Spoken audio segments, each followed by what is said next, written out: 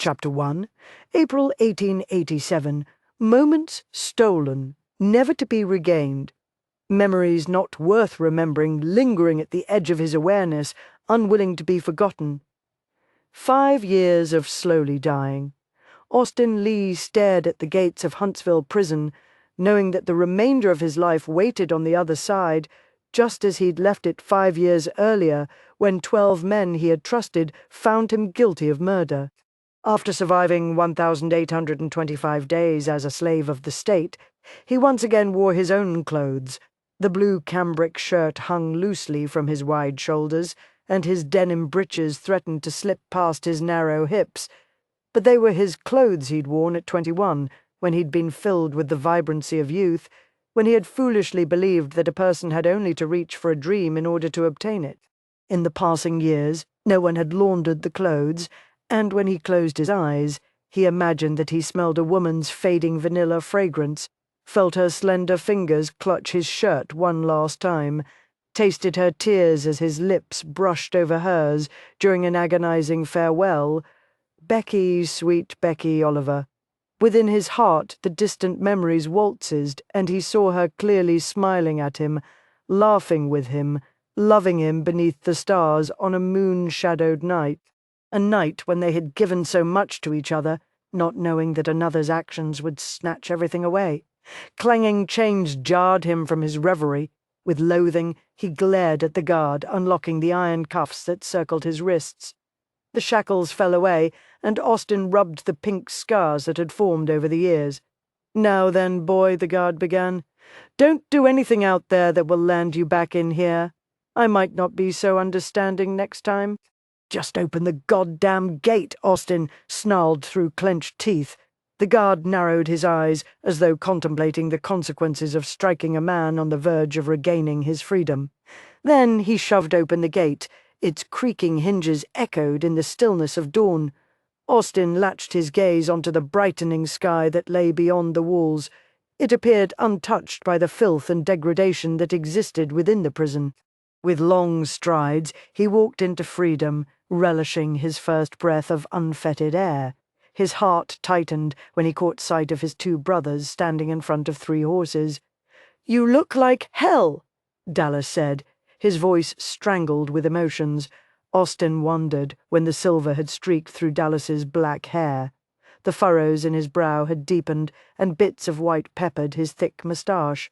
"I feel like hell," he said, forcing his mouth to shape a grin. Dallas jerked him against his chest. "Damn you, boy. What in the hell did you think you were doing?" Austin worked his way out of his brother's strong grip. The last time he had seen Dallas, his older brother had been fighting for his life. Austin had dreaded the moment when he'd have to face Dallas's uncompromising brown gaze and explain his actions, what I thought was best. Turning, he found it easier to meet Houston's gaze. His middle brother had sat behind him during his trial. The war had ravaged Houston's face, but the passing years had treated him more kindly. Or perhaps it was simply that the black leather eye patch remained unchanged, so it seemed all else had stayed the same. Austin had intended to give Houston nothing more than a handshake, but as soon as their roughened palms met, he found himself pulled into a fierce hug. Houston had always been a man of few words, and right now Austin was grateful for his brother's silence. "See, you brought Black Thunder." He freed himself from Houston's hold and mounted the ebony stallion in one lithe, smooth movement, relishing the feel of a horse beneath him. Certain his brothers would follow, he set his heels to Black Thunder's flanks, sending him into a hard gallop. The road opened up before him, but he feared no matter how fast or far he rode, he'd never truly escape the walls that had surrounded him, not until he'd seen Becky, touched her, held her, made her his wife. Austin's heart swelled as he caught sight of the massive adobe house. He carried the dust of several days' travel, but at this moment it seemed unimportant. He was home. As they neared Dallas's house, Austin saw a girl jump up from the veranda steps and run inside. He drew his horse to a halt and dismounted. His brothers doing the same, the girl bounded back outside, her blonde curls bouncing around her tiny shoulders, her arms flung open wide. "Uncle Austin, you're back!" She leapt for him, and he swung her up into his arms. "I'm so glad," she cried. "I missed you so much." Her soft, rounded cheek brushed against his bristly one, her arms tightly wound around his neck. He tipped back his head, taking joy in the green glint of her eyes. Houston's oldest daughter had been 3 years old when he'd left. "Maggie May, when did you grow up? A long time ago. Me and Rawley go to school now." "Is that so?" He looked past her to the tall boy leaning against the veranda beam, his black hair neatly trimmed, his clothes showing little wear. "Uh-huh," she assured him. He set her down and slowly approached Rawley Cooper. It hadn't surprised Austin when Dallas had written to inform him that he and Dee had adopted the boy. "Here, tell that I'm your uncle now. You don't gotta be on account we ain't got the same blood, only if you want to be." Austin pulled the boy close. "Oh, I want to be—" Why hadn't he realized these children would continue to grow without him around, leaving him to miss out on so much? He heard the rapid patter of tiny feet as 4 small girls stampeded through the doorway, their high-pitched voices reminding him of chirping birds. "Pa! Pa!" Kneeling, Houston cradled 3 blonde girls against his chest. Amelia had given birth to Laurel the Christmas before Austin went to prison. Amanda and AJ had been little more than words scrawled in a letter until this moment, the same as Faith. The dark-haired beauty Dallas lifted into his arms. "You're home!" Dee cried. Tall and slender, she was a sight for sore eyes as she gracefully glided across the veranda, her smile bright enough to blind a man. "You've gotten skinny," she said, as she embraced Austin and thumped his back. "They don't cook like you do." She laughed. Lord, he'd forgotten how true, uninhibited laughter washed over a man and filled him with unrestrained joy. "I don't cook," she reminded him. "Amelia cooks." She stepped aside before he caught his breath. Amelia wrapped her arms around him, hugging him closely, the first woman to come into their lives. God, he loved her almost as much as he loved Becky. When Amelia moved away, Austin smiled. "I know one of those girls has to be Laurel Joy. She couldn't even crawl when I left. The others weren't even here." "You'll have plenty of opportunity to get to know them and catch up," Amelia assured him. "Right now we've got supper waiting." Sounds like heaven. "I haven't had a decent meal in years." Amelia and Dee slipped their arms through his and led him into the house. Like a man lost in the wilderness, Austin searched for recognizable sights to guide him toward the welcome haven of familiarity, but he found none. A portrait of Dallas and his family hung on the wall. A new rug ran the length of the hallway. The girls rushed past him as they entered the dining room. The old oak table was gone, replaced by a longer one that could accommodate the growing family. Dallas and Houston lowered the girls onto tall chairs before taking their places. Maggie patted the empty chair between her and Rawley. "Sit by us, Uncle Austin." Unexpectedly feeling awkward and out of place, he dropped into the chair. The bowl set before him brimmed with stew, steam spiraling upward. His mouth watered. He hadn't realized how hungry he was. He picked up the spoon, bent forward, and placed his elbows on the table, allowing his arms to circle the bowl, forming a protective barrier around his dinner. He'd slurped 2 spoonfuls before the hairs on the back of his neck prickled, and he realized everyone was staring at him. He shifted his gaze to Maggie. With wide green eyes, she watched him as though he were a stranger. "Don't reckon you'll steal my food, will you?" he asked, his voice low, afraid he'd failed miserably at making light of his strange behavior. She pressed her lips together, her brow creasing as she slowly moved her head from side to side. Austin straightened and glanced around the table, wondering why he felt so isolated when surrounded by family. "My apologies. I seem to have forgotten how to eat around decent folk." "No need to apologize," Amelia said. "We're family, for God's sake. You should have eaten at this table for the past 5 years anyway." He shifted his gaze to Dallas. They had journeyed to the ranch, much as they had traveled through life before Amelia, asking no questions, sharing no sorrows. "Reckon you'll want to talk about that." Dallas shook his head. "It was your life, your decision, but you should know I hired a detective to find Boyd's killer. Unfortunately, he hasn't had any luck. He's still looking. He's not devoting himself to it any longer, but he keeps an ear to the ground. Whoever killed Boyd knew what he was doing. He didn't leave any evidence." "Why don't we discuss this after dinner?" Dee suggested. Reaching out, Dallas covered Dee's hand. "Sorry, sometimes it's difficult to remember that Boyd was your brother. Dallas could not have spoken truer words." Boyd McQueen had possessed a temperament that hinted the devil had spawned him, while Dee had the disposition of an angel. "I have marble cake waiting in the kitchen," Amelia announced. "We need to eat up so we can enjoy it while it's still warm." Warm cake and stew, the constant smiles and innocent ways of children. Austin had taken them for granted in his youth, but he was determined to appreciate them from this moment on. Night had fallen by the time Austin stood on the veranda and watched the wagon filled with Houston's family lumber north. A crescent moon smiled in the black sky, stars winking on either side of it. "I can't believe Houston has a whole passel of girls," Austin said, turning his gaze in the direction of the retreating wagon. Dallas leaned against the beam. "I think another one might be on the way. Amelia didn't eat much tonight. What about you and Dee? You gonna have any more?" Dallas slowly shook his head. "Nope. Faith was a miracle we weren't expecting. Reckon a man should consider himself the luckiest of men if he has one miracle in his life." Austin understood miracles. He had one of his own waiting for him. "Think I'm gonna ride into town." A silence permeated the air, thick, hovering, as though something needed to be said. "Permission," Austin decided.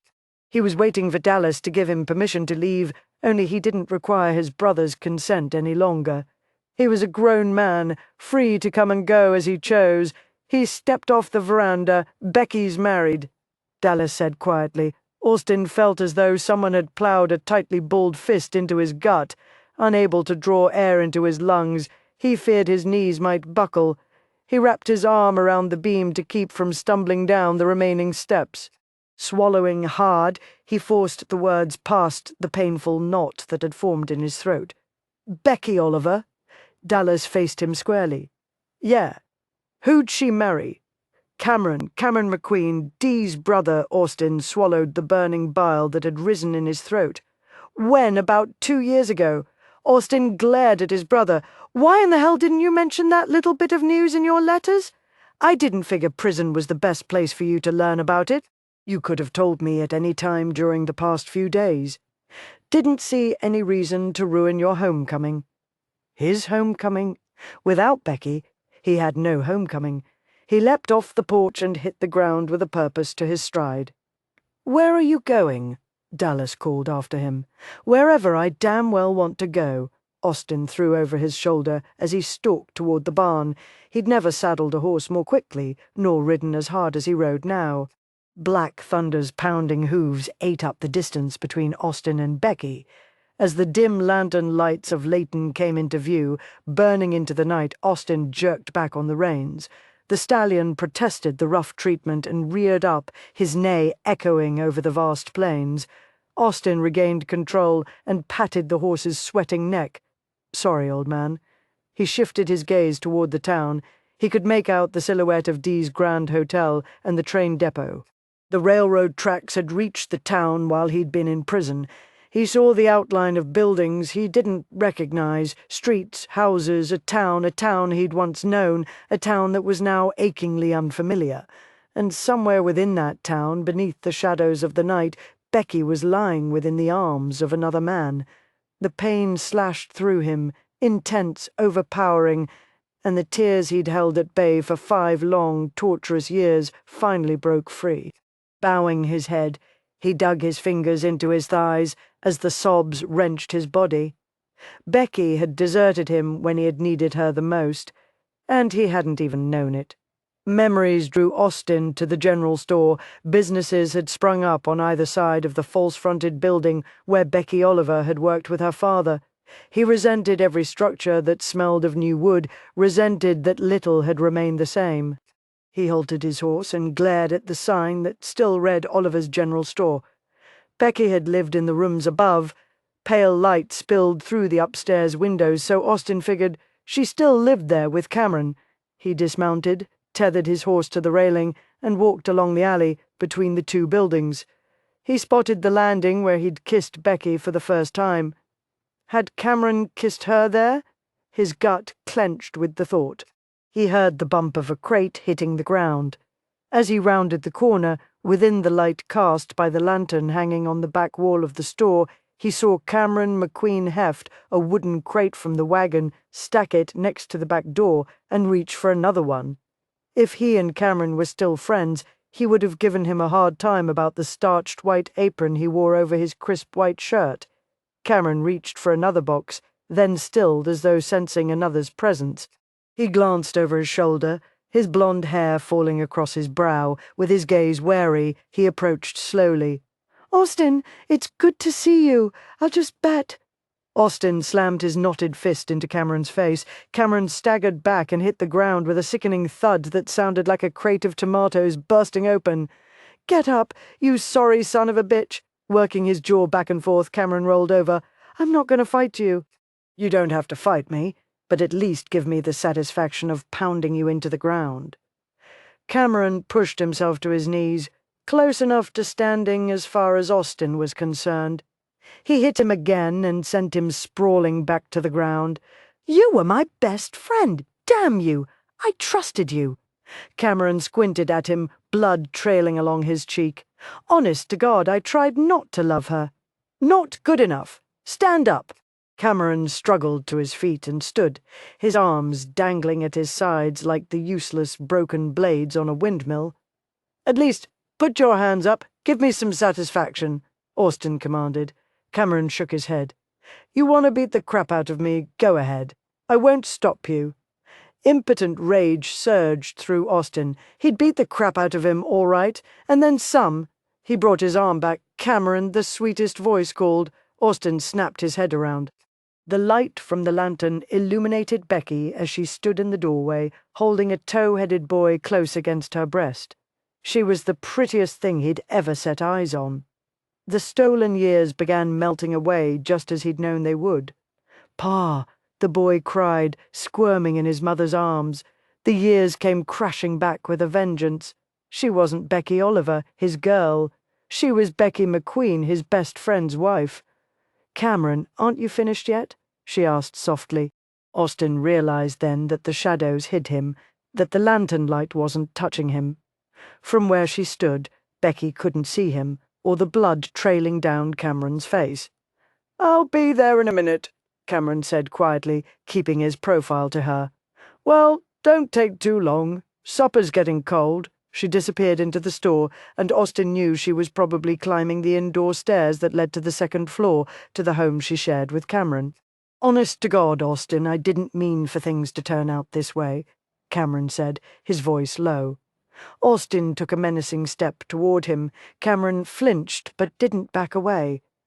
"Think on this," Austin said, his voice seething with the pain of betrayal. "She loved me first. Believe me, that thought haunts me night and day." Austin wished he'd just hit Cameron again and kept his mouth shut. He'd wanted to hurt the man.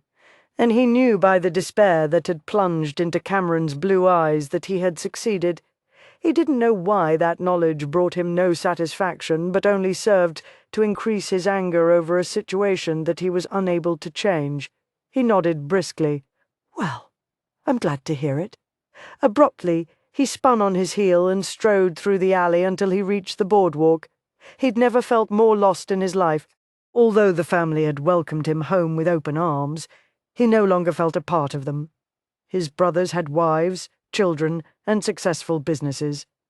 And what did Austin have? Nothing but a tarnished reputation that he should have never possessed. Stalking down the boardwalk, he was surprised his feet didn't split the boards with the weight of his anger as he headed toward the far end of town where the saloon beckoned. Smoke thickened the air as he stormed through the swinging doors of the saloon.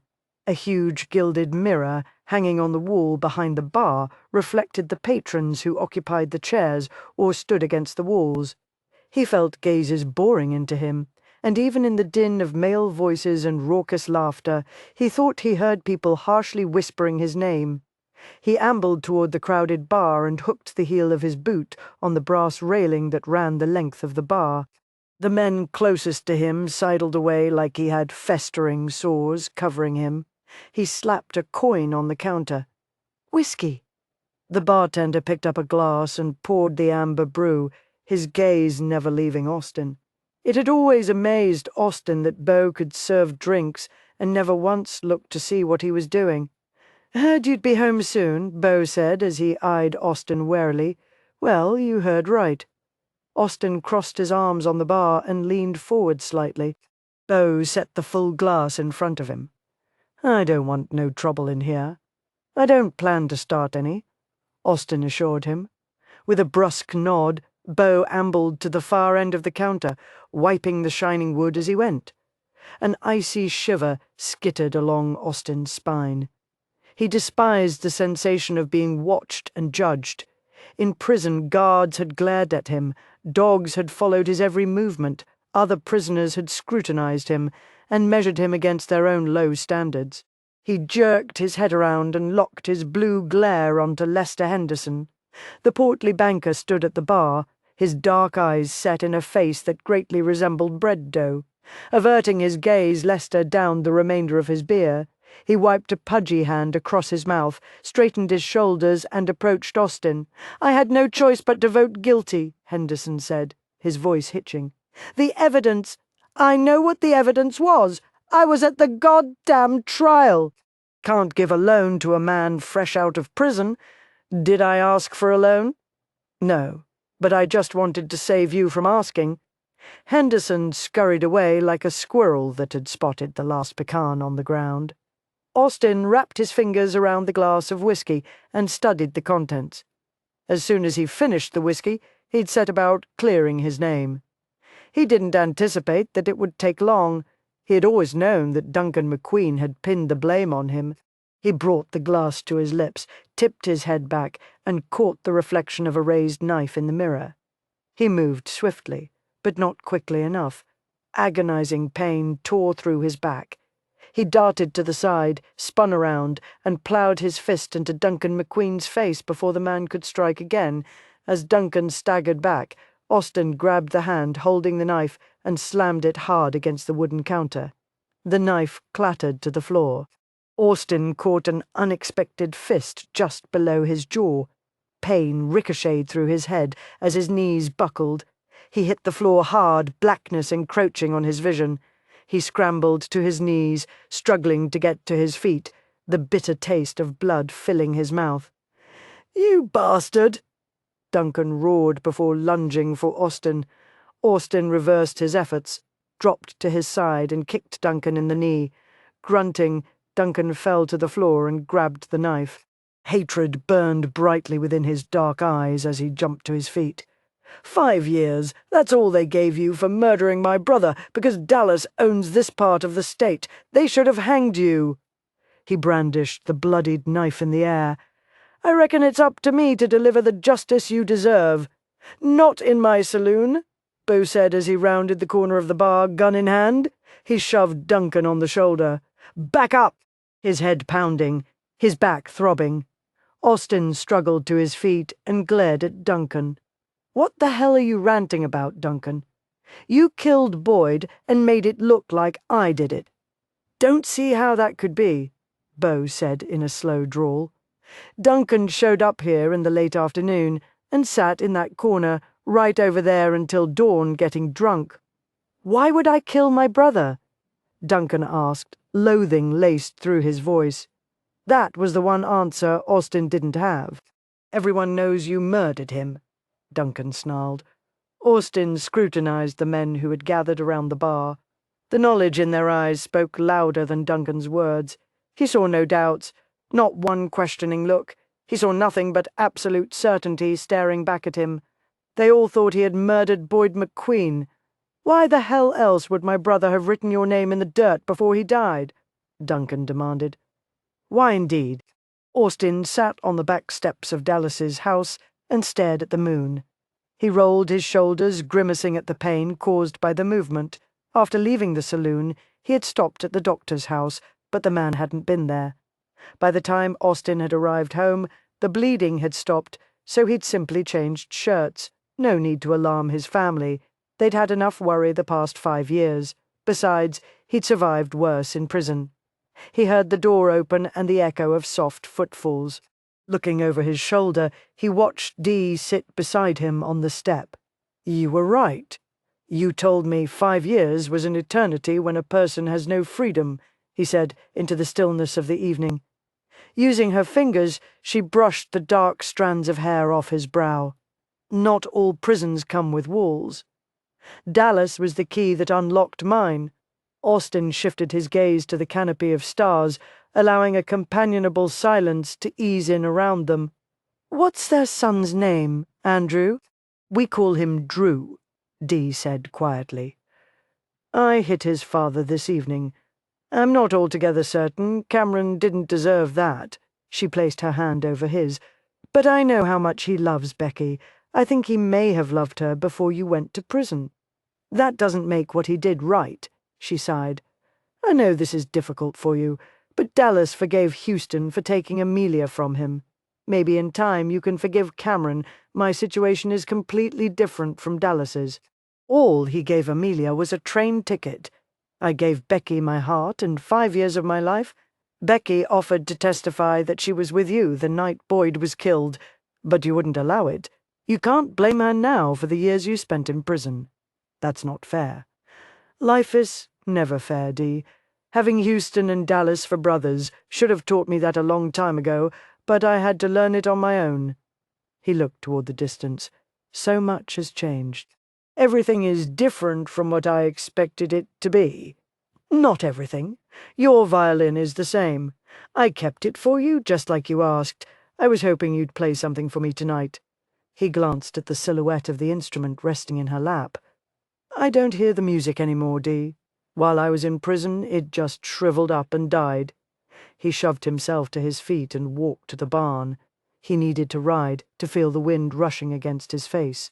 He had finished saddling Black Thunder when he heard a thump and grunt come from the back of the barn. He strode to the back room and peered inside. Rawley struggled to move a box. Shouldn't you be in bed? Austin asked. Rawley spun around, his face burning bright red. I wanted to get this room cleaned first. Gotta earn my keep. Austin leaned against the doorframe. Rawley, you always worked harder than I ever did, and Dallas never kicked me out. You're blood, I ain't. Rawley walked to the work table and began to put away tools someone else had left out. That doesn't matter to Dallas. Matters to me. Austin studied the boy as he straightened the room. Is that why you didn't take Dallas's name when he adopted you? Rawley stilled. I just figured it was best, is all. He peered at Austin. I've always wondered, what did you do to get a town named after you? Austin smiled. I don't have a town named after me. Sure you do. I went through a town named Austin once. The capital? It's the other way around. I'm named after it. Our pa named us after towns Austin's mind reeled with possibilities. Sweet Lord. What? Rawley asked. I gotta go. Austin raced through the barn, mounted Black Thunder, and galloped into the night. An hour later, he pounded on the door of the second floor landing over the general store. When it opened, his voice lodged in his throat. Why hadn't he considered that he might see Becky if he came here? Why did the pain have to slice through his heart, ripping open the fresh wound? God Almighty! He wished he could hate her. He wanted to shake her. He wanted to yell at her. But most of all, he wanted to hold her, her body flush against his, her warmth thawing the chill that permeated his soul. I need to talk to Cameron, he croaked. The shock reflected in her blue eyes quickly gave way to anger. Becky planted her hands firmly on his chest and shoved hard, causing him to stumble backward. Well, he doesn't need to talk to you. How dare you hit Becky? She pivoted around. Cameron stood in the doorway, one eye discoloured and swollen. "Drew's calling you. I'll take care of this." Austin watched her jaw tighten before she gave him a scathing glare and shouldered her way past Cameron to go inside. "Did you want to come in?"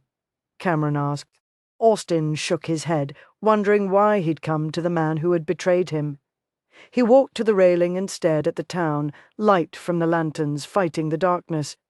Cameron's quiet, hesitant footsteps, as he came to stand beside Austin, brought back memories of confidences shared. "All these years I thought Duncan had shot Boyd and arranged the evidence to put the blame on me." He glanced sideways at the friend from his youth, suddenly realizing that losing Cameron's friendship hurt almost as much as losing Becky's love. But our paths crossed this evening, and I realized I was wrong. Rawley said something, though, that got me to thinking, what if Boyd didn't write my name in the dirt? He did. Sheriff Larkin took me to the place where he found Boyd. He'd written your name in the dirt as plain as day. What if he didn't mean me, but meant the town? What if he didn't know the name of the man who killed him, but he knew that he came from Austin? That's grasping at straws, isn't it? That's all I've got. Austin said, "People avoid me like I have tick fever or something worse." I knew the men on the jury had voted guilty because of the evidence, but I never thought they actually believed deep down that I murdered Boyd. I've got to prove I'm innocent, and I can only do that if I figure out who killed him. Did he have any business in Austin? Boyd never confided in me. Sometimes he'd leave for a few days, but he never divulged where he went. Austin took a few steps back. "Reckon it won't hurt to ride into Austin and see if I can find out anything? Guess I'd do the same if I were in your boots. But watch your back. If the man who killed Boyd is in Austin, I don't imagine he's going to welcome the prospect of being found." Austin turned for the stairs, halted, and glanced over his shoulder. "If I ever hear that Becky isn't happy, I'll finish what I started out back this evening." Cameron held his gaze. "Fair enough." Austin hurried down the remaining steps. Some bastard had stolen 5 years of his life. Austin intended to make damn sure he paid dearly for every moment. Chapter 2. Swearing viciously, Austin glared at the jagged cut on the underside of Black Thunder's hoof. He released the horse's foreleg, unfolded his aching body, and jerked his dusty black Stetson from his head, exhausted, resenting the dirt working its way into every crease of his body. He stood beneath the April sun feeling as though he'd stepped into the middle of August. Using the sleeve of his cambric shirt, he wiped the sweat beading his brow, grimacing as pain erupted across his back, from the middle of his left shoulder to just below his ribs.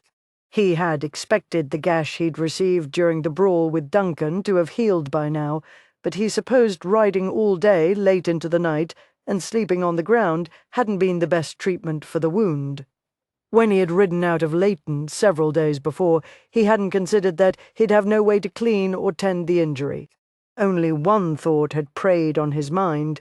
The city of Austin might hold the key that would lead him to Boyd's killer, the man whose guilt would prove Austin's innocence. Slipping his fingers into the pocket of his vest, he pulled out the map Dallas had given him. Warily he studied the lines that marked the start of his journey and his final destination.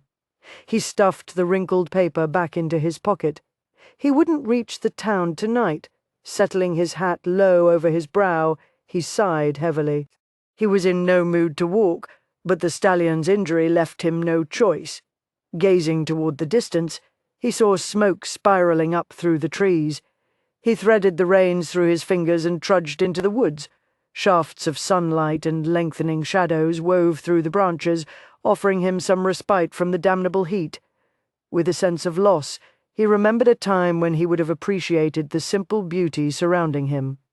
Now he just wanted to get to where he was going. He heard an occasional thwack, as though someone was splitting wood. With the abundance of trees and bushes, he didn't imagine anyone had to depend on cow chips for a fire. A wide clearing opened up before him.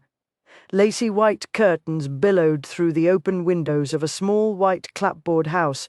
The weathered door stood ajar.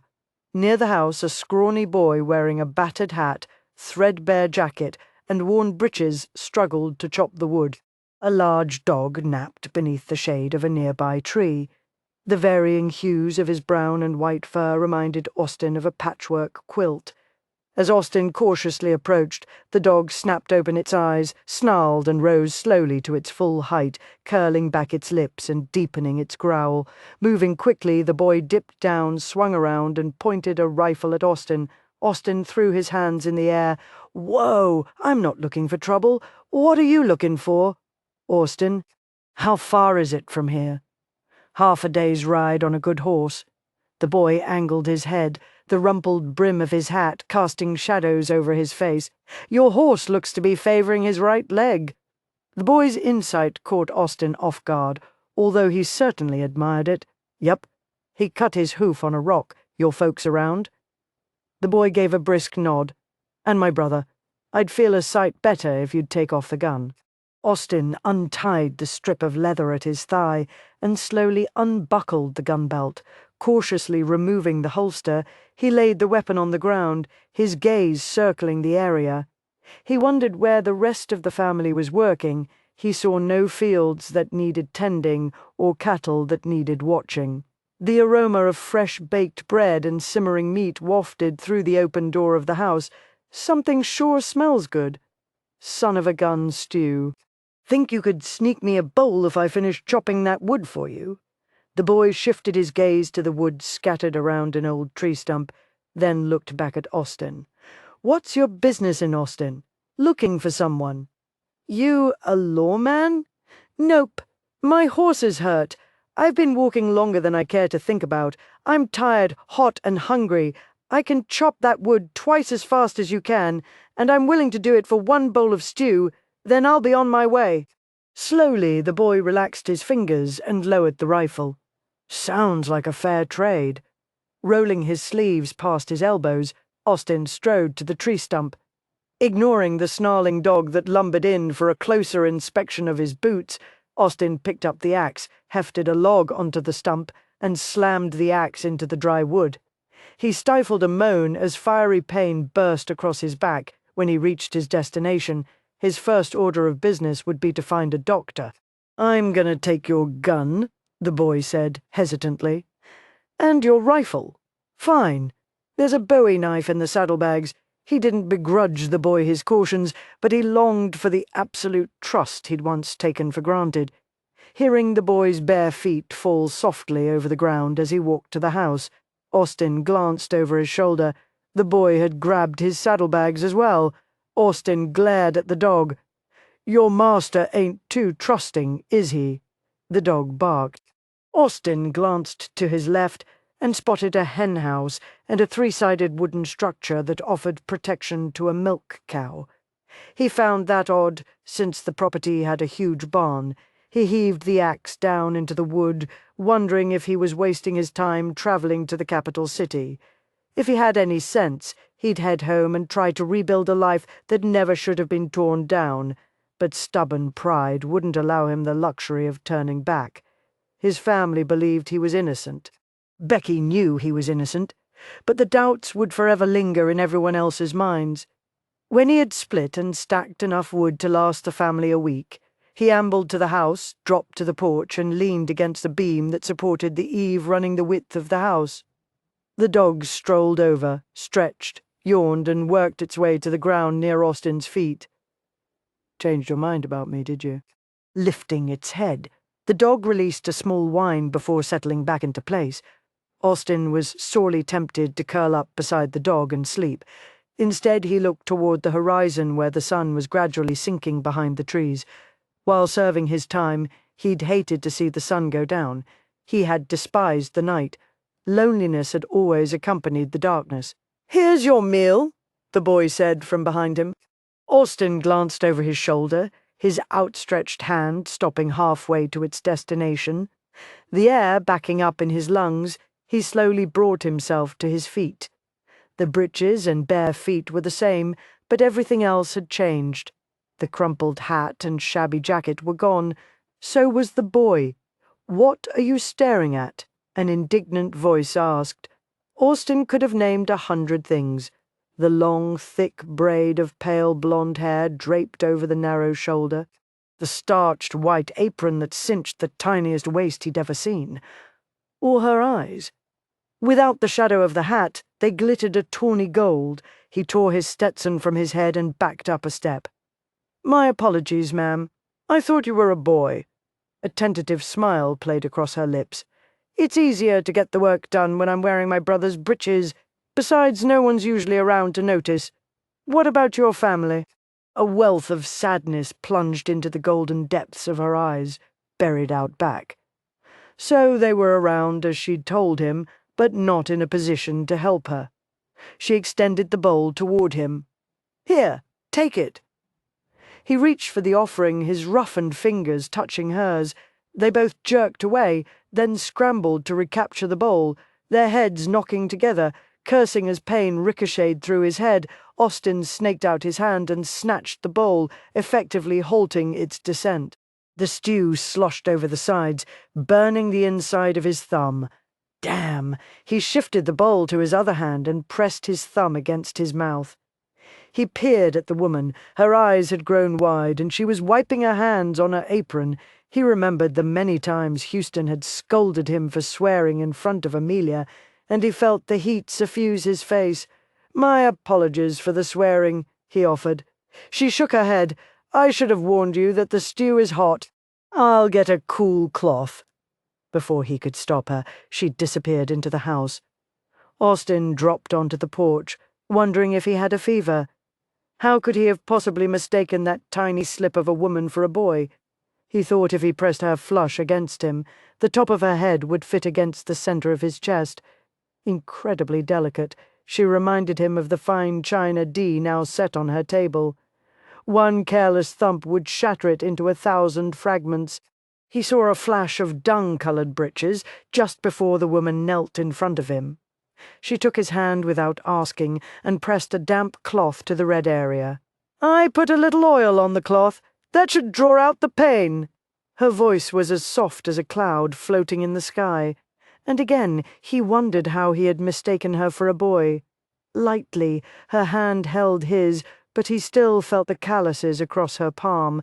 Her fingernails were short, chipped in a place or two, but clean. And her touch was the sweetest thing he'd known in 5 years. She peered beneath the cloth. "I don't think it's gonna blister." She touched her finger to the pink scar that circled his wrist. "What happened here?" Austin stiffened, his throat knotting, and he wished he'd taken the time to roll down his sleeves after he'd finished chopping the wood. He considered lying, but he'd learned long ago the foolishness of lies. Shackles. She lifted her gaze to his, her delicate brow furrowing, anxiety darkening her eyes, imploring him to answer a question she seemed hesitant to voice aloud. He swallowed hard. "I spent some time in prison." "For what?" she whispered. "Murder." He had expected horror to sweep across her face, would not have blamed her if she had run into the house to fetch her rifle. Instead, she continued to hold his gaze, silently studying him as though she sought some secret long buried. He considered telling her that he hadn't killed anyone, but he'd learnt that the voices of 12 men spoke louder than one, unfortunately. Until he proved someone else had killed Boyd McQueen, he was the man who had— "How long were you in prison?" she finally asked. 5 years. That's not very long for murder. It's long enough. Releasing his hand and his gaze, she eased away from him. "You should eat. You earned it."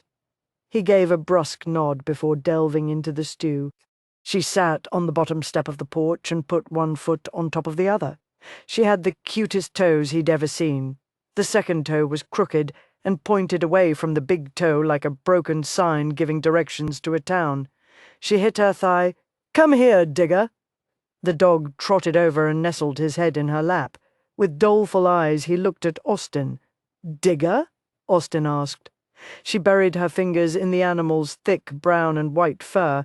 "Yeah, he's always digging things up. Do you have a name?" "Austin Lee."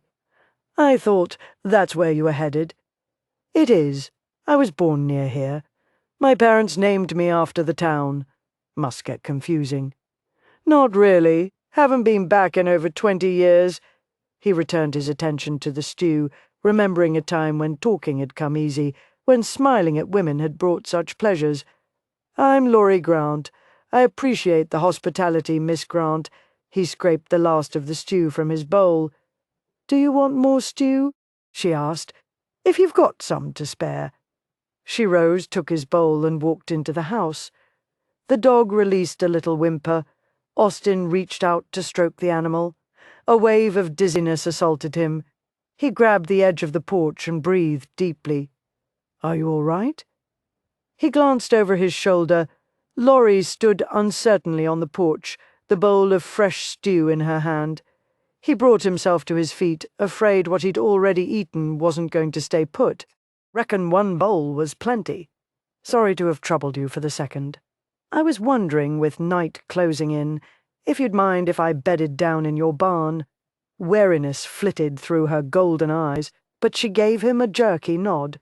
Appreciate it. You can hold on to the saddlebags and guns until morning if it'll help ease your fears about my staying. Before I head out, let me know what chores I can do as payment for the roof over my head. He strode toward Black Thunder, hoping he could get the horse settled before he collapsed from exhaustion. He didn't have the eyes of a killer. Laurie repeated that thought like a comforting litany as she sat crossed-legged on her bed, the loaded rifle resting across her lap, her gaze trained on the door. 5 years ago she'd looked into the eyes of a killer. She knew them to be ruthless and cold. Austin Lee's eyes were neither. She shifted her attention to the fire burning in the hearth. In the center, where the heat burned the hottest, the writhing blue flames reflected the color of his eyes that mirrored sorrow and pain. She wondered if any of the creases that fanned out from the corners of his eyes had been carved by laughter.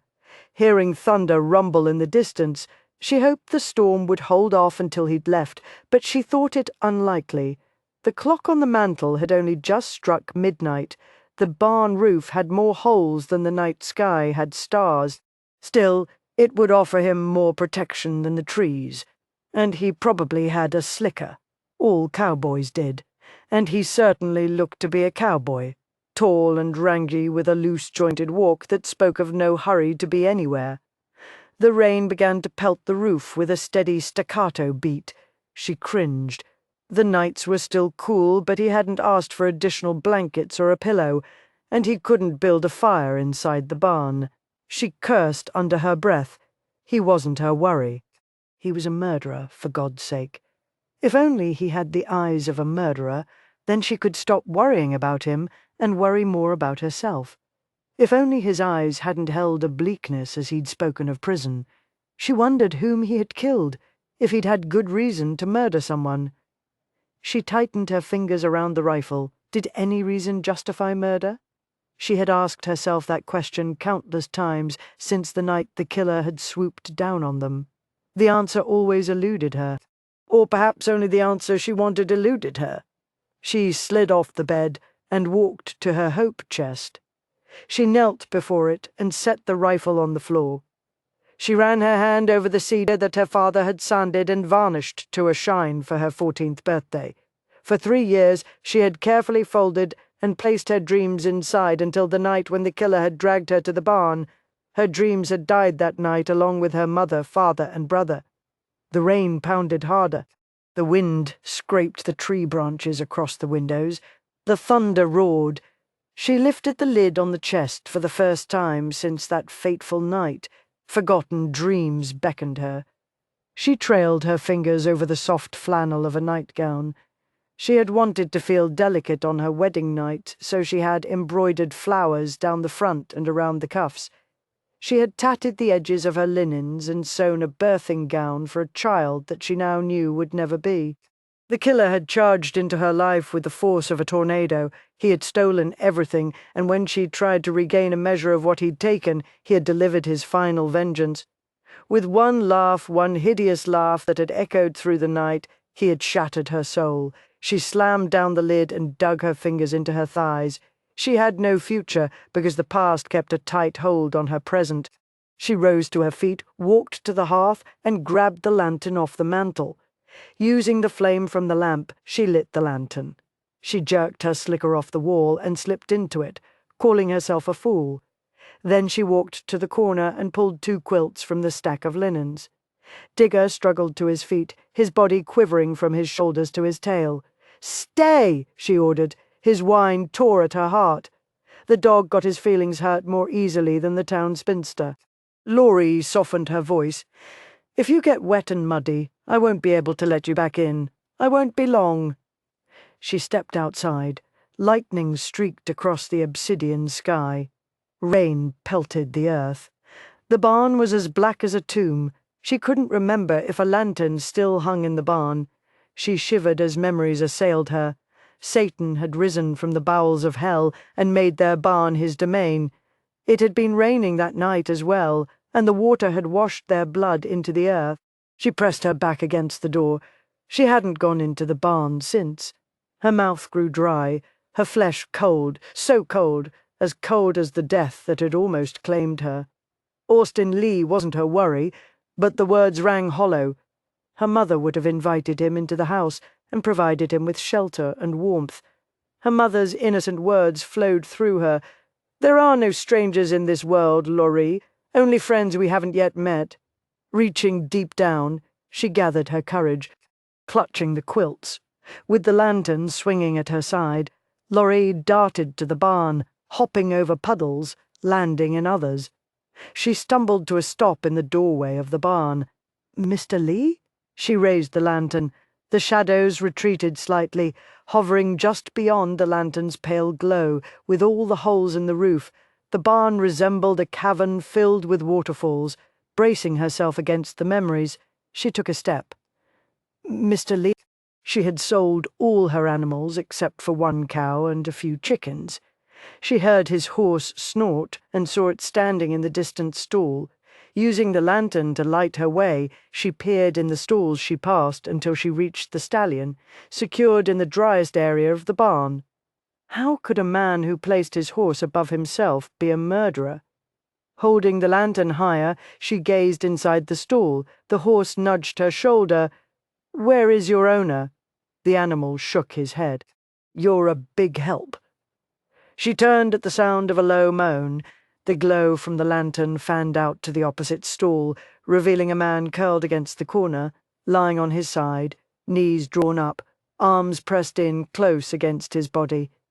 She eased toward the stall. "Mr. Lee, I brought you some quilts."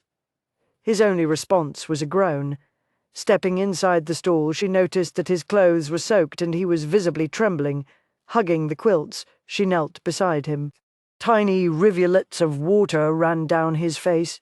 He had removed the vest that he'd been wearing earlier and tucked it beneath his head. His drenched shirt hugged his body, outlined the curve of his spine, the narrowness of his back. "Mr. Lee?" Slowly he opened his eyes. "Miss Grant, I wouldn't hurt you. I realize that. Do you?" He released a short laugh. "You don't trust me because I've been in prison. A man makes choices in his life, and he's got to learn to live with them. But he doesn't always know what those choices are going to cost. It'd help if we knew the price before we made the decision."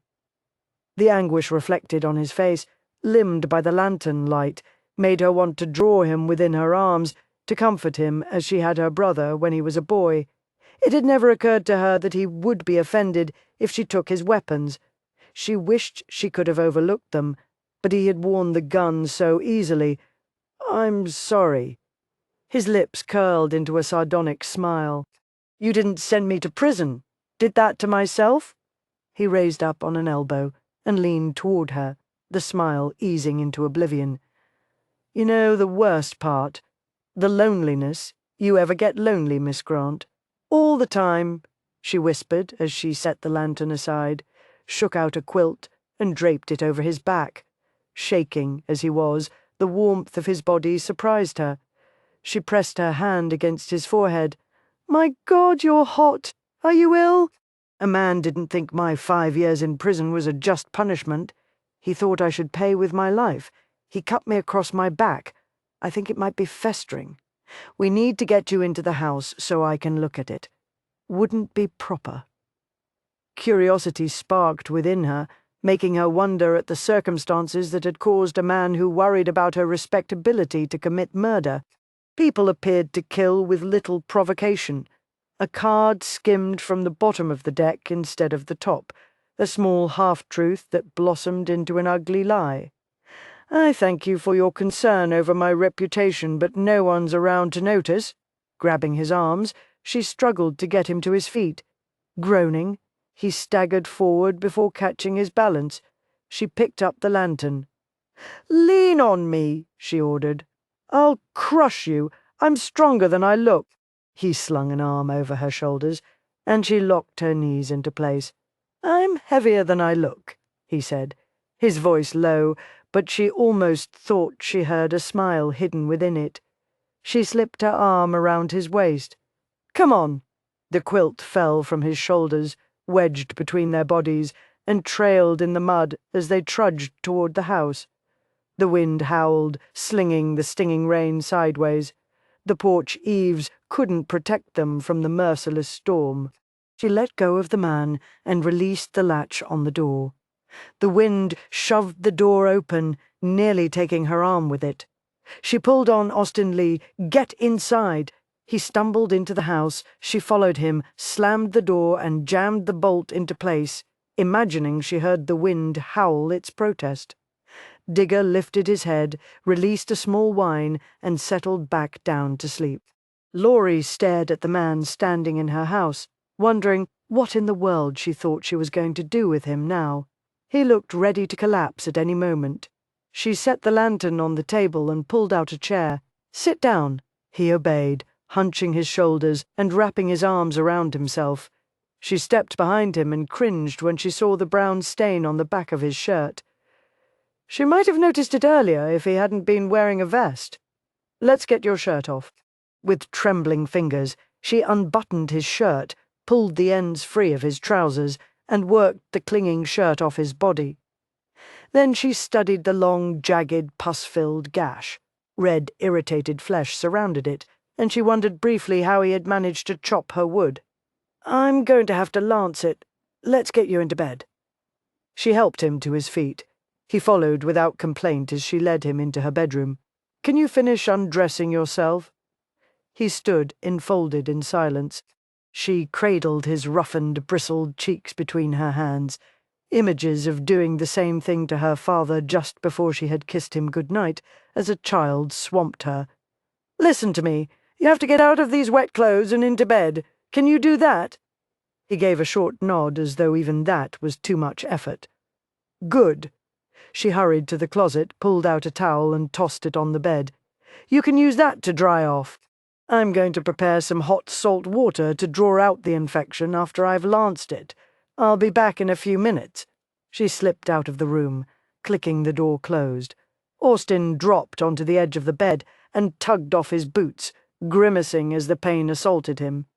He should have realized his back was festering and sought out a doctor before now, but clearing his name had made everything else seem insignificant. He struggled out of his soaked trousers, discarding them on the floor. Ignoring the towel, he crawled into the bed, drew the blankets up to his waist, and rolled onto his stomach. The next few minutes were going to be unpleasant, but at least he'd be in the company of a pretty lady. A soft tap sounded against the door before it opened a crack. "Are you in bed?" she asked quietly. He forced the word past his thick tongue. "Yep." She walked into the room and set the bowl and a knife on the bedside table. Frowning, she eased onto the bed and touched his cheek. "You didn't dry yourself?" He thought about telling her he was lucky to have made it to the bed, but he didn't think it was worth the effort. She reached for the towel and gently patted the moisture from his face, the furrows in her brow deepening. The towel kept catching on the stubble covering his jaw, and he wished he'd taken the time to shave that morning. She leaned closer, the soft swell of her small breast pressing against his shoulder as she wrapped the towel around strands of his hair and squeezed out the rain. Closing his eyes, he inhaled her sweet scent and was reminded of the blue flower-coated hills he'd been traveling. Her touch was gentle, careful as though she thought she might hurt him. How many times in the past 5 years had he thought of Becky touching him like this? When he'd longed for a hot bath that he knew was years away, he'd think of taking it with her, drying her off afterward, standing still as she dried him. Then they would make love until dawn, slowly, leisurely, the way they should have done it the first time. He opened his eyes, the burning behind them increasing, and he feared it had little to do with his fever. Tenderly, the woman touched his cheek, the concern in her eyes drawing the words from his ravaged heart. Why didn't she wait? She leaned closer until he saw the black rings that circled the gold of her eyes. Who? Becky. She promised to wait till I got out of prison, but she married Cameron. He squeezed his eyes shut, wishing she'd left the rain on his face, so his tears would have a place to hide. Laurie had never seen a man cry. She didn't think this man usually gave in to tears. His fever, his pain were lowering walls. She would have preferred remain in place. The woman inside her who would never know so deep a love ached for this man, and she found herself wishing that a woman she knew nothing about had waited for him. He buried his face in the pillow. "Just do what you've got to do and be done with it," he croaked. She wondered if he realized she had taken the time to dry his face and hair so she could put off the unpleasant task that awaited her. She didn't relish the thought of cutting into his flesh. She allowed her gaze to roam the length of his bare back. A few scars indicated he was no stranger to pain. She wondered what he had done to deserve the beating, if the woman who had abandoned him knew all that he had suffered. Her gaze came to an abrupt halt where the sheet met his narrow hips. She swallowed hard. Beneath the sheet was nothing but flesh. She grabbed a quilt and draped it over the outline of his legs and buttocks, as though doing so would clothe him. She pressed her hands together to stop their trembling. "I'll be as gentle as I can. I know it's going to hurt, but try not to move." He bunched his fists around the pillow, the corded muscles of his back tightening. Taking a deep breath of fortitude, she picked up the knife and pricked his wound. He flinched. "I'm sorry," she whispered repeatedly as she lanced the long gash. Then she took the cloth she had left to soak in the hot salt water and applied it to the injury. She heard his breath hiss between his teeth. "I'm sorry, I know it hurts. My brother's scrapes and cuts were forever festering. He'd holler so loud when Ma cleaned them. At least you don't holler." She knew she was rambling, trying to distract herself from the task as much as him from the pain. His muscles were firm, and she knew he had worked hard in his life. But even with all the work, he managed to have the most beautiful hands she'd ever seen, although his fingers were bunched in the sheets. She remembered noticing how long they were when she'd watched him eat earlier. She couldn't imagine that such handsome hands had killed. Instead, she imagined them stroking the strings of a violin. Her father had possessed long fingers, and with them he had created the most magical music. No, a killer should not have beautiful hands. They should be ugly like hers, with short, stubby fingers, stained and roughened. And a killer should not possess deep blue eyes that filled with tears. After repeatedly applying the hot, wet cloth to the wound, she brought the lamp nearer and scrutinized the gash. It still looked red and tender, but it was clean. "I think that's all I need to do tonight." He released a shuddering breath, and his hands relaxed their hold on the pillow. Turning his head slightly, he looked at her. Sorry for the trouble. She didn't know if she'd ever heard anyone sound so tired. She combed her fingers through his black hair. "Try and sleep. We want your fever to break." She draped additional blankets over his arms and a portion of his back, leaving the wound exposed to the air. Slowly, gently, she trailed her hand back and forth over his broad shoulders, above the wound. She began to sing the ballad that had caused her father to desert and brought him home from the war, while so many others had perished. He had named her in honor of the song, and she often wondered if she owed her existence to someone's gift with lyrics. She sang until she felt the tenseness leave Austin's body, until she heard his quiet, even breathing. She moved to a rocking chair and watched him through the night, wiping the beading sweat from his brow, keeping the blankets tucked around him, wondering what sort of man would go to prison for murder, then weep because a woman hadn't waited for his return. Chapter 3. Laurie hadn't meant to pry. She'd retrieved Austin Lee's saddlebags with the intent of discovering if he had other clothes to wear. Her search stopped the moment she found his treasured keepsake. Sitting cross-legged on the floor beside the tub of steaming water, she stroked the locks of auburn hair he had bound together with a white velveteen ribbon. She had little doubt the silken strands had once belonged to his beloved Becky. When she held them up to the early morning sunlight filtering through the window, they turned a warm shade of red, unlike her own hair, which held no colour at all.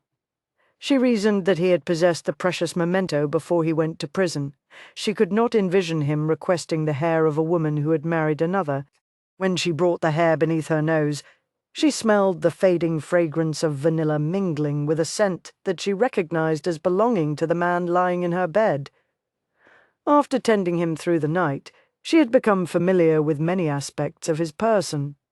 She wondered how long he had possessed the token of his heart's desire, and marvelled at so great a love that even now he would not part with a portion of the woman who had betrayed him. "What are you doing?"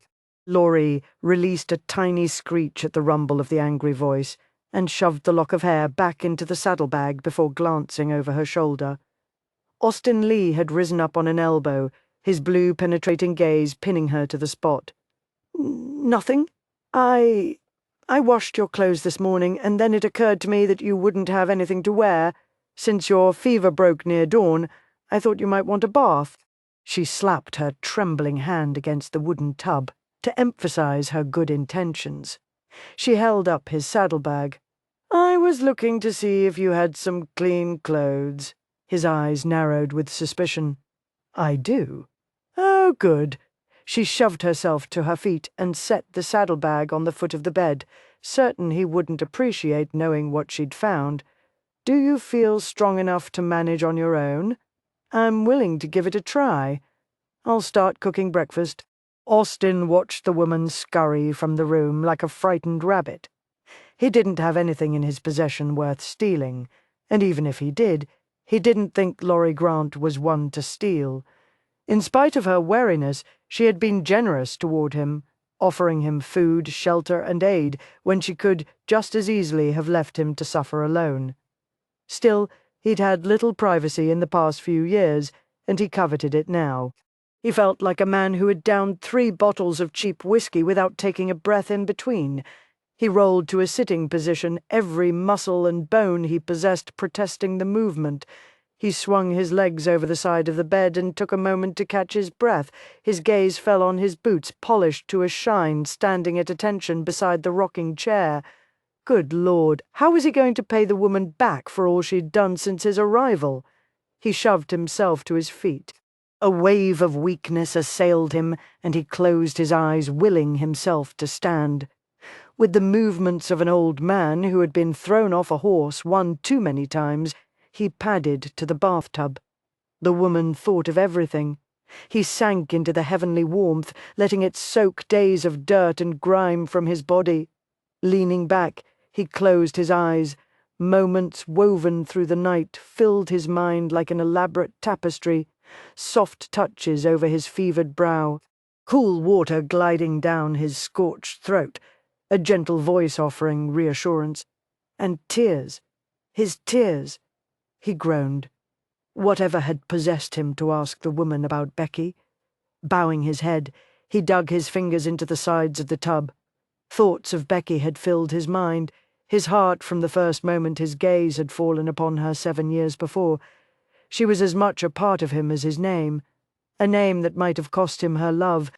Using the hard lye soap, he scrubbed unmercifully at his face and body and washed his hair. The pain still throbbed through his back, but not nearly as much as it had the day before. He'd been a fool to leave home without seeing that it was properly tended by a physician, but then he seemed to have gained a knack for being a fool. He brought himself to his feet and dried off.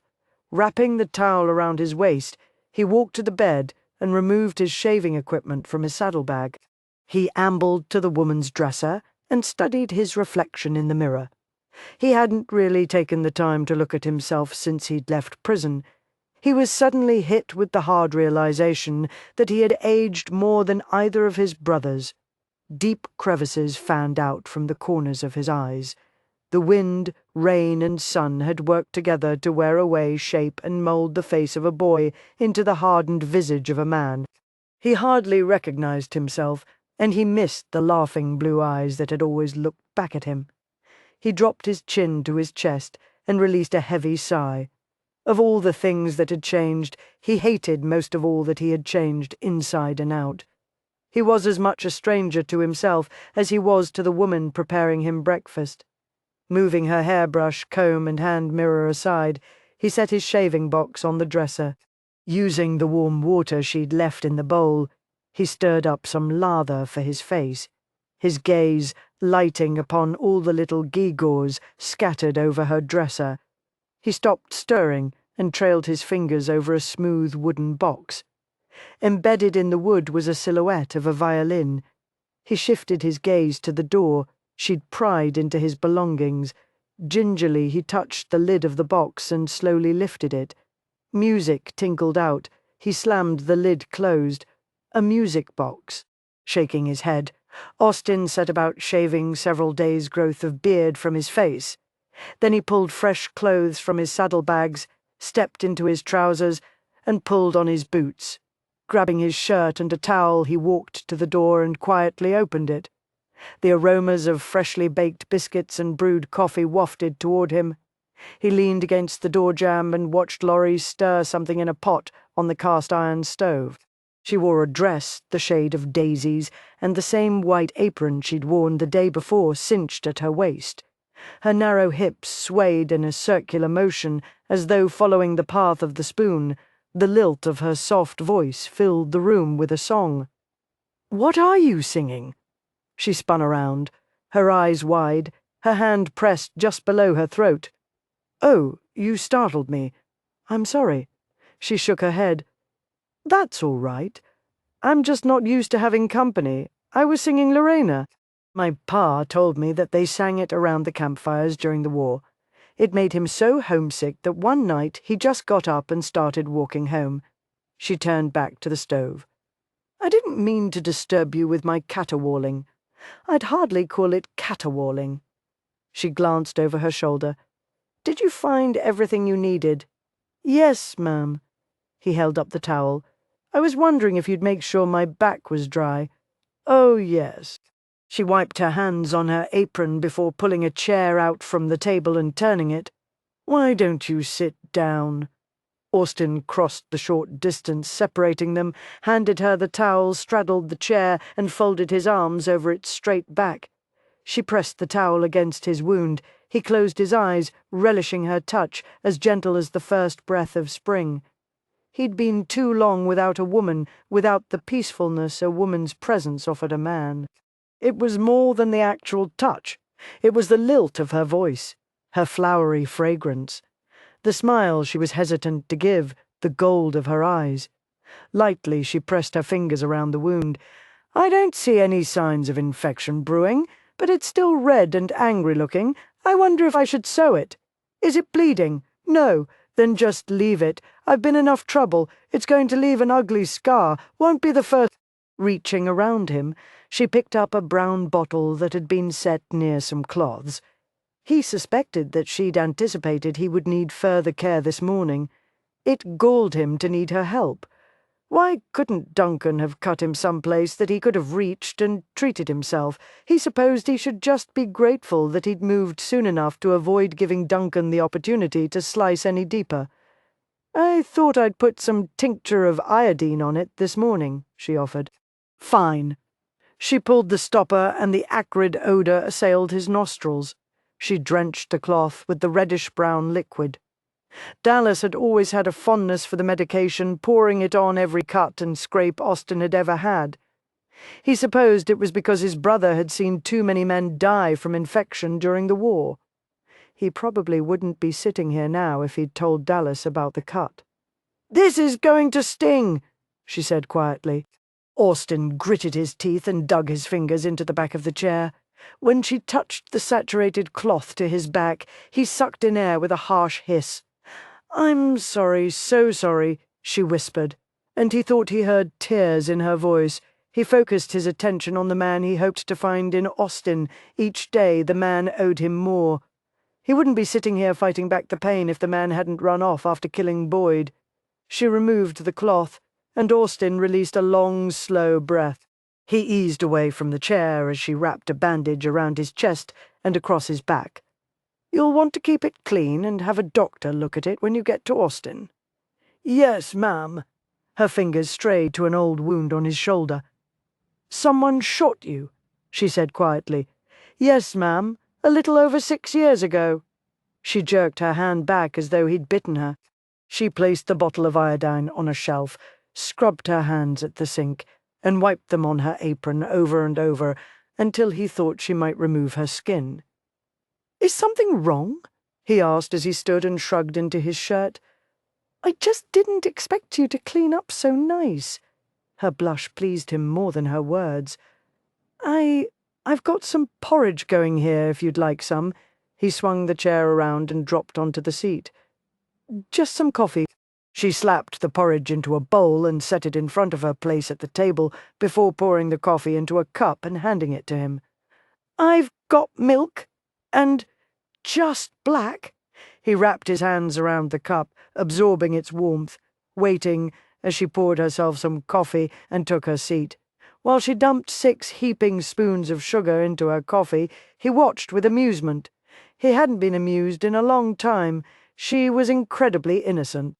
Living out here alone, away from town, away from the influence of people, how could she be otherwise? Maybe not completely innocent. Even as she offered him food and shelter, a weariness remained in her eyes, a caution as though at any moment she feared he might turn on her like a rabid dog. She glanced up and blushed again. "I like a little coffee with my sugar. Why you're so sweet." Her blush deepened as she lowered her gaze. Austin cursed himself and wondered what the hell he thought he was doing. He had no business flirting with a woman, especially one as innocent as she was. "I appreciate all that you did for me last night. You should never let a wound go unattended so long. I had other things on my mind." He brought the cup to his lips and peered over the rim at the woman sitting across from him. She was sprinkling sugar over her porridge, a corner of his mouth curved up. He thought she might save time if she simply poured the porridge into the sugar bowl. Having known so few women in his life, he'd developed an appreciation for them, an appreciation that even Becky's betrayal couldn't diminish. He had no memory of his mother. Houston's wife, Amelia, was the first woman to whom he'd ever really spoken.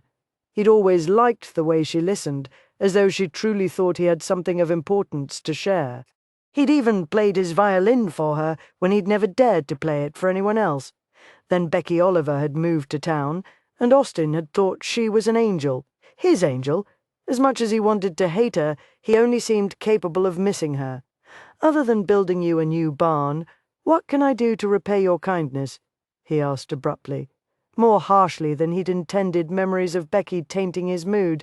Her head shot up, her delicate brows drawn together over eyes mired with confusion.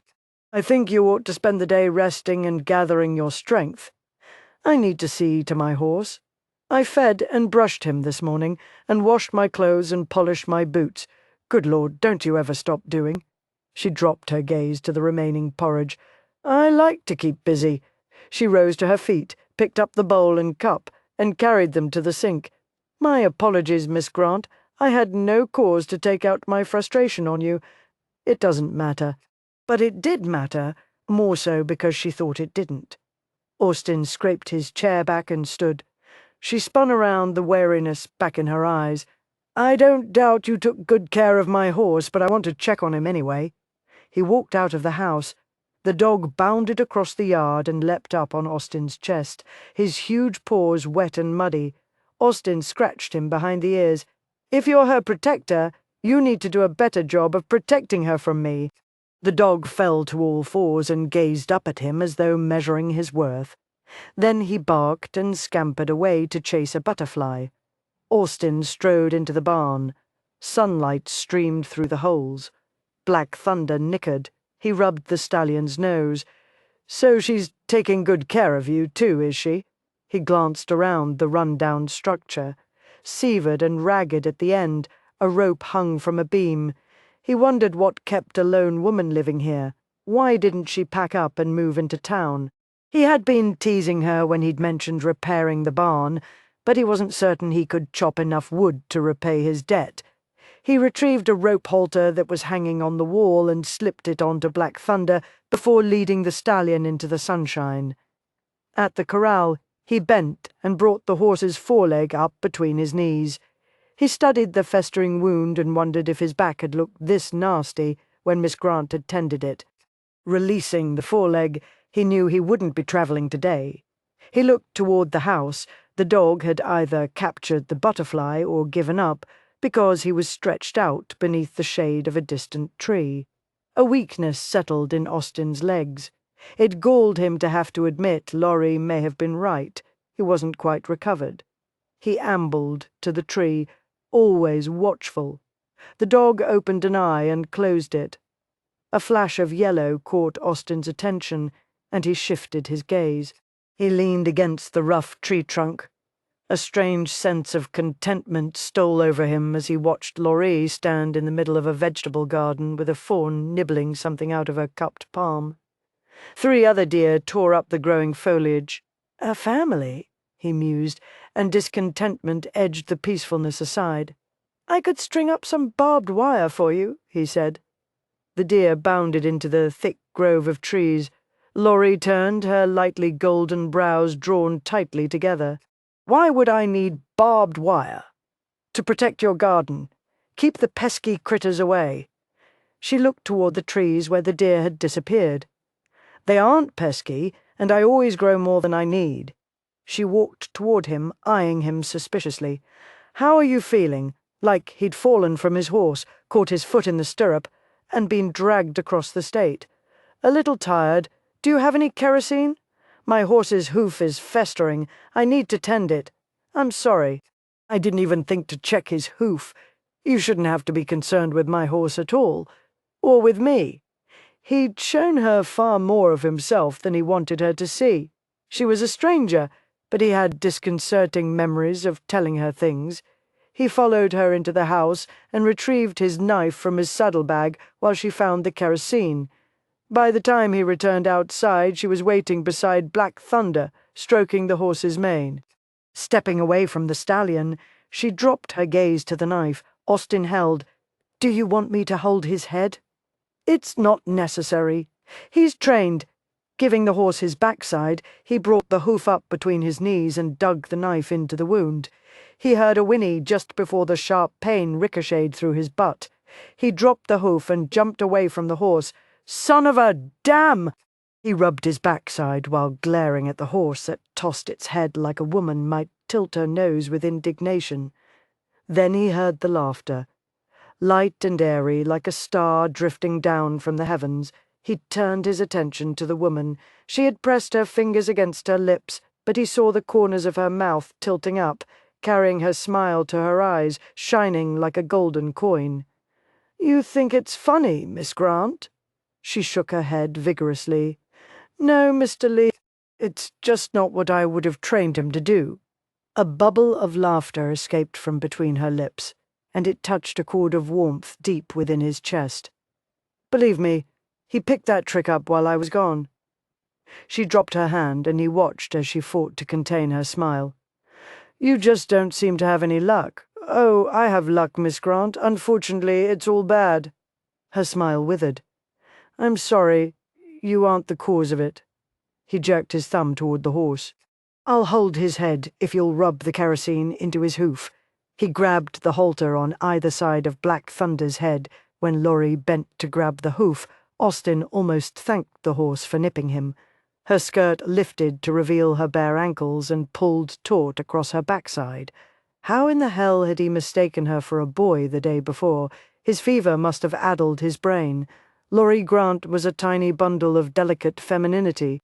Just as she had at the stove, she swayed her hips slightly with the motion of her hand, rubbing the kerosene into the horse's hoof. Sweet Lord, it was pure torture to watch, to imagine that backside pressed against him, circling. She dropped the hoof, straightened, and faced him. "Is there anything else I need to do for the horse?" He swallowed hard and unclenched his fingers from around the halter. "Nope." She lowered her gaze and drew a wiggly line in the dirt with her big toe. "I should probably—" She glanced up quickly, then down. "Check your backside. Make sure he didn't break the skin."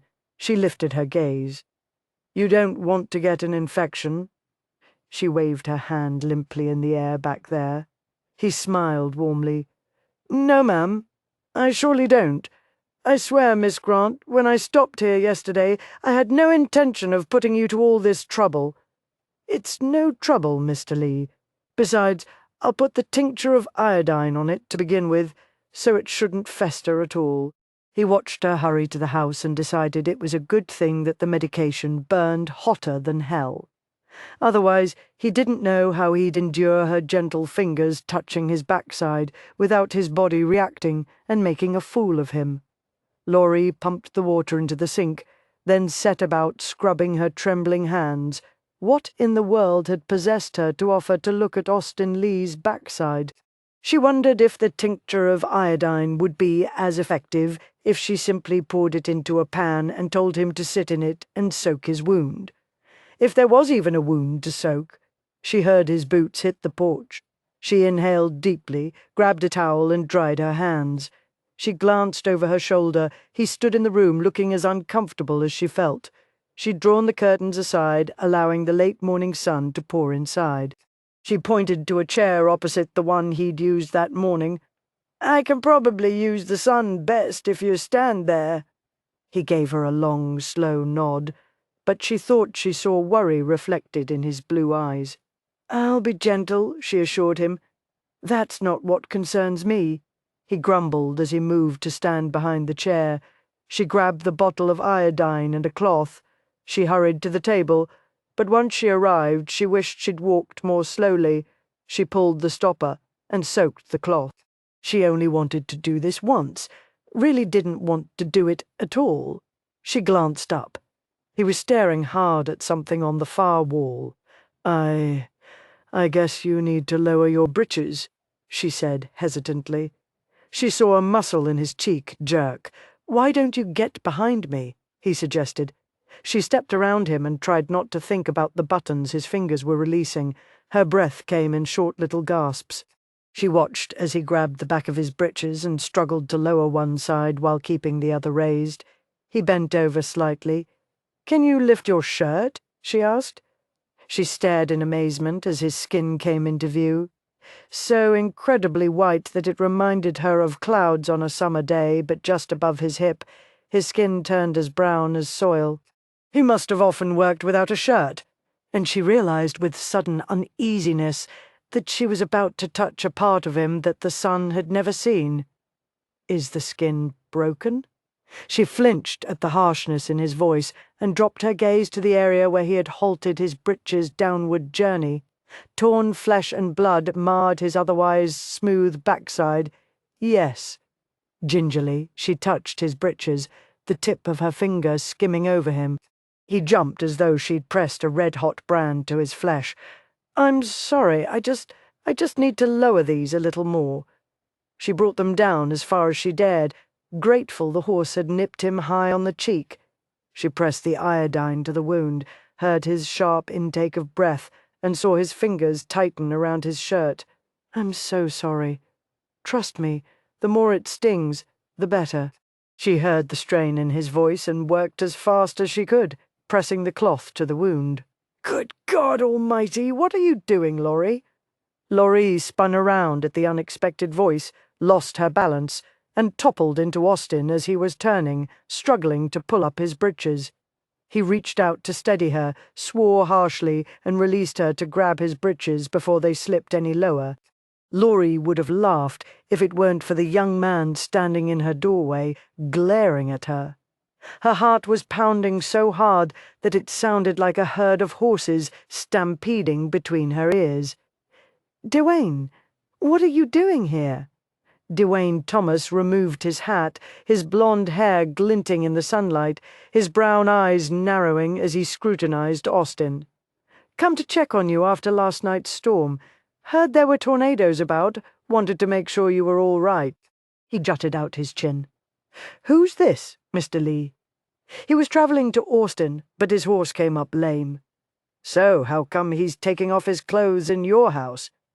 "He wasn't taking off his clothes. He was treating his horse, and it nipped his backside." She held up the stained cloth as evidence. "I was just applying some tincture of iodine to his wound so he wouldn't get an infection." "Good God, Laurie, I'd think you'd have more sense than to let a stranger into your house after that man murdered your family." Out of the corner of her eye, she saw Austin Lee jerk his head around, his gaze boring into her. "What do you know about this here fella?" Dwayne asked. "I know all I need to know. You know what a man can do once his breeches is undone." "That's enough, Dwayne," she yelled. She hurried to the sink, threw the cloth into it, and began frantically pumping water and washing her hands. Tears stung her eyes, and she felt the heavy silence permeating the room. She heard the hesitant footsteps. "I meant no harm, Laurie. But I was Mark's best friend. He'd want me watching out for his sister." She grabbed a towel, began to dry her hands, slowly turned and forced herself to smile. "I know, Dwayne." As though her words reinforced his position, he turned to Austin. "What's your business in Austin?" "My business in Austin is my business," Austin said, his eyes hard, his mouth a firm line. "But I'm no threat to Miss Grant. As soon as my horse is healed, I'll be on my way." Dwayne snorted.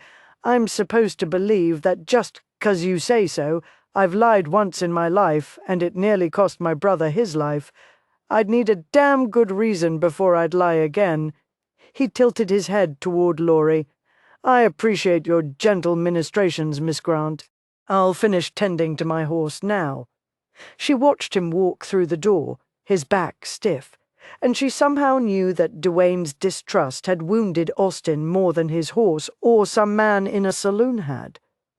"I don't like him being here," Dwayne said, the inflection in his voice reminding her of a petulant 3-year-old.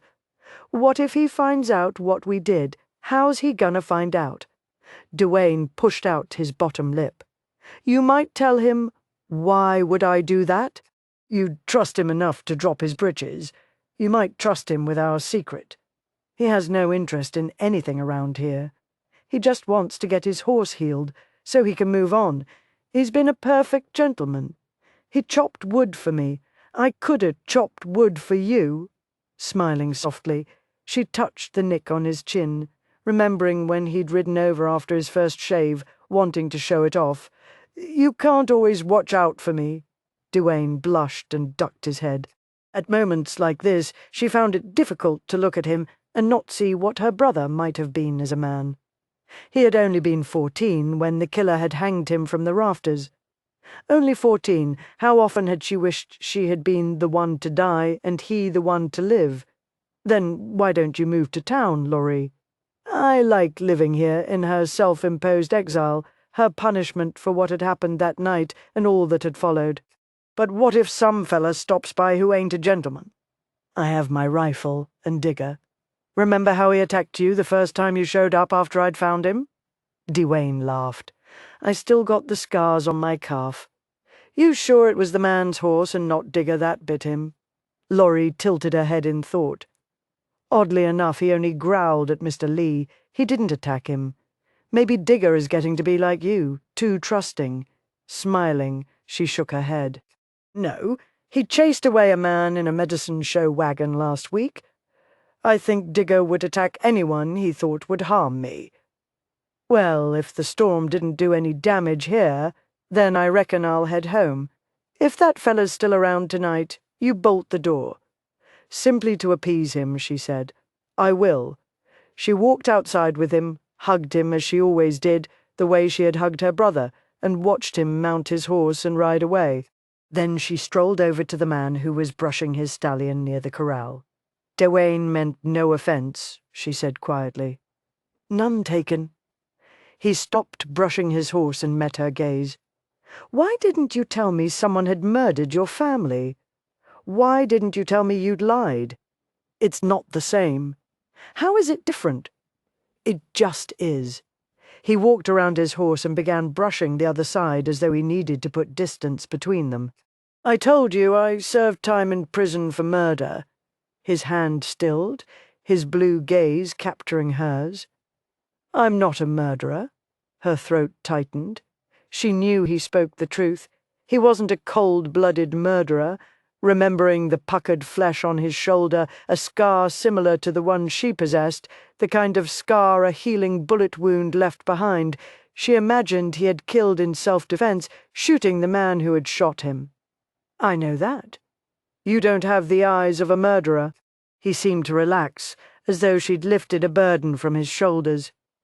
"Who did he hang?" he asked, his voice low. Laurie stumbled back, her heart racing. "What?" "There's a rope dangling from the rafters in the barn." She had to give Austin Lee credit. He didn't miss much. Dewayne had cut her brother down. Until last night, she'd never found the courage to return to the barn, much less remove the rope that had taken her brother's life. "My brother." "He dragged us to the barn, tied us up, and hanged my brother before shooting the rest of us." Horror delved into the depths of his eyes. "He shot you," oddly enough. His reaction told her more about him than anything else. "He wasn't a man who would hurt a woman." "Yes, but he didn't check to make certain I was dead. I guess since I'm so small, he assumed one bullet would be sufficient." "Did the law find him?" "No." He laughed derisively. "Ain't that the way of it? They send me to prison, and they let a man who murdered 3 people go free. You got to wonder about the justice system sometimes." She had wondered about justice a lot in the passing years, wondered if it even existed. "Is that why you let the barn go to ruin?" Once again his insight surprised her. She nodded. "I can't stand to go inside. You went inside last night looking for me." She felt the warmth suffuse her cheeks. "Because I was worried about you." "My mother always got after me because I worry more about others than I do about myself. She said it would get me into trouble someday. I've thought about burning the barn, but I'm afraid I'd set the whole hillside ablaze. Imagine your brother's friend would have helped you with that. Dewayne is sweet, and he means well, but sometimes he does or says things without thinking of the consequences. He seems to care for you. He was the one who found us. I'd probably be dead if not for him." She turned away, the bitter memories bringing forth images of soul-searing pain. A warm, gentle hand came to rest on her shoulder. "I'm sorry." She looked into blue eyes that reflected not only a pain equal to hers, but an absence of dreams each had suffered as the result of a killing, and she couldn't help but believe that he was as much a victim as she was. Neither had escaped unscathed. "It wasn't your doing." "No, it wasn't. But making you remember was—" He removed his hand from her shoulder and heaved a sigh. "So now I owe you more than I did before. There's got to be something around here that I can do for you. Actually, I do need something done. Tell me what it is and I'll do it. I pay my debts." He paid his debts. Laurie wondered if that was the reason he didn't seem overly bitter that he'd spent time in prison. He had killed someone, he'd given up a portion of his life, he'd paid his debt. Now he wanted to repay her. She didn't think his pride would accept that his company was payment enough. No, he needed a chore. Smiling, she began to walk away, trusting him to follow. She knew the perfect chore for those beautiful long fingers of his. Chapter 4. Following the woman as she walked past the house, Austin admired more than the gentle sway of her hips. He admired the courage that had allowed her to put her fears and ugly memories aside to come to his aid last night. More than that, she had overlooked what she knew of his past.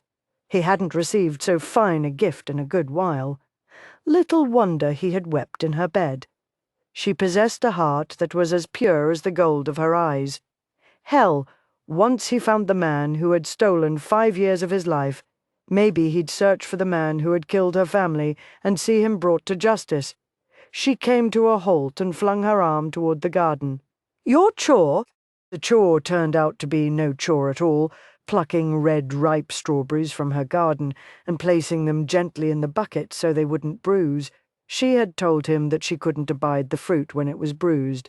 Based on the fact that she had devoted over half her garden to growing strawberries, Austin figured she had a fondness for them. Near dusk, she set a quilt beneath a tree and brought out 2 large bowls. One was filled with washed strawberries, the other with sugar. She plopped onto the quilt, took a strawberry out of the bowl, rolled it around in the sugar, and popped it into her mouth. She closed her eyes and released a low, throaty moan that made Austin want to groan. Against his better judgment, he stretched out on the quilt beside her and rose up on an elbow. She opened her eyes and smiled at him. "There is nothing better than the first strawberry in spring," he disagreed. He could have named 100 things: her smile, her sun-kissed cheeks, the strands of her hair that had escaped her braid and framed her face like the petals of a dandelion. As a boy, he'd often taken a deep breath before blasting the dandelion petals onto the breeze. Right now, he wanted to blow softly, gently, his breath as quiet as a whisper while it fanned across the nape of her neck. Digger barreled around the corner of the house. Laurie grabbed a strawberry and tossed it into the air. The dog leapt up, his jaws clamping around the ripe fruit. The animal hit the ground and rolled over. Laurie laughed joyfully, reminding Austin of the first time he had placed a bow on the strings of a violin. The music had sounded just as sweet because it had been unexpected, something he had created. He found himself wishing he'd been the one to make Laurie laugh, not the stupid dog. "Help yourself to the strawberries," she said, as she tossed another one to the dog before taking one for herself. Austin brought a strawberry to his lips and bit into the succulent fruit. The sweetness filled his mouth. It didn't need sugar. It amused him to watch Laurie carefully coat each strawberry with sugar before she ate it. He grew warm as her tongue darted out to slowly, meticulously capture each errant grain of sugar that clung to her lips. He imagined her kiss would taste of strawberries and sugar. He'd been too long without a woman, and he was having one hell of a time taming his thoughts. Watching the wind whip strands of her hair around her face, he wanted to play with it as well. He wanted to touch her rounded cheeks with his fingers and the upturned tip of her nose with his lips. He'd known too few women in his life, and even though one had torn out his heart and shredded it to pieces, he couldn't bring himself to hate women. He figured women were like men, some good, some bad, some fickle. He'd latched onto a fickle one the first time, and it had cost him dearly. But in spite of the steep price he'd paid, he couldn't see himself spending his remaining days without the comfort of a woman. Once he'd cleared his name, he'd take a wife. He wanted what his older brothers had. Neither had gained their wives without paying a price. The comforting silence eased in around them as the shadows lengthened. The dog loped to the edge of the clearing, barked, and raced back to catch another strawberry. Austin was beginning to doubt the dog's ability to protect Laurie. Other than last evening when the dog had growled at him, he had seen no signs of aggressiveness. The dog reminded him of an overgrown puppy. "Why are you out here, Miss Grant?" She jerked her head around to stare at him. "I like watching the sunset. I enjoy eating strawberries. No, I mean, why do you live out here alone? Why not move into town? I can't see that this is a working farm. What keeps you here? Memories. We were happy here. I guess I feel that if I left, I'd be abandoning my family." In the distance, he saw a white picket fence surrounding 3 granite headstones. "How old were you?" 17. "How old were you when you went to prison?" 21. That sounds so young. Not as young as 17.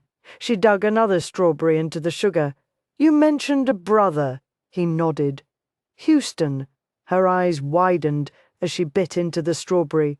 She laughed as the red juice dribbled down her chin. He clenched his hands to stop his fingers from gathering the juice and carrying it back to her lips, or better yet, to his own.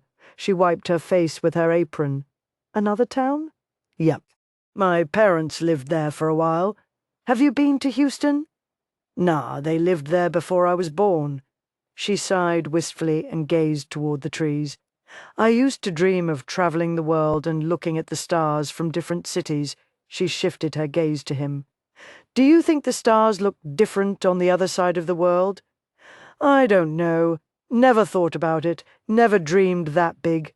What did you dream of? Marrying Becky. Raising a family. But before that, a distant memory flickered at the back of his mind of standing at the edge of a gorge, yelling out his dream, and listening as the echo carried it back to him. Then the memory died like a flame snuffed out, because there wasn't enough air to keep it burning. I don't recall. My father used to tell me that I had to put my heart into my dream if I wanted it to come true. How do you put your heart into something? Austin hadn't a clue. He'd watched his brothers pour their hearts into the women they loved, thought he'd done the same with Becky, but if he had, she would have waited for him. He was convinced of that. Whatever their love had been, it hadn't been strong enough to endure separation, and he couldn't help but wonder what else it might not have endured. The dog came charging back from the edge of twilight, dropped low to the ground and growled, baring his teeth. Worry etched over her face. Lorraine rose to her knees. "Digger, what is it?" The dog barked and bounded back for the trees, disappearing in the brush. A high-pitched shriek rented the air. "Bobcat!" Lorraine cried as she jumped to her feet. "Digger!"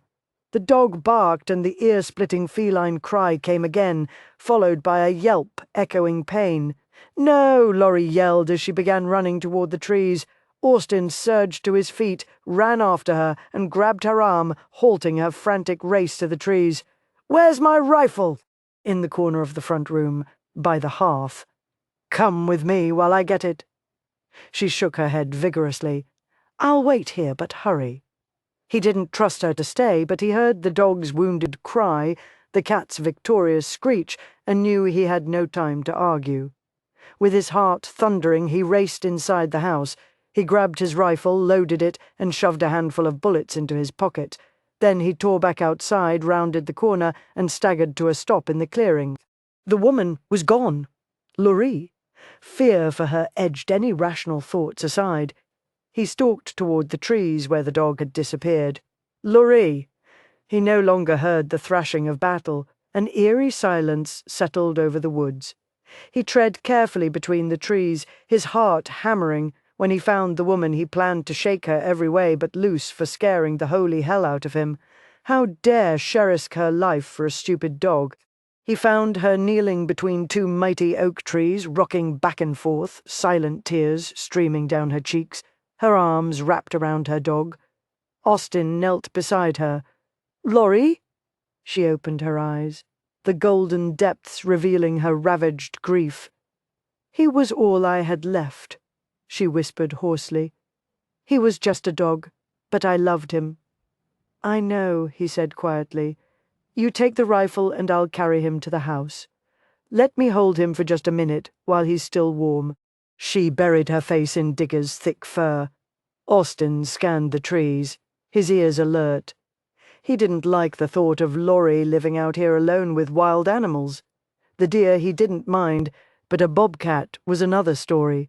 Gently, he touched Lorrie's shoulder. "We need to get back before it's too dark."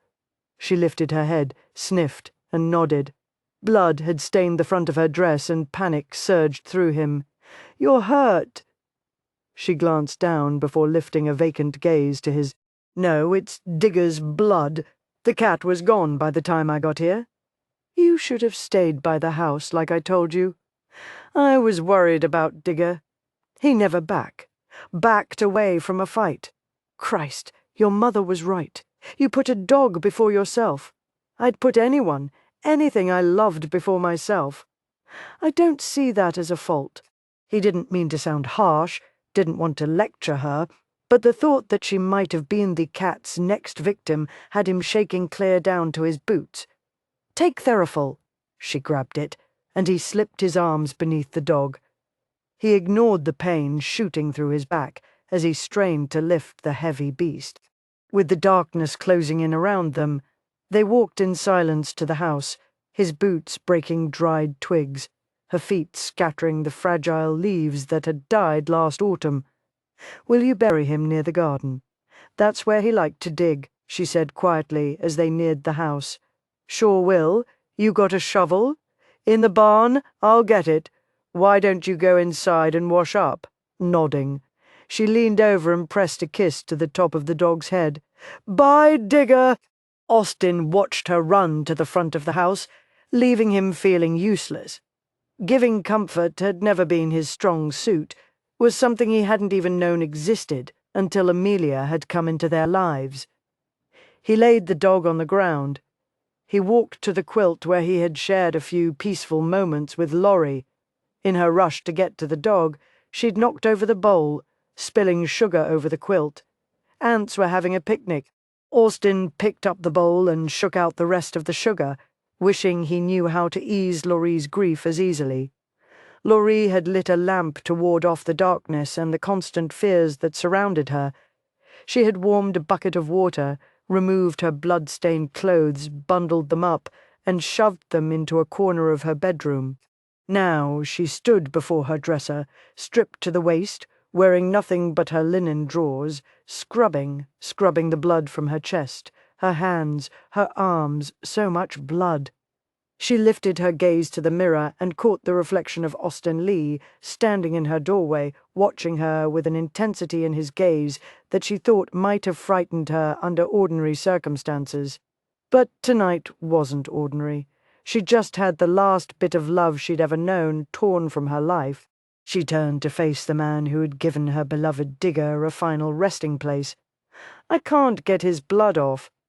She watched his throat muscles work as he swallowed, saw his hands clench and unclench before he quietly walked across the room in bare feet. In a distant part of her mind, she realized he must have left his soiled boots outside. In silence, he took the cloth from her hand, dipped it into the bucket of water, wrung it out, and gently, slowly wiped the cloth over her face, his deep blue gaze touching her as sunshine greeted the dawn, warming her when only moments before she'd been chilled. He wiped her throat, her shoulders, and brought the cloth lower. He touched his thumb to the scar just above her left breast. "Is this where he shot you?" he asked hoarsely. She could do little more than nod, knowing he needed no answer as his mouth replaced his thumb. "How could he have hurt you?" Another question for which she had no answer. She felt him tremble as his knuckles skimmed the inside swell of her breast. He shook his head slightly. "There's no more blood," he rasped as he stepped back. She grabbed his hand. "There's blood on you." He glanced down at his shirt of their own accord. Her fingers began to undo his buttons. She heard his breath hitch. She had never been so bold, never bared her body to a man. The embarrassment she had anticipated was drowned out by need, a need she didn't fully understand, but knew existed because it beckoned to her from the farthest reaches of her heart and soul. She removed his shirt and blood-stained bandage, taking the cloth from his hand. She wiped it across his chest, even though she saw no blood. With one roughened palm, he cradled her cheek and tilted her face until their gazes met and held. She heard his uneven breathing. Beneath the hand she had rested on his chest, she felt the rapid, steady pounding of his heart. She had long ago accepted the fact that she would live out the remaining days of her life alone. She hadn't realized how much she missed the scent, sight, sounds, and touch created by another person. She thought she had effectively warded off the loneliness. Now she knew it had only been in hiding, gathering strength, waiting until her defenses were down to attack. All the days of silence and nights alone suddenly loomed before her, a lifetime's worth, and she hated them. She hated every one of them, and the man whose actions had condemned her to the loneliness. She suddenly felt plain and poor, longing for things she would never know, A husband's smile, the laughter of children. Austin's gaze drifted to her lips, the blue of his eyes darkening until she felt the warmth of a fire, burning hot and bright, creating even as it consumed. He lowered his head slightly, and her lips parted. "So sweet," he whispered, and she wondered if within the words she heard an apology. Then his mouth was pressed against hers, warm, soft, moist, and she had her first taste of a man. Deep inside she smiled. He tasted of strawberries. Then he deepened the kiss, and when his tongue sought hers, she raised up onto the tips of her toes, wrapped her arms around his neck, and gave to him all that he asked. He groaned deep within his throat, and she felt the rumble of his chest against her breasts. His arms snaked around her, pressing her closer against his body. She had never been wanton, but then the loneliness had never been this great, this consuming, nor had the need to be held, to be loved been so strong. She did not delude herself. He did not love her. In his eyes she had seen the stark loneliness that mirrored hers. They were kindred hearts with a haunting past that had stolen dreams. Still, he would leave and never look back. And with that thought, she found comfort. She could accept what he offered, knowing that he would never discover the secrets that the killer had forced her to lock away. Austin Lee would never look upon her with revulsion. Years from now, when she brought forth the memories of this man, she would only see the desire that deepened the blue of his eyes. His mouth trailed along her throat, pressed kisses against the sensitive flesh below her ear. "So sweet," he repeated in a ragged breath, like a litany that stirred his actions. He guided her to the bed, skimming her remaining clothes from her body before laying her down. Holding her gaze, he slowly unbuttoned his trousers, as though giving her time to tell him that what he was offering wasn't what she wanted. But she did want, more than she had ever wanted, to be without the loneliness. When he stretched his tall, lean body alongside hers, she'd never felt so tiny, so delicate. He cupped her breast, his hand shaping and moulding her flesh as his mouth teased and taunted. Desire spiraled through her, strong enough to send the loneliness into oblivion. For one night, she would have what she might never have again: a man's touch, a man's whispered words, a man's strength and ability to hold the loneliness at bay. His mouth came down on hers, hard devouring, but his hands remained gentle, as though she were shaped from hand-blown glass. She trailed her hands over the firm muscles of his shoulders, digging her fingers into his back, careful to avoid the wound that had forged a bond between them. When his hand skimmed along her stomach, she shivered. When he touched her intimately, she gasped as his fingers made promises she knew his body would keep. He moved until his hips were nestled between her thighs, then slowly, cautiously, he joined his body to hers.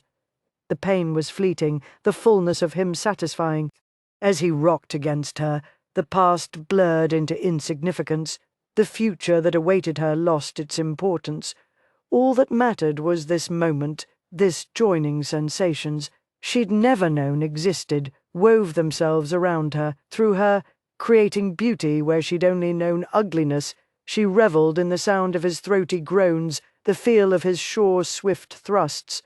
And then she cried out, arching beneath him as everything spilled over into ecstasy. He shuddered above her. She heard a name whisper raggedly past his lips. Suddenly, all that had passed before meant nothing, and the loneliness increased tenfold. Austin stilled, his breathing laboured sweat glistening over his trembling body, self-loathing and guilt increasing as he felt Laurie stiffen beneath him. Ironically, he'd held no thoughts of Becky until her name escaped his lips, but he didn't think it would soothe Laurie's hurt if he told her that. As a matter of fact, he could think of nothing to say, nothing to do that would ease the pain he'd caused her, and hurting her was the last thing he'd intended. He eased off her. She rolled to her side, presenting him with her back, drawing her knees toward her chest. Reaching down, he pulled up a blanket and covered her. He got out of bed, snatched up his breeches, jerked them on, and headed outside. He stormed to the corral and slammed the palm of his hand against the post. The sound of vibrating wood echoed around him. He hit the post again and again. He would have kicked it if he'd thought to pull on his boots. He dug his fingers into the top railing of the corral, squeezed his eyes shut, and bowed his head. He could argue that he'd been too long without a woman, but the argument would have been rift with lies, because he knew that if he had lain with a woman that afternoon, he still would have wanted Laurie tonight. She was so incredibly sweet, pure and innocent, all the delightful aspects of youth that a man lost as he grew older. When he had kissed her, felt the tentative touch of her tongue, he was the man he had been before prison, a man who believed in goodness. She had touched the tender part of himself that he'd locked away in solitary confinement in order to survive within prison walls. With her arms circling his neck, she had sent his good intentions to perdition and unleashed desires and needs that he'd kept tightly reined. And for those few moments of splendor when he had held her close, the loneliness that always ate at his soul had ceased to feast, until he had carelessly whispered another's name. Then the loneliness had consumed him once again and invited guilt to the banquet. He slammed his palm against the post. Why in the hell had Becky's name escaped his lips? She hadn't been in his thoughts. Hell, he hadn't been thinking at all, he'd just been feeling with an intensity he hadn't experienced in years. Maybe that was the reason he'd spoken her name. He'd always associated deeply held emotion with Becky, and that sure as hell hadn't been fair to Laurie. He might have been able to forgive himself if he had something to offer her, but he had nothing. What woman would want to marry a man fresh out of prison, a man who couldn't prove his innocence? He had no job, no prospects. Within his mind, he saw her golden eyes filled with trust. She had wanted the comfort he had to offer, and in taking it, she had given it back. He'd never wanted to taste anything as much as he'd wanted to taste her, to touch as much as he'd wanted to touch her. To know he found it impossible to believe so little time had passed since he'd first set eyes on her. Again he slammed his palm against the post. A delicate hand covered his as it gripped the pillar. "You're going to bust your hand if you're not careful," she said quietly. Alston's heart thundered so loudly that he barely heard the crickets chirping. Laurie stood in the pale moonlight, her gaze watchful. She'd slipped into a nightgown and draped a blanket over her shoulders. "Can't see that it would be any great loss." She took his hand, turned it, and pressed a kiss to his palm. "I disagree, Laurie. It's all right. I was thinking of someone else as well." Her words sliced across his heart like a well-honed knife cutting deeply, the pain taking him off guard. He knew he deserved them, knew she had every right to say them, but he didn't like hearing them. "Who were you thinking of?" She angled her chin defiantly. "Jake." He heard the slightest hesitation in her voice and knew beyond any doubt that she was lying. Whether she was hoping to hurt him or salvage her pride, it didn't matter. He'd give her back what he could. "Then he's a damn lucky man," he said, surprised by the roughness in his voice.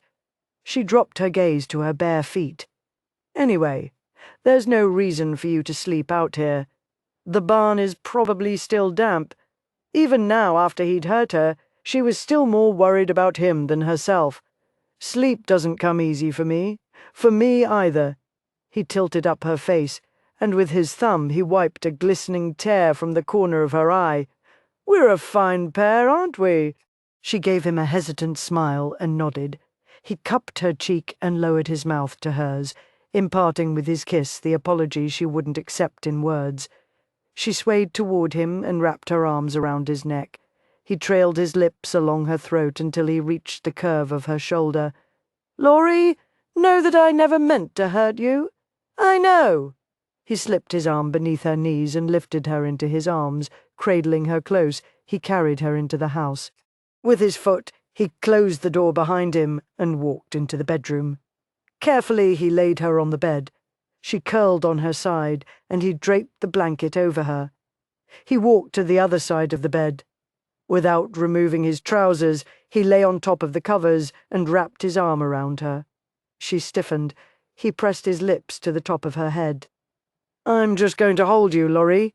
Believe it or not, that's all I'd intended to do when I came into the house looking for you earlier." He heard her muffled sob and tightened his arms around her. Another sob came gingerly. He turned her toward him. "Come here, sugar."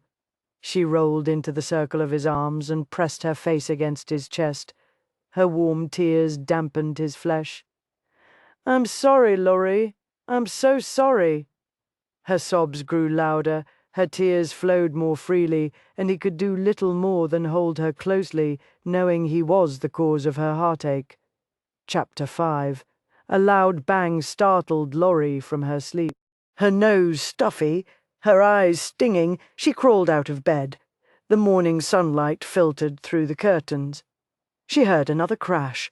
What in the world was Austin doing to himself now? She scurried out of the house and stumbled to a stop.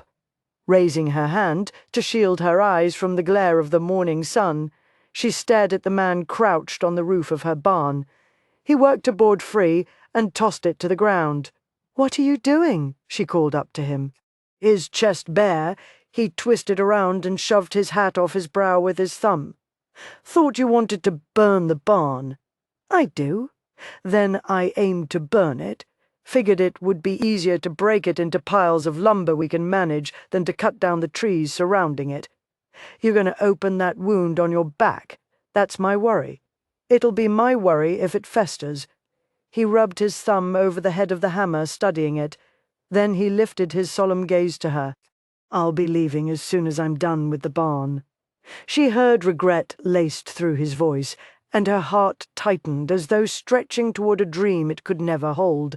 She'd always known he'd leave. Still, she hadn't expected that he might take a part of her with him. "I'll fix some breakfast. Just coffee for me." He returned to his chore. For several minutes she watched him work and came to the realization that although last night had caused her anguish, she had no regrets. Despite the fact that he'd been in prison, she knew he was a good man, honorable in his own way, and she wondered if the woman he loved ever thought of him, truly knew how firm a place she held in his heart. She strolled into the house, scrubbed her face, brushed and braided her hair, and slipped into a clean dress. She walked into the kitchen and began to prepare her morning porridge. Her life was filled with routine. She had to remind herself not to set out a bowl of food for Digger, but she couldn't stop herself from listening for his bark. She keenly felt his absence as she worked about the kitchen, never finding him underfoot. He'd never chase another butterfly or lick her hand. The tears stinging her eyes increased when she placed a cup of coffee on the table and saw the sugar bowl she'd left outside the night before. She remembered knocking it over, spilling its contents on the quilt. She traced her finger around its rim. Now it was full. What sort of man was Austin Lee to go to the trouble to retrieve her bowl and fill it with sugar? She heard his booted feet hit her front porch and stepped through her doorway. "Your coffee's ready," she told him, averting her gaze, turning to the stove to slap her porridge into a bowl. She listened as he pulled out his chair and took his seat, a gesture that seemed more intimate after all they'd shared last night. She sat at the table and, with trembling fingers, lifted the spoon and sprinkled sugar over her porridge. She felt his gaze boring into her, but couldn't bring herself to look at him. "Laurie, about last night. I'd rather not discuss it." She lost count of the number of spoonfuls of sugar and decided it didn't matter. She'd just pour on sugar until she no longer saw the oats. "I've got nothing to offer you, Laurie." She snapped her gaze up to his. He'd removed his hat and put on a shirt. His black hair curled over his collar. She ached to run her fingers through it. "I don't recall asking for anything." His eyes were somber. "You didn't, but you deserve everything. Everything a man would give a woman if he could. You didn't force me. I knew where the trail was leading, and I was willing to follow it. I told you sometimes a man makes choices not knowing the cost. Did you know the cost?" She lowered her gaze to the porridge. "No," she admitted quietly, "but I'd pay it again." Looking at him, she forced a tremulous smile. "Although I don't know how I'm going to look Dwayne in the eye the next time he comes over after what he said yesterday. You can't look at a woman and know whether or not she's shared herself with a man. Shared herself. She felt as though she'd given nothing and taken everything. "Sometimes you say things in such a way that I wonder if you're a poet." He shook his head. "I have no gift with words. Last night served as evidence of that. I appreciate the coffee. I'd best get back to the barn." Watching him walk from house, she wondered how soon it would be before he walked out, never to return. She shoved her bowl of porridge aside, discontent rearing its ugly head, suddenly greedy for memories that she could hoard away and bring out on the loneliest of nights. She scrambled from her chair and dashed outside, hurrying to the corral. His horse grazed nearby. A beautiful beast that belonged to a beautiful man. She turned her attention to the barn. With a wistfulness she knew she had no business feeling, she watched Austin work. Last night she had received a sampling of what she would never have. She had not expected to yearn so intensely for that which she could not have. "Get the kerosene." Laurie snapped back to the present as Austin climbed lithely down from her barn. "Fetch some old blankets, too," he told her. "I'll get some buckets of water." "That's not very much to burn," she said, studying the meagre pile of ragged lumber. "Thought it best to start small until we figure out what we can control." She fetched the kerosene and blankets as he'd instructed, returning to see him put the last bucket of water in place. He took the kerosene from her and doused the wood. Sweat glistened over his bronzed back, and she worried about his wound. It didn't look nearly as angry as it had the day before, but it was certain to leave him with a jagged scar. When he finished, he held up a match. "You want the honors?" She nodded jerkily. He lifted his foot, struck the match on the bottom of his boot, and handed it to her. She got as close as she dared and tossed the match onto the kerosene-drenched wood. She watched the flame grow and spread across the pyre. The wood crackled and blackened. Smoke rose toward the clouds. She crossed her arms beneath her breasts, feeling as though she was finally doing something to put the nightmare to rest. The barn had been a cavernous reminder of how those she loved had died. She hated the rope most of all, but she'd never been able to bring herself to touch it. "I want to burn the rope, too," she whispered hoarsely, never taking her gaze from the fiery red blaze. He wrapped his arms around her, bringing her back against his chest. She welcomed the sturdiness of his embrace. He brushed his lips lightly across her temple. "It's already burning." His words didn't surprise her. Somehow, he seemed capable of anticipating her needs before she knew she had them. "My brother was so young. I wish he'd hanged me instead." Austin's arms tightened around her. "Is that why you live here alone, to punish yourself for living when they died?" She held her silence, because he had the uncanny ability to understand far more than anyone else ever had. Gently, he turned her within his arms, tucked his knuckle beneath her chin, and tilted her head back. "Laurie, I've listened to you talking about your family. I know you loved them. For you to love them as much as you do, they had to love you in return. They wouldn't want you living here alone." Gazing into his earnest eyes, she desperately wanted to explain everything. The fear, the fury, the hatred. Surely a man who had lived his life would understand, but if he didn't understand, something far worse than living a life alone awaited her. "I'm here because I want to be. I'm content." Or at least she had been until last night. His gaze told her that he didn't believe her. "I spent 5 years surrounded by men, but I was alone because there was no one I cared about, no one I trusted." "You don't have to live like that, Laurie. Pack up your belongings and I'll move you to Austin." She jerked away from him. "I can't. Why? Because that night still lives inside me. You don't know what I did. You survived." Tears burned her eyes. "If only it was that simple. I'm here because I deserve to be. Call it a punishment.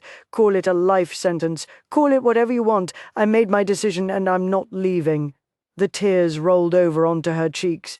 "Despite what you thought, I knew exactly what you meant when you said a person makes decisions not knowing the cost, but regardless, once you act on the decision, you still have to pay the price."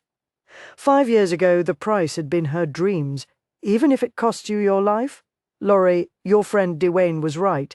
You didn't know anything about me when you accepted my offer to chop your wood for a bowl of stew. I could have been intent on hurting you. I took your weapons." He released a mirthless laugh. "You think that would have stopped me? Digger would have stopped you. You don't have Digger anymore." She flinched at the reminder. He cursed harshly and reached for her. "Come here." She tried to resist, but he was insistent, drawing her into his arms and pressing her face against his chest. "I'm sorry I shouldn't have said that, but I'm worried about you, Sugar. I don't like the idea of you living out here alone." "I'll be all right," she assured him, even though she knew it wasn't the absolute truth. After he left, she'd be lonelier than she'd ever been in her life. He held her, his hands gliding up and down her back, comforting and strong, the silence broken only by the snap and crackle of the fire. It seemed an eternity passed before he finally spoke, and when he did it was as though their argument had never taken place. "I think we'll be all right if we keep the fire small like this. I could go back to tearing down the barn, tossing the planks down, and you can feed them to the fire." Releasing her, he met her gaze. "Holler if things get out of hand." She nodded mutely, knowing that by working with him she would hasten his departure, knowing that every time she gazed into the deepest depths of a fire she would see the blue of his eyes.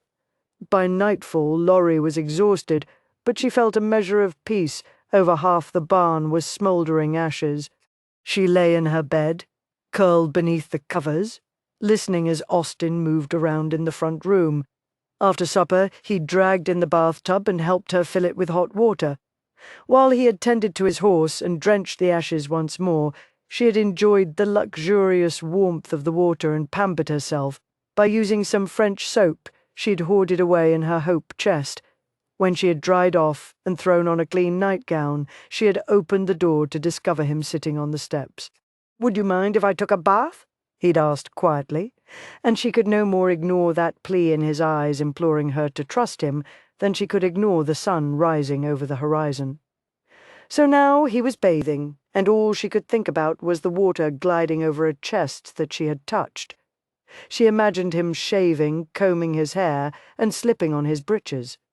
She wondered where he would bed down tonight, and continually asked herself where she wanted him to sleep. She heard several bumps followed by a scrape, and knew that he was emptying the tub and taking it outside. She held her breath, waiting, listening, wondering. The house grew silent. Rolling over, she pressed her face to the pillow in an effort to hide her disappointment. He had left her alone. Austin walked around the house numerous times, searching for the ever-elusive sleep. He knew from experience that it would be long after midnight before he'd find it. Besides, he needed to air out. Laurie had used some fancy-smelling bath salts, and although they smelled sweet on her, they reeked to high heaven on him. Lord, if his brothers caught a whiff of him now, he'd never hear the end of it. That thought had him turning northwest, staring at a part of Texas that rested beyond his vision. He wondered what his brothers were doing. No doubt, whatever it was, they were doing it with their wives. He didn't begrudge them the love they had in their lives, but he did envy that they had the joy of sleeping with a woman every night, simply sleeping with her. He'd never slept with a woman through the night until last night. He'd found it incredibly comforting to listen to Laurie's soft, even breathing once her tears had subsided. He wished he'd never caused the tears. He looked at the silhouette of the remaining barn. At least he could repay her by taking away some of her painful memories. Memories he wished she had never possessed. With a deep sigh, he headed for the porch where he'd stored his gear earlier, before he'd begun tearing down the barn. He thought about laying his pallet out beneath the stars, but prison had taught him to appreciate fine moments when they came along, and it had been a long time since he'd known anything finer than Laurie Grant. Laurie heard the door open and held her breath. She'd long ago given up on Austin joining her and had extinguished the flame in the lamp. Now only pale moonlight spilled into the room. She listened to the soft tread of his bare feet growing nearer. She felt the bed dip beneath his weight. He lay on top of the covers, as he had last night. His arm came around her, firm and heavy. She felt his bare chest warming her back through her nightgown. He pressed his cheek against the top of her head. She heard what she thought was a quiet sigh of contentment, followed by a soft snore. For a man who claimed sleep didn't come easily, he'd fallen asleep incredibly quickly. Contented, she closed her eyes and drifted into sleep. Austin awoke near dawn. Sometime during the night, Lorraine had rolled over. Her cheek was pressed against his chest, her hand curled over his side, her warm breath fanned over his skin. This morning her face wasn't splotchy from crying, and her nose wasn't red. The temptation to awaken her with a kiss and make love to her was almost more than he could resist. But he had hurt her once. He wouldn't risk doing it again. She deserved a man whose heart wasn't tethered to the past. She'd never find a man like that if she continued to live here alone. What had the bastard who murdered her family done to her? Austin knew he hadn't raped her, but he had made her do something that haunted her. Dee had been right when she told him that not all prisons came with walls. Austin deeply wished he possessed the key that would set Laurie free from the past. She sighed and snuggled closer against him. He was tempted to stay here all day, just holding her, listening to the little noises she made, enjoying the scent of flowers that was part of her. But he knew himself well enough to know his resistance was weakening. And if he made love to her again, he'd have to stay. The first time, a shared need for comfort had propelled them. The guilt still gnawed at him, but in some strange way he could justify walking away. But if his needs alone drove him to bury himself deeply inside her, he pressed his lips to her temple. He needed to be gone by nightfall. Laurie watched Austin work as though the hounds of hell nipped at his heels. The planks of wood fell to the ground with a steady rhythm, and with each thud she knew he was that much closer to leaving. Near dusk, they stood and watched the glowing embers slowly die. Laurie wrapped her arms around her middle.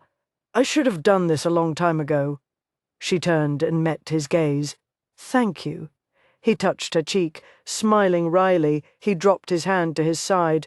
"You had a bit of soot on your cheek. Thought I could clean it off, but I just made it worse. Seems to be a habit of mine where you're concerned. Guess a bath is in order then." He tapped his hat against his thigh. "Not for me. Not tonight." He strode past her to the porch. Her heart tightened as he lifted his saddle and with long, sure strides approached the stallion. "Surely you'll want to eat before you leave," she said, even though she knew the longer he stayed, the harder it would be to watch him go. "I'll get something in town." She wrung her hands together. "It'll be midnight before you get there." "I'll find something." He cinched the saddle and dropped the stirrup. He slung the saddlebags over the horse's rump. "Promise me you'll have a doctor look at your back." He stilled. "I'm not worth your worry, Laurie." "Promise me," she repeated obstinately. He glanced over his shoulder and smiled, the first genuine smile she'd seen cross his face, and it very nearly stole her breath away. She wished he'd given it to her at noon instead of in the fading twilight, where it would be nothing but a shadowed memory. "I promise," he said. "You keep your promises, don't you? Everyone I've ever made. Then promise me that you'll take care of yourself as well. Only if you promise to do the same." She nodded, her throat constricting with all that remained unsaid. How could she have been intimate with a man and not know how to tell him everything that she wanted him to know? "Think about moving to town," he said quietly. "I can't. A woman like you deserves more than memories in her life. You need to get going before it gets much darker," she whispered, the tears stinging the backs of her eyes. "When I'm finished with my business in Austin, I could stop back by here." "No," she shook her head emphatically. "It'd be best if you didn't. I'm going to worry about you, sugar," he said in a low voice, as though he wasn't comfortable admitting his concern. "I'll be fine," she assured him. He gave a brusque nod and, with one lithe movement, swung up into his saddle. "If you need to get in touch with me for any reason, I'll be staying at the Driscoll Hotel. That's a fancy hotel." "So I hear." He touched the tip of his finger to the brim of his hat. "Miss Grant, you are without a doubt the sweetest woman I've ever known." He sent his black stallion into a gallop. Laurie watched until he disappeared in the fading twilight. Then she dropped to her knees and wept. He was wrong. A woman like her didn't deserve more than memories in her life. She deserved to hang. Austin walked the streets of the state capital, wondering just what in the hell he thought he was doing. His tracking experience was limited to finding cow dung over the plains of West Texas. Dallas had taught him to use a rifle, gun, and knife, but even those skills were useless here. He'd left his gun in his saddlebag in his room at the hotel. He'd arrived near midnight, anxious to register for a room and bed down for the night. He'd been bone-weary, and had expected to fall asleep as soon as his head hit the pillow. But the pillow didn't smell like the one that graced Laurie's bed. As comfortable as the bed was, it didn't have the one thing he wanted, a tiny lady who had somehow managed to slip beneath the gates that surrounded his heart. It was ludicrous to care for her as much as he did after knowing her such a short time, but he couldn't get her out of his mind. Every time he heard soft laughter, he turned to see if it was hers. When he passed women on the street, he compared them to the woman who had tended his wound, and he found them all lacking. None carried her guileless smile. None walked without pretense. He couldn't see bare toes, smudged cheeks, or golden eyes filled with tears. And he wanted what he couldn't have, to see those eyes filled with happiness. But even the thought of going to her had no place in his heart when he had nothing to offer her.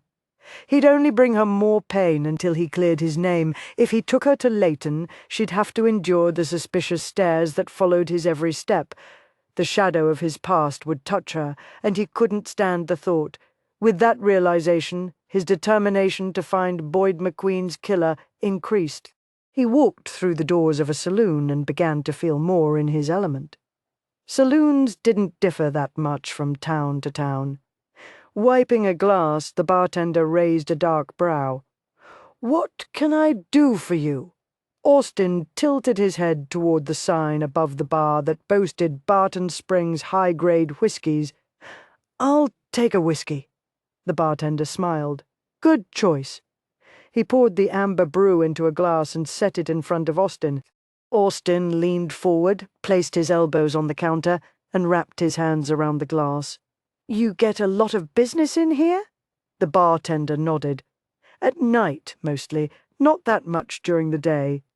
Could you get word out that I'm paying $50 to anyone who knows anything about a man named Boyd McQueen?" The bartender sucked one end of his mustache into the corner of his mouth and began to chew, his eyes narrowing in thought. "Other fellas paying $500. Austin's stomach tightened into a hard ball. "What fella?" The bartender nodded toward the bag.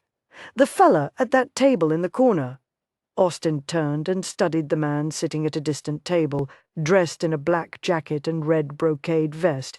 He reminded Austin of a gambler. His fingers nimbly set one card after another on the table. "Just sits there and plays cards by himself all day," the bartender offered. "I'll take the bottle of whiskey," Austin said, as he laid down his money and grabbed the neck of the bottle along with his glass. He ambled across the hardwood floor, his spurs jangling. He found comfort in the sound he'd been without for 5 years. "Here, you're looking for information on Boyd McQueen." The man raised his eyes from the cards, pinning Austin with his dark gaze. "Yep? Found out anything so far?" "Nope." Not appreciating the man's brief answers, Austin tethered his temper. $500 is a lot of money. Ain't coming out of my pocket. Suspicion lurked in the back of Austin's mind. "Whose pocket is it coming out of? Your brother's?" With the toe of his boot. The man shoved a chair away from the table. "Have a seat. You're the detective Dallas hired?" "Yep." Cautiously, Austin settled into the chair. "How did you know who I was? You've got your brother's eyes." Austin released a breath of disgust. "No wonder you haven't located the person who murdered Boyd. Dallas has brown eyes." He leaned forward, opening his eyes wide. "Mine are blue. They're shaped the same, and they both show a man of little patience. You've got his thick brows, his square chin, and a jaw that tightens when you're angry. With one hand, he swept up the cards spread over the table and rearranged them with a quiet shuffle.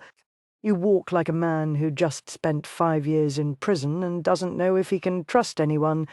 Austin downed his whiskey, refilled his glass, and poured the amber liquid into the empty glass resting beside the man's arm. He didn't particularly like that. The man had summed him up so easily and precisely, between the town folk actually thinking him capable of murder and Becky's betrayal. He'd lost a great deal of his faith in his fellow man.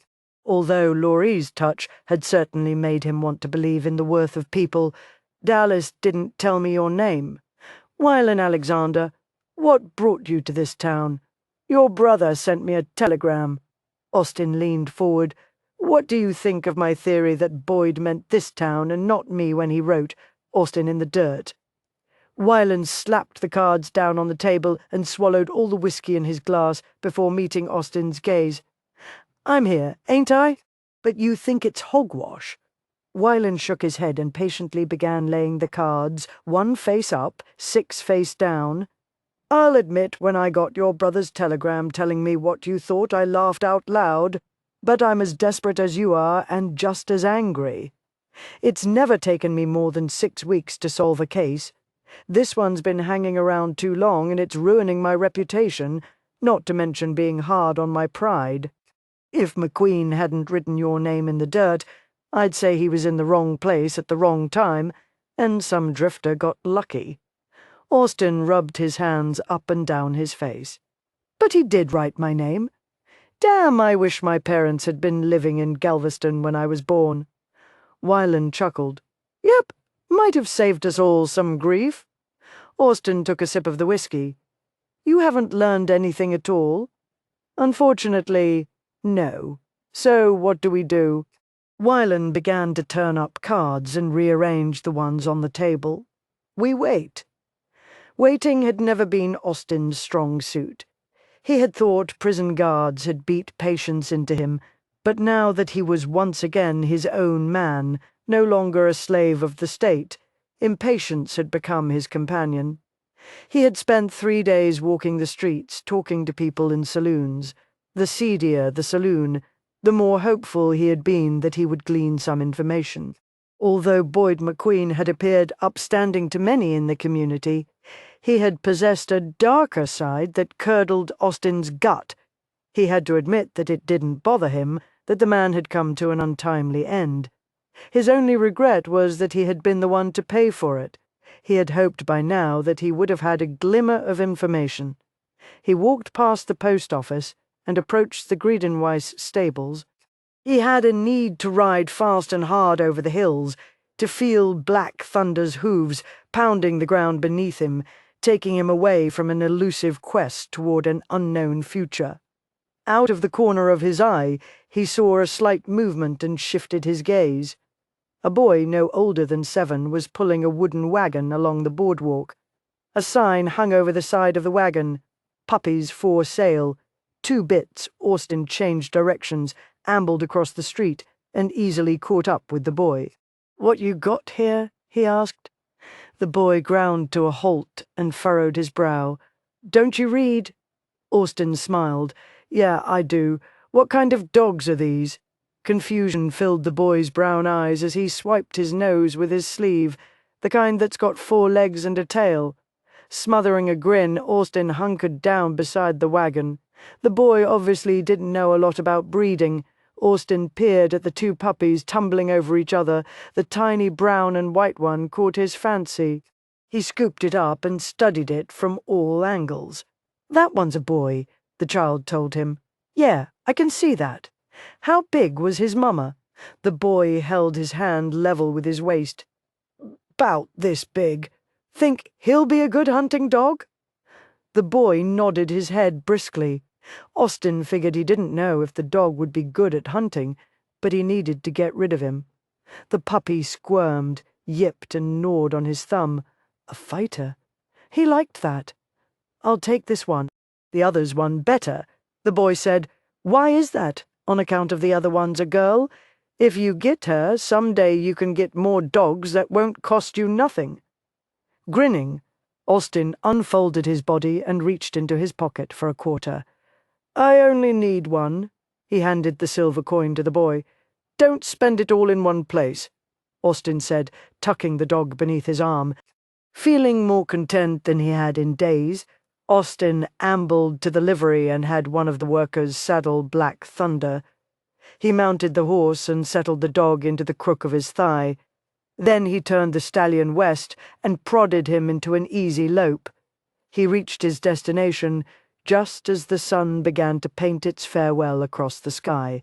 It had been a long time since he'd thought of the sunset as anything but the sun going down, yet he almost imagined he heard the fiery ball announcing the end of its daily journey. His heart pounding as the weathered house came into view, he brought Black Thunder to a walk. He saw Laurie sitting on the porch, her elbows on her knees, her chin cradled in her palms as she gazed into the distance. Her braid was draped over her shoulder, the bottom curling near her waist. Though sensing his presence, she straightened and looked in his direction. Slowly she rose to her feet, a tentative smile playing across her lips. "Hello!" His heart felt as though someone had just closed a meaty fist around it. He drew the horse to a halt near the porch. "Howdy!" She crossed one bare foot over the other and put her hands behind her back, causing the worn material of her dress to stretch taut across her breasts.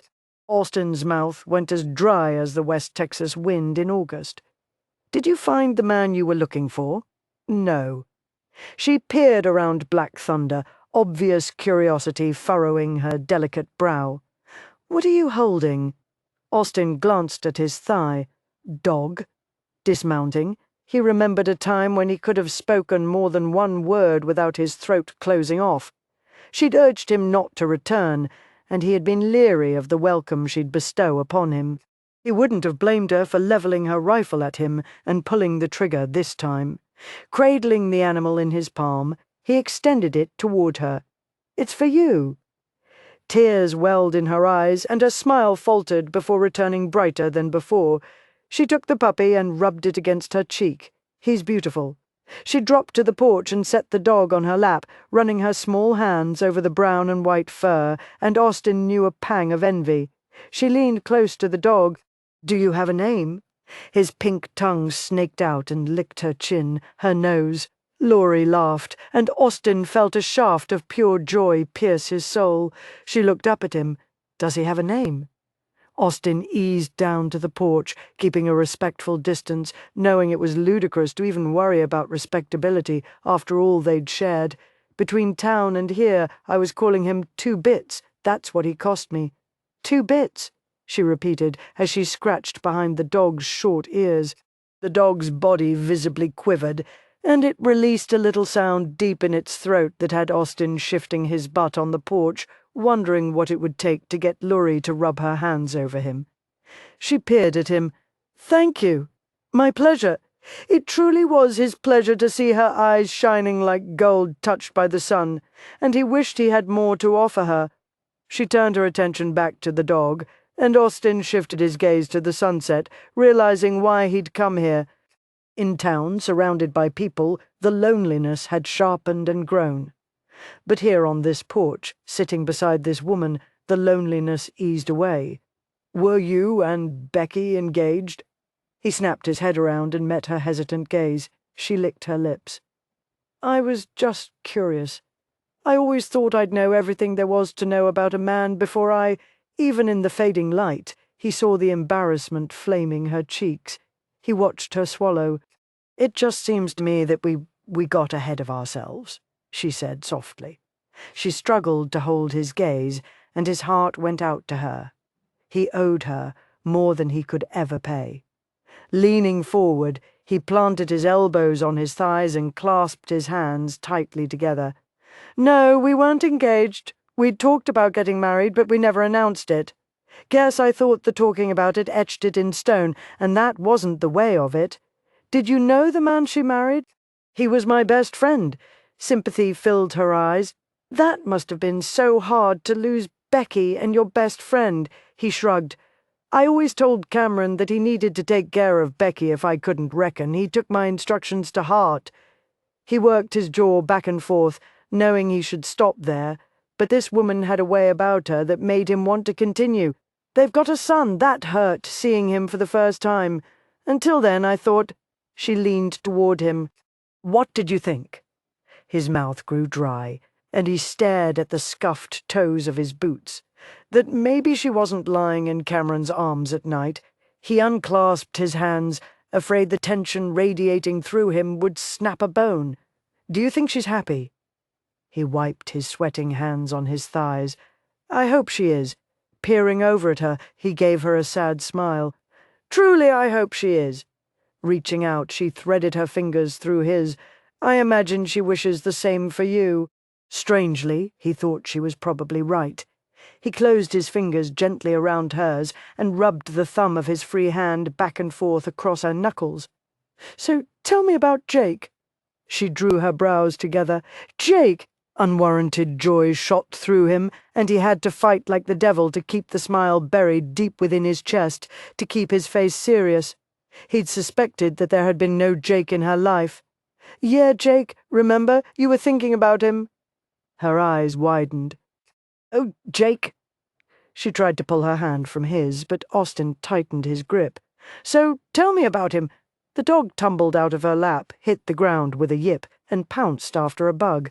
Laurie stopped, struggling, and lowered her gaze to her bare toes. There is no Jake.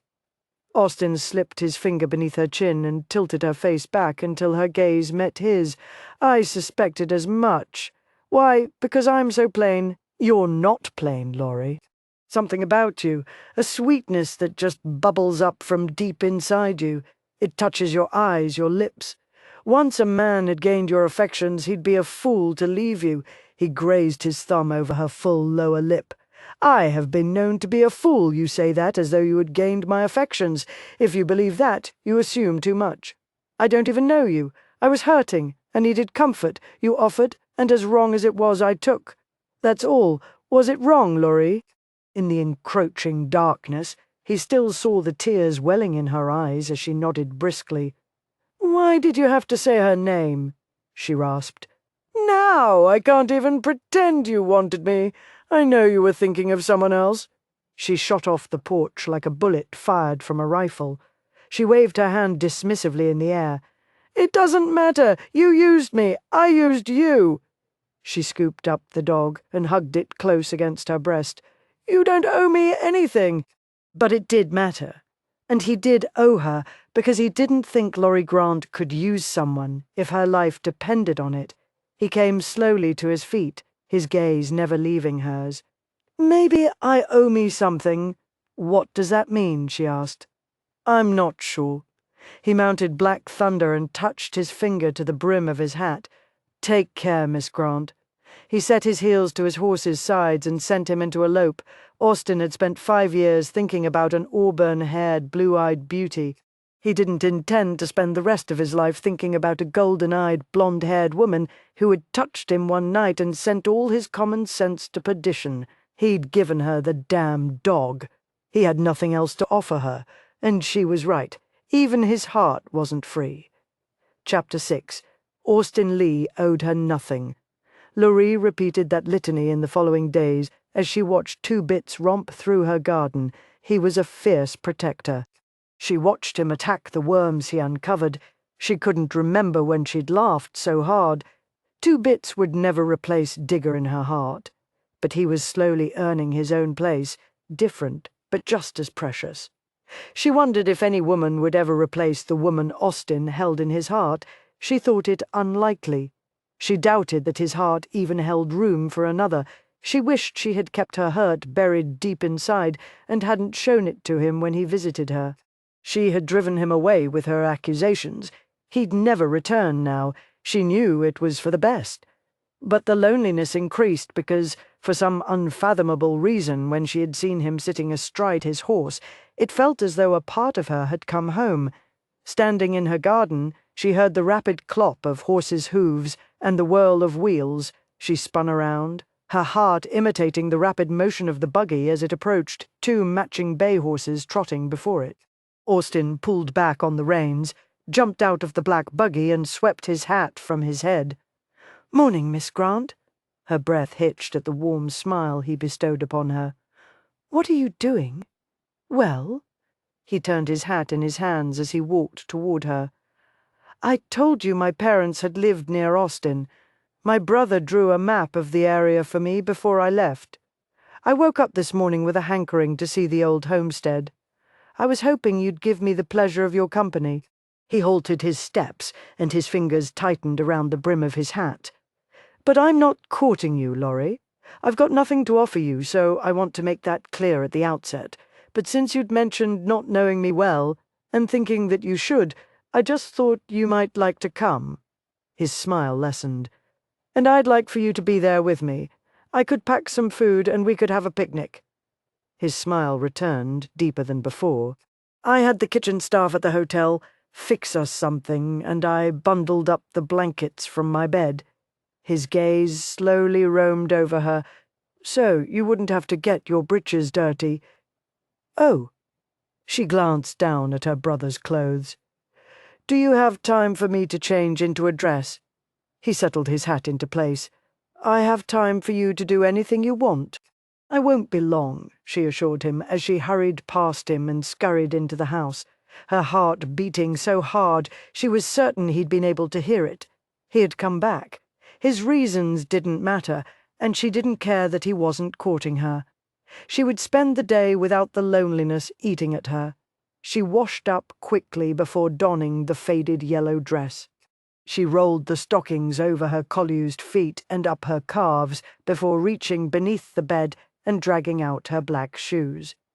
She worked her feet into the hated leather, reached for the button hook, and sealed her feet into what she'd always considered an instrument of torture. But for reasons she couldn't understand, today she was glad she'd kept them. She almost twisted her ankle with the first step she took toward the mirror.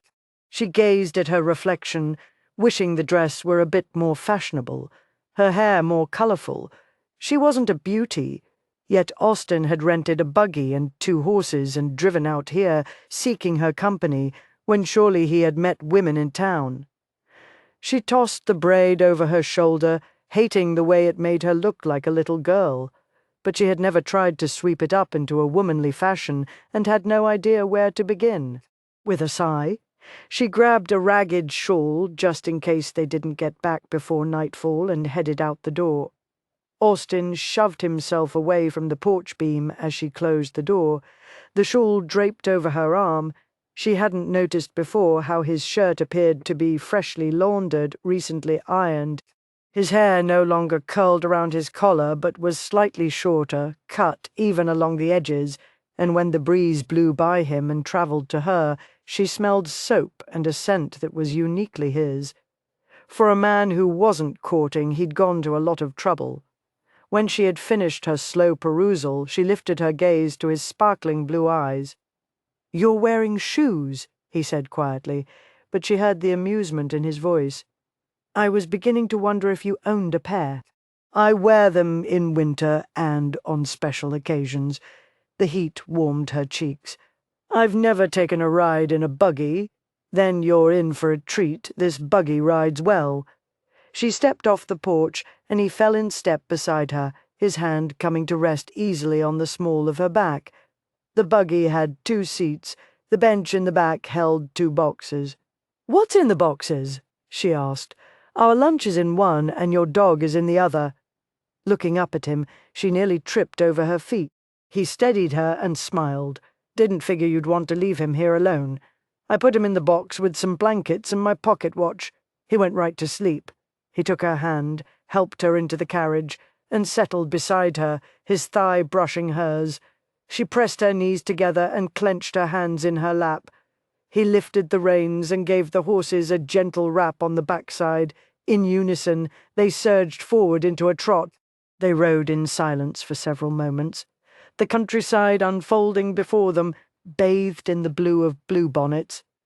"I love this time of year," Laurie said wistfully, "when the flowers coat the hills. Their fragrance reminds me of you." Peering at him, finding his gaze fastened on her, she released a self-conscious laugh. "I gather them up, dry them out, and sprinkle the petals around the house." Sometimes I put them in my bath water." His eyes darkened, and she wondered if he was thinking of the night when he'd washed her. His gaze drifted down to her lips, and she knew he was. "How far away is your old home?" she asked hastily.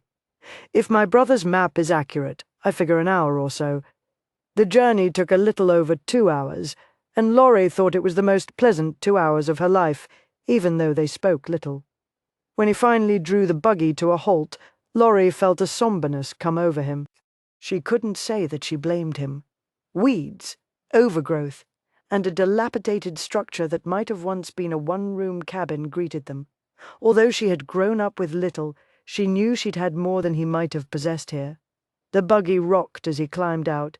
He walked around the horses and came to her side, extending his hand. He helped her out, then reached beneath the seat and gathered up a handful of bluebonnets. She was surprised to feel the slight trembling in his hand as he wrapped it around hers. "I don't remember much about the place," he said quietly as he led her away from the buggy. "How old were you when you left?" she asked. 5. They walked until they reached a towering oak tree, the branches spreading out gracefully, the abundant leaves whispering in the breeze. Hanging from the lowest branch, a swing made of fraying rope and weathered wood swayed slightly. On the ground, to the right of it, among the weeds and briars, stood a wooden marker. Levita Lee, wife and mother. Deeply loved, sorely missed. 1829 to 1865. Austin released Laurie's hand, removed his hat, dropped to one knee beside the grave, pulled at the weeds until he'd made a small clearing, and placed the flowers in front of the marker. He braced his forearm on his thigh and bowed his head. Laurie knew a moment's hesitation, feeling awkward because she was familiar with every aspect of the outer man and understood so little of the man who dwelled inside. Yet from the beginning she had been drawn to him, and the anguish in his eyes that spoke when his voice didn't. She knelt beside him and laid her hand on his forearm, squeezing gently. He turned his hand slightly and moved it back until he was able to intertwine his fingers with hers. "I don't remember what she looked like," he said quietly. "A man should remember his mother. You do remember her, or you wouldn't have felt a need to come here." She touched the blue petals of the flowers he'd set on the ground. "I bet you picked flowers for her." A faraway look came into his eyes and a corner of his mouth quirked up. "Yeah, I did." She laughed, not because she thought it was funny, but because it made her happy. He closed his eyes. "Lord, she had a pretty laugh like music. Did she tell you stories at bedtime?" He opened his eyes, and it gladdened her heart to see that a small portion of the sadness had melted away. "She told me stories, but not with words. She used songs. I remember she'd sit on the edge of my bed, and I'd watch her fingers caress the violin strings as she moved the bow, and the most beautiful sounds flowed from the wood through the strings. I tried so hard not to fall asleep, so I could keep watching her hands. I loved watching her hands." Turning his head slightly, he smiled warmly. "I remember her hands. She had the longest fingers, like yours." Surprise flitted across his face. He lifted the hand she wasn't holding, turned it, and studied it from all angles. "I reckon so. I never noticed before. You should learn to play the violin." She felt his hand stiffen within hers. "You have to hear the music in your heart before you can create it with a fiddle." "I can't do that," he said. "You could try." "I can't." He surged to his feet, pulling her up with him, his fingers tightening around hers as he walked away from the grave. Laurie stumbled as she followed. He swung around, caught and steadied her. "You all right?" he asked, concern clearly reflected in his eyes. Her cheeks grew warm, and she suddenly wished she'd spent the last 5 years practicing to be a lady as her mother had wanted, instead of a hoyden thinking no man would ever look at her the way Austin Lee was looking at her now. She nodded jerkily and gave him a wan smile. "I'm just used to ground beneath my feet instead of leather." As though amused, he slowly shook his head and glanced at her scuffed shoes. Unexpectedly, he dropped to one knee and slapped his raised thigh. "Put your foot up here. What are you going to do?" He grabbed her ankle and lifted her foot. Thrown off balance, she clamped her fingers onto his shoulder to brace herself. She watched in amazement as he freed the buttons on her shoe. She thought about jerking her foot back, insisting the shoes stay where they were, but he dropped his head back, and she fell into the depths of his blue eyes. How many times during the past week had she caught herself staring into the flames of a fire, searching for the warmth of his gaze? He worked her shoe off, and when she would have removed her stockinged foot from his thigh, he covered it with his palm and held it in place. His gaze holding hers, he slowly guided his hands over her ankle, beneath her skirt, up her calf, past her knee, until his fingers grazed the bare flesh of her thigh just above her stockings. Scalding heat shot through her, and she dug her fingers into his shoulders. Using his thumbs, he rolled her stocking down her leg, while his fingers trailed over her skin, his gaze never leaving hers, the blue darkening until she felt as though he had ignited something within her. Her heart beat so hard that she was certain he'd be able to feel the pounding in her toes. He skimmed her stocking over her foot, and finally lowered his gaze to her bare foot. He rubbed his finger over the top of her foot. "You've got the cutest toes. They're crooked," she told him, as though he didn't have a clear view of her toes, as he massaged each toe thoroughly before moving on to the next. Feeling as though every bone in her body was melting, she was surprised she still had the ability to stand. "Did you break this toe?" he asked when he reached the toe next to her biggest toe. "No. My pa had toes like that. He called it a hammer toe. See, it looks like a hammer." He gave her a grin that very nearly caused all the breath to leave her body. She was too aware of him. Memories of his touching her in the ways that a man touched a woman threatened to turn from cold ashes into a blazing fire. She jerked her foot off his thigh, as though he knew exactly what she'd been remembering. He patted his thigh, and his smile grew. "Other foot?" She took a deep, calming breath. "I can take it off," to her embarrassment. Her voice hitched, but he didn't laugh. He just turned those blue eyes on her, challenging her. "Come on, sugar. Give me your other foot before you break your pretty neck." She had never been able to resist a challenge. She stomped her foot onto his thigh. He laughed deeply, richly, like a man remembering what it was to enjoy life. "So you've got a bit of a temper," he said, as he attacked the buttons. "Sometimes." She watched the deftness with which his fingers worked. "Not often." He dropped her shoe to the ground and started gliding his hands over her leg. She wasn't certain she could survive his removing the other stocking, and when he lifted his gaze to hers, she was certain she wouldn't. "Where's your father?" she blurted, to distract herself from the heavenly sensation of his fingers sliding beneath her skirt. He blinked, halting his hands behind her knee. "He died at Chickamauga, so he fought in the war." "Yup. Who raised you then?" "My brothers." He had mentioned the one. "How many do you have?" "Two. They're considerably older than me. Both fought in the war alongside my pa. I don't remember my pa at all, but my oldest brother supposedly looks just like him." He began to massage her knee. "Aren't you getting tired of kneeling?" He smiled warmly. "Nope. I'm getting tired of standing on one leg." He barely looked contrite as he apologized and rolled down her stocking. As soon as her stocking cleared her toes, she removed her foot from his thigh. He didn't appear offended as he stuffed her stocking into a shoe. Laurie took a moment to relish the feel of the grass beneath her soles, but it somehow paled in comparison to his warm thigh against her foot. He grabbed her shoes and unfolded his long, lanky body. "I'll put these in the carriage," he offered. She watched him walk to the carriage, wishing she didn't have so many mixed emotions where he was concerned, dreading the feelings his touch stirred within her, desperately wanting the easing of the loneliness that his presence caused. As often as Dwayne visited, he never managed to take the loneliness away. Austin scooped 2-bits out of the box and set him on the ground, laughing as the dog scampered after a butterfly.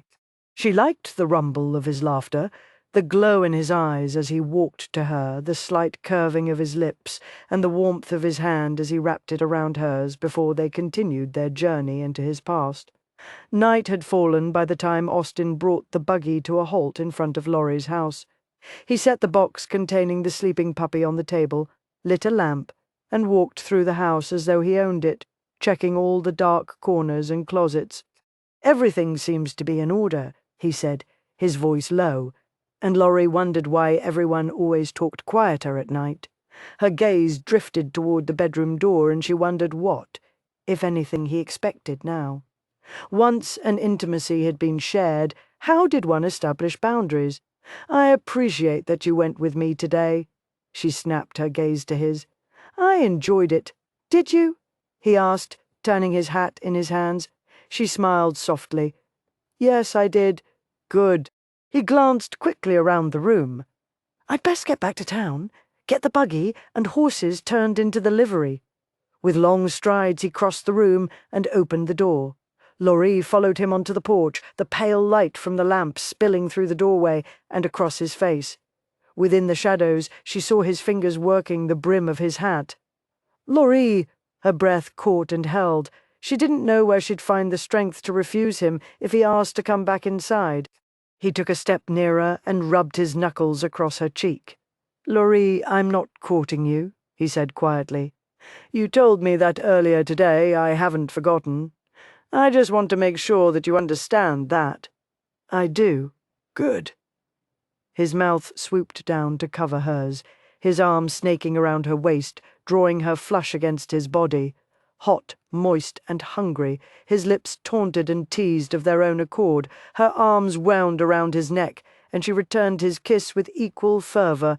She knew it was wrong. She had nothing of permanence to offer him.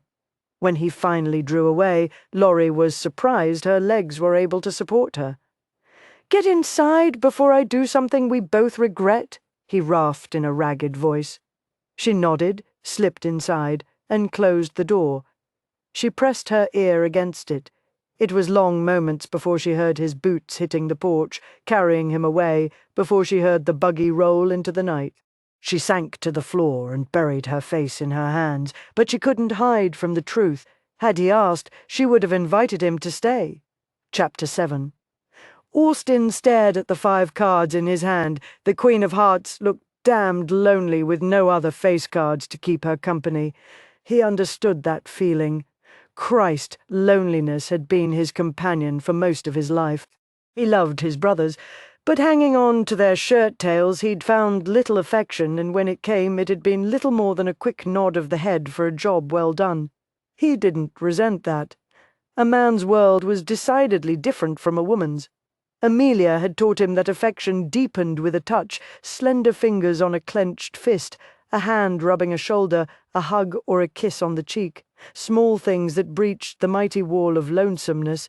But Amelia had belonged first to Dallas, then to Houston, never to Austin.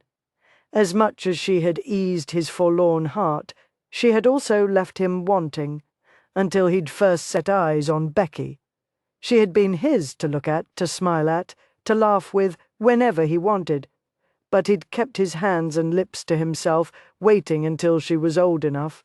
She had been nearly 17 the first time he'd kissed her, and 9 months later he was sitting in a cold, barren cell with nothing but the memories, and the loneliness had increased because he had known what it was to live without it. He told himself that it was loneliness that had him riding out to Laurie Grant's house late into the night. He'd simply sit astride Black Thunder and stare at the shadowed house. More than once he had to stop himself from dismounting and knocking on her door. He didn't imagine she'd appreciate being disturbed from her slumber at 2 o'clock in the morning, and what could he have said?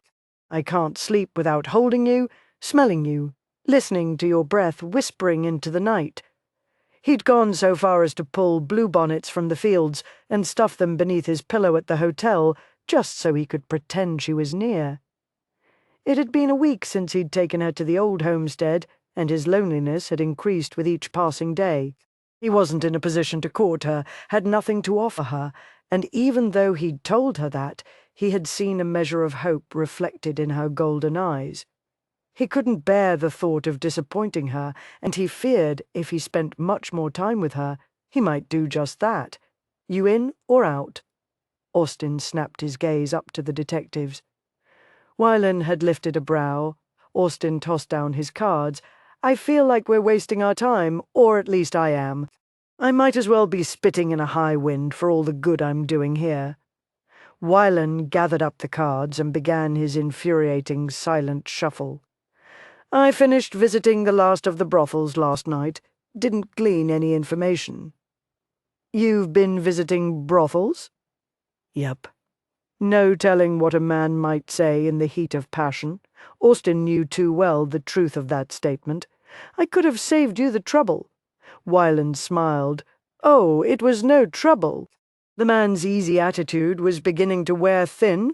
Austin planted his elbows on the table and leaned forward. Boyd McQueen had a preference for boys. The cards Wyland had been shuffling went flying out of his hands, and disbelief swept over his face. What?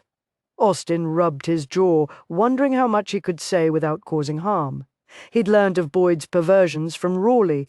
Furious over a past he'd been unable to change, Austin had shot a bullet over Boyd's head in the saloon and announced that nothing would have brought him greater pleasure than to rid the ground of Boyd's shadow.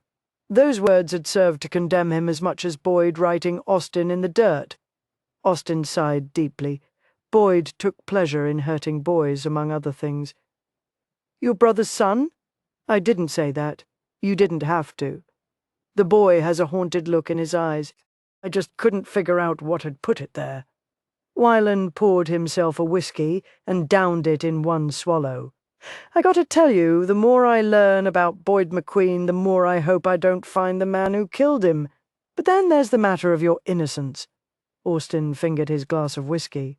I spent 5 years thinking someone had killed him and purposely put the blame on me, the thought of getting even burned inside me. Now I'm beginning to think I just got unlucky. No one set out to hurt me. Someone murdered Boyd, and I got blamed for it. If it hadn't destroyed my life, I'd be applauding whoever killed him, which is the reason I'll keep looking, but this gives me a different angle. An irate father, a young boy McQueen might have hurt who finally grew to manhood. People will be less likely to share that sort of information, but I'll keep that in mind as I'm digging. I'm thinking of heading home. I can't see that I'm doing any good here. Boyd stole 5 years of my life. I don't want him taking any more.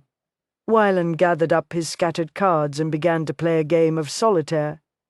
I'm going to stay here a few more days, then head back to Kansas, see if this new information brings anything to the surface. The McQueens had moved to Texas from Kansas several years back. If Dee hadn't brought such joy to Dallas's life, Austin would have wished they'd never left Kansas. Mr. Lee? Austin glanced up at the hesitant voice. Recognition dawned, and he slowly came to his feet. Duane, isn't it? Yes, sir. I was out visiting Laurie today. She looks a mite poorly. I have a feeling you're the cause. But she said, it ain't my place to judge. Gelt cut through him like a rusty knife. He should have honored her request that he never return. That was mighty generous of her. She's a generous sort to a fault, if you want to know the truth. I don't like to see her hurt. I have no intention of hurting her. It was that intention that had kept him away from her when everything inside him wanted to see her again. Well, see that you don't, 'cause you'd have to answer to me if you did. Duane spun on his heel. Austin dropped into his chair and met Wyland's speculative gaze. What was all that about? Personal, Austin said, just before he downed his whiskey, relishing the burning in his gut. Duane obviously had a soft spot for Laurie. Hell, who wouldn't? Nothing that might help me find Boyd's killer. No, but what would it cost me to have you search for another killer? Not a cent. Your brother is paying me enough to find 10 killers. What information would you need? Name helps. Description. Anything at all. What do you know about him? Not much. He killed a family, Mr. Lee. Austin jerked his head around. Duane held out an envelope. I forgot that Laurie asked me to drop this off at the Driscoll for you, but reckon I can just give it to you here. Austin took the envelope, studying the scrawl on the paper that looked as though it had been written with a trembling hand. "Appreciate it." Duane gave him a slow nod before sauntering away. "That from your Laurie? She's not my Laurie." Austin tore open the envelope and pulled out the letter she'd written. The words had joy, fear, and dread weaving through him. He surged to his feet, knocking the chair over. "What is it?" "I was wrong. She is my Laurie. Do whatever it takes to find Boyd's killer. I'm heading back to Dallas's ranch." His Laurie, Austin, stood in the doorway of her bedroom watching her. She was too trusting, leaving the front door and the door to her bedroom open. And the dog wasn't a damn bit of good. It had neither heard nor smelled his approach, but just continued to gnaw on one of Laurie's black shoes near the bed, growling at it as though it were a threat, when the real threat was leaning against her doorjamb. In her daisy-coloured dress, she sat on the floor, her legs tucked beneath her, her toes peering out from under her backside. Her thick braid was draped over her shoulder. She had opened a wooden chest and was slowly removing tiny pieces of clothing, spreading them over her lap and pressing them flat with her fingers, as though each garment was precious as the child growing within her. His child. His knees felt like a couple of strawberries left too long on the vine, until they were soft and worthless. Her note had asked nothing of him. She expected nothing from him. She had simply wanted him to know that she was carrying his child. He'd gathered up his belongings at the hotel, saddled Black Thunder, and ridden hard, every word of her letter emblazoned on his mind, echoing through his heart. He wished he could offer her more than an uncertain future and broken dreams. He shoved himself away from the doorjamb. His boot heels echoed through the room as he walked toward her, his stomach knotted as though someone had lassoed it and given the rope a hard tug. She jerked her head around, the wariness in her golden eyes remaining as he neared. Sweeping his hat from his head, he hunkered down beside her. "Howdy." She gave him a tentative smile, her fingers wrinkling the tiny gown she'd just smoothed across her lap. "Hello. Duane gave me your letter. You didn't have to come." A shaft of deep sadness pierced his soul. "You don't know me at all, Laurie, if you believe that." Tears welled in her eyes as she dropped her gaze to the delicate clothing in her lap. Reaching out with his thumb, he captured a teardrop that slowly rolled from the corner of her eye. "I'm going home, Laurie." She snapped her gaze up to his. "You found the man you were looking for?" "No, but I think it's unlikely that I ever will, after all this time. I spent the past 5 years dying. I want to start living again." She gave him a hesitant smile. "I don't even know where your home is." "West Texas. My brother has a ranch. For as long as I can remember, I've helped him work his spread, herd his cattle." Her smile grew. "I guessed that you were a cowboy. Not by choice. He'd always hated ranching, had always dreamed of leaving.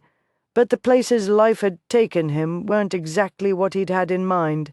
His gaze drifted to her stomach, flat as a board.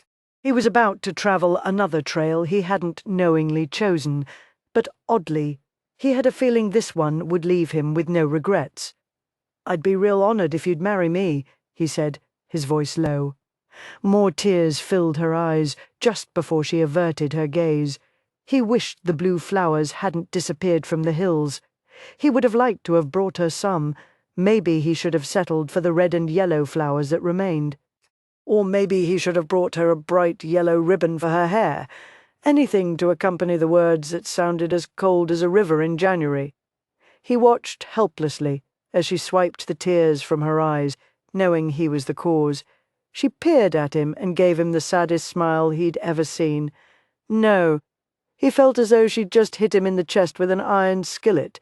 "What do you mean, no? I mean, I don't want to get married." "Then why did you send me the note?" "I just thought you had a right to know about the child." "I have more than the right to know. I have the responsibility to care for it. I'm not going to have him labeled a bastard." She flinched and angled her chin. "Her? What?" "I think it's a girl." That made sense to him, since it seemed the Lee men were only capable of producing girls. "All right, fine, it's a girl. You want her whispered about, 'cause that's what'll happen." He softened his voice. "And they'll whisper about you, too. And don't tell me that there's nobody around to notice. You can't live like a hermit with a child. You can't deny her the world just because you've seen the ugliest side of it. Marry me, Laurie. Do you love me?" Her quietly spoken question was like a fist closing around his heart. "I like you well enough," he answered honestly. "Don't you like me? I like what I know of you, but what do I really know? Till a few minutes ago, your home could have been on the moon as far as I knew. Well, I don't live on the moon. I live in West Texas. And I have the means to provide for you, not in as grand a fashion as I'd like, but I think it'd be tolerable. Tolerable? Damn it, Laurie. I wronged you, and I'm willing to do whatever it takes to make it right. How does convincing me to marry a man who doesn't love me make it right? Maybe it doesn't make it right for us, but it'll make it right for the baby. We have to put her first. Do you still love Becky?" His stomach tightened and he clenched his jaw. Wylan had certainly been right about words spoken in the heat of passion. He'd uttered one word, and this woman was going to hold it against him for the rest of his life. He surged to his feet and stormed from the house. He headed for the woodpile, worked the axe out of the stump, lifted a log, and slammed the axe into it. He tried to put himself in Laurie's place, remembering the relief he'd felt when she'd confessed. There was no Jake. Only for her, there would always be a Becky, his first love. "What are you doing?" she asked from behind him. He tossed the split wood onto the pile and hefted another log to the stump. "Chopping you 20 years' worth of wood. I'm going to repair your house, paint it, and do anything else around here that needs to be done. You don't want to marry me? Fine. But I'll be damned before a child of mine is going to suffer because of mistakes I made. I'll be damned before a child of mine is going to suffer because of mistakes I made." Those words echoed through Laurie's mind as she lay in her bed unable to sleep. They told her a lot about the man. He accepted responsibility for his actions. But then, if she were honest with herself, she'd already known that, had learned that fact about him the first night when he'd chopped wood for a bowl of stew. She didn't know the little things about him, his favorite foods, preferred colors. She didn't know if he danced or sang. But she knew the important things. He was a rare man who thought more with his heart than his head. When he loved deeply, and years didn't diminish his affections even when memories faded. She had seen him weep over the loss of a woman, had watched him place flowers on the 20-year-old grave of his mother, had welcomed his gifts of a burned barn and a puppy.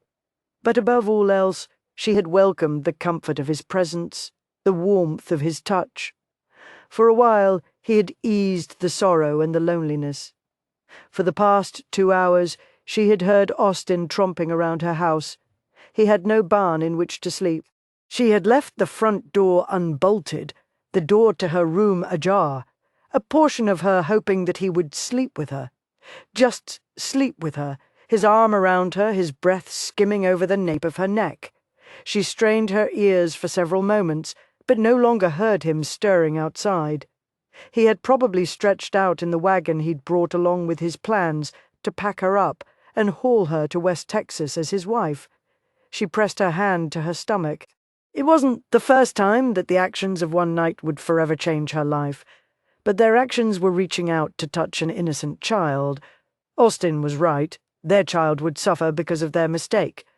Born out of wedlock, she would burden the shame that rightfully belonged to them. She threw off the blankets and scrambled out of bed.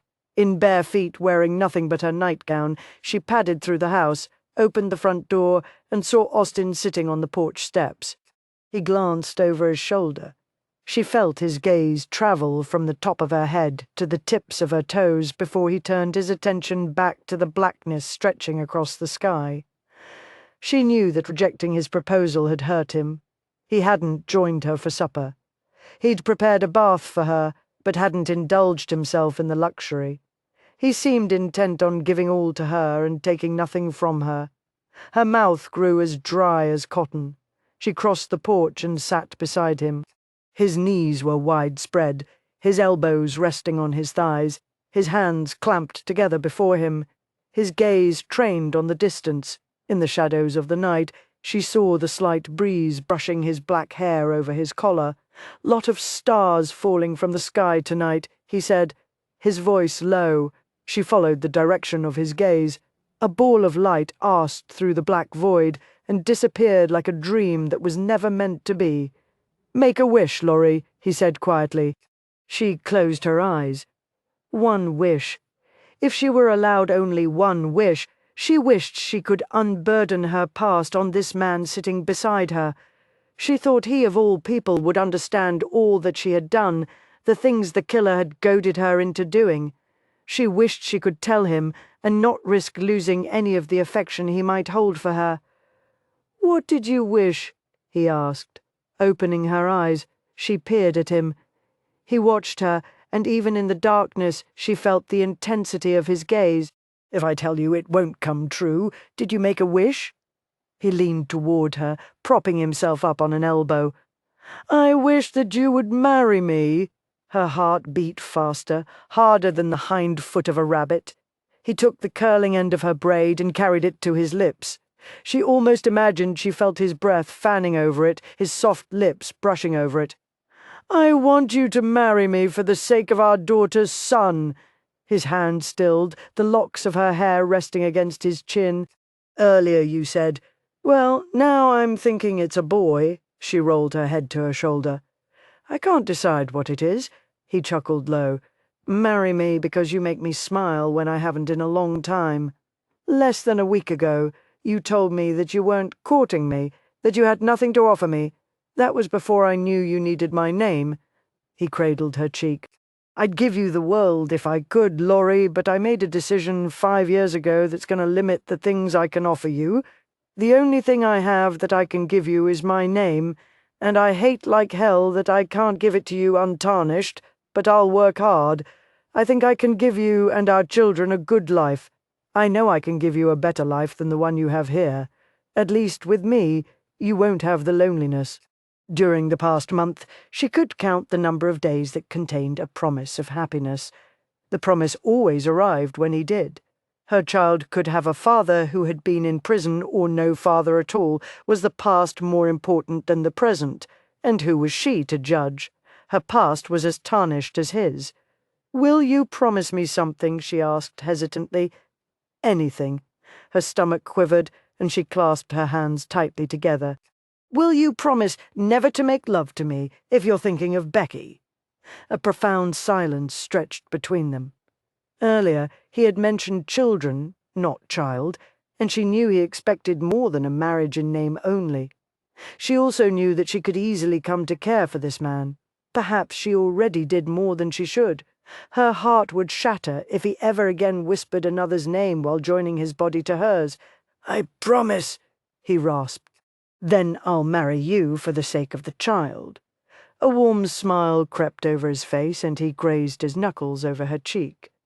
"I'll make it good for you, sugar. You won't regret that you had to marry me." He drew her face toward his and kissed her, not with passion, not with fire, but with an apology and understanding. She knew she'd never regret marrying him, and she hoped he would never discover what she had done, the actions that had prompted her to settle for a life of solitude. For if he did, she feared that he would deeply regret marrying her. Chapter 8. Oh my goodness! As the wagon rolled along, Laurie shifted 2 bits on her lap and stared at the massive adobe structure. Turrets in the corners. A crenellated roof. She'd never seen anything like it. "Is that an inn?" Beside her on the wagon seat, Austin chuckled. "Nope, that's my brother's house." Laurie pressed her hand against her stomach as though to protect the child. "It's so big. I think it's god-awful, ugly. Well, it's not exactly what I would want in a house. What do you want, Laurie?" She turned at the serious tone of his voice. They had been married in Austin, with only Dwayne and his family in attendance. She had worn a white dress and new soft leather shoes that Austin had purchased for her. She'd carried a bouquet of wildflowers that he had picked for her. Nervous as she'd been, she'd also felt a spark of happiness because he treated her with reverence and respect, and he constantly worried over her. Too many years had passed since anyone other than Dwayne had worried over her. He had packed up her belongings, loaded them on the wagon, and travelled slower than a snail's pace for fear the jarring wagon would cause her to lose the baby. At night, they slept within each other's arms beneath the stars, but he never attempted to exercise his husbandly rights. Something smaller, she assured him. Then she smiled brightly. Something much smaller. He returned her smile. I ought to be able to give you that. She slipped 2 bits into his box on the floorboards. He no longer looked like a puppy and was rapidly outgrowing the box. Austin had promised to build a shelter for the dog as soon as they arrived. Are we going to stay with your brother for a while, till we get settled, decide what we want, where we want to live? I have a little money saved up, but it won't get us far. The wagon rolled past a huge barn that bore no resemblance to the one that had sat on her property. She heard the clanging of iron from the blacksmith who worked near the barn. Horses trotted around a large corral. In the distance, she saw a long, narrow clapboard house and a brick building. She felt as though she were travelling through a miniature town. Men wearing chaps and dusty hats sauntered between the buildings. Only a couple acknowledged Austin as he drove the wagon by them. She might have thought he didn't know the others if it weren't for the tightening in his jaw. He brought the wagon to a halt in front of the veranda. A man and woman sitting on a bench swing slowly came to their feet. The man stood as tall as Austin did, and she knew from the facial features that he was Austin's brother. The woman was nearly as tall, slender. She moved gracefully across the porch. You should have sent word that you were on your way home, she said as she floated down the steps. Austin leapt from the wagon, walked briskly to her, and hugged her fiercely. Didn't know how long we'd be. Didn't want you worrying about us. Did you find out anything? His brother asked, and Laurie sensed in the tone of his voice that he was a man who gave no quarter. Not a damn thing, Austin said as he stepped toward the wagon and held his arms up to her. Laurie wiped her sweating palms on her skirt before she placed her hands on his shoulders. He grabbed her waist, and she felt his trembling through her clothes. She met his gaze and saw the worry in his eyes. She tried to give him a smile of reassurance, but feared that she had failed miserably. He brought her to the ground and slipped his arm around her. This is my brother Dallas and his wife, Dee. Dee smiled prettily, and Dallas looked as though he were waiting for a clap of thunder to sound. Did your parents name all their sons after towns? Laurie asked. Yeah, they did. Austin met his brother's darkening gaze. This is Laurie, my wife. Dallas narrowed his eyes. Your wife? Shock rippled across Dee's face before her eyes warmed, and she gave Laurie a sincere smile. Stepping forward, she wrapped her arms around Laurie's shoulders. How wonderful! Welcome to the family! As Dee released her hold, a wave of nausea hit Laurie, and the world suddenly spun around her. She staggered backward. Austin reached out, steadying her. Her cheeks burned as concern swept over Dee's face. Are you all right? Dee asked. Laurie nodded. It's just the baby. I get light-headed when I go too long without eating. The baby? Dallas ground out in a clipped voice. And when is this blessed event to take place? From the tone of his voice, Laurie wasn't certain he truly considered it to be a blessed event, but she wasn't going to let him think she was ashamed of carrying his brother's child. She angled her chin. End of January. Dee, why don't you take Laurie inside and get her something cool to drink? Austin suggested. I'm afraid I might have pushed us a little too hard trying to get here before nightfall. Dee wrapped her arm around Laurie's waist. I'd love to get her out of this heat. Come on inside. Laurie glanced over her shoulder at Austin. Go on, he urged. Austin watched Dee guide his wife into the house. Then he met Dallas's blazing glare. She's your wife, and she didn't know your brother's name, he asked.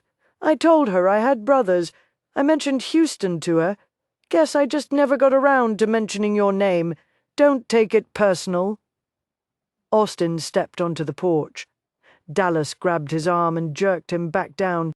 Let me get this straight, Dallas said, his voice seething. 5 years ago you bedded Becky Oliver, and to protect her reputation, you kept your mouth shut and ended up in prison. Now you've been gone less than 4 months and show up at my door with a wife, a pregnant wife at that. Do you have a problem keeping your trousers buttoned? Or do you just have a tendency to get involved with women who have no morals? Dallas's tirade ended the instant Austin's fist made contact with his jaw and sent him staggering backward. He landed hard in the dirt. It took every ounce of control Austin could muster not to pound his brother into a bloody pulp. You don't know a goddamn thing about any of it, and until you do, keep your goddamn mouth shut. Austin stormed up the steps and threw open the door. Laurie, we're leaving. He stalked down the steps, taking deep breaths, trying to calm himself before Laurie got outside. Dallas worked his way to his feet, backhanding the blood trailing from the corner of his mouth. "Where in the hell do you think you're going, boy?" Dallas demanded. "I'm not a boy. If prison does nothing else, it beats the boy right out of you. Where I'm going is none of your damn business," Austin snarled. He spun around at the sound of footsteps and held his hand toward Laurie. "Come on, sugar." Worry etched creases into her brow. "Is something wrong?" she asked, her gaze darting between him and Dallas. "No, I just decided we'd be better off staying at the hotel in town." The anxiety didn't ease from her face. He squeezed her hand. "Honest." He helped her into the wagon, then climbed up, released the brake, and slapped the reins. He'd expected coming home with a wife to be difficult. He just hadn't expected it to rip away the last bonds he had with his family. Staring at the night sky through the window of his office, Dallas felt a need to ride across the plains, climb to the top of one of his windmills, and listen to the clatter created by the constant breeze. Instead, he quietly sipped on his whiskey and wondered where he had gone wrong. He heard the quiet footsteps down the remaining whiskey and set his glass aside. "Are you ready to tell me why Austin hit you?" Dee asked softly. "I questioned his wife's morals. Then I'm glad he hit you. It says a lot about his feelings for the woman.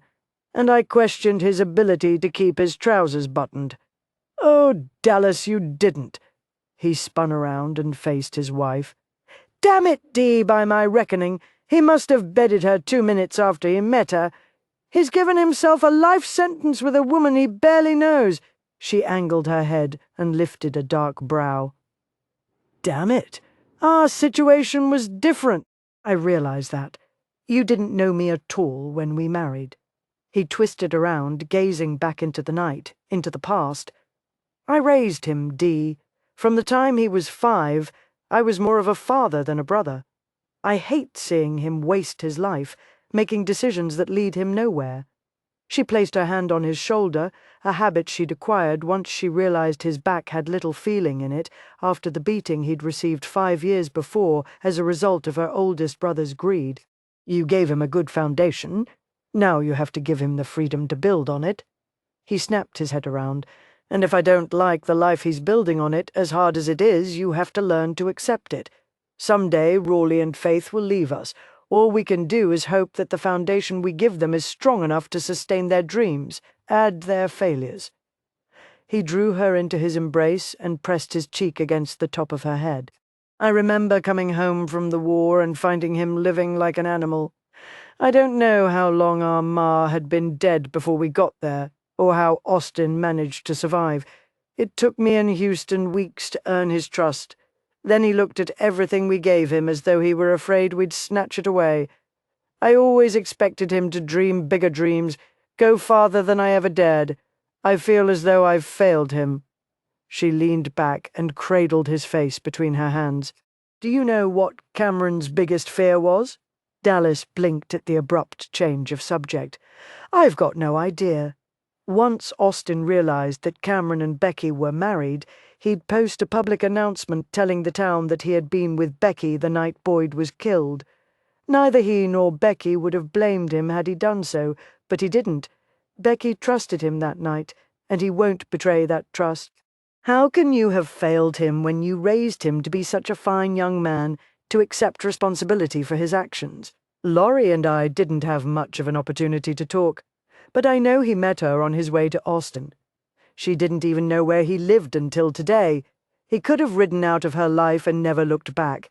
Instead, he convinced her to marry him. You didn't fail him, Dallas. You raised him to be the kind of man you can be proud to call brother. Dallas heaved a weary sigh. If I didn't fail him in the 20 years I raised him, I'm afraid I may have failed him today. Only if you let what happened this afternoon fester between you, he needs us more now than he ever has before, and I'm sure tomorrow he'll wake up with a few regrets of his own. Go talk to him first thing in the morning." "What in the world did I do to deserve such a wise wife?" She smiled seductively. "Come to bed, and we'll try to figure it out." Laughing, he scooped her into his arms and hoped his youngest brother hadn't made the biggest mistake of his life. Holding the curtain aside, Austin gazed into the quiet street where lanterns fought to hold the darkness at bay. He'd never felt so unsure of himself in his life. He heard his wife's movements as she changed into her nightgown behind the screen. The day they were married, they'd returned to her house and slept in her bed. Just slept, holding each other. They'd continued that ritual through the journey, but tonight he needed more. The only family he had left was sharing this room with him, and the memories they'd created spanned only a few weeks.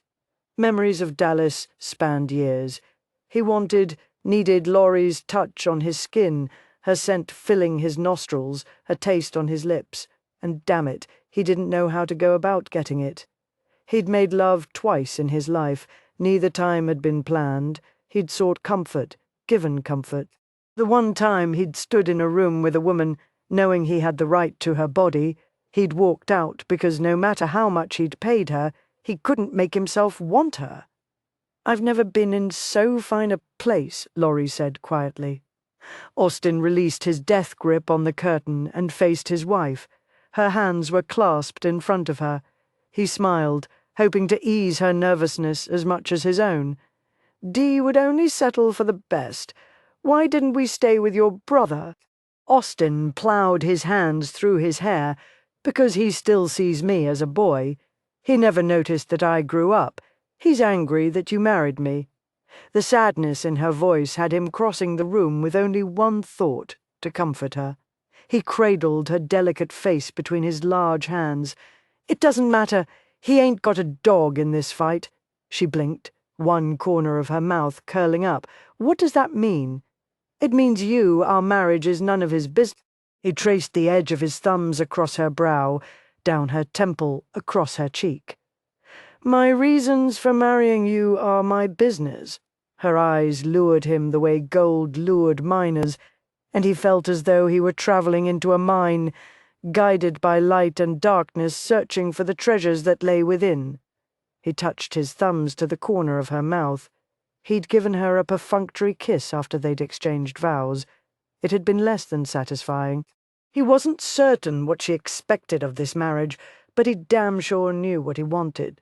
He lowered his mouth to hers, tasting her sweetness on his tongue. Her small hands pressed against his chest, and he wondered if she felt the heavy pounding of his heart. He guided her toward the bed, and they fell together into the deep softness of the mattress. He'd have to remember to compliment Dee on her taste in furnishings. Austin tucked Laurie's finely boned body beneath his. He'd take his time tonight, go slowly, savoring every moment, every inch of her, making certain he caused her no discomfort. He trailed his lips along the slender column of her throat and dipped his tongue into the hollow at the base of her throat.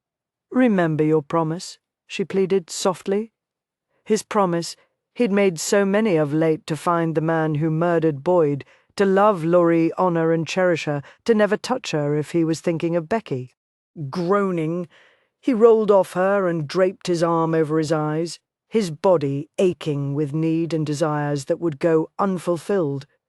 He felt the stiffness of her body as she lay beside him. She hadn't moved, not a finger, not a toe. He wasn't even certain if she was still breathing. He peered out from beneath his arm and watched a solitary tear escape from her tightly closed eyes and trail toward her ear. Anger Sadness, guilt swamped him. He swung his legs off the bed, sat up, and rubbed his hands up and down his face. Then he stood, jerked his hat off the bedpost, and headed for the door. "Where are you going?" "I need some fresh air." He yanked open the door, stopped, and looked over his shoulder at the woman who was now sitting up in the bed, her face a mask of anguish. "I wasn't thinking of her, Lorraine," he said, his voice low. "But I'm not going to make that announcement every time I touch you. You're going to have to learn to trust me to keep my promises." He forced his tense body not to slam the door in his wake. He strode from the hotel, the sultry summer night wrapped around him, offering no comfort. His boot heels echoed over the boardwalk. He stepped off the planks and allowed the dirt to muffle his passing. He came to an abrupt halt in front of the general store. He saw a pale light glowing within a window upstairs. He wondered where the boys slept. He wondered where Becky and Cameron held each other through the night. He started walking again, toward the far end of town. He heard the tinny sound of an off-key piano wafting out of the saloon. A bottle of whiskey appealed to him, but he'd never enjoyed drinking alone, and the drinking companion of his youth was probably making passionate love to Becky right about now. He went to the livery, saddled Black Thunder, and rode into the night, trying to escape the invisible prison that surrounded his heart. He felt the terror that had engulfed him when they'd put him in solitary confinement. The loneliness had been absolute, frightening. Just as it was now, loving Becky had been so easy. They had never argued, she had never questioned. But as he rode, it wasn't Becky who haunted his thoughts. It was Lorraine with golden eyes that didn't quite trust him, and a heart that might never be his. Chapter 9. Holding his hat in a tight fist, Austin leaned against the beam of Dallas's veranda and watched as dawn brought the majestic colors to the day. He remembered a time when he'd celebrated dawn with his violin. Now, more often than not, he welcomed it with a curse. The front door opened. Dallas stepped beneath the archway and stumbled to a stop when his gaze rammed into Austin's. Austin shoved himself away from the beam. "I'm here to grovel. I've got a wife, a baby on the way, and no way to support them. Cameron is probably the only one in town who'd hire me, but I can't see me stacking cans and sweeping floors." He swallowed hard. "But I'll do it if I have to." "Good morning to you, too," Dallas said, a corner of his mouth lifting his mustache. Austin slumped against the beam. "Needed to spit out what I came to say before I lost the nerve to do it." Dallas gave a slow nod as he walked to the edge of the veranda. The morning sun hit his bruised face. "How's your jaw?" Austin asked. "Sore. You knocked a damn tooth loose." Austin flinched. "Sorry." "I deserved it, and it was less painful than the dressing down my wife gave me last night." Dallas settled his black, broad-brimmed Stetson on his head and stepped off the veranda. "I was just coming to look for you. Since you saved me the trouble of finding you, why don't you take a ride with me?" Austin knew his brother well enough to know he never asked. Even words that sounded like a question were an order. Austin swung up into the saddle as Dallas mounted the horse his foreman brought him. Then, as he had for most of his life, he followed the trail his brother blazed. They rode in silence for long moments, the plains opening up before them. Austin had never appreciated the wide expanse of land as his brother did. Until recently, towns had appealed to him. The constant movement of people going places, the rumble of wagon wheels, the clop of horses' hooves. "I never knew what your dreams were," Dallas said, his deep voice rumbling over the prairie. "But I figured they'd take you beyond this place. You always looked toward the horizon, like maybe you'd inherited Pa's wandering streak.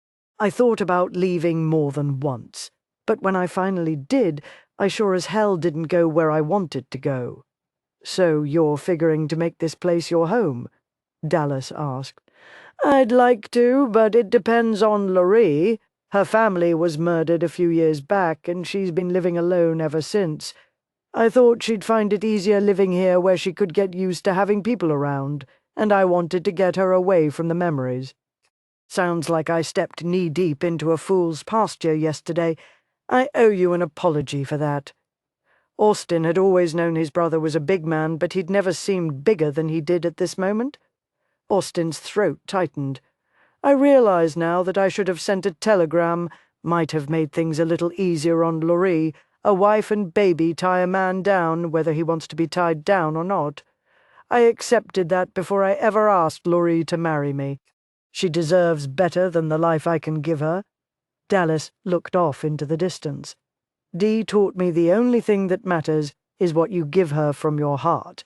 My heart's not entirely free. Dallas pierced him with a darkening gaze.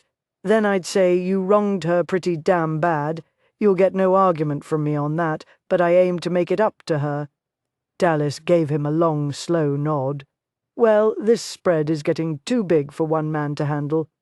Reckon I could use some help. Same pay as before. A corner of Dallas's mouth lifted up, carrying the end of his mustache with it. Those were a boy's wages. He rubbed the bruise on his jaw. As you so tactfully pointed out to me yesterday, it's time I realized you were a man. Let's head back to the house and we'll settle the particulars. Laurie stood on the boardwalk outside the hotel. The town had grown. She never would have recognized it if it weren't for the hotel.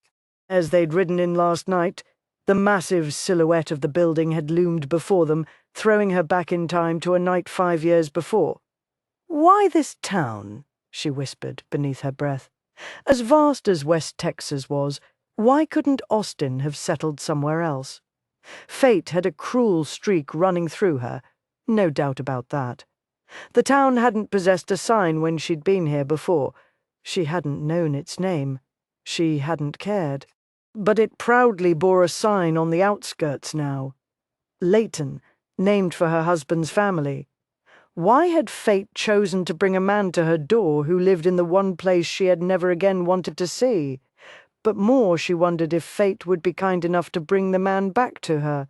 He hadn't returned to the hotel room last night, and she wondered where he was, if he'd abandoned her. She wished she'd kept her insecurities to herself. What did it matter if he thought of someone else as long as he held her? Stupid, stupid girl, she chastised herself. She had known by the pain reflected in his gaze that she'd hurt him to the core. She wanted to trust him, but life had taught her to value caution, and because of life's lessons, she knew she needed a gun. She strolled along the boardwalk, her stomach quivering as people skirted past her. The men touched their fingers to the brim of their hats. Some even smiled at her, but she refused to look any of them in the eye. She was grateful when she saw the sign for Oliver's General Store. She slipped inside, cringing when the cowbell above the door announced her arrival. A woman standing behind the counter looked up and smiled warmly.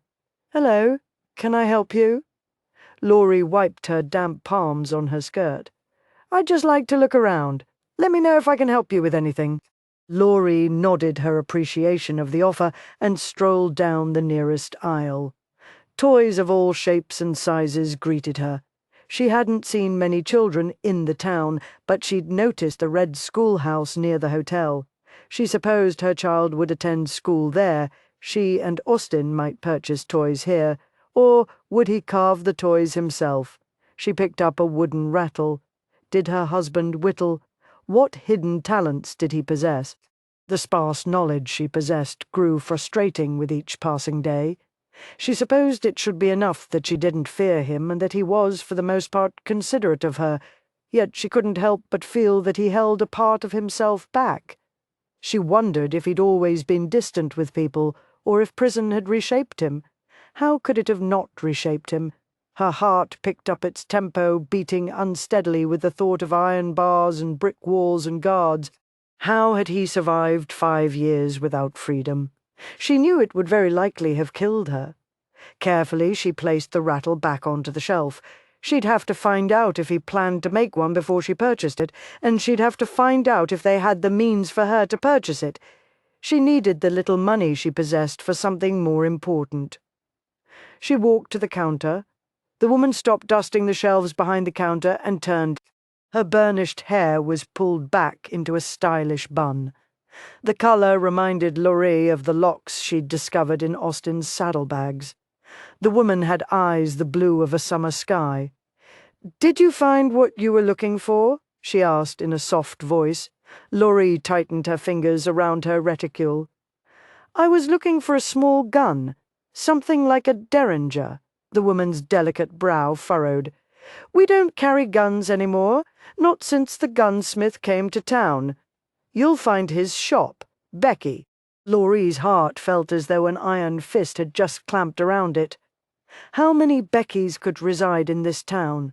How many with hair the shade of autumn leaves? A tall man stormed through the curtain behind the counter. With his hand he combed his blonde hair off his brow.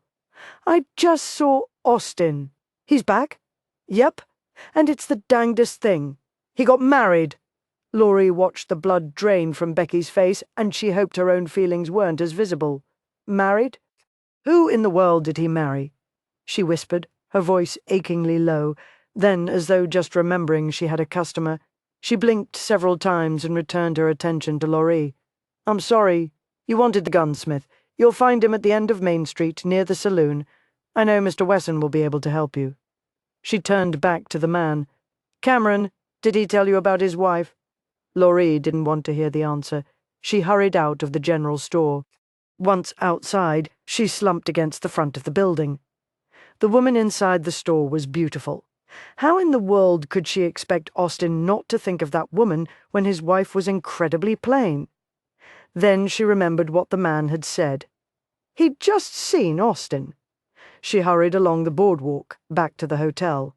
She rushed inside and up the stairs, bursting through the door to their room. Austin stood near the bed, stuffing her clothes into her suitcase on the bed. He jerked back, his brow deeply furrowed. Where have you been? She closed the door more quietly than she'd opened it and eased into the room. I needed something. I went to the general store. He reached across the bed, grabbed her nightgown, and shoved it into the bag. We're going back to Dallas's. I met a woman at the general store, a Becky. He stiffened. Her heart pounded so hard that she was sure he heard it. Is she your Becky? No, she is not my Becky, he replied through a clenched jaw. He grabbed her hairbrush from the bedside table and threw it into the bag. Was she your Becky? She asked, unable to let it go for reasons she couldn't understand. With one rapid-fire movement, he sent her bag and everything in it crashing to the floor. She stumbled back. She'd never seen him truly angry and wondered if she'd pushed him too far. He dropped onto the bed, planted his elbows on his thighs, leaned forward and buried his face in his hands. She heard his harsh breathing, saw the tenseness in his shoulders. He held out a hand. Come here. But her feet remained rooted to the spot. She knew nothing about how he acted in anger. If he gave as much of himself to anger as he did to passion. He looked up, the torment in his eyes deepening as he met her gaze. Come here, Laurie, please. The anguish in his voice had her walking toward him, seeking to comfort him for the painful memories her constant badgering brought him. As she neared, he reached out, clamped his hand on her waist, and brought her to stand between his thighs. He took a deep, shuddering breath, staring at a button on her bodice. Yes, she was my Becky. He tilted his head back, his deep blue gaze capturing hers.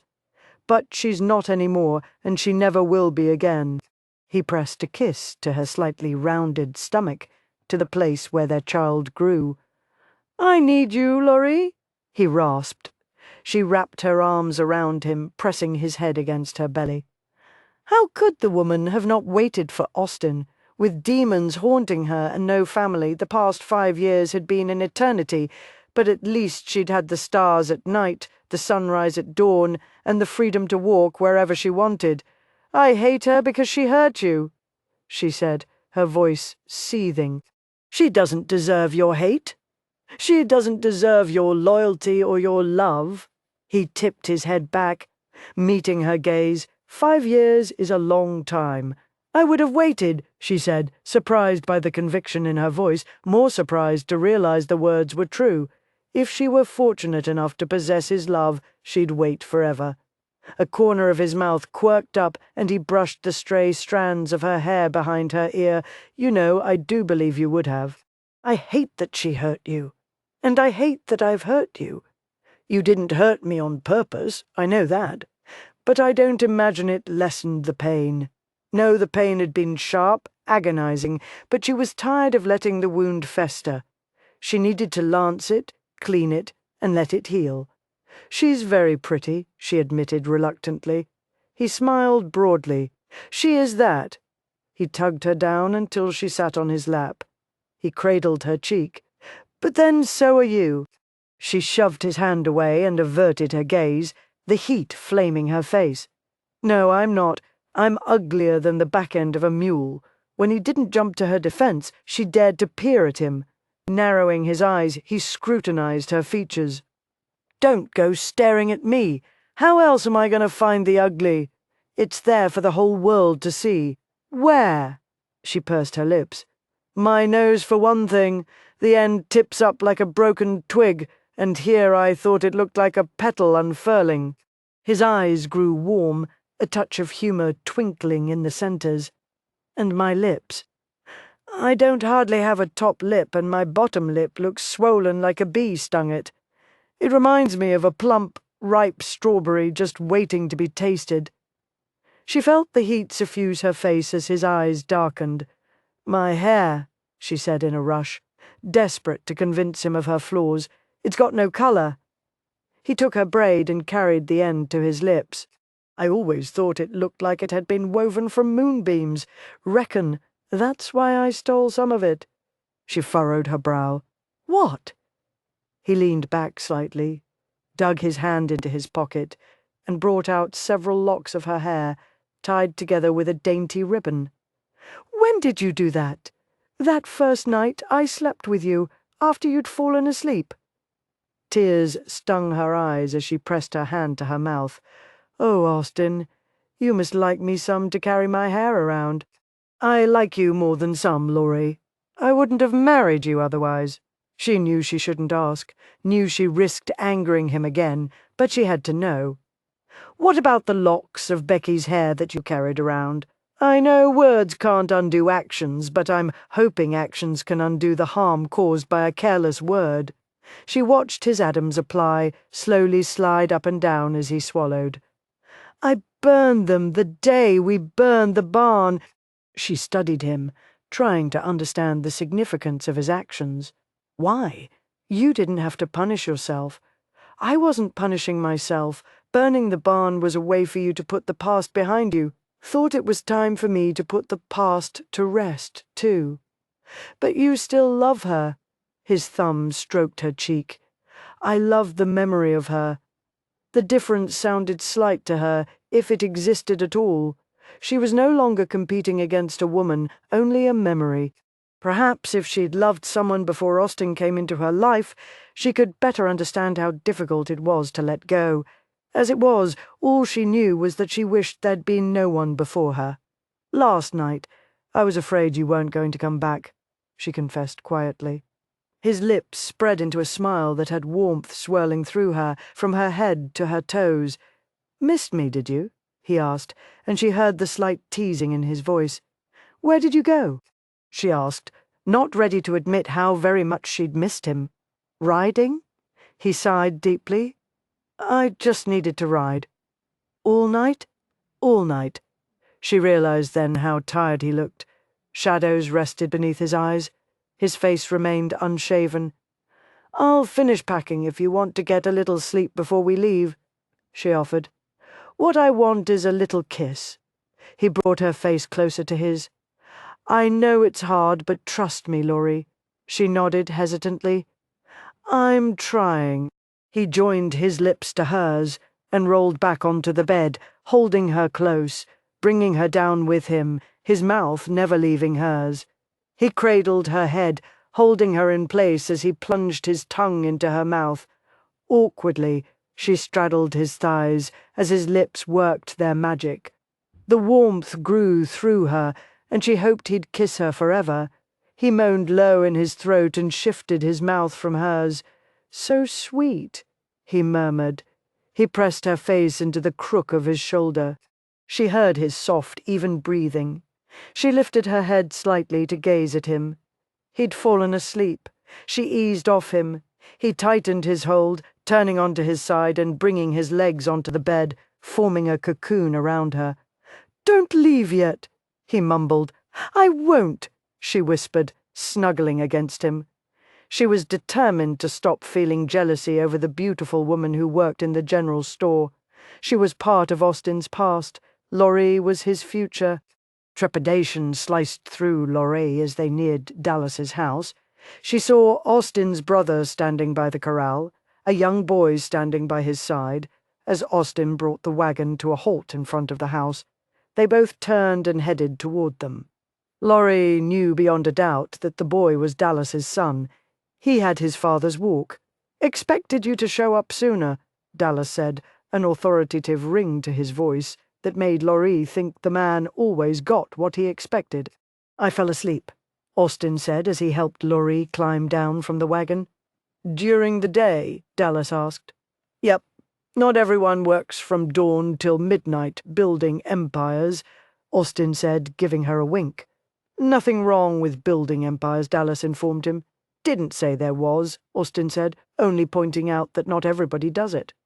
Once she was firmly on the ground, Laurie glanced around, feeling like a bush surrounded by mighty oak trees. Even Dallas's son stood inches above her. Dallas swept his hat from his head. "Think I forgot to welcome you to the family yesterday before she knew what he was about." He'd taken her hand, leaned forward and kissed her cheek. "It's a pleasure to have you here," he said as he released her hand. "This is my son Rawley." The boy swept off his hat in much the same manner as his father had. "We're right pleased to have you here, Aunt Laurie." He cast a furtive glance at his father, who gave him a nod of approval, and she wondered how many times they'd practiced his greeting. Two Bits chose that moment to make his presence known. He leapt up, placed his paws on the side of the wagon, and began barking. A broad smile split Rawley's face as he rushed to the wagon. "You got a dog?" "Yep. Why don't you take him out?" Austin suggested. "He's probably ready to do some running around." Rawley lifted Two Bits into his arms. The dog squirmed, snaking out his tongue to get a taste of Rawley's nose. Rawley set Two Bits on the ground and dropped to his knees to rub the dog's stomach as he rolled onto his back. "What's his name?" Rawley asked. Two Bits, Laurie told him, an ache in her heart. The boy very much reminded her of her brother. She judged him to be near her brother's age before he died. Rawley glanced over his shoulder, his face skewed up. "Who named him that?" "I did," Austin said. "Why don't you take him around to the back?" "We'll probably need to tie him up for the night so he won't run off," Austin said. "He can stay in my room," Rawley suggested. "I don't think so," Dallas said. Rawley's face fell even as he gave his father a brusque nod. "Come on, Two Bits," he called out as he began running. The dog chased after him like he'd found a new friend. "Rawley!" Dallas yelled. The boy stumbled to a stop and spun around. "Yes, sir? It's warm enough you can bed down on the back porch tonight if you've a mind to." Rawley smiled brightly. "Thanks, Mr. D." Laurie turned her attention back to Dallas in time to catch a glimpse of a grimace before he wiped it from his face. "Still can't get him to call you Pa?" Austin asked. Dallas shook his head. "Nope, but it doesn't matter. He's my son. I'll find Dee. She's bound to have an empty room or two that you can put your belongings in," Dallas said. Laurie waited until Dallas disappeared into the house before asking, "Why doesn't Rawley call him Pa?" Dallas and Dee adopted him. He wasn't treated too kindly before they took him under their wing. Think he still finds it difficult to trust men. Did someone beat him? Among other things, as though signaling an end to the conversation, Austin took her hand. "Come on, I'll show you around the house." Had he not told her, Laurie still would have known which bedroom had belonged to Austin. Smiling, she picked his rumpled shirt and breeches off the floor. "Guess Dee hasn't been in here since I left," he said as he set her suitcase on the bed. She didn't think anyone had been in the room. It carried his lingering scent, faint because of his absences, but ingrained because of the years he had slept here. He jerked the blankets on the bed up to cover his pillows and grinned sheepishly. Never saw much point in making a bed in the morning just to unmake it at night. He wiped his hands on his backside. "Let me talk to Dee about some clean sheets." He headed out the door, and Lorraine wandered around the room. She imagined it to be a reflection of the man he'd been before prison. It was sparsely furnished, as though he'd never planned to stay. A bed, a bureau, a dresser. No portraits adorned the walls. Nothing hinted at permanence, but it was his room, and on the dresser rested a violin. Reverently, Lorraine trailed her finger over the dull varnish. Chip here, a scratch there, did not diminish the beauty of the instrument. Still, it looked forlorn and lonely. Dee thought the maid had cleaned in here, Austin said as he came back into the room. She said she'll send Maria in to take care of it for us. I can change the bed. Enjoy the luxury of being waited on, because you'll only get it while you're here. Your brother is very wealthy, isn't he? Yep. But I don't envy him that. He worked hard for every penny. She turned her attention back to his dresser. Is this the violin your mother played for you? Stuffing his hands in his pockets, he slowly approached her. Yeah, it is. My father played the violin. He thought music was important. He'd take me into Austin once a week so I could have a piano lesson. I had no natural talent, but I tried to learn. I could teach you what I know. You could play your mother's violin. No, but it would be a tribute to your mother. A way— No, I can't play and you can't teach me. But how do you know if you don't try? Trust me. I know, baffled. She watched him turn for the door. She didn't want the moment to end with disappointment. Austin? He glanced over his shoulder. I'm just going to get the rest of our things. She gave him a hesitant smile. Do you think you could draw me a map of the house so I don't get lost when I wander through it? He grinned. It's god-awful big, isn't it? Dallas doesn't do anything in small measures. I guess they're planning to have a large family, she offered. His grin eased away. They were planning on it, but Dee had an accident a few years ago. She won't be giving Dallas any more children. She wrapped her arms around herself. I'm so sorry will my being here and having a baby upset her. Austin shook his head. One thing about the Lee men, they tend to marry generous women. He disappeared through the door. Laurie crossed the room, opened a double set of doors, and stepped onto the balcony. She was glad they'd left the town. It had stirred up memories that had kept her from sleeping the night before. She hoped that tonight Austin's presence would hold the nightmares at bay. Chapter 10. Blood, it was everywhere, rich, red, warm, glistening in the night, coating her hands, soaking through her clothes. She couldn't stop it from flowing like a raging river. She was drowning in the blood. The scream ripped through the tranquil night. Dallas jerked upright as Dee rolled away from his side and turned up the flame in the lamp. What in the hell was that? Dallas asked. The terrorized shriek came again.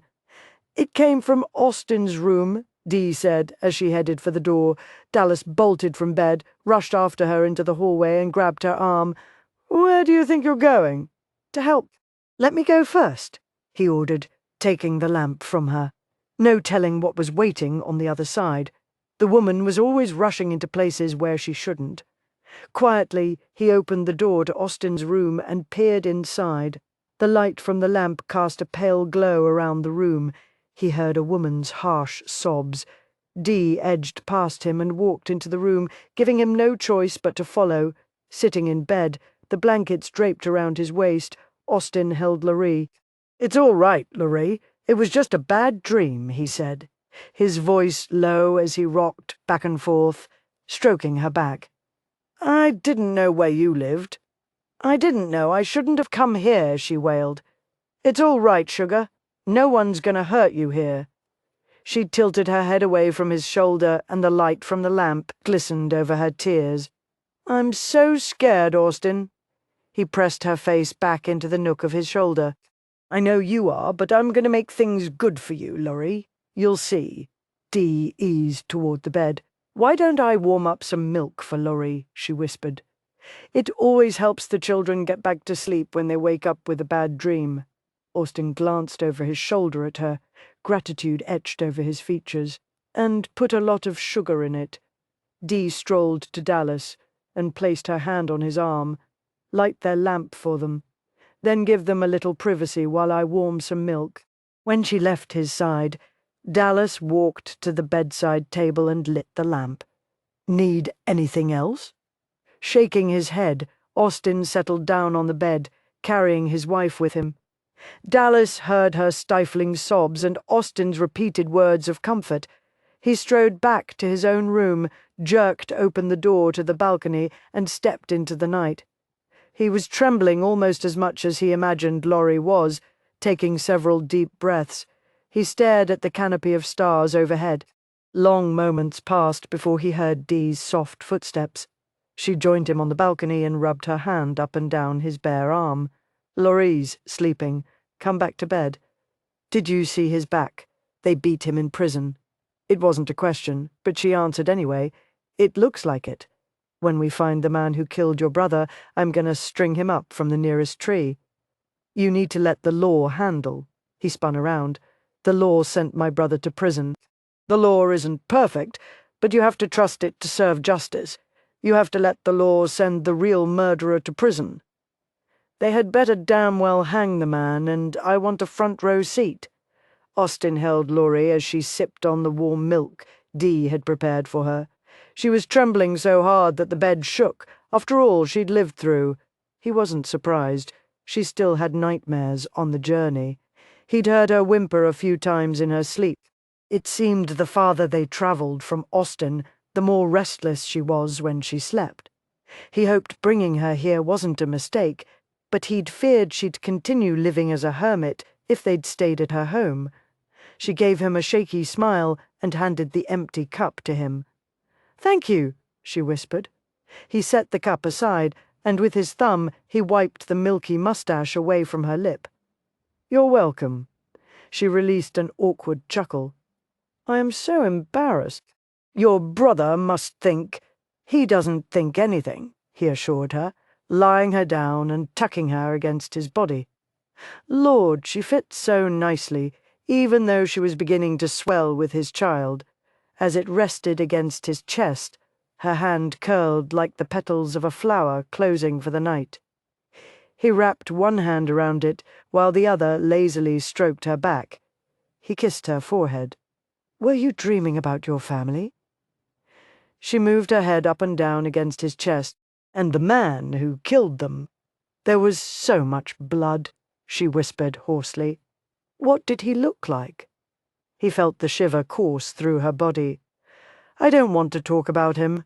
While I was in Austin, I talked with a detective about hunting the man down." She jerked away and stared at him, fear reflected in her eyes. "What?" "I thought it would put your mind at peace if the man was found and hanged for what he did to your family, but I couldn't give the detective enough information." "If you tell me what you know about him—" She shook her head violently. No, I don't want him looking." "Sugar, I'm not going to let the man hurt you. No!" She buried her face against his chest. "It's been over 5 years. Please just let it be.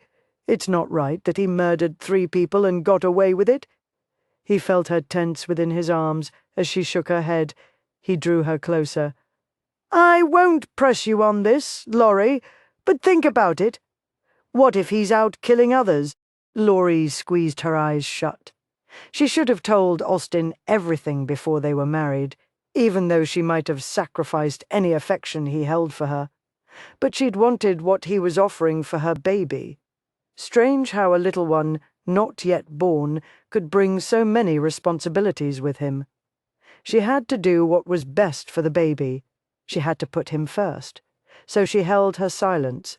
Detectives searching for the man who had killed her family was a worse nightmare than the one that had woken her up screaming.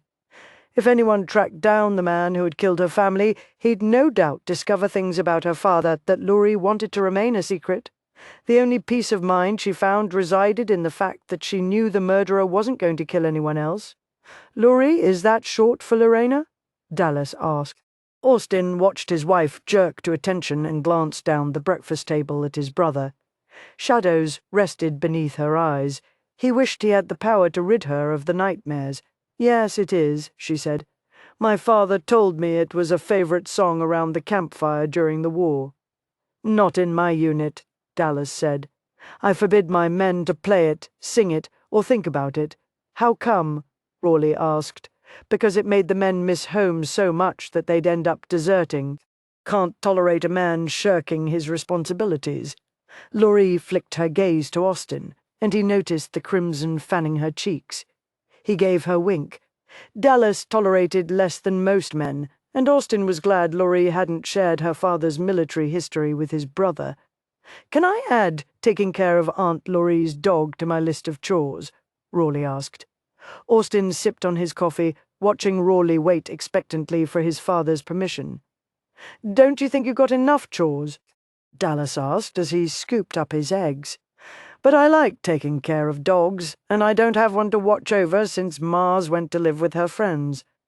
Out of the corner of his eye, Austin saw his wife lean forward and glance down the table at Dee while she carried her litter. "She got a bit testy, so I thought it was best to set her free. She still comes up to the house, but not as often," Dee said. Laurie shook her head. "I don't understand why you set if free. It was a prairie dog," Dallas said with disgust. Laurie blinked, confusion mirrored in her eyes. "You had a prairie dog as a pet?" "Yep," Austin said, grinning broadly. "Dallas even made it a leash. Carved the dog's name right into it. Me and Rawley want a dog," Faith piped in from her high chair beside Dee. "Maybe you can borrow your Aunt Laurie's for a spell," Dallas suggested. "Can we, Aunt Laurie?" Rawley asked. "I'll take real good care of him." Laurie smiled softly. "I'd appreciate the help." "Now that that's settled," Dallas began. Austin listened with half an ear as Dallas rattled off all the things that Austin needed to tend to that day. He remembered a time when he'd handled his chores and still had time to go into town and visit with Becky. Right now, it seemed his list of responsibilities would leave him with little time to visit his wife.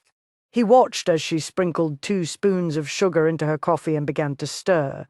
Austin reached across the table and took her cup from her. When she started to protest, he silenced her with a lifted brow. Then he scooped 4 more spoons of sugar into the brew before handing it back to her. "There's no shortage of sugar around here." Her cheeks took on the hue of a sunrise. "Most people don't use as much sugar as I do. Maybe if they did, they'd be as sweet as you are." Her blush deepened, and she lowered her gaze to her plate. "Have you heard a damn word I've said?" Dallas asked. Austin shifted his gaze to the end of table. "Heard every word. I want to take Laurie over to Houston's this morning so she can pick out a horse." Narrowing his eyes, Dallas rubbed his thumb and forefinger over his mustache. "Reckon Amelia will have you hide if you don't take Laurie out and introduce her." Austin gave his brother a nod. "I figured the same thing. I'd rather face your wrath than Amelia's." Dallas leaned back in his chair and laughed. Austin drew Dallas's buggy to a halt, unable to do little more than stare at the huge unfamiliar house. A balcony jutted out from a room on the 2nd floor. Some sort of fancy railing circled the porch that circled the house. One side of the house eased out into a half-circle. Bright yellow curtains billowed out from large windows. "What's wrong?" Laurie asked. "Houston has always preferred solitude. I just never expected to see him with neighbors." "It certainly is a fancy house," Laurie said. "Yep," Austin responded, apprehension taking hold of his gut. He slapped the reins, sending the 2 black mares into a trot. Beyond the corral where Houston worked with a Palomino Mustang, Austin saw the house he had helped to build. It appeared abandoned. Austin shifted his gaze back to the larger house. A woman stepped onto the porch and waved, a tiny girl planted on her hip, another girl clinging to her skirt. "Good Lord," Austin muttered. Laurie leaned toward him. "What?"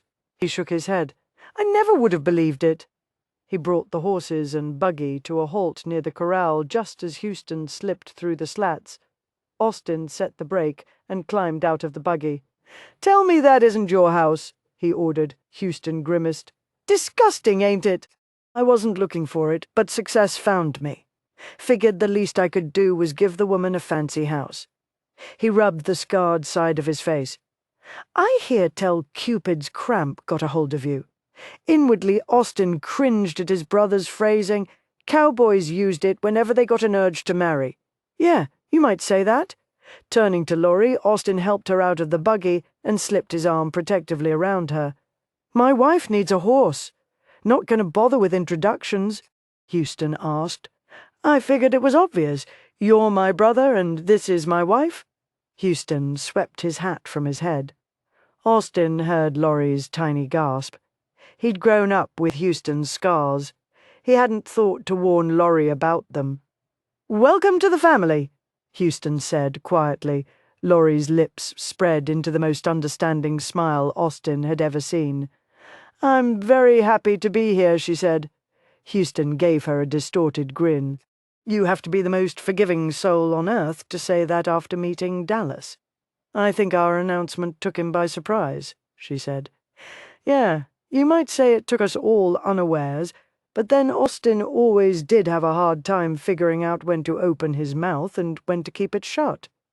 How long were you planning to stay out here with the horses, instead of bringing your wife to the house so I can meet her? Austin spun around at Amelia's welcoming voice. She waddled toward him, a girl in each arm. Houston strode toward her and took both girls from her. I told you not to carry them, he said. You tell me a lot of things, she said, her voice laced with teasing. Austin grinned at her swollen stomach. I'll be when I was home before Dallas said you had to be carrying another one 'cause you weren't eating. Amelia laughed. I can't eat anything for the first 3 months. You'd think I'd get skinny, but I just keep getting more plump with each girl we have.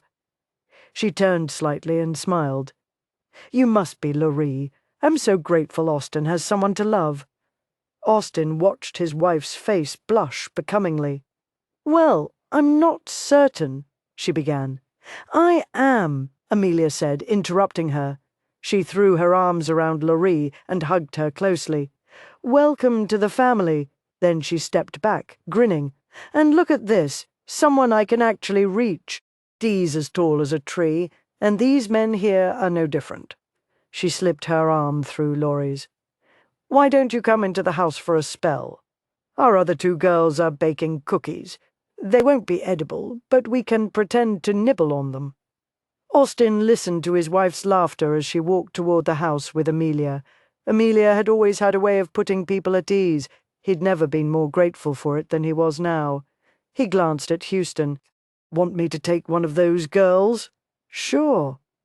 Houston handed the smallest one over. Which one is this? He asked. AJ. Austin shifted her in his arms. Hello, AJ. I bet you don't remember your Uncle Austin, do you? She covered her eyes and buried her tiny nose against his shoulder. Lord, she was incredibly small and warm. A knot rose in his throat with the thought that he'd soon have one of these of his own. Since you came in Dallas's buggy, I reckon the 2 of you mended your fence, Houston said. He told you about that, did he? Austin asked. Houston gave him a lopsided grin. Yep. What's so funny? The whole world is afraid of Dallas. He's only been hit twice in his life, and both times the fist was attached to one of his brothers. Austin chuckled. I'd forgotten that you'd hit him. I never knew why. Houston shrugged and started walking toward the house. Austin took off after him. Why did you hit him? He questioned Amelia's virtue. I took exception to his doubts. Austin was relieved to know Laurie wasn't the only one whose virtue Dallas had doubted, but he also knew that Amelia had been long married before she began to swell with a child. Austin swallowed hard. Laurie's pregnant. Houston glanced over at him. I know. She's a decent woman. Never doubted that for a minute. Hell, Austin, I took you to your first whorehouse, and you walked out as pure as you were before you went in. Decent women are the only kind that ever appealed to you. Don't suppose you happened to mention that to Dallas when he came by? Figured he knew since he told me if anyone dared to look at your wife with anything but admiration, they'd answer to him. The knot in Austin's throat tightened a little. I wasn't sure how he felt. You're his baby brother. He would have sheltered you from the world if he could have. And that's probably where he went wrong. Some lessons have simply got to be learned the hard way. Laurie folded the blanket, placed it in the box, and lifted her gaze to the woman standing on the other side of the bed who was doing the same thing. "I hope we haven't hurt your feelings." Dee glanced up. "Of course not.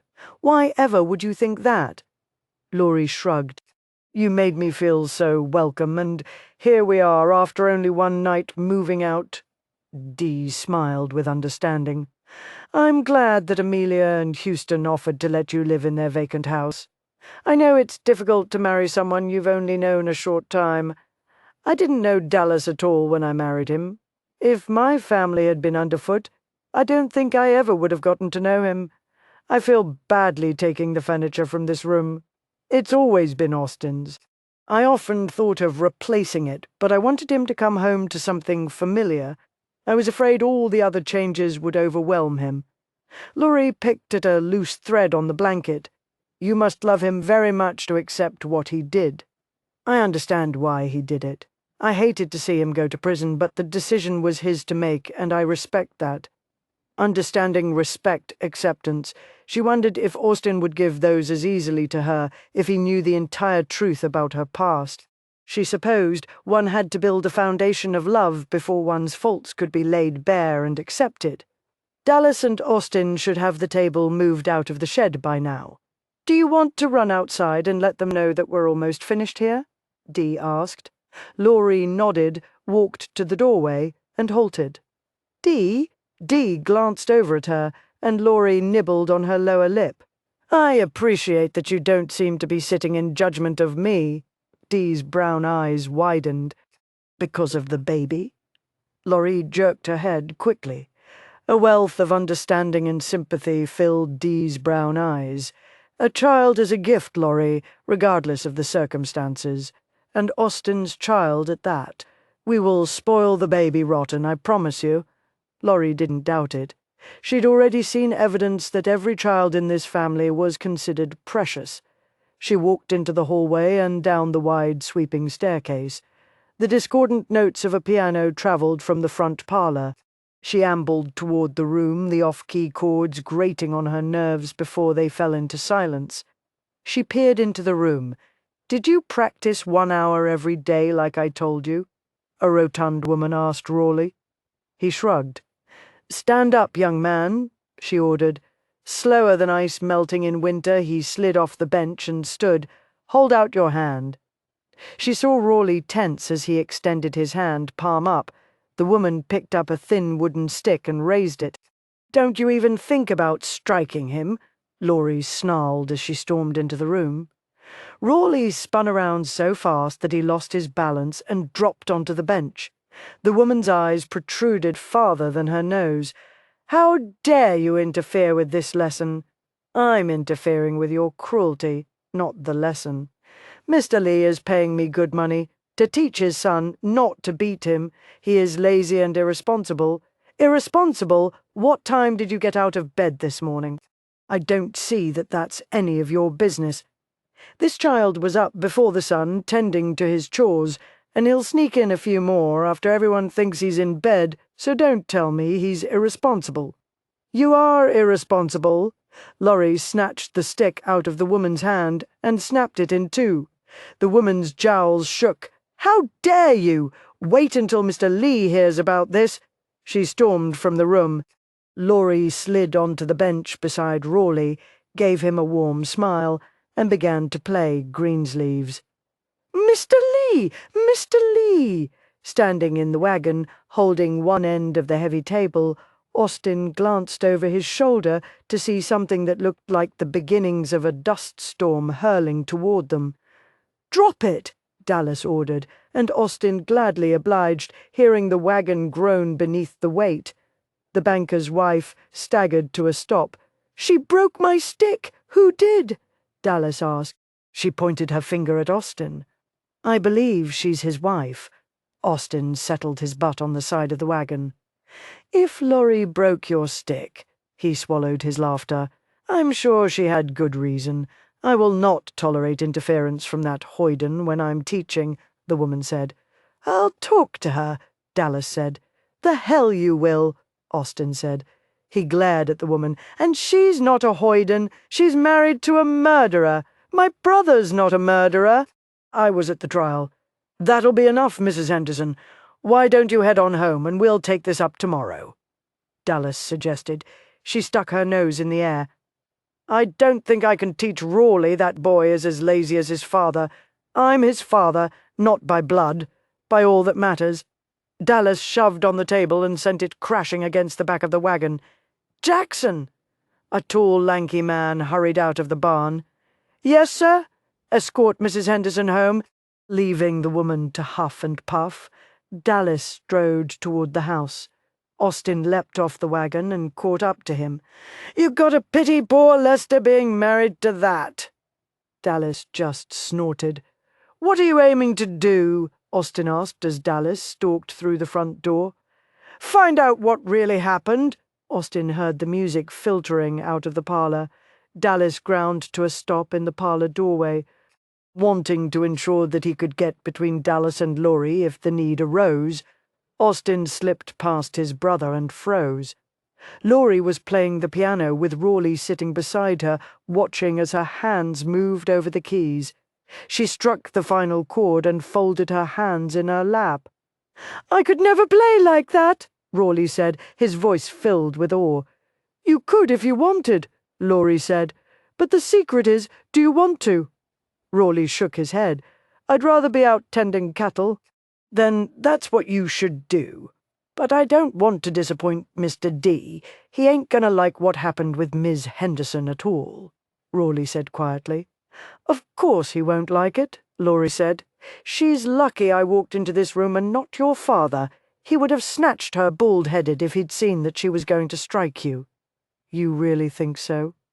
"I know so." She shifted on the bench. "Rawley, he loves you very much.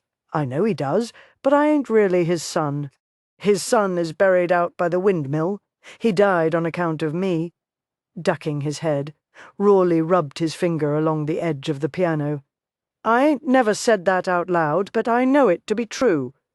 "Rawley!"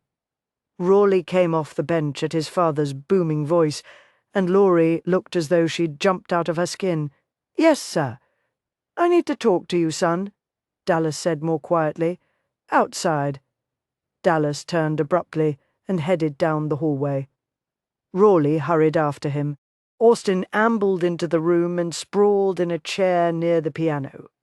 "What do you think he's going to say to Rawley?" Laurie asked, worry etched deeply between her brows.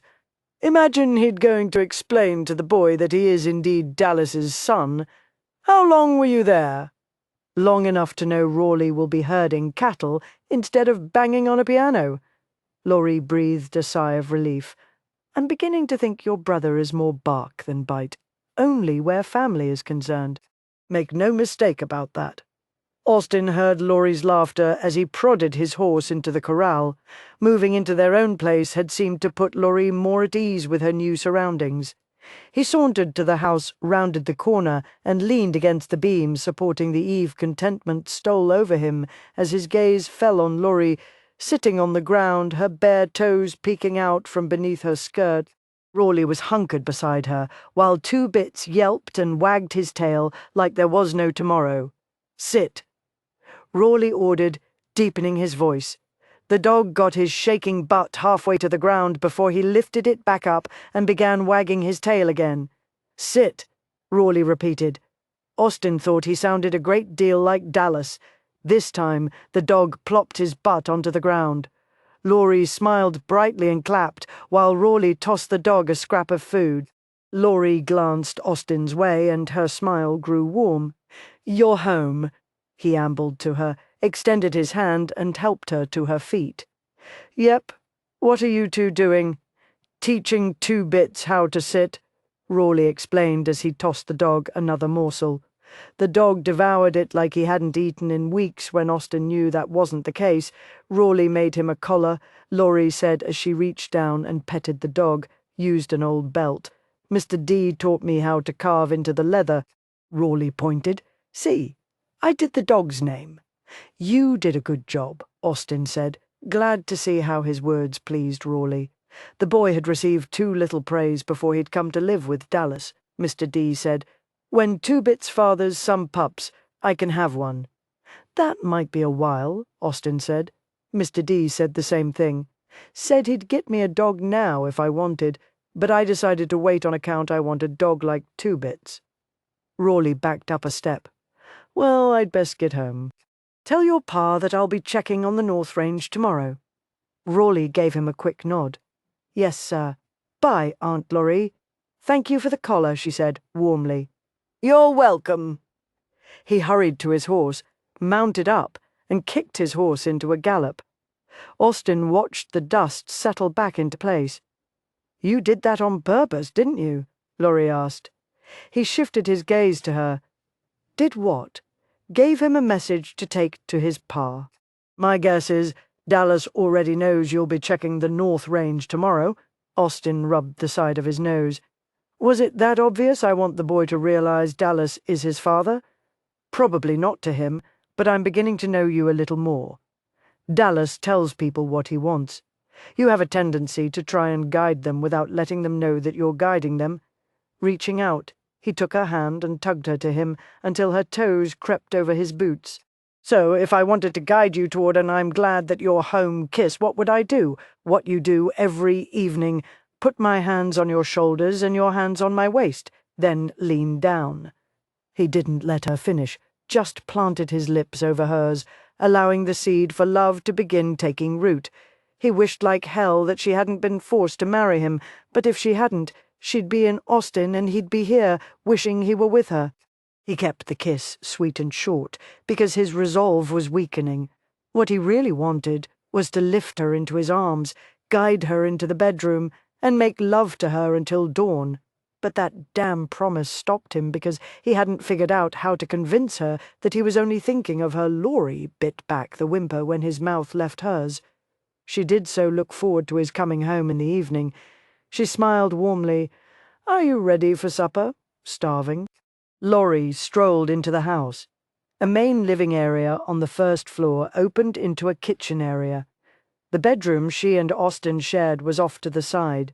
Stairs within that bedroom led to the second floor, where two other rooms waited for them to decide how best to use them. She had brought a few things from her home near Austin: a rocking chair, her vanity, her music boxes. They had Austin's bedroom furniture, Dee and Dallas's table, and a sofa from Amelia and Houston. Nothing to hint at permanence, and yet she felt contentment. She was learning a good deal about her husband. He was a man of simple habits.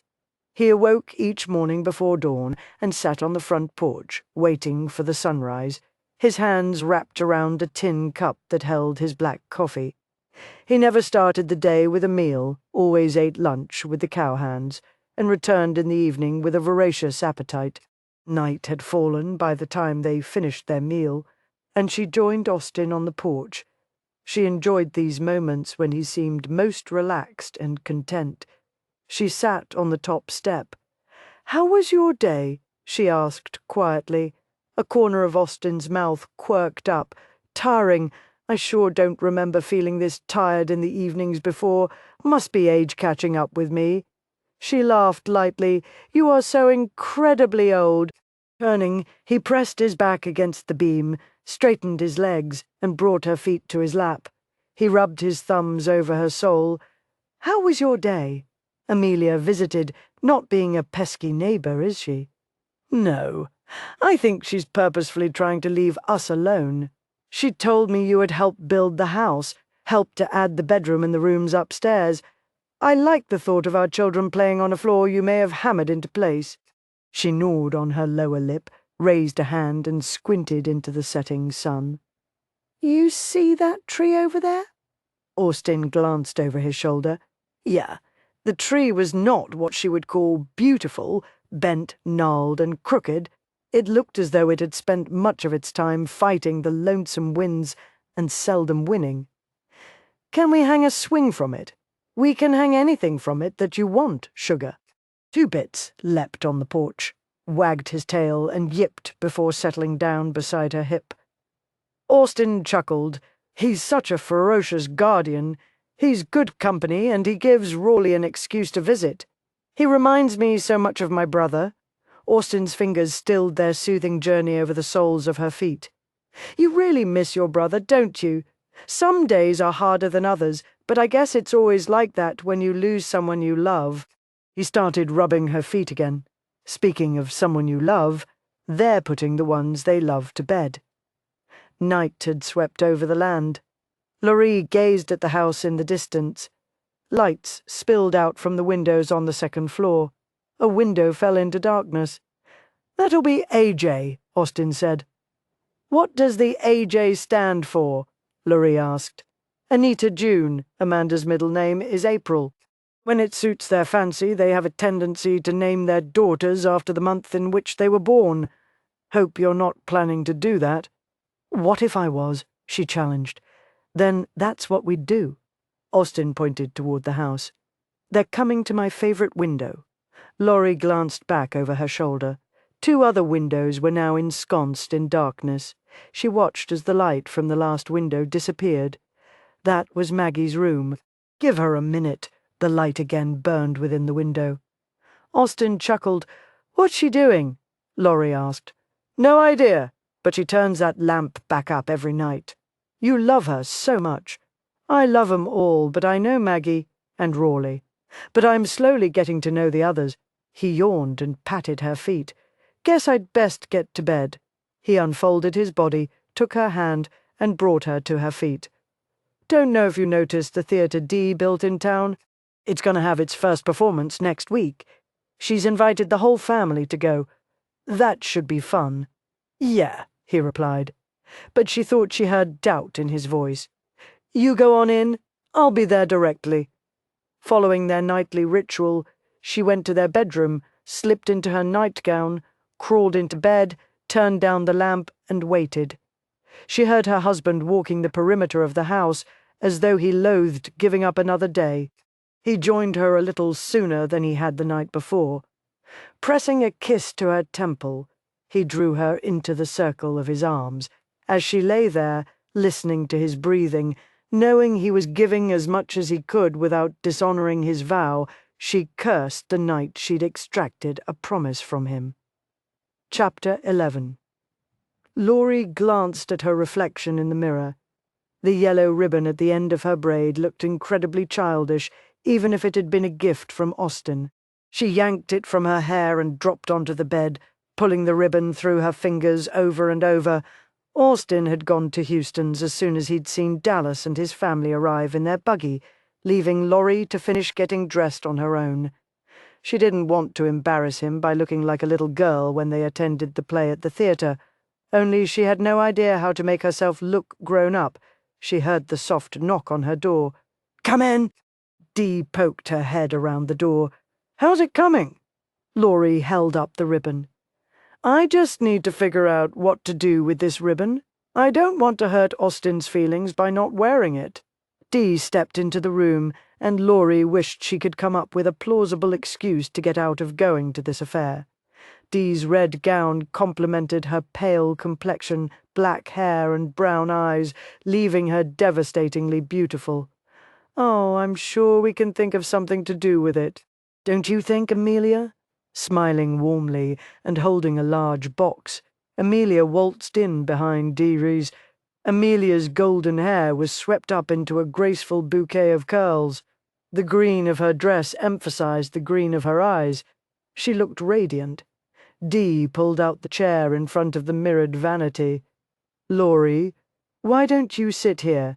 Why don't we put on the gown first?" Amelia suggested. Incredibly embarrassed, Laurie glanced at her best dress. "I am wearing my dress." Amelia walked to the bed, set the box down, and ripped off the lid. "I thought you'd want to wear the gown Austen ordered for you." Laurie took a hesitant step forward. "What gown?" With a flourish, Amelia pulled a rustle of lace and silk out of the box and held it up for Laurie to see. "This one." Tears stung Laurie's eyes. The pale yellow bodice dipped down to form a V. Lace decorated the area between the V and ran up along the shoulders. Top skirt was split down the middle and pulled back. held in place with yellow ribbons to reveal a pleated lace skirt beneath. "Austin ordered this gown?" Laurie asked, touching the soft material with awe. "In a way," Amelia admitted. "He told me you needed something to wear. He insisted it be yellow because you look beautiful in yellow." "He said that?" Laurie asked. "That I looked beautiful?" Amelia smiled warmly. "He said that, but not knowing how his taste in women's clothing runs, and having had an unfortunate experience with Dallas's tastes in women's attire, I oversaw the dressmaker's efforts." "I had no idea," Laurie began. "I think he wanted it to be a surprise." "Oh, it is. Why don't you slip it on?" Dee suggested. "And then we'll see about arranging your hair." Laurie grabbed her braid. "I don't suppose we could pile it on top of my head. We can do anything you want."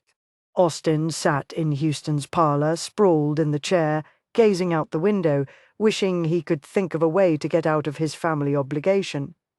The way Rawley was crunching his face, Austin figured he was searching for an excuse, too. Rawley dug his finger behind the collar of his starched white shirt, looking like he might choke at any minute. Then his face brightened. "I should probably check on the herd." Dallas shifted his gaze from the window and nodded slowly. "You probably should." Relief washed over Rawley's face as he strode for the door.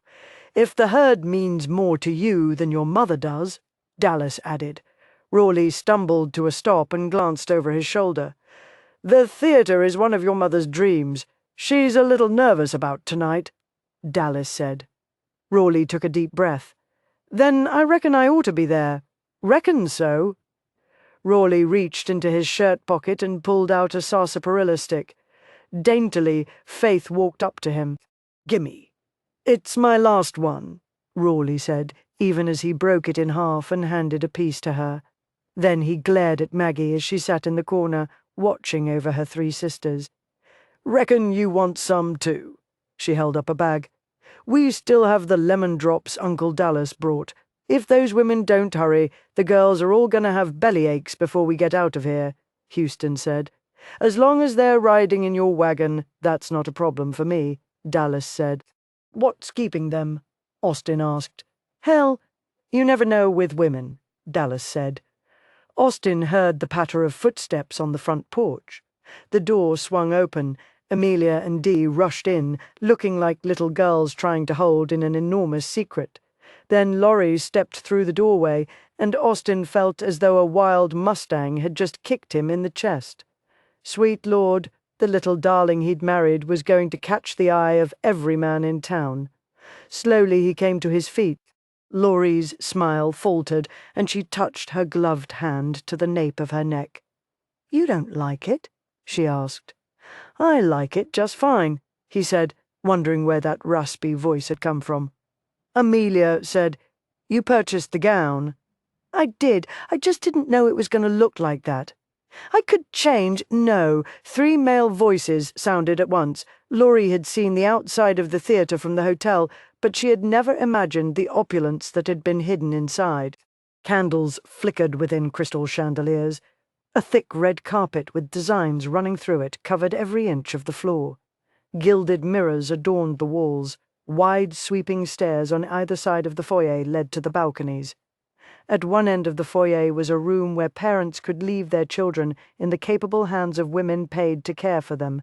Far as Laurie could determine, Dee had thought of everything and designed the theater to give the people of Leighton a night they'd never forget. It seemed everyone within 1,000 miles had come for the opening performance. Laurie had never been in one room with so many people. Austin took her elbow and leaned low. "They're serving champagne over there. Do you want some? Do you think they have some water?"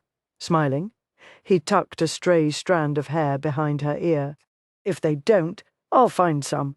Why don't you wait here with Rawley until Dee and Dallas get back from taking Faith to that baby room?" She nodded slightly. "Rawley, I'm leaving your aunt in your care. You watch after her now." Rawley straightened his shoulders. "Yes, sir." Laurie's heart swelled as she watched her husband make his way through the crowd. Tall, lean, he looked incredibly handsome in his black jacket and white starched shirt. How long is a play anyway? Rawley asked, drawing her attention away from Austen. A couple of hours, I imagine.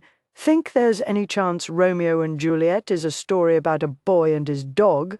Rawley asked. Laurie fought back her smile. No, it's a love story. A boy could love his dog, he said hopefully.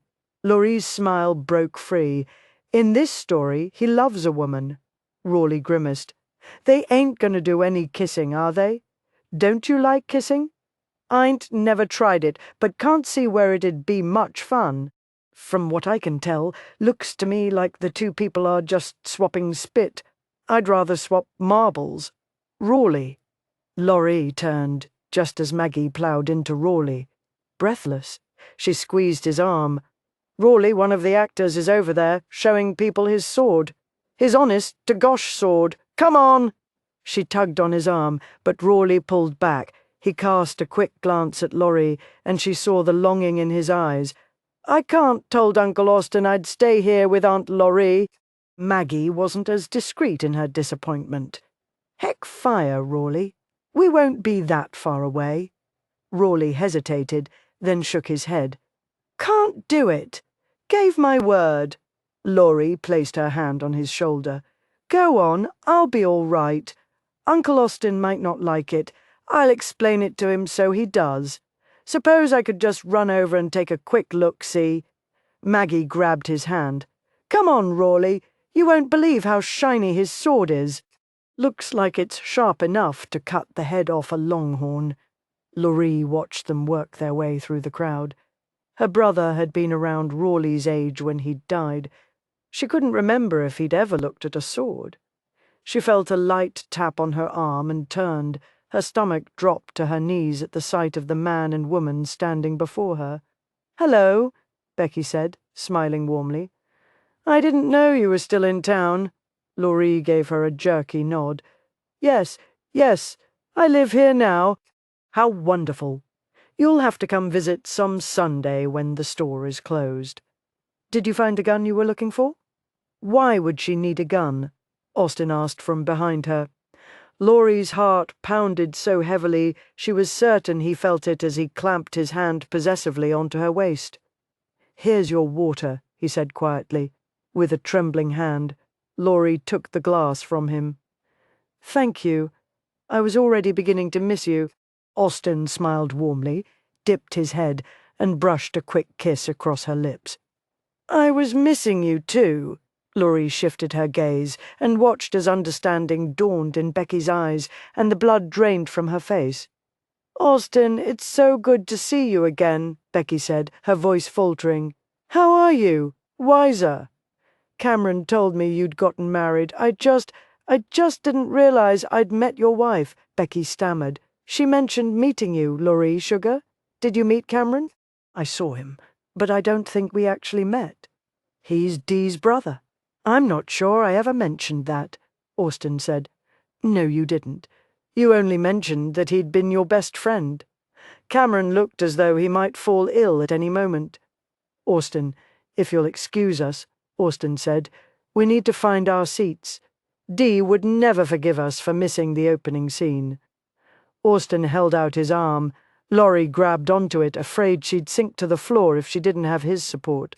The crowd parted as they walked to the sweeping staircase. She heard a mumbled murderer, and her heart tripped over itself. She glanced at her husband, saw his clenched jaw, and realized people were murmuring about him. She angled her chin proudly. I've never watched a play before. I've always wanted to attend one. Austen glanced down at her. She smiled with her heart in her eyes. I'm very glad that you're the one who's taking me. Sugar, I don't think I would have made it up these stairs without you by my side. He took her hand at the top of the stairs. They walked along the landing, passing several curtained entrances before Austen swept back the drapery and led Laurie into the darkness of a balcony. Thank you, Laurie, for looking like you were proud to have me by your side, he whispered. I was proud. She sensed a moment's hesitation before he took her into his arms and lowered his mouth to hers. She twined her arms around his neck, returning his kiss with a fervour that surprised her. She had wanted to scratch out eyes and yank out hair. She'd wanted to ask those two people how they could have betrayed her husband, the father of her child, the man she was coming to love. Austin grunted and stumbled to the side, taking her with him. The curtain was drawn aside and Dallas was silhouetted in the doorway. "What are you doing?" Dallas demanded. "Looking for our seats," Austin said, his hand skimming over hers before latching securely onto it. Then mayhem erupted as the family crowded inside the small balcony. "Everyone take your seats," Dee said excitedly. "They'll be opening the curtains any minute." "Which chair is mine?" Maggie asked. "I want to sit in the front." "Ladies in the front," Dallas said. "Men in the back." "Laurie sits by me," Austin said. "Yeah, and I want to sit by Amelia," Houston added. "Fine," Dallas ground out. "We'll put the children Austin and Laurie in the back," Dallas began. "Then the children won't be able to see," Amelia pointed out. "I don't care if I can't see," Rawley said. "But then you won't see the sword fight," Maggie told him. "You got to see the sword fight." "I don't mind sitting in the back." "Houston and I will sit in the back," Amelia said. "No. Dallas and I are taller, we'll sit in the back," Dee offered. "No, Dee. This is your dream. But I want you to see." Austin tugged on Laurie's hand. "Come on," he whispered. "We'll just sit in the back." He guided her toward the far side as they sat. He kept his hand wrapped around hers. She heard his low chuckle.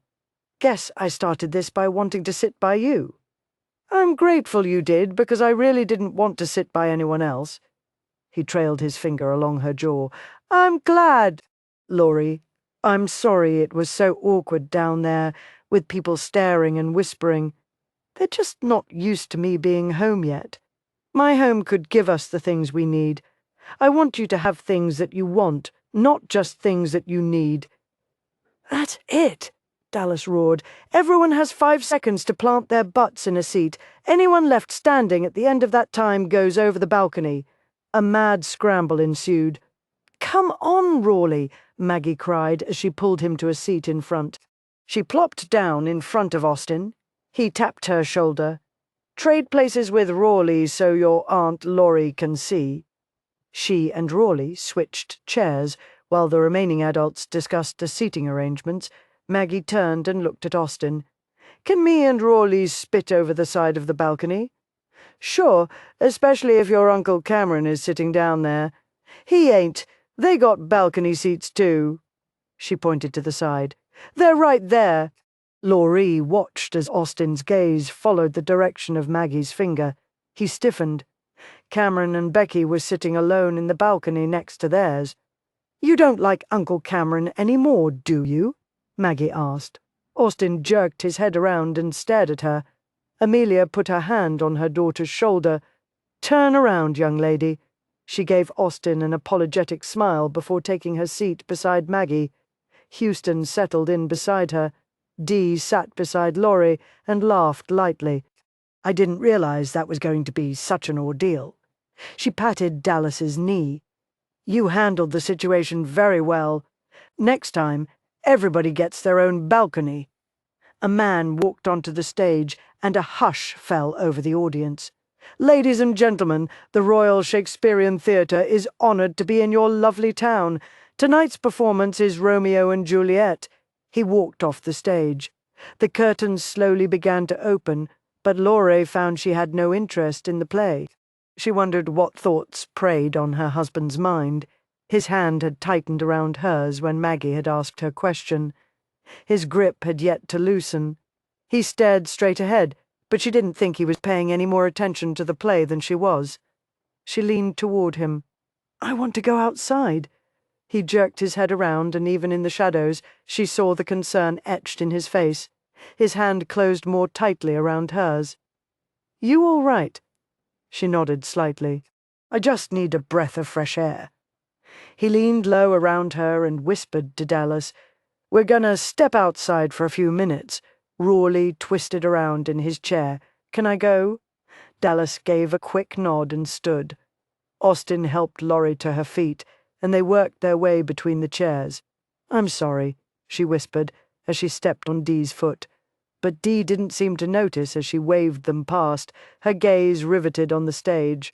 They stepped between the curtains, and Laurie took a deep breath. "You sure you're all right?" Austin asked. "I just felt a little faint. You want to go sit in the buggy? Could we take a walk?" "Sure." He wrapped his hand around hers, and they descended the stairs. "Could you understand anything them actors was saying?" Rawley asked as he tromped along behind them. "Not a word," Austin said. They walked through the foyer, and Austin swung open the front door. Laurie walked through. Austin glanced over his shoulder. "You coming?" Laurie noticed Rawley's hesitation. She peered back inside. At the far end in the baby room, Faith had her nose pressed to the pane of glass. "Reckon I'll go be with Faith," Rawley muttered. "There's women inside watching them," Austin assured him. "She's fine. She don't look fine. She looks downright miserable," Rawley said. "I don't like for my sister to be unhappy." He stalked toward the room. Austin chuckled. "I reckon Faith couldn't have asked for a better brother." He glanced at Laurie. "I couldn't have asked for a finer wife." Laurie felt herself blush as she stepped onto the boardwalk. Austin followed her outside and took her hand. "Where do you want to walk?" "Doesn't matter. We'll head for the far end of town, then." He'd taken 4 long strides before he adjusted the length of his walk to accommodate her. "So, why did you need a gun?"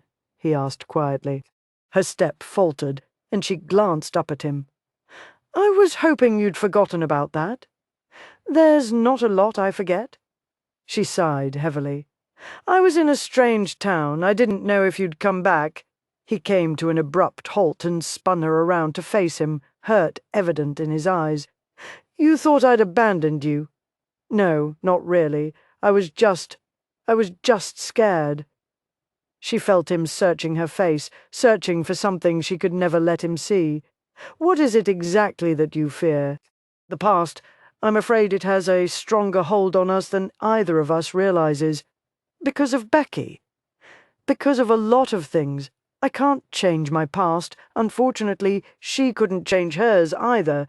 She could only hope that it would never lift its ugly head to touch Austin or their children. Share something good with me."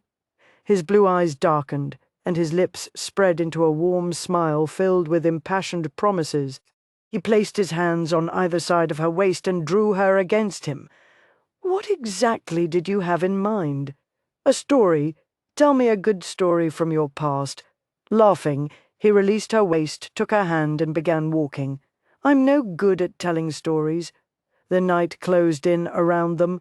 The lamps along the street threw ashen light over the abandoned boardwalk. The town seemed almost deserted, with most of the residents attending the play. She saw pale lamplight spilling out from the saloon at the far end of town, along with boisterous laughter and the echo of a tinny piano. She stumbled when the heel of her shoe hit a loose plank in the boardwalk. Austin steadied her, then knelt and slapped his thigh. "Give me your foot! What are you going to do?" He glanced up at her, and she saw the answer in his gaze. "I'm dressed all fancy.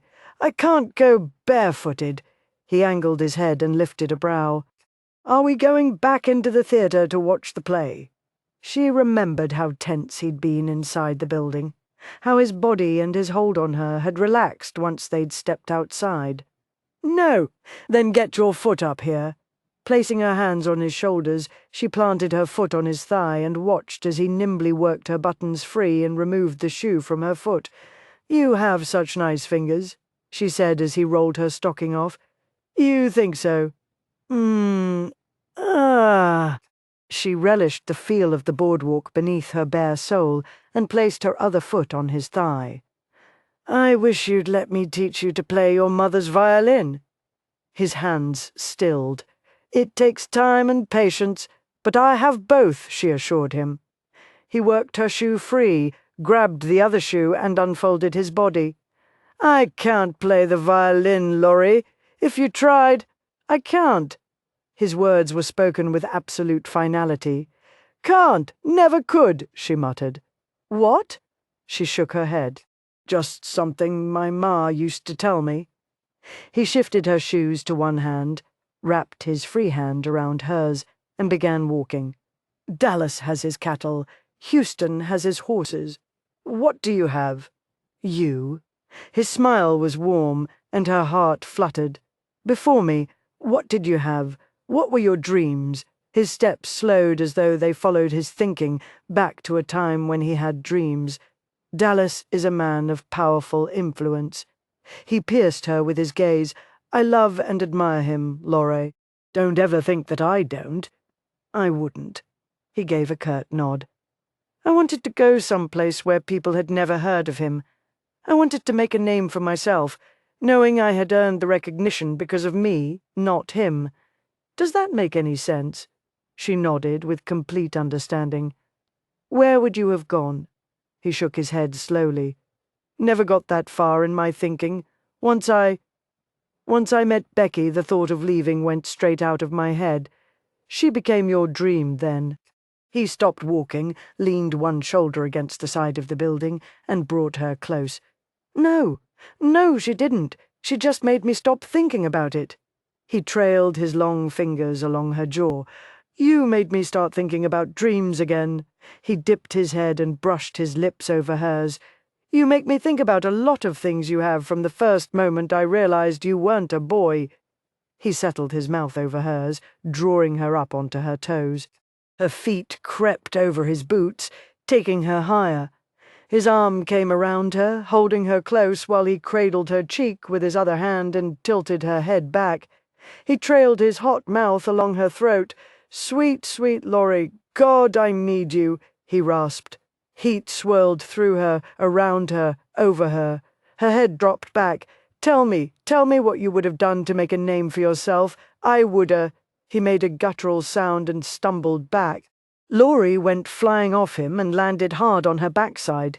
You goddamn murdering son of a bitch, a man yelled as he slammed Austin into the brick building. Austin grunted and slid in a heap to the ground. They should have hanged you. The man kicked him in the side. Groaning, Austin curled into a ball. No! Laurie screamed as she crawled toward one of the shoes Austin had dropped. She threw it at the man, hitting him squarely on the side of the head. The man jerked back. She heaved the other shoe at him, grateful to see him run into the shadows. Laurie scrambled across the boardwalk. Austin? He moaned as she rolled him over and gently placed his head in her lap. She felt the warm, sticky wetness coating her hands and released a blood-curdling scream. Chapter 12. I can't get the blood off. Laurie ground out through clenched teeth as she washed her hands in the bowl of warm water that the doctor had brought her. Austin heard the tremor of panic in her voice, watched the way she scrubbed viciously at her hands, and was afraid she was going to peel off her skin. He moved away from the doctor who was examining his head. Hey, young fella, Dr. Freeman began. Austin held up a hand. Just a minute. He crossed the room and took Laurie's hands. She snapped her gaze up to his, and he could almost see the horrific memories mined in her golden eyes. I can't get the blood off, she rasped. He remembered how she'd continued to scrub herself the night Digger had died, even though she'd washed away all the blood. I can get it off, he said quietly. He dipped his hand into the water, then slowly, gently trailed his fingers over her clean hands. Tenderly he wiped them dry. There, see, the blood's all gone. Her brow furrowed. Laurie glanced at her hands, then lifted one to touch the back of his head.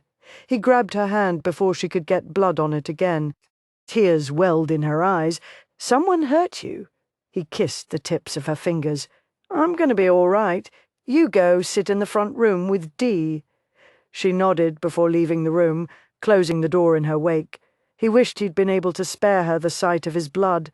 Austin crossed back to the chair and sat. He grimaced as the doctor dabbed something against his head. Damn, that burns. I just want to make certain the gash is clean before I stitch it up. We don't need any infection, Dr. Freeman said, his tall skeletal frame thinner than Austin remembered. Are you sure Laurie is all right? He asked, afraid she might have been hurt earlier. He had insisted Dr. Freeman examine her first. She's fine, Dr. Freeman said. She just doesn't have much stomach for blood is all. Austin figured he wouldn't either if he'd watched someone murder his family. "Who attacked you?" Dallas asked from the doorway. "I don't know, Duncan." Austin glared at his brother. I said, "I don't know, he came at me from behind and slammed my head against the wall. Everything went from black to blacker. I'll ride out and talk to Duncan tomorrow." "And what? Tell him to stay away from me when you don't even know it was him? He's not the only one in town who thinks I should have hanged." Dallas's eyes narrowed. "Who else? Most of the town? Then I'll set them all straight. It's your word against a verdict of guilty. Just stay clear of this. You're only asking for trouble if you get involved. God damn it, this started with me, and it'll finish with me." He heaved a weary sigh.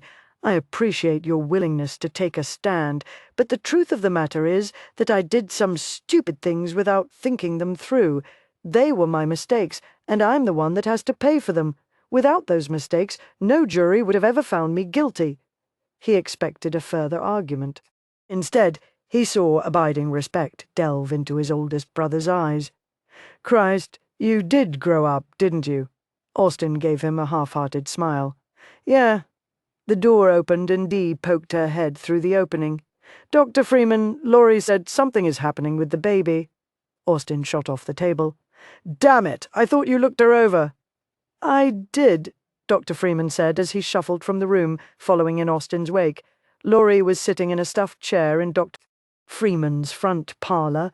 Austin knelt beside her and wrapped his hand around her tightened fist. "Laurie?" Tears shimmered in her eyes. "Oh, Austin, I think I'm losing the baby." Austin heard bones creak as Dr. Freeman made his way to his knees. "How badly did it hurt?" he asked. A look of surprise swept over Laurie's face. "Well, it didn't hurt exactly. What exactly did it do?" Dr. Freeman asked. Laurie cast a sidelong glance at Austin before turning her attention back to Dr. Freeman. "Well, it sort of felt like," she gnawed on her lower lip and furrowed her brow. "You know, when you jump into a creek and air gets trapped in your pantaloons and sort of sits there for a minute after you hit the water and then it bubbles out and tickles? That's what it felt like." Austin thought Dr. Freeman looked as though he were on the verge of busting a gut. His face turned crimson, and Austin could tell he was fighting to hold back his laughter. "Can't say I've ever had air get trapped in my pantaloons." He glanced over his shoulder at Dee. "Think she just felt the baby roll over?" Dee smiled warmly. "I think so." With wonder reflected in her golden eyes, Laurie pressed her hand against her stomach. "I felt the baby roll over. She's all right." "I'm certain she's just fine," Dr. Freeman said. The stymied late August air hung outside the open window, doing little to cool Austin's sweating body. The moon spilled into the bedroom, waltzing with the darkness. He saw the shadow of his violin as it rested on the top of his bureau. Once he'd been able to hear the music long before he ever touched the strings. Once he had dreamed of a special violin, created with his own hands, that made the sweetest music ever heard. Now he would be content to play his mother's scarred and scratched violin, if only he once again had the ability to bring the music to life within his heart. "Austin, what are you doing?" Laurie whispered sleepily. He walked to the bed, stretched out beside her, and spread his fingers over her stomach. "Just couldn't sleep. Does your head hurt?" "Nah, it's fine. The man you went to prison for killing was a sorry son of a bitch not worth worrying over. He must have meant something to someone for a man to attack you. I heard him say you should have hanged." He cradled her cheek. "I'll tell you how worthless he was. One night behind the hotel, he shoved some wooden crates over on top of Dee and lit out without a backward glance. Dee lost the baby she was carrying and dang near lost her life. Then he paid Rawley's father to kill Dallas. I don't regret his dying. I only regret that I went to prison because of it." Tenderly, he brushed his lips over hers. "I'm going to be the one waking up with nightmares if we keep following this trail. Let's talk about something else. Tell me again what it felt like when the baby moved inside you." "It scared me at first because I thought something was wrong. My ma never told me things about having a baby. I didn't know I'd feel her roll over or that it would feel so wonderful. She turned to her side, burying her face in the crook of his shoulder. I'm glad we're going to have her. I was embarrassed at first, even ashamed. He tilted her face back. He couldn't see the gold in her eyes, but it didn't stop him from searching for it. Laurie, the shame is mine, not yours. Never yours. Austin, I wanted you close to me that night. I'd never felt so alone in my whole life. He reached through the darkness, found her hand, and brought it to his lips. In prison, what? He swallowed hard. If only removing the shackles had removed the memories. There was this box. The inside was black as tar. If the guard had a toothache or was in the mood to be mean, he'd shove someone into that box. He felt the sweat break out on his skin, and he shivered. Even though the night was warm, her fingers tightened around his. I couldn't breathe in that box. I thought I'd go crazy. The night I got home and Dallas told me Becky had gotten married, I felt like he'd shoved me inside that box. She pressed a kiss against his chest. I'm sorry. That first night I held you, I felt a flicker of hope that I might be able to escape. He felt her warm tears slide down his chest. One of these nights, Laurie, I'm going to leave every memory I have outside that door. When that happens, I'm going to make love to you until dawn. Her arms slid around him, and she scooted her body close enough to his that he felt every curve. Lord, I love it when you do that, he whispered, drawing her closer. They're nice people, aren't they? His chest muffled her words, but he knew without asking to whom she referred. Becky and Cameron. Yeah, they are. That's what makes this so much harder. I can't find it in me to hate them. Her hold on him tightened, and he felt slight tremors racing through her. I'm glad, she whispered hoarsely. Hate can eat at you, make you do things. He pressed a kiss to her temple and tasted the salt of a tear. What do you know of hate, Laurie? The man who murdered my family. I wanted him dead. I wanted him dead so bad that it was like he'd crawled inside me. She started gasping for breath, and he heard a broken sob escape. Shh, Laurie, don't upset yourself. It's been a bad night. Don't think about the past. Think about the future. He continued to coo to her, feeling her body relaxing within his arms. Her gasping gave way to slow, even breathing. That's it, sugar. Think about that little girl, she sniffed. Boy, he chuckled low. Oh, it's a boy now, is it? I think so. He drew her closer. The night was warm, unbearably hot, but he kept her within the circle of his arms. He hadn't been lying when he'd told her he'd be the one to wake up with nightmares, but he'd discovered that as long as she was nestled against him, he could hold the hated memories at bay. Tell me about your wedding. Laurie stopped kneading the bread dough and glanced up at Maggie's expectant face. The child sat at the end of the table, her legs tucked up beneath her bottom on the chair, the hand holding the stub of her pencil poised above the journal. My wedding? Maggie nodded briskly. I want to write a story about it. Laurie glanced at the window. She saw the grey skies. She could not believe how quickly autumn had given way to winter. She turned her attention back to Maggie. Do you write lots of stories? Maggie bobbed her head. When do you write all these stories? Night-time is the best. It's usually the quietest sept when Pa gets a hankering for a bunch of kisses. He'll say he wants to see Ma's toes curl and she'll start giggling. Then suddenly it gets really quiet. Do your toes curl when Uncle Austin kisses you? Laurie felt her face warm. She had to admit Maggie wasn't a shy child, but she couldn't wait to tell Austin that she knew what Maggie was doing at night when her light again became visible in her room. She started pounding the bread dough. Sometimes, I bet Aunt Becky's toes curl. When Uncle Cameron married her, he kissed her a really long time, until Uncle Dallas cleared his throat real loud, made me jump out of my skin. Laurie imagined any noise Dallas made on purpose would startle her. Was their wedding nice? Maggie shrugged.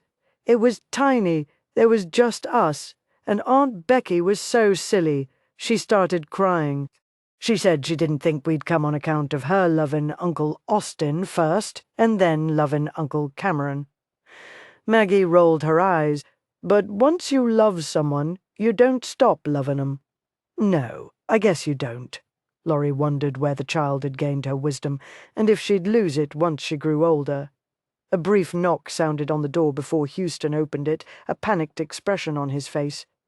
His other 3 daughters were with him, their eyes wide. Amelia's having the baby. Can I leave the young uns with you? Certainly. Wiping her hands on her apron, Laurie crossed the room and ushered the children inside. The cold November winds whipped around Austin as he guided Black Thunder home. He drew up the collar on his sheepskin jacket and pulled his hat lower over his brow. Night was closing in, and he relished its arrival. Evenings had become his favorite time of day. Laurie welcomed him with arms open wide, a warm meal, and a warmer kiss. They sat in front of the fire, curled around each other, waiting for their child to move. Austin had grown up around a brother who bred cattle, a brother who bred horses, and yet the wonder of a child that he'd helped to create growing within a woman he cherished humbled him. He brought Black Thunder to a halt, dismounted, and impatiently set about the task of tending to his horse before seeing to his own needs. He saw the lamplight spilling out from the window, and the chill of the night gave way to an unexpected warmth. He finished his task and strode to the house, anticipation hurrying his step. He threw open the door and froze. Uncle Austin, 3 little magpies, chirped and raced across the room to wrap themselves around his legs. "We're making baby cookies," Laurel said. "Want one?" The one she extended toward him had a bite taken from it. Laurie strolled across the room and began to tug the girls back. "Come on, girls, at least let Uncle Austin get his jacket off." He met Laurie's eyes as he shrugged out of his jacket. She looked at him imploringly. Amelia went into labor this morning. Houston brought the girls over so I could watch them. Austin looked past her to the table, laden with cookies. I said we'd bake cookies until the baby was born. I didn't know it would take all day. The door swung open, catching Austin in the middle of his back. Maggie pushed her way through. "Not yet. Pa says any time. So can we bake some more cookies? Don't you think you have enough cookies?" Austin asked, but Aunt Lorraine said, "She didn't know your ma would take so long," Austin explained, "and Aunt Lorraine looks mighty tired to me." "We could play Go Fish," Maggie suggested. "It's a little late to go fishing," Austin said. Maggie laughed. "You're so silly, Uncle Austin. It's a game." Laurie sat in the rocking chair, watching her husband play a card game with his nieces. They sat in a circle, drawing cards, laying down cards. She suspected he was cheating because tiny AJ, who sat in his lap while he held her cards, as well as his own, was winning several hands while Austin was repeatedly ending up with no cards to his credit. It was a strange moment to come to the realization that she had fallen in love with him. Her father had cheated as well, but it was always to his benefit, and she had yet to see Austin do anything that put him ahead at anyone else's expense. As night wore on, he carried each sleeping girl to the bed. Near midnight, a knock finally sounded on the door. Looking exhausted, Houston stepped into the house. "It's a girl, Gracie." "How's Amelia?" Austin asked. "She had a hard time of it. Dr. Freeman says this will probably be the last one. Let me gather up the girls." "Why don't you let them stay?" Laurie said quietly. "They're already asleep. I'll bring them over in the morning. If you're sure." "We're sure." "If Maggie turns up the lamp after you've gone to sleep, will you ignore it?" "I know she slipped into the house and got her journal earlier. She likes to write in it after everyone else is asleep. We're not supposed to know." Austin patted his brother's shoulder. "Go on, you look like you're ready to collapse." Houston walked out the door. Austin turned to Laurie. "Lie with me by the fire for a little while." He stretched out on the sofa, and she curled against his side, watching the flames dance within the hearth. "I'm almost out of sugar," Laurie said quietly. "I'll pick up another £10 tomorrow. I'm not that bad," she said, knowing he was teasing her. "You're not bad at all," silence wove around them. Reaching down, Austin splayed his fingers over her swollen stomach. "You're tinier than Amelia." "My mother was tiny. She didn't have any problems. Dallas wanted to be a father. Houston wanted to be a father. It's not that I don't want to be a father, but the thought of this little fella coming into the world scares the hell out of me. Scares me too," she admitted. He wrapped his hand around hers. "I've made a lot of mistakes in my life, Laurie. I want you to know that I don't consider this child to be one of them." She met his gaze, the love she held for him deepening. "I never thought that you did." Chapter 13. Austin stood against the wall in Dallas's dining area and watched the bustling activity with interest. Christmas had always been his favorite time of year. Beside him, Laurie jostled Gracie. 6 weeks had passed since her birth, and it was evident that Houston had finally fathered a daughter who resembled him, with black hair and dark eyes. Austin enjoyed watching Laurie care for the children. He couldn't remember what she thought their baby was going to be this week, but whether it was a boy or a girl, he wanted it to have the one thing he'd grown up without, the comfort of a mother, and he knew beyond a doubt that with Laurie, his children would have the best. "When is Uncle Cameron going to get here?" Maggie asked as she plucked a pecan out of a bright red bowl and popped it into her mouth. Dee stilled the dish of applesauce halfway to the table. She cast a furtive glance at Austin before answering. "He's not going to celebrate Christmas with us this year." A look of horror swept over Maggie's face. "But what about the special reindeer hay?" Clearing her throat, Dee set the dish on the table between pumpkin pies and candles that smelled of cinnamon. "I'm sure Santa Claus will come even if we don't have the hay." "No, he won't," Maggie said as she crossed her arms over her chest and pushed out her lower lip. "Somebody ought to tell her the truth. There ain't no Santa Claus," Rawley whispered beside Austin. Austin watched Rawley saunter to Maggie and put his hand on her shoulder. He didn't know if he could stand to watch the disappointment reshape Maggie's face when she heard the truth. "Hey, brat, we could probably use some of the hay from the barn," Rawley told her in a comforting voice. Maggie wrinkled her nose. "It's not reindeer hay. What if it gives them a bellyache?" "Then we'd know for sure there's a Santa Claus." Maggie laughed, her green eyes sparkling like the candles lit upon the evergreen tree that stood in the corner of the front parlour. Rawley shoved on her shoulder. "Come on, maybe we can find some that'll work. Get your jackets," Dee ordered as she headed back to the kitchen. As they walked toward the door, Faith scrambled to her feet and raced after them. "Wally, I want to go too." "Come on then, Shorty," she squealed as he swung her up into his arms. "It's a wonder that girl ever learned to walk," Amelia said as she came to stand beside Austin. "The way her brother carts her around." He shifted his gaze and found Amelia studying him. "Don't look at me like that," he ordered. "Like what?" she asked, her green eyes containing an innocence he didn't believe. "Like you know what I'm thinking. It's damn aggravating when you do that, and you've done it for as long as I've known you. Hell, you probably figured out that I lied about Houston's horse breaking its leg all those years ago." She smiled at him the way he supposed mothers smiled at their errant children. "I suspected it at the time. Then why didn't you say something back then? Because I figured it was a dilemma you needed to work out for yourself, just like now." She patted his shoulder before taking her daughter from Laurie. Austin spun on his heel and caught up with the children as they were shoving their arms into the sleeves of their coats. He opened the door and followed them outside, leaned against the veranda beam, and watched them trudge into the barn. The cold wind whipping around him felt warmer than his heart. He heard the door open quietly and glanced over his shoulder. The woman had a way of walking into his life when he needed her the most. Reaching out, he grabbed Laurie's hand and pulled her against his side, her arms forming a cocoon around his chest. "Special hay for reindeer," he snorted. Where did Cameron come up with that? Although she held her silence while he stared at the barn, he felt her scrutinizing gaze delving clear into his soul. I love those children. He finally managed to force past the knot that had risen in his throat. I'd do anything for them.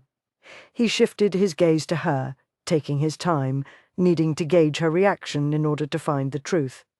I won't go into town and get Cameron and his family if it'll hurt you to have them here. Warmth and reassurance caused the gold of her eyes to glisten like a miner's treasure as she rose up on her toes. He dipped his head, welcoming the light brush of her lips over his. "I'll get your jacket," she said, stepping away from him. He drew her back into his arms, lowered his mouth to hers, and kissed her like a man who had lived too long in the bowels of hell and was only just beginning to see a glimpse of heaven. Standing on the second-floor landing, Austin turned up the collar on his sheepskin jacket. Through the paned glass window he saw the scraggly boughs of a tree that looked as though it might have been left over from a past Christmas or brought in quickly to accommodate last-minute plans. Cameron had never celebrated Christmas at Dallas's house before Austin had gone to prison, but he supposed, since he was Dee's brother, his family had welcomed him into their home after Austin left. He shoved his trembling, damp hands into his jacket pockets. He should have brought Laurie with him. Sometimes he thought he could face anything if Laurie stood beside him. What was it Houston had said to Amelia the day he married her? "With you by my side, I'm a better man than I've ever been alone." Austin hadn't understood the significance of the words at the time, but they were certainly beginning to make sense now. Taking a deep breath, he pounded on the door. The heavy footsteps echoed on the other side. Cameron opened the door, and Austin watched as shock quickly gave way to concern. "Has something happened to Dee?" Cameron asked. "Nope. To Maggie? Ah, Jesus. What do you need us to do?" Austin turned away as memories swamped him, and the stinging in his eyes had little to do with the bitter wind. Cameron had been his first, his best friend, the kind of man who had always put others before himself. "Let me get the keys to the store and I'll open it up. You can just take what you need. I need reindeer hay." Cameron's mouth fell open. "What? You said something had happened to Maggie?" "Yep." She got her heart broke when she found out you weren't coming with your special reindeer hay, so pack up your family. I want to get back before dark. You don't need me. Just put some hay in burlap sacks and tell them it's reindeer hay. I've got some sacks in the store that I can get for you." Cameron turned to go back into the house. "Not good enough," Austin said. Cameron halted and glanced over his shoulder. "They think you're the only one who can deliver special hay." "Look, Austin, I figure you've got two choices. You can either come with me now or go with Dallas later, because as soon as he sees the sad faces on those children—" "Becky, pack up," Cameron called out. "We're going to spend Christmas with my sister." Austin chuckled low as Cameron disappeared into the house. It felt good after all this time to find something that had remained exactly the same over the years. Cameron was still scared to death of Dallas. "Uncle Cameron, you came," Maggie cried as she hopped up from the floor, spilling the bowl of popcorn she'd been threading. "Did you bring the reindeer hay?" Standing in the doorway of the front parlor, Austin watched with interest as his family welcomed the visitors into their midst. Smiles grew bigger. Laughter erupted along with hugs and backslapping. Wearing a wide grin, Dee strolled over and kissed his cheek. "Thank you, I know it was hard for you." He glanced at Laurie as she greeted Becky with a warm smile and held a cookie out to Drew. "You've got no idea," Austin said roughly. "I need to unhitch the horses." He went outside, taking his time drawing the buggy into the barn and unhitching the horses. The wind howling through the cracks wasn't strong enough to drown the sound of laughter he'd heard inside the house. He slapped each horse on the rump, sending it into the corral through the side door of the barn. Twilight was closing in. Dallas would have a house full of people tonight. He wondered if he and Laurie should head back to their own place rather than sleep in his old room with the new furniture as they'd planned. "Are you all right?" a quiet voice asked from behind him. Turning, he smiled, took Laurie's hand and drew her near. "I am now. Her cheeks took on a rosy hue as though she'd spent the afternoon sitting before a cosy fire. Suddenly he wished that they were home, sitting before the crackling hearth, wrapped around each other. "Was the journey back awkward?" she asked. He shrugged. "We didn't talk. You would have thought we were heading for a funeral if Drew hadn't been bouncing on the seat, singing Jingle Bells the whole way." Her eyes widened. "Becky said he's only 18 months old. I think it's impressive that he can sing a song." Austin shook his head. "Not a song, only 2 words. Jingle bells, jingle bells, over and over, all the way here. The children are so excited," she began. "Yeah, they sounded like a herd of stampeding wild horses when Cameron walked in." She placed her hand over his heart. "Even if they hadn't come, this Christmas seems difficult for you." "The last Christmas I had here," his voice trailed off as he shook his head. "It was so different. Dee had just lost the baby. Rawley had been living here for a couple of weeks, but he was still afraid." He grazed his knuckles over her cheek and smiled. "The only niece I had was Maggie. It truly was a silent night. I have a feeling tonight will be anything but quiet. My family died shortly after Christmas. I haven't celebrated Christmas in the years since." He wrapped his arms around her and pressed his cheek to the top of her head. "Ah, Laurie, I'm so sorry." "I haven't given any thought to what this time of year must mean to you." She tilted her head back and met his gaze. "It's wonderful to have children around, snitching the candies and shaking presents." Taking his hand, she placed it on her swollen stomach. "I'm glad to be here." "Ah, sugar, The movement beneath his hand halted his words. He gave his wife a warm, slow smile. "Lord, I love it when he does that." His knees creaked as he hunkered down and placed his cheek against Lorraine's stomach.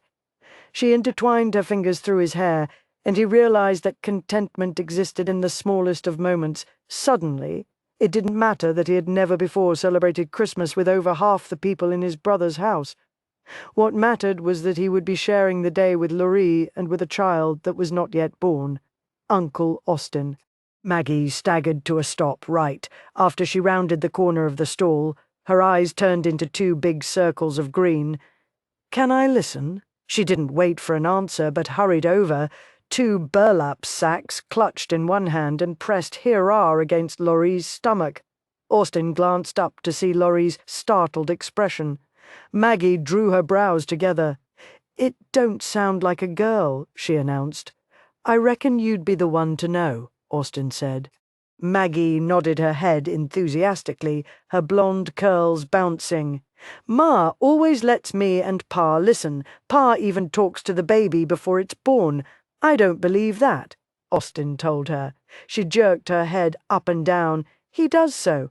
I 'member when he talked to me before I was born. He told me he loved me better than anything." She thrust a burlap sack into his hand. "We need to get the reindeer hay put out. Come on." She raced out of the barn.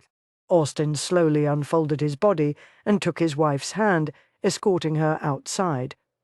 "I cannot picture Houston making a fool of himself and talking to his wife's belly," Austin said.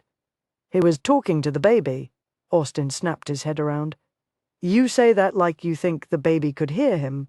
Laurie shrugged. "Maybe. I don't know." He glanced down at his wife's rounded stomach. He'd feel silly talking to it. He met her gaze. "I'll just wait until he's born." He closed his fingers more firmly around hers as they approached the house. Giggling children were digging into burlap sacks and tossing hay over the yard, the veranda, and each other. "Is there a trick to this?" he asked as he neared Dallas. "Don't put it in the hands of a 3-year-old, Dallas warned as he waited patiently, while Faith carefully picked a single piece of straw from the pile he held in his hand. She bent down and placed it on the ground. Then she meticulously sifted through the straw in his hand, searching for another piece to her liking. Austin cleared his throat. "You'll be here all night?" "Yep, and this ain't the worst part. We gotta remember where they put all the damn hay so we can pick it up in the morning before they wake up." He lifted a brow. "So they'll think the dadgum reindeer ate it." Austin knelt beside his niece. She stilled, the straw pressed between her tiny forefinger and thumb. her brown eyes huge. He smiled broadly. "You want to put out my hay for the reindeer too?" She bobbed her head, took his sack, and held it up to her father. Dallas scowled and ground out his warning through his clenched teeth. "You just wait until next year." Austin threw back his head and laughed.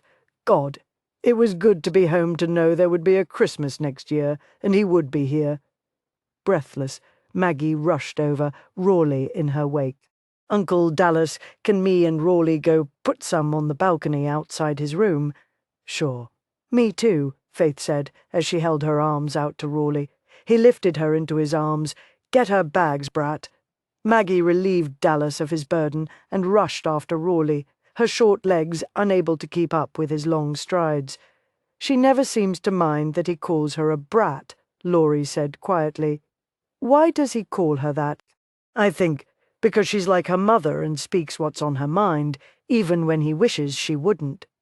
When Rawley first started going to school, he somehow got on the teacher's bad side. Teacher was punishing him for not learning quickly enough.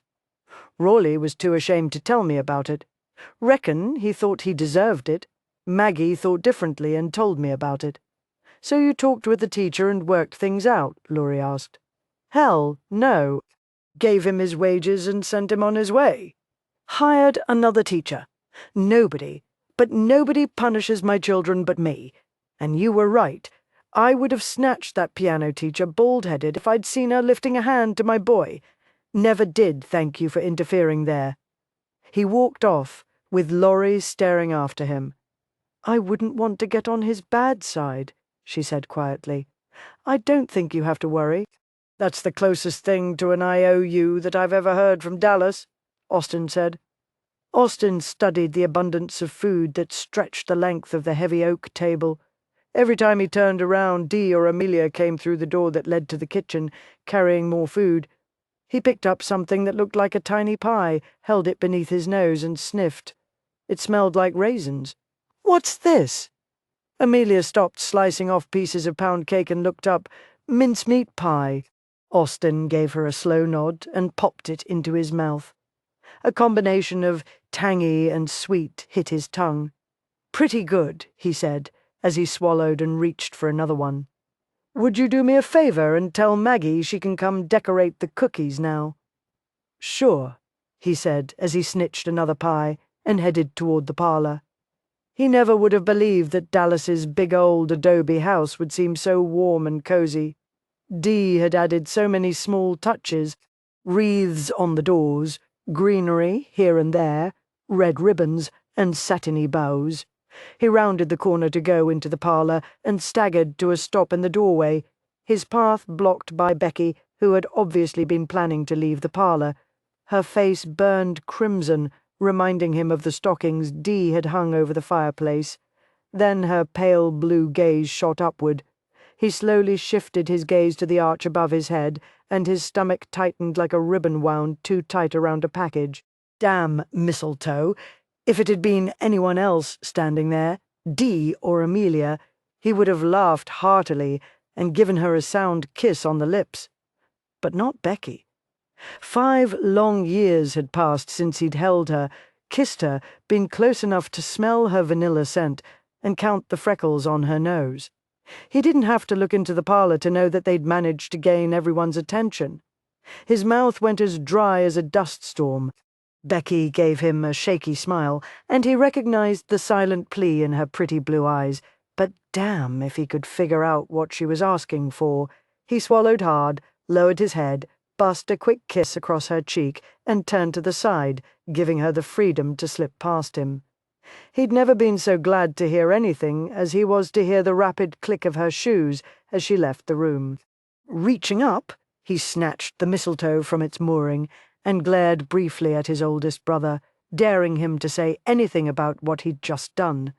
"Maggie?" His voice sounded like that of a drowning man coming up for the last time. He cleared his throat. "Maggie, your ma says the cookies are ready for decorating." Maggie shoved the present. She'd been shaking back under the tree and raced out of the parlor. Austin crossed the room and hunkered down beside the rocking chair. Laurie stilled her gentle swaying and met his gaze. He brushed a stray curl away from her cheek. "Think you can give Houston back his daughter and come with me for a minute?" She nodded slightly and eased up on the seat. Austin slipped his hand beneath her elbow and helped her stand. Houston stopped helping his other 3 daughters paste bits of colored paper into a chain and stood. "Appreciate your getting her to sleep. Sometimes there's nothing like a woman's touch." "Can Aunt Laurie rock me?" Amanda asked. "Maybe after a while," Houston said patiently. "I think your Uncle Austin needs her right now. His brother couldn't have spoken truer words." Austin wrapped his hand around Laurie's and guided her from the room. The women's laughter spilled out of the dining room. He cast a hesitant glance at Laurie. "Did you want to join them?" "Maybe later. I thought you needed something." "I do," he admitted as he opened the door to Dallas's study.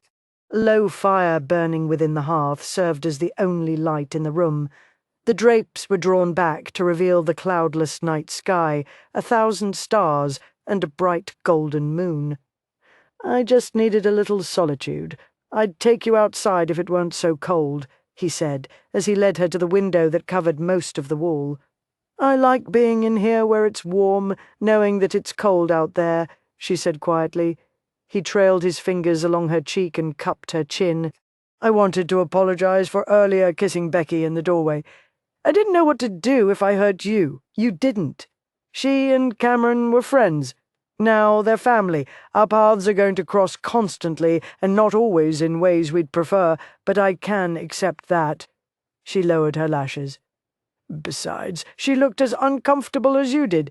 Guess you could kiss Cameron to get even with me. Now, why would I want to kiss Cameron when I love you?"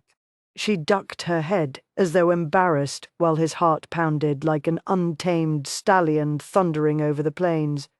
He'd heard those 3 little words before in his youth, but they hadn't managed then to bring him to his knees. Right now, he wasn't certain how long he could remain standing. She loved him. This sweet little woman loved him. Laurie glanced up and watched Austin dangle the mistletoe in front of her nose. She smiled warmly. "You don't need that." She raised up on her toes, entwined her arms around his neck, and pressed her lips against his. He welcomed her as he had that first night, when they had each needed comfort. His mouth was hot and devouring, as though he couldn't get enough of tasting her. She hadn't planned to tell him that she'd come to love him, but she had thought he needed to hear the words as badly as she did. She knew she couldn't compete with his memories, but she'd grown weary of worrying how the past, his and hers, might affect their future. She had this moment, when he held her as though he would never release her, this moment when the world contained all that mattered, warmth, security, and the possibility of love. She had no doubts that he cared for her and treasured her. Maybe not in the same manner that he had Becky, but he had been younger then. Now and then she would catch glimpses of the young man he might have been. She could not return to him his youth, but she could give him her love unconditionally, and if he continued to love another, she would not allow her love for him to diminish. He trailed his mouth along the sensitive area below her ear. She felt as though the fire had jumped from the hearth and was surrounding her, flames licking at her flesh. He nimbly unbuttoned the top buttons on her bodice and dipped his tongue into the hollow at the base of her throat. She dug her fingers into his shoulders, needing his strength to prevent her from melting into the floor. "Ah, sugar!" he rasped, his breath skimming along the curve of her bosom. "Why don't we ever do this at home?" She dropped her head back, giving him easier access. "Your promise, I guess." "My promise." His lips moved lower. "My promise? Damn it to hell!" He pressed his mouth to the valley between her breasts. "I was only thinking of you, Laurie. I swear to God, I was only thinking of you." He pulled away from her, braced his forearm on the window, and pressed his forehead against the glass, his breathing harsh and labored. Studying his tortured profile, she watched his Adam's apple rise and fall as he swallowed. Tears stung her eyes. Without thought, she had answered his question with the excuse that she gave herself each night when he simply held her and didn't ask for more. Austin, reaching out, he took her hand, brought it to his lips, and pressed a kiss to her fingertips. "We probably ought to get back to the others. I'll need to pass out the presents soon." Turning, he gave her a wayward smile and began to button her bodice. "You make me forget all about propriety. Laurie and promises." He slipped the last button through its loop and straightened her collar. "One of these days, sugar, I'm going to kiss you until you forget about promises." "Promise?" she asked, a hint of teasing in her voice. His eyes grew warm. "Promise." He slipped his fingers between hers, pressing his rough palm against hers. "Come on, my favorite part of Christmas is nearly here." His excitement was infectious as he led her from Dallas's office. They'd create new memories to replace the old, and she imagined each Christmas would simply be more wonderful than the one that had come before. They walked into the parlor.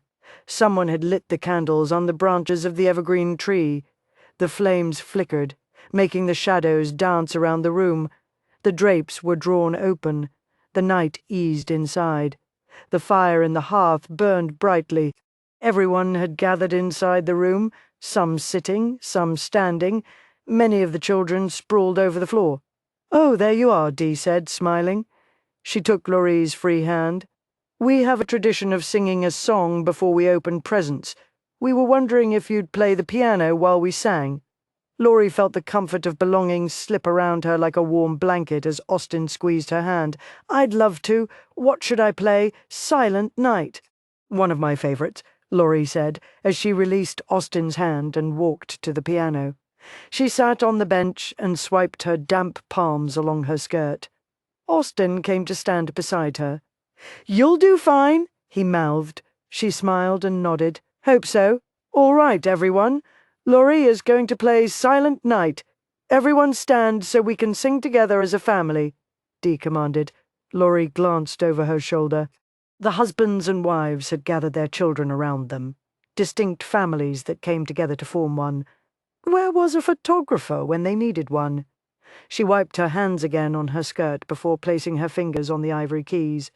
The notes sounded, and the room filled with off-key voices, and for the first time ever she heard her husband's voice lifted in song.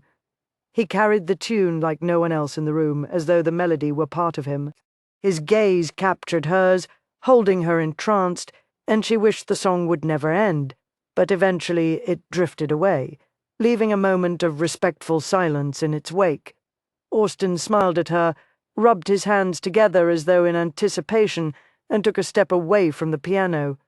Laurie twisted around on the piano bench to watch the exchange of gifts. "You can help me pass out presents, Brat," Rawley said, as he knelt in front of the tree. "You don't have to tell me," Maggie countered as she dropped beside him. "I've been helping you forever." Austin, still smiling, stepped back and sank onto the bench beside Laurie, his gaze focused on the tree. He took her hand. "Thought you played really nice," he said, his voice low. She thought her heart might break as she remembered him saying earlier that he needed to pass out the presents. In the years while he was away, the responsibility had obviously fallen to Rawley until everyone had forgotten a time when anyone else had passed them out. She squeezed Austin's arm.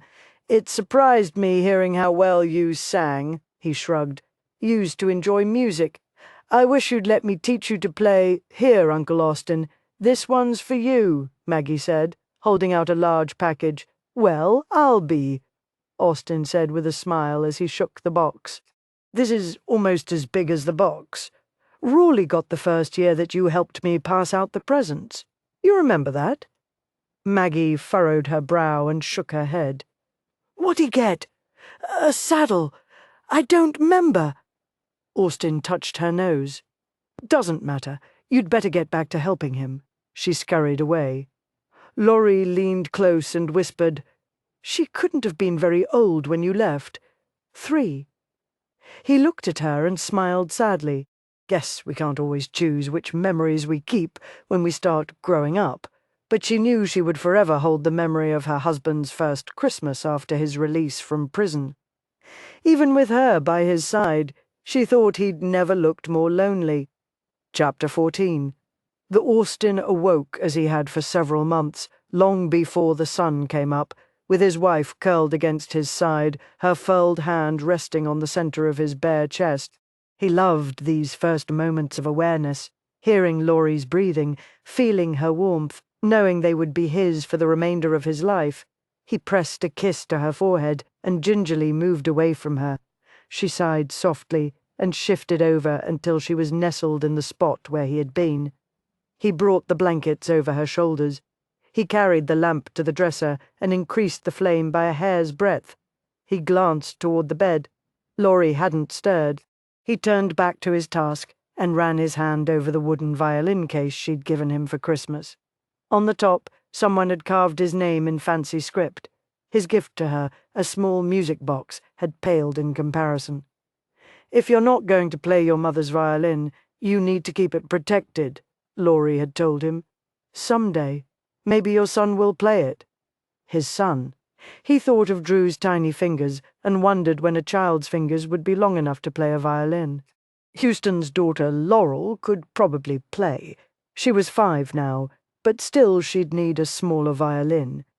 He imagined the joys of teaching a child the wonders of music. He could teach his own children. He unfolded one of the sheets of music Lorraine had given him. All the black dots looked like bugs crawling over the page. Reading them was nothing like reading a book. Lorraine could teach his children to play. Quietly, he donned his clothes and slipped into the hallway. The house seemed incredibly quiet after all the festivity the night before.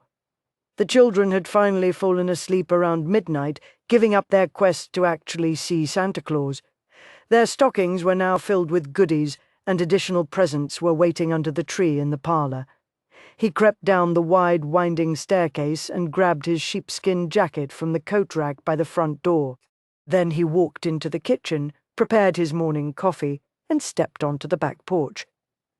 He settled onto the top step, wrapped his hands around the warm tin cup, and waited for the first ray of sun to touch the sky and reveal its beauty, waited to hear the music in his soul that had always accompanied the sunrise before he'd gone to prison. He heard the door open and glanced over his shoulder, anticipating the sight of his wife, rumpled from sleep. "What are you doing?" Cameron asked. He averted his gaze and tightened his hold on the cup. "I was enjoying the sunrise. Mind if I join you?" Austin shrugged. "It ain't my porch." Cameron dropped beside him and wrapped his arms around his middle. "Cold out this morning." Austin watched the steam rise from his coffee. "Laurie seems nice," Cameron said. Austin sliced his gaze over to Cameron. "She is a miss." Cameron nodded. "She doesn't look like she's got much longer to go." Austin narrowed his eyes. "You counting the months? 'Cause if you are, I'll have to take you out behind the barn and teach you a lesson in minding your own business." "Nah, I wasn't counting. I was just saying, that's all. Good, 'cause I wouldn't like it at all if you were counting months." Austin extended the cup toward Cameron. "Take a sip on that before your clattering teeth wake everyone up. It'll help warm you." Cameron took the cup without hesitating and downed a long swallow before handing it back. "Thanks. Becky would probably never forgive me if I let you freeze to death out here," Austin said, squinting into the distance, searching for that first hint of sunlight. "She missed you like hell while you were in prison." Cameron clasped his hands between his knees. "So did I." Austin laughed mirthlessly. "You two had a hell of a way of showing me that." A suffocating silence wove itself between them, around them. Austin saw Dawn's feathery fingers pushing back the night. "After Boyd died, my pa didn't want anything to do with me since I didn't approve of what Boyd had done, paying someone to kill Dallas. Dallas offered me a job." Austin turned his attention toward Cameron. "You would have wet your britches every time he gave you an order." A smile tugged on the corner of Cameron's mouth. "Yeah, that's what I figured, so I went to work for Becky's pa. She and I put a box in the storage room."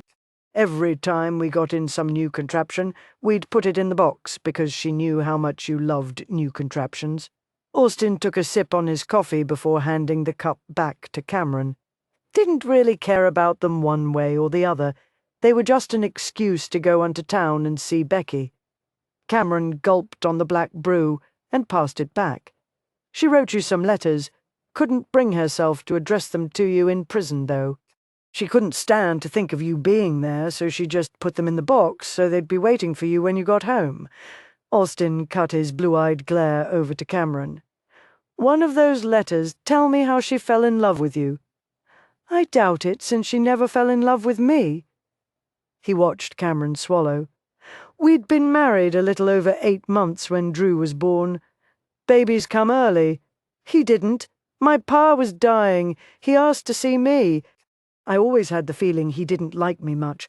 Never knew why, but he didn't want to die without telling me that I didn't come from his loins. It took him 6 years to realize my mother had fallen in love with the foreman. His name was Joe Armstrong. My P, I can't stop thinking of him as my P, said he shot Joe Armstrong through the heart and buried him when no one would ever find him. You believe him? Cameron nodded. Yeah. Dee remembered the foreman.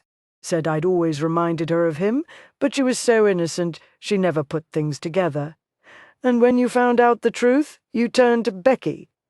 Cameron gave him a jerky nod. Her pa had died a few months before, so I guess she knew how I was grieving. I'd loved her forever, but I didn't mean for things to turn out the way they did. He planted his elbows on his thighs and buried his face in his hands.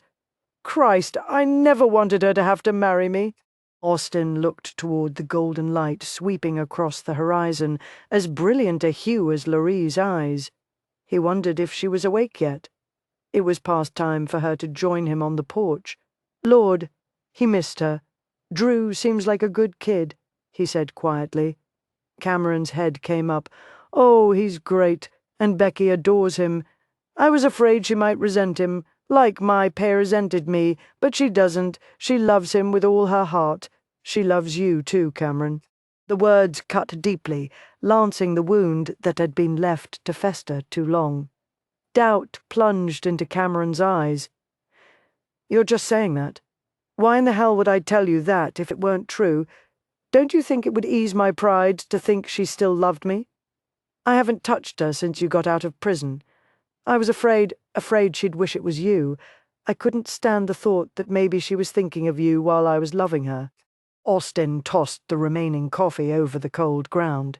He'd made Laurie a promise, and suddenly it didn't seem as though it would be difficult to keep. Whatever he and Becky had once had was nothing more than a distant memory. A blind fool could see that she loves you more than she ever loved me. Why in the hell do you think I've been so angry all these months? Not because she married you, but because she didn't love me as much as she loves you. Yeah? Austin gave a brisk nod. Yeah? He studied Cameron a minute. You said your pa killed your real father? Cameron gave a slow, hesitant nod. Hard to believe I lived with a murderer all those years and never knew it. You think there's a chance he might have killed Boyd? It occurred to me more than once, but why would he have killed Boyd? Boyd could do no wrong as far as he was concerned. Austin heaved a deep sigh. Damn. Wish I knew who killed him. I don't like having this guilty verdict hanging over my head. Doesn't seem to bother Laurie. Laurie looks at the world differently than most people. Someone murdered her family, but she's somehow managed to hold on to a portion of her innocence. I'm afraid if we stay here, if she hears too many people whispering about me, speculating on who I might murder next, that she'll lose that little bit of innocence. You thinking of leaving? Austin shrugged. I don't know where we'd go or what I'd do, so probably not, but I think about it sometimes. Houston told me once that when a man loves a woman, he does what's best for her, no matter what the cost to himself. I'd pay any price to see Laurie happy. She seems happy enough. I think I can make her happier. I know I can. Houston told me that he thought he might have fallen in love with Amelia the minute he saw her. I didn't feel that way with Laurie, but when she stepped out of that house I felt as though I'd come home. Do you think Dallas fell in love with Dee when he first laid eyes on her? Austin shook his head, joyful memories surging through his mind like a kaleidoscope of forgotten images. Nope, he probably fell in love with her when he discovered she had a nose. Do you remember the look on his face when he lifted her veil and saw her face for the first time? Austin chuckled. Cameron started laughing. His face? You should have seen your face. Mine? What about yours? Their laughter grew louder, mingling with the dawn.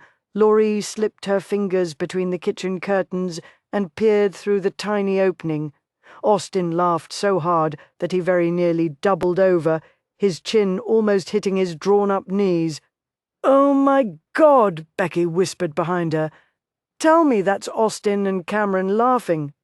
Laurie stepped back, surprised to see tears brimming in Becky's eyes as she peeked through the curtain. "I could not have asked for a better Christmas present." Becky squeezed her eyes shut and released a quick breath. It almost killed Cameron to lose Austin's friendship. She opened her eyes and grabbed Laurie's hand. "Come on, let's go sit with them." "I'm not sure we should." "Oh, I am. I know it'll never be like it was, but this is sure close." Becky opened the door. "What are you two laughing about?" she demanded of the men sitting on the porch. Holding her breath, Laurie peered around Becky, who stood with her hands planted on her hips, her legs akimbo. She saw Austin's smile increase, his eyes grow warm as he held out his hand.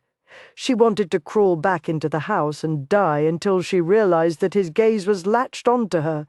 "Come here, sugar," he said in a slow drawl that sent her heart to racing. She skirted around Becky and slipped her hand into his, thinking his had never felt so warm or comforting, so right as his fingers wrapped around her hand and he pulled her down to his lap. He opened his jacket and tucked her inside like she was a piece of fine jewelry to be protected between velvet. He held her close with one arm and enveloped her bare feet with his other hand. She was eye level with him, and from the intensity of his blue gaze, she would have thought he were only aware of the two of them sitting on this porch in the cold dawn. "What were you laughing about?" Becky repeated as she plopped onto Cameron's lap and nearly sent him sprawling backward over the porch. "We were remembering the day that Dallas married Dee," Cameron said, straightening himself and putting his arms around Becky. "What was so funny about that?" Becky asked. "Cameron had told me that Indians cut off Dee's nose," Austin said, his gaze never leaving Laurie. She grew warmer, but she thought it had little to do with the heat of his body burning through her clothing. "I told Dallas. It came as a surprise to him to discover his wife had a nose. I remember now. Everyone's mouth dropped open when he lifted her veil. But I never knew why," Becky said. She wrinkled her brow. "He married her thinking she didn't have a nose." "He was a desperate man," Austin said quietly. "Desperate men don't always think things through." Laurie wanted to tell him that desperate women didn't think things through either. She had been desperate once, so incredibly desperate that she had done something she never would have believed herself capable of doing. At unexpected times the memory would strike like a rattlesnake, only a rattlesnake gave warning. Her memory from hell wasn't as kind. She heard the tread of heavy feet and twisted slightly. Dallas rounded the corner, burlap sacks bunched in his hand. "What in the hell are you doing lollygagging back here?" he demanded without breaking his stride. He tossed the burlap sacks onto the porch. "Get this hay picked up?" Reaching behind him, Austin grabbed the sacks and handed a couple to Cameron. "Guess we'd better get to it." Laurie slid off his lap and tightened her wrap around herself. "I need to get dressed." Austin's hand clamped onto her waist, preventing her from slipping back into the house. "Me too," Becky said. "I'll see you in a little bit, Cameron. Be sure and get the hay off the balcony in Rawley's room." She smiled. "Guess he forgot we were going to sleep in his room last night." She disappeared into the house. Austin shifted his gaze from Laurie to Cameron. "Why don't you go on? I'll catch up." "Sure thing." Cameron hopped off the porch and headed toward a distant scattering of hay. Austin returned his gaze to her, his fingers tightening their hold. "Is everything all right?" she asked. She watched his Adam's apple slowly slide up and down. His blue eyes smouldered like flames on the verge of coming back to life. "Everything is just fine. As a matter of fact, I think it's been fine for a while and I just didn't notice." He cradled her cheek. "I love you, Laurie." Her heart slammed against her ribs. "You don't have to say that just because I did. That's not why I'm saying it." He dipped his head slightly. "I'm saying it because it's true." He closed the distance between their mouths, their hearts, with a kiss that made her body feel like a melted pool of wax, warm and molten, easily shaped to fit his desires, and more to fit her desires, desires that spiraled through her. She slipped her hands beneath the shoulders of his sheepskin jacket and felt the comforting heat of his body. He brought his coat around her. Her toes crept over his boots, and the baby rolled between them. Austin drew away and glanced down at the small mound. Then he lifted his gaze. "Figure we'll spend the day here, pack up our stuff, go to that Christmas ball that Dee is giving in town, then head home." She gave him a quick nod. "Don't remind me of any promises I've made in the past when we get home." Her voice caught in her throat, forcing her to push out the words. "I won't." A slow, lazy smile spread across his face, and in it she read a new promise, a promise she dearly wanted him to keep. With long strides, Austin carried the box of presents to the wagon. He and Lorraine had been blessed last night with an assortment of gifts that ranged from usable items for the baby to a picture from Faith that he suspected was a horse only because it had been scribbled in brown. After setting the box in the back of the wagon, he dug through the contents until he found one of the music sheets Lorraine had given him. He opened it and again studied the black ovals with the strange sticks and flags. He supposed it wouldn't hurt to let Lorraine explain them to him. If they made sense to her, maybe they could make sense to him. "Austin?" Becky's serene voice came from behind him. He stuffed the sheet into the box, spun around, and realized that he'd lied to Laurie. He'd told her once that a man couldn't tell if a woman had been made love to, but standing here, staring at the warm glow on Becky's cheeks, he had no doubt that she had just been well and thoroughly loved. "I just wanted to thank you," she said softly. "For what?" "For whatever it was that you said to Cameron that made him stop doubting my love." I just told him the truth. He turned and shoved the box farther back into the wagon. Becky came up alongside him. "I did love you, you know," she said quietly. He met her gaze. "I know what we had was so incredibly sweet and young." She furrowed her brow. "I don't know if that makes sense." "It does. If we had gotten married 5 years ago, even without you going to prison, I don't know if our love would have survived the passing years. I think we would have been content, but never truly happy." Words backed up in his throat, and he could do little more than give her an understanding nod. "I know it's been hard on you since you got back. Cameron and I just finished talking about some things that we hadn't really discussed before. I'm willing to make a public announcement saying I was with you the night Boyd was killed." Austin felt as though the air had been pulled from his lungs. Emotions clogged his throat. He knew that announcement would cost Becky more than her reputation. It would cost Cameron his pride. "I appreciate that, Becky, more than you'll ever know, but I think it would cause more harm than good. That's the reason I told you not to say anything 5 years ago. Most people would think you were lying to protect me, but your words would still plant the seeds of doubt about your reputation in everyone's mind. It's not worth taking the chance of hurting not only you and Cameron, but Drew as well."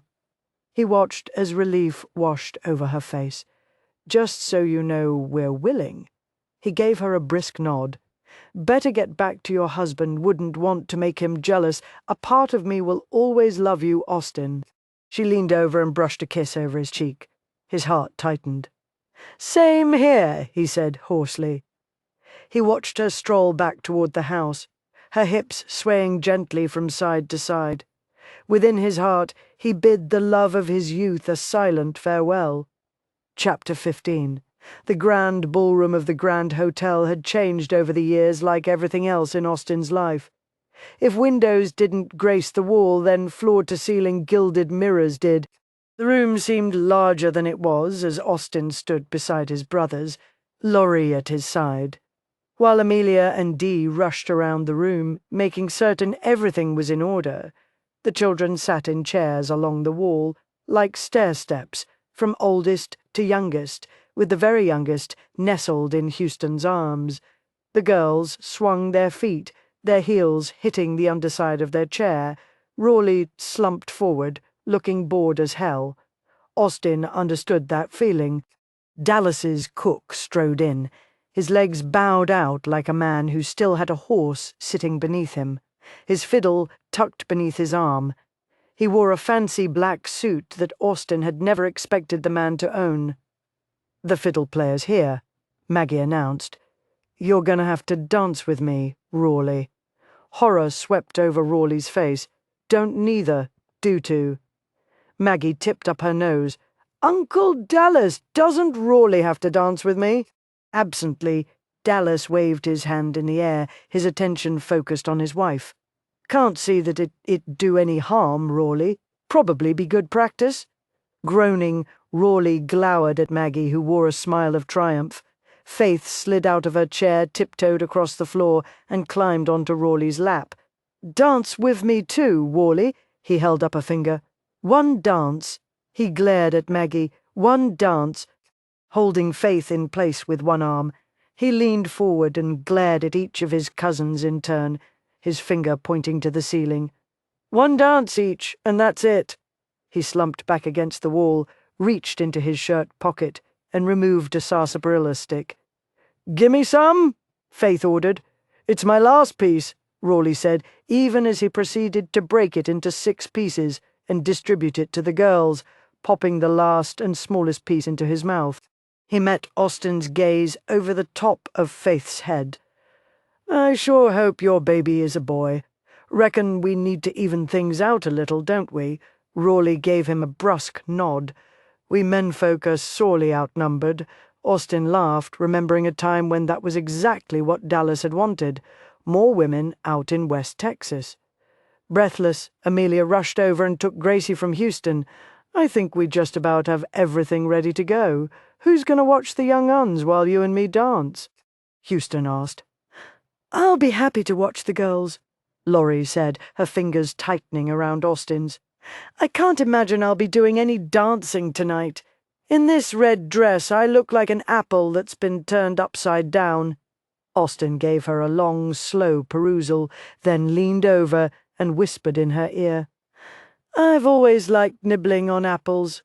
Her face burned a deep crimson, and he wished he could find some dark, secluded corner where he could taste her fully. His only fear was that once he got started he'd be unable to stop. He couldn't remember ever wanting anything as much as he wanted Laurie at this moment. People began to arrive. The night they'd gone to the theatre, Austin had only seen Layton's Successful Citizens. They were here tonight, but so were the cowboys, the wranglers, the stonemasons, and the carpenters. The ladies who worked in Dee's hotel and restaurant glided into the room in their fancy gowns and were swept onto the floor to dance before the music began to play. When the first strains from Cookie's fiddle filled the air, a roar went up, and people began to dance in earnest. "We're going to take you up on that offer to watch the girls, if you're sure you don't mind," Houston said. "I don't mind," Laurie assured him as she released Austin's hand and took Gracie into her arms. "We'll just dance one dance," Amelia said. "Dance as many as you like." "I'm going to make my wife stop working and do some dancing," Dallas said before walking off. With a huff, Rawley shifted Faith off his lap, stood, and held his hand out to Maggie. "Come on, brat, you asked first." Maggie hopped out of her chair and followed him onto the dance floor. Austin helped Laurie sit in the chair Maggie had vacated. Then he sat beside her, easing Faith onto his lap. She reached up and planted a sticky sarsaparilla-scented kiss on his cheek. "Love ya." "I love you too," Austin said quietly. He glanced over at Laurie. "And you?" She pressed her cheek against his shoulder. "We won't stay long," he promised. He looked toward the waltzing couples. They all look so happy, Laurie said quietly. Cameron and Becky passed quickly in front of them before disappearing in the crowd. Yeah, they do, Austin said. When the music stilled momentarily, Amelia came over and took Gracie from Laurie. Come on, girls, let's go get some punch. Houston scooped AJ into his arms before holding a hand toward Faith. You thirsty? She nodded and slid off Austin's lap. Austin watched his nieces, all in identical red dresses, traipse toward the table like performers in a circus parade. He glanced at Laurie, her hands folded over her apple-red stomach. He leaned toward her. Do you dance? She wrinkled her nose. I went to a couple of balls in Austin, but that was a long time back. He pulled gently on a curl dangling near her temple. Is that where you met Jake? I told you there was no Jake. Who did you dance with? Sighing, she narrowed her eyes. I danced with somebody named John and Michael. That's it. I wasn't exactly the belle of the ball. What do city boys know? He asked. A good-looking woman when they see one. Not on your life. He stood, held out his hand, and helped her to her feet. Thought I spotted you over here, Cameron said, diverting Austin's attention away from Laurie. Would you mind if I danced with your wife? Austin caught the look of surprise in Laurie's eyes, and suddenly he wanted every man in this room to dance with her. No, I don't mind. You don't mind, do you, Cameron? Asked Becky. I'll be leaving you in good company. Becky smiled. Go on. Cameron held his hand toward Laurie. She hesitated before slipping her hand into his. I'm not very balanced these days. Cameron grinned. That's all right. Neither am I. Austin watched Cameron lead Laurie onto the dance floor. Their steps were awkward, mismatched. Cameron chuckled, and even with the din of the other dancers, Austin heard Laurie's gentle laughter. You and I never got to dance, Becky said quietly. Austin slid his gaze to her. The royal blue of her dress enhanced the shade of her eyes. No, we didn't. She licked her lips. We're not going to dance tonight, are we? No, we're not. She shifted her gaze to the dancers. Cameron wouldn't mind, but it might hurt Laurie. She peered at him. Do you love her? Yeah, I do. Then she's a very lucky woman. She hasn't been up until now, but I aim to change that. He tilted his head as the music drifted into silence. If you'll excuse me, I think I'll dance with my wife now. He glanced toward the dance floor, reining in his impatience as Cameron escorted Laurie back to him. Her cheeks were flushed, her eyes sparkling. He would have grabbed her and hauled her back onto the dance floor right then and there, but he had something special in mind. Didn't topple over, huh? He asked as they neared. He laughed when Laurie stuck her tongue out at him. Come on, sugar, sit down, he ordered. Laurie plopped into the chair, grateful to be off her feet. Thank you, Cameron, she called out. Cameron glanced over his shoulder and winked at her before he led Becky back toward the dance area. Laurie released a deep sigh. I didn't want to, but I think I like Cameron. He's nice. Of course he's nice. You think I'd have mean friends, Austin said as he knelt in front of her and lifted her foot. She leaned forward. What are you doing? Taking off your shoes. She jerked her foot back. Austin, not here, she whispered hoarsely. He looked at her with blue eyes that reflected the innocence of a child. Why? She stared at him, trying to think of an acceptable reason. It's not proper. A woman doesn't show her ankles in public. Your skirt is long enough that your ankles won't show. Besides, your toes have got to be hurting. I've seen Cameron dance before. He may be nice, but he doesn't know his right foot from his left. She slapped a hand over her mouth to stop herself from laughing out loud. Her toes were hurting. He patted his thigh. Come on, sugar. She gnawed on her lower lip. She supposed if she just sat here. Oh, all right. But don't let anyone see what you're doing, she whispered as she placed her foot on his thigh. She loved to watch his long fingers nimbly work to unbutton her shoes. She wanted to see his fingers gliding along the strings on his mother's violin. She knew he had been touched by the case she had given him for Christmas, but she'd been disappointed that he hadn't shown more of an interest in the music sheets she'd given him. He slipped her shoe under the chair, and when she would have brought her foot to the floor, he held it in place on his thigh, rubbing his thumbs in a circle over the balls of her foot. "Oh, Lord, that feels good," she said. "You have such nice hands. Wait until you see how nice they're going to be later on." She didn't know if the gleam in his eyes spoke of teasing or seriousness, and she wasn't certain she wanted to know. He placed her foot on the floor, brought her other foot up, and removed her shoe. He rubbed her foot until every little pain vanished. "How does that feel?" he asked. "Wonderful. Good." He stood and held out his hand. "Will you honor me with this dance?" Laurie widened her eyes. "I don't have shoes on." He smiled warmly. "I know that, sugar. I just took 'em off. I can't dance without shoes." "Sure you can." She thought of being held within his arms, her stockinged feet gliding over the smooth hardwood floor. "Cameron said that you never learnt how to dance. He doesn't know everything. The music stilled. So you have danced before, once with Amelia." She scooted up in the chair, hope flaring within her. "Only with Amelia. Only with Amelia. I was sharing her with a dozen cowboys at the time, and all we knew how to do was swing her around, stomp our feet, and clap our hands. Have you ever waltzed with anyone?" "Never." Slowly she rose to her feet. "What else have you never done?" She knew from the darkening of his eyes that he understood what he was asking. "Never danced with a woman I love." Jealousy was a petty thing, but she'd never known such gladness. She smiled warmly. "I wouldn't want to miss this opportunity to be your first, sugar. It's more important that I intend for you to be my last." Before she had the chance to respond, he'd placed his hand on her waist and swept her onto the dance floor.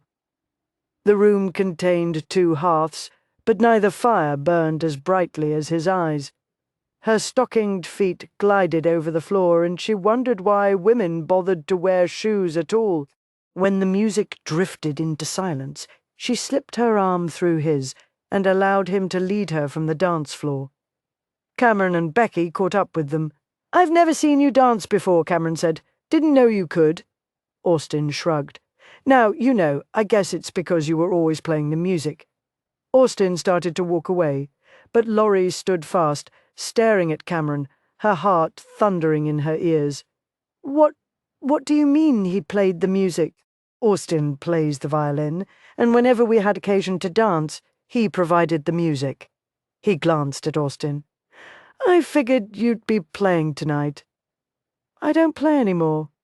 "I'm sorry to hear that," Cameron said. "No one played music the way you did. You should have heard it, Laurie. It was beautiful." She felt Austin's gaze boring into her. She slipped her arm from beneath his. "Yes, I should have heard it." The strains of the waltz floated around the room.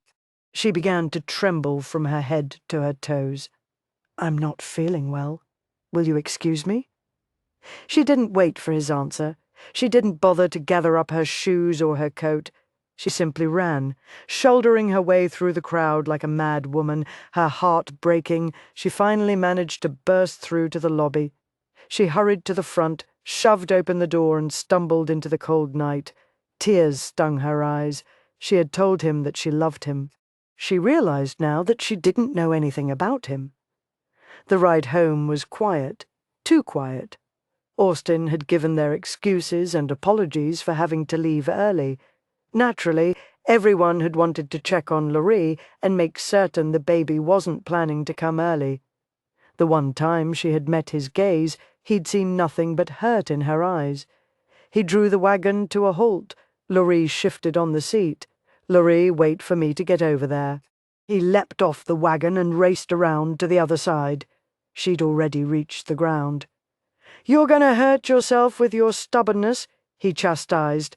"And you hurt me with your lies." "I never lied. You never told me the truth either." She spun on her heel and headed into the house. Austin grabbed their box of presents from the back of the wagon and traipsed in after her. Shafts of moonlight pierced the darkness. "Will you start a fire in the hearth?" she asked. I'm cold. He set the box on the table, walked to the hearth, and hunkered down. He struck a match to the kindling and watched the flames flare to life. He heard a scrape and bang. He twisted around and watched Laurie remove something from the box. Your music box is on the bottom, he told her. I'm not looking for the music box. Slowly, he unfolded his body. Laurie. She spun around, marched to the hearth, and threw something at it. The sheets of music. He dropped to his knees, grabbed them from the fire, and beat out the flames that were already greedily devouring the pages. He glared up at Laurie. What did you do that for? You already know how to play the violin. All these months, you let me make a fool out of myself. No, I never meant that. Why didn't you tell me? When I asked you, begged you to let me teach you, why didn't you say, I already know how to play, Laurie? He saw the tears glistening within her eyes. Laurie, you told me that you love me. Do you think love is supposed to hurt? It's not. Whatever Becky taught you about love is wrong. It's supposed to heal. It's supposed to make you feel glad that you're alive. It's supposed to help you live with the past.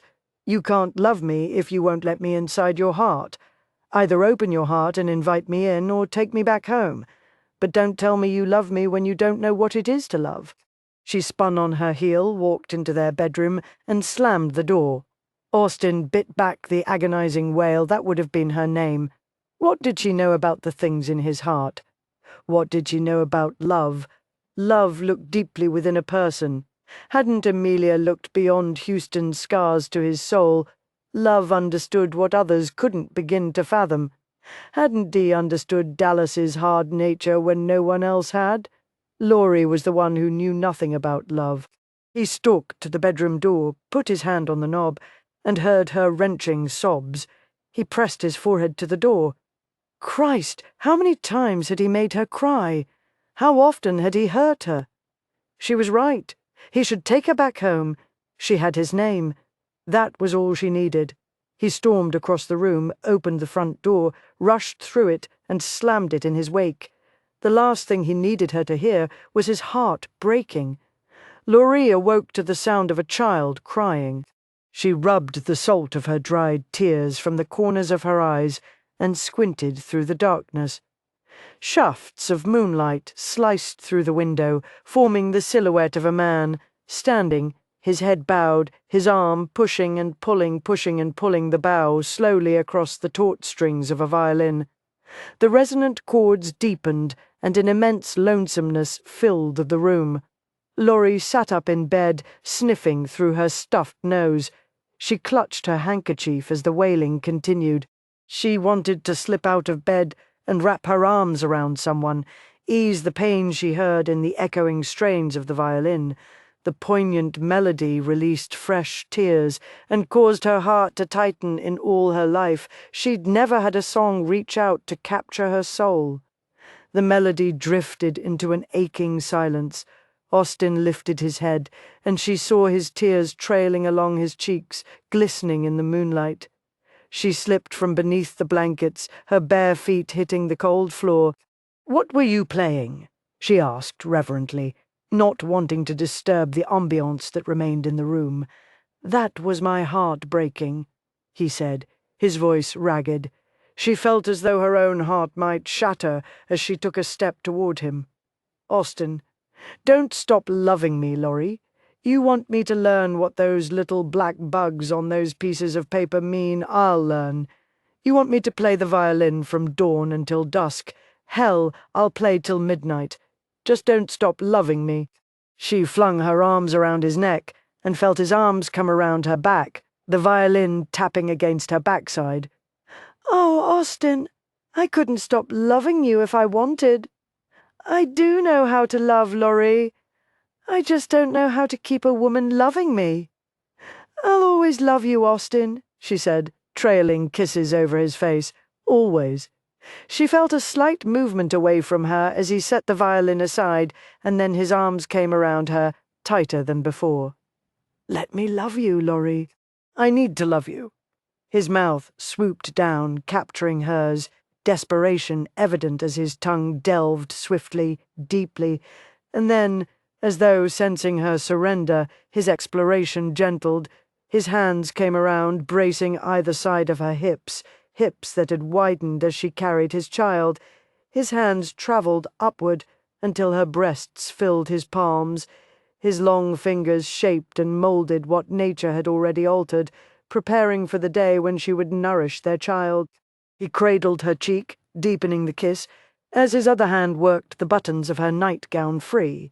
He slipped his hand through the parted material, his roughened palm cupping her smooth breast. She felt his fingers tremble as his thumb circled her nipple, causing it to harden and strain for his touch. His breathing harsh, he trailed his mouth along the column of her throat. He dipped his tongue into the hollow at the base of her throat. "I'm only thinking of you, Laurie," he rasped. She dropped her head back. "I know." And she did know. Deep within her soul, where his music had dared to travel only moments before, she did know that he was thinking of her. The tears he had shed had been for her. The music he had played had been for her. His kiss, his gentle touch, they belonged to her now, just as he did. His mouth skimmed along her flesh between the valley of her breasts, his breath warm like a summer breeze. He trailed his mouth over the curve of her breast. His tongue circled her nipple before he closed his mouth around the taut tip and suckled. Like a match struck to kindling, her body responded, heat flaming to life. Her knees buckled and he caught her against him, steadying her. Slowly he unfolded his body, and within the faint moonbeams she saw the deep blue of his smouldering gaze. He slipped his hands between the parted material of her gown, spreading it over her shoulders until it was free to slide down her body and pool at her feet. She heard him swallow. "God, you're beautiful!" His voice sounded as thick as molasses, and his gaze spoke more eloquently than his words. Her fingers trembled as she ran her hands over his wide shoulders and along his broad chest, knowing that she was on the verge of sealing forever the vault that held old promises. One movement, one touch, one word, and they could never return to what had been. "Tell me again," she whispered. "I'm only thinking of you, Laurie," he said, his voice ragged, his breathing uneven. She smiled warmly into the face of the man she loved. "No, tell me you love me. I love you." She wrapped her hand around his, took a step back toward the bed, and watched his lips spread into a slow, seductive smile. Another step back, and she sank onto the bed. Austin tore his shirt over his head and dropped his breeches to the floor. She watched the moonlight play over the hard muscles of his body before he stretched out beside her on the bed.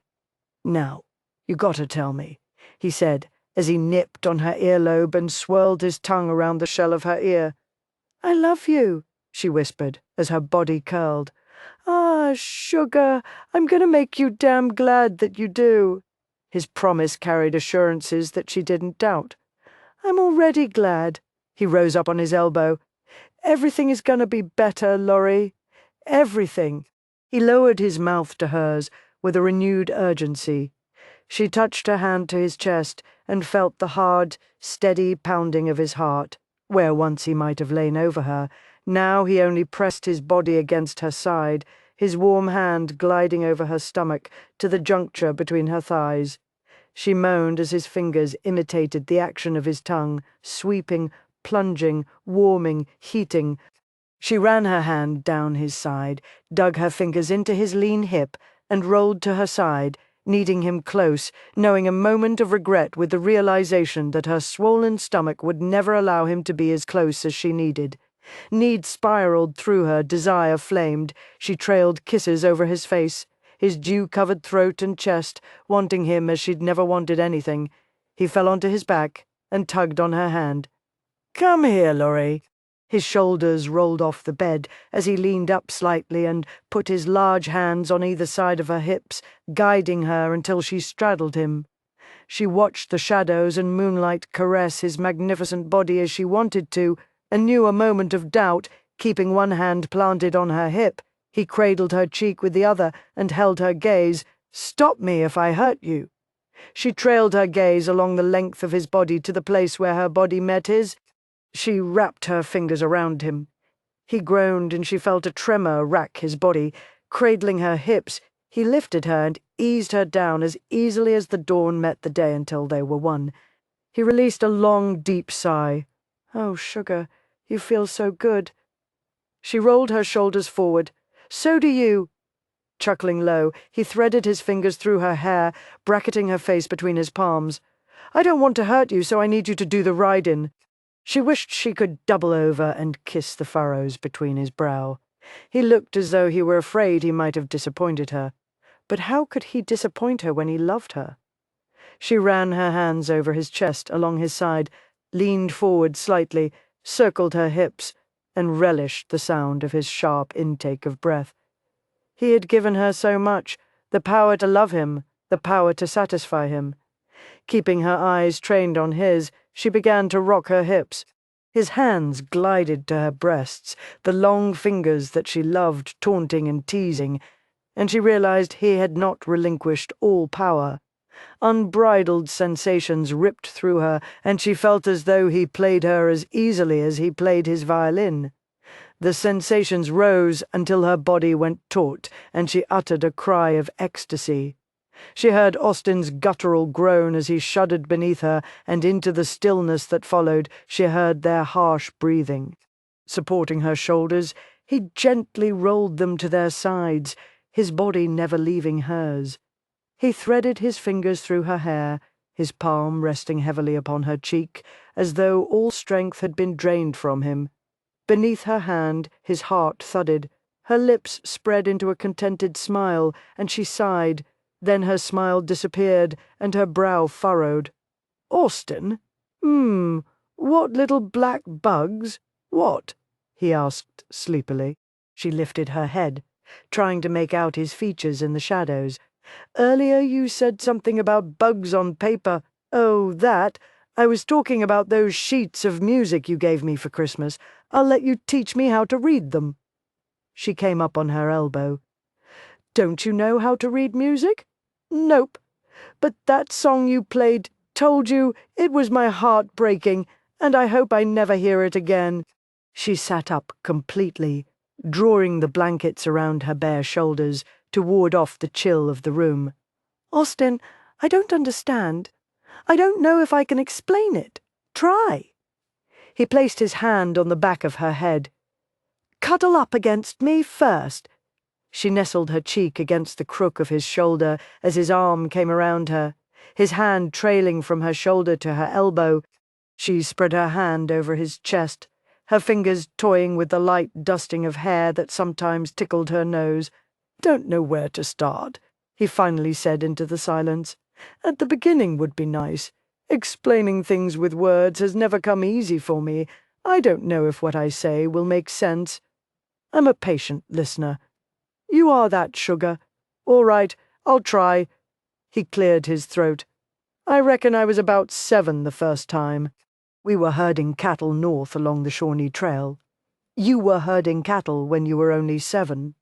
Mostly I followed Dallas and picked up cow chips for the campfires at night. Anyway, one night I'd been sleeping under the chuck wagon. I heard this noise. It sounded like the wind, but there was no breeze that night. It was still as death, like something was waiting, so I got up. Cookie, that's the man that played the fiddle tonight, was fixin' food for the men about to come off the 2 o'clock watch. I asked him if he'd heard anything. He wanted to know what it sounded like. I couldn't describe it. He always kept his fiddle nearby, so I picked it up and played what I heard. "Just like that?" she asked in awe. "Just like that." She lifted her head. "How could you do that? All I can figure is that all those nights I watched my mare when I was a boy stuck with me." She'd never heard of anything like it, but she couldn't discount the fact that the song he had played earlier had been flawless. "Cookie taught me a few notes, a couple of songs, but he doesn't have your patience. Then one Christmas Dallas and Houston gave me a violin, but I was 16 before I found out it had been my ma's." "But you told me you couldn't play. Why did you lie?" He rolled her over, rising above her, cupping her cheek. "I wasn't lying, Laurie. I've always heard the music in my heart, but I lost the ability to do that when I went to prison.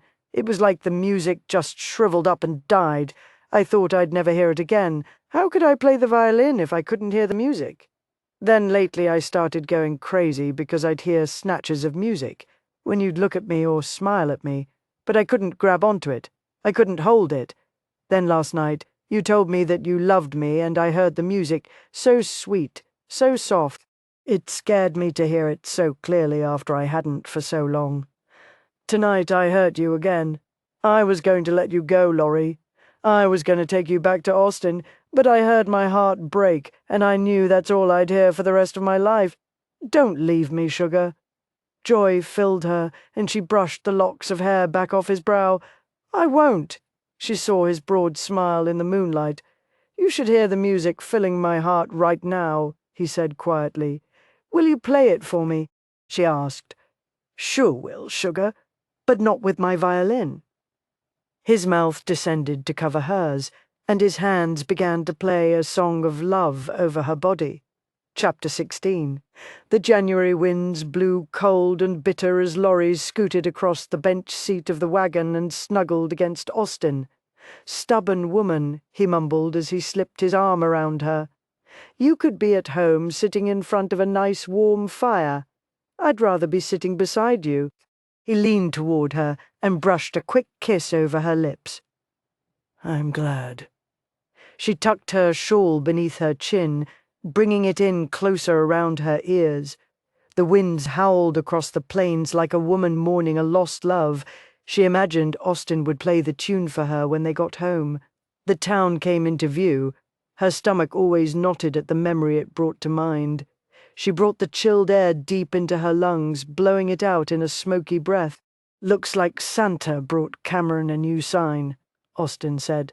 Laurie looked toward the general store, her breath hitching. McQueen's general store. Her fingers tightened on Austin's arm. I thought their name was Oliver. No, that was Becky's pa. He glanced sideways at her, an incredulous expression on his face. All this time you thought their name was Oliver? She nodded, fear clogging her throat. So Dee is a McQueen too? No, she's a Lee. Used to be a McQueen. Do they have other family? They have a brother, Duncan, and that's all, as far as I know. He drew the wagon to a halt in front of the store, clambered down and held his arms up to her. She scooted across the bench, and he helped her down to the ground, his arms coming around her. Good God, Laurie, you're shaking like a leaf in the wind. I'm just cold, she lied. Let's get you inside. He headed for the store, the last place she wanted to go. He shoved open the door and hustled her inside. The bells above the door clanged and nearly made her jump out of her skin. Cameron walked out from the back, drying his hands on a towel. You picked a bad day to come into town. Wasn't this cold when we left? Austin said as he led Laurie to the black pot-bellied stove. Sit here, Laurie. She did as he instructed and gave him the freedom to remove her gloves.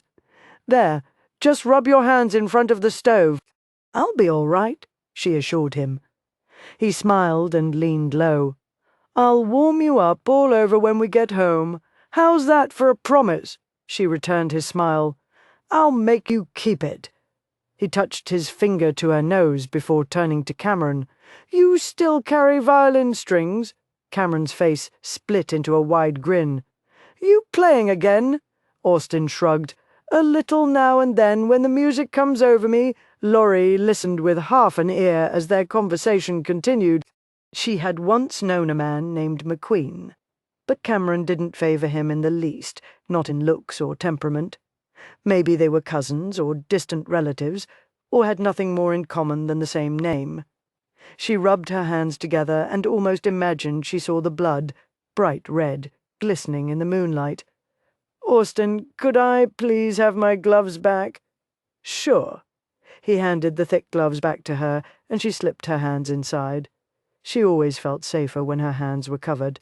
Did you want to get that rattle you were telling me about? He asked. She nodded and forced herself to stand on trembling legs. She glanced at Cameron. He gave her a warm smile that calmed her fears.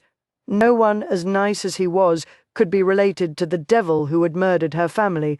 Oh, come on, Laurie. Please." Laurie pursed her lips, crossed her arms over her stomach, and fought hard to resist the plea in those mesmerizing blue eyes.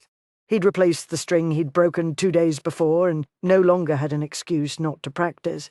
"No, not until you've mastered this." Austin slumped back in the chair like a petulant child and started to randomly pluck the strings on his violin.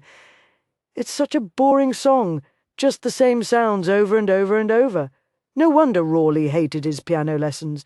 You can't play the complicated songs until you've learned the easy ones." He sprung forward.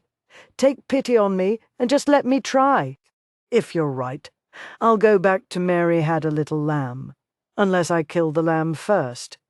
Laurie couldn't stop her laughter from bubbling up. How could she expect a man who played from his heart to be content with other people's music? For the first time she was catching true glimpses of the young man he had been before he went to prison.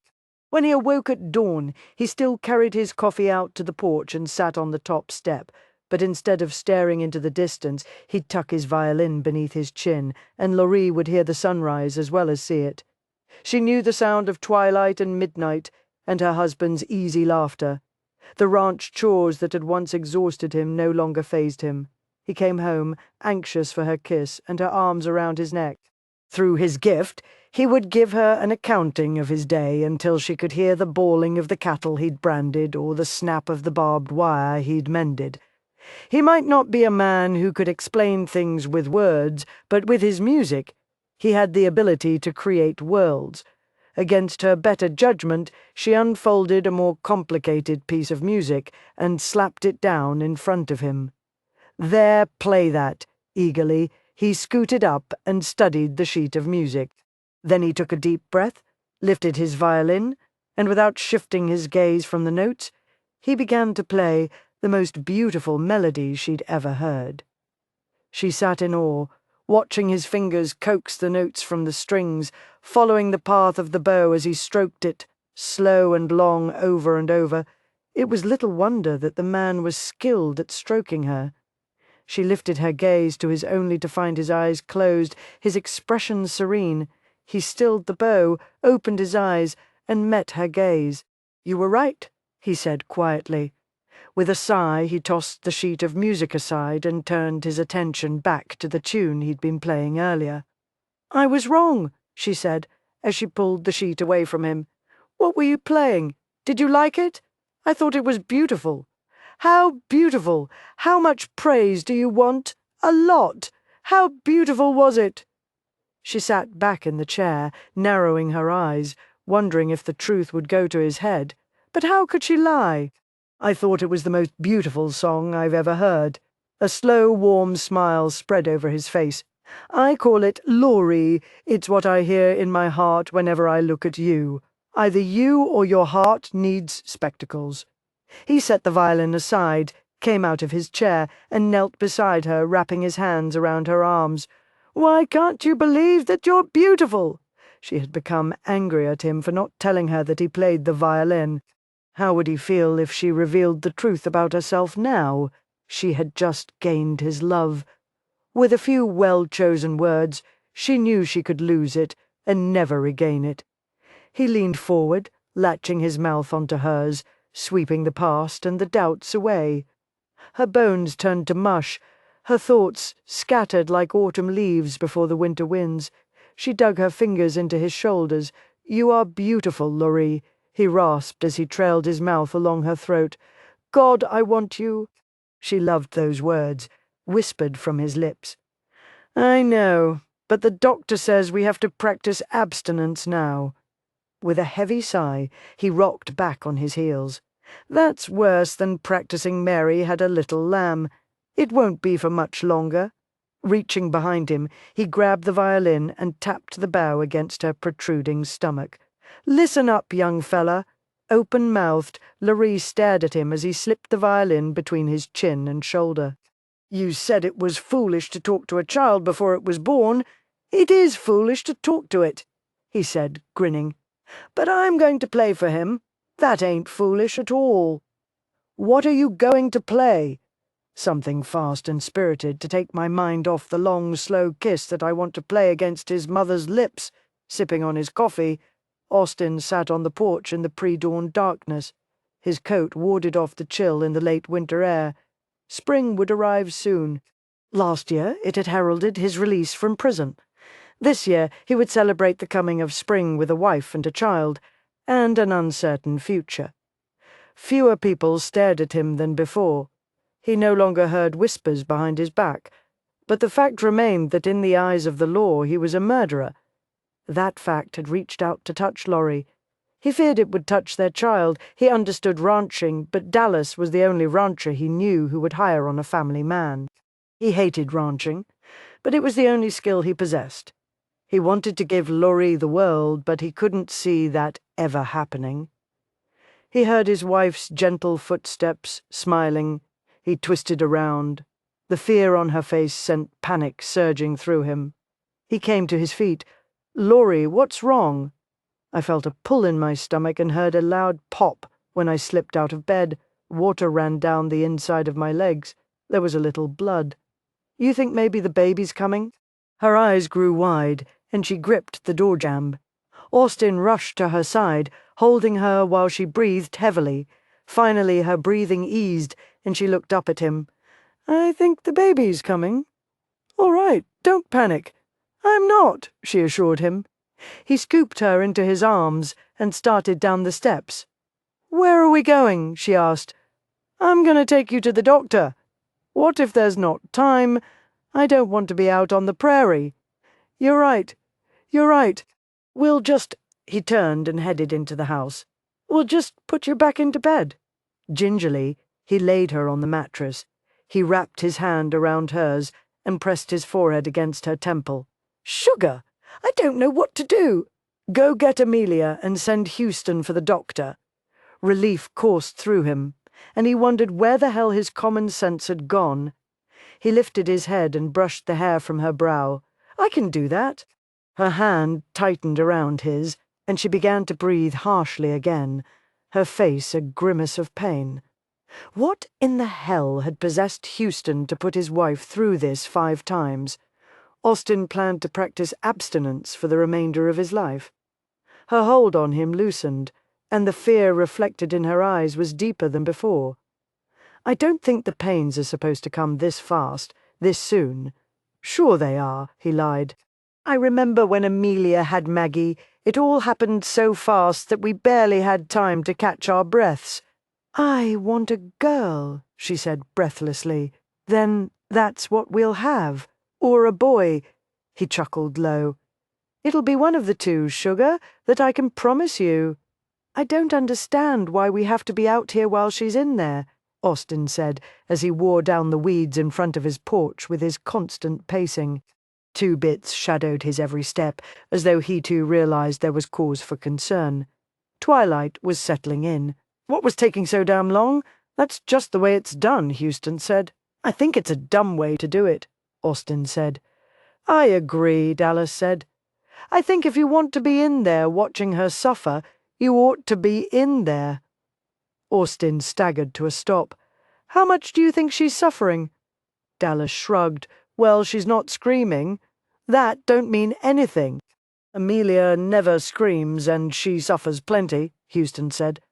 "Then why do we do this to them?" Austin asked.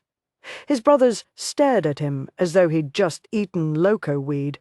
"Why does it take so long?" he asked. "That's just the way it is," Houston said. He glared at his brother. "Think you could come up with some better answers?" "Nope. I ask these same questions every time." "I'm never touching her again," Austin swore. "You'll touch her," his brothers said in unison. Damn it, he knew he would, first chance he got.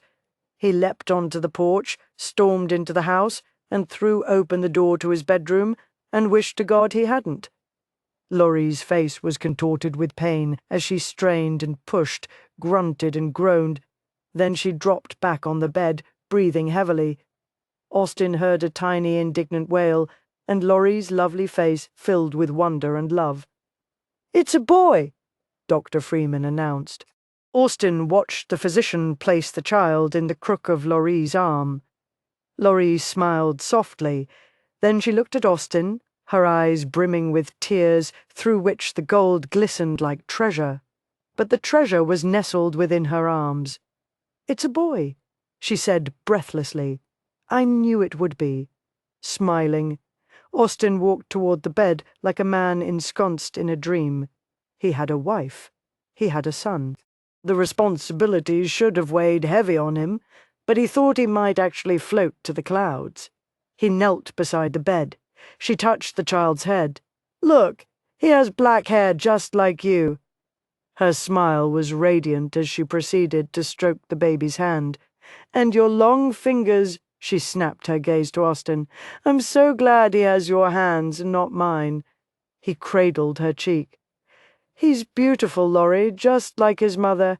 He brushed his lips over hers. "God, I love you. Do you want to hold him?" He jerked his gaze to his son. "Hold him?" "Uh-huh." She moved the child closer to him. "Surely you want to hold him." "What if I drop him? Did you ever drop your nieces?"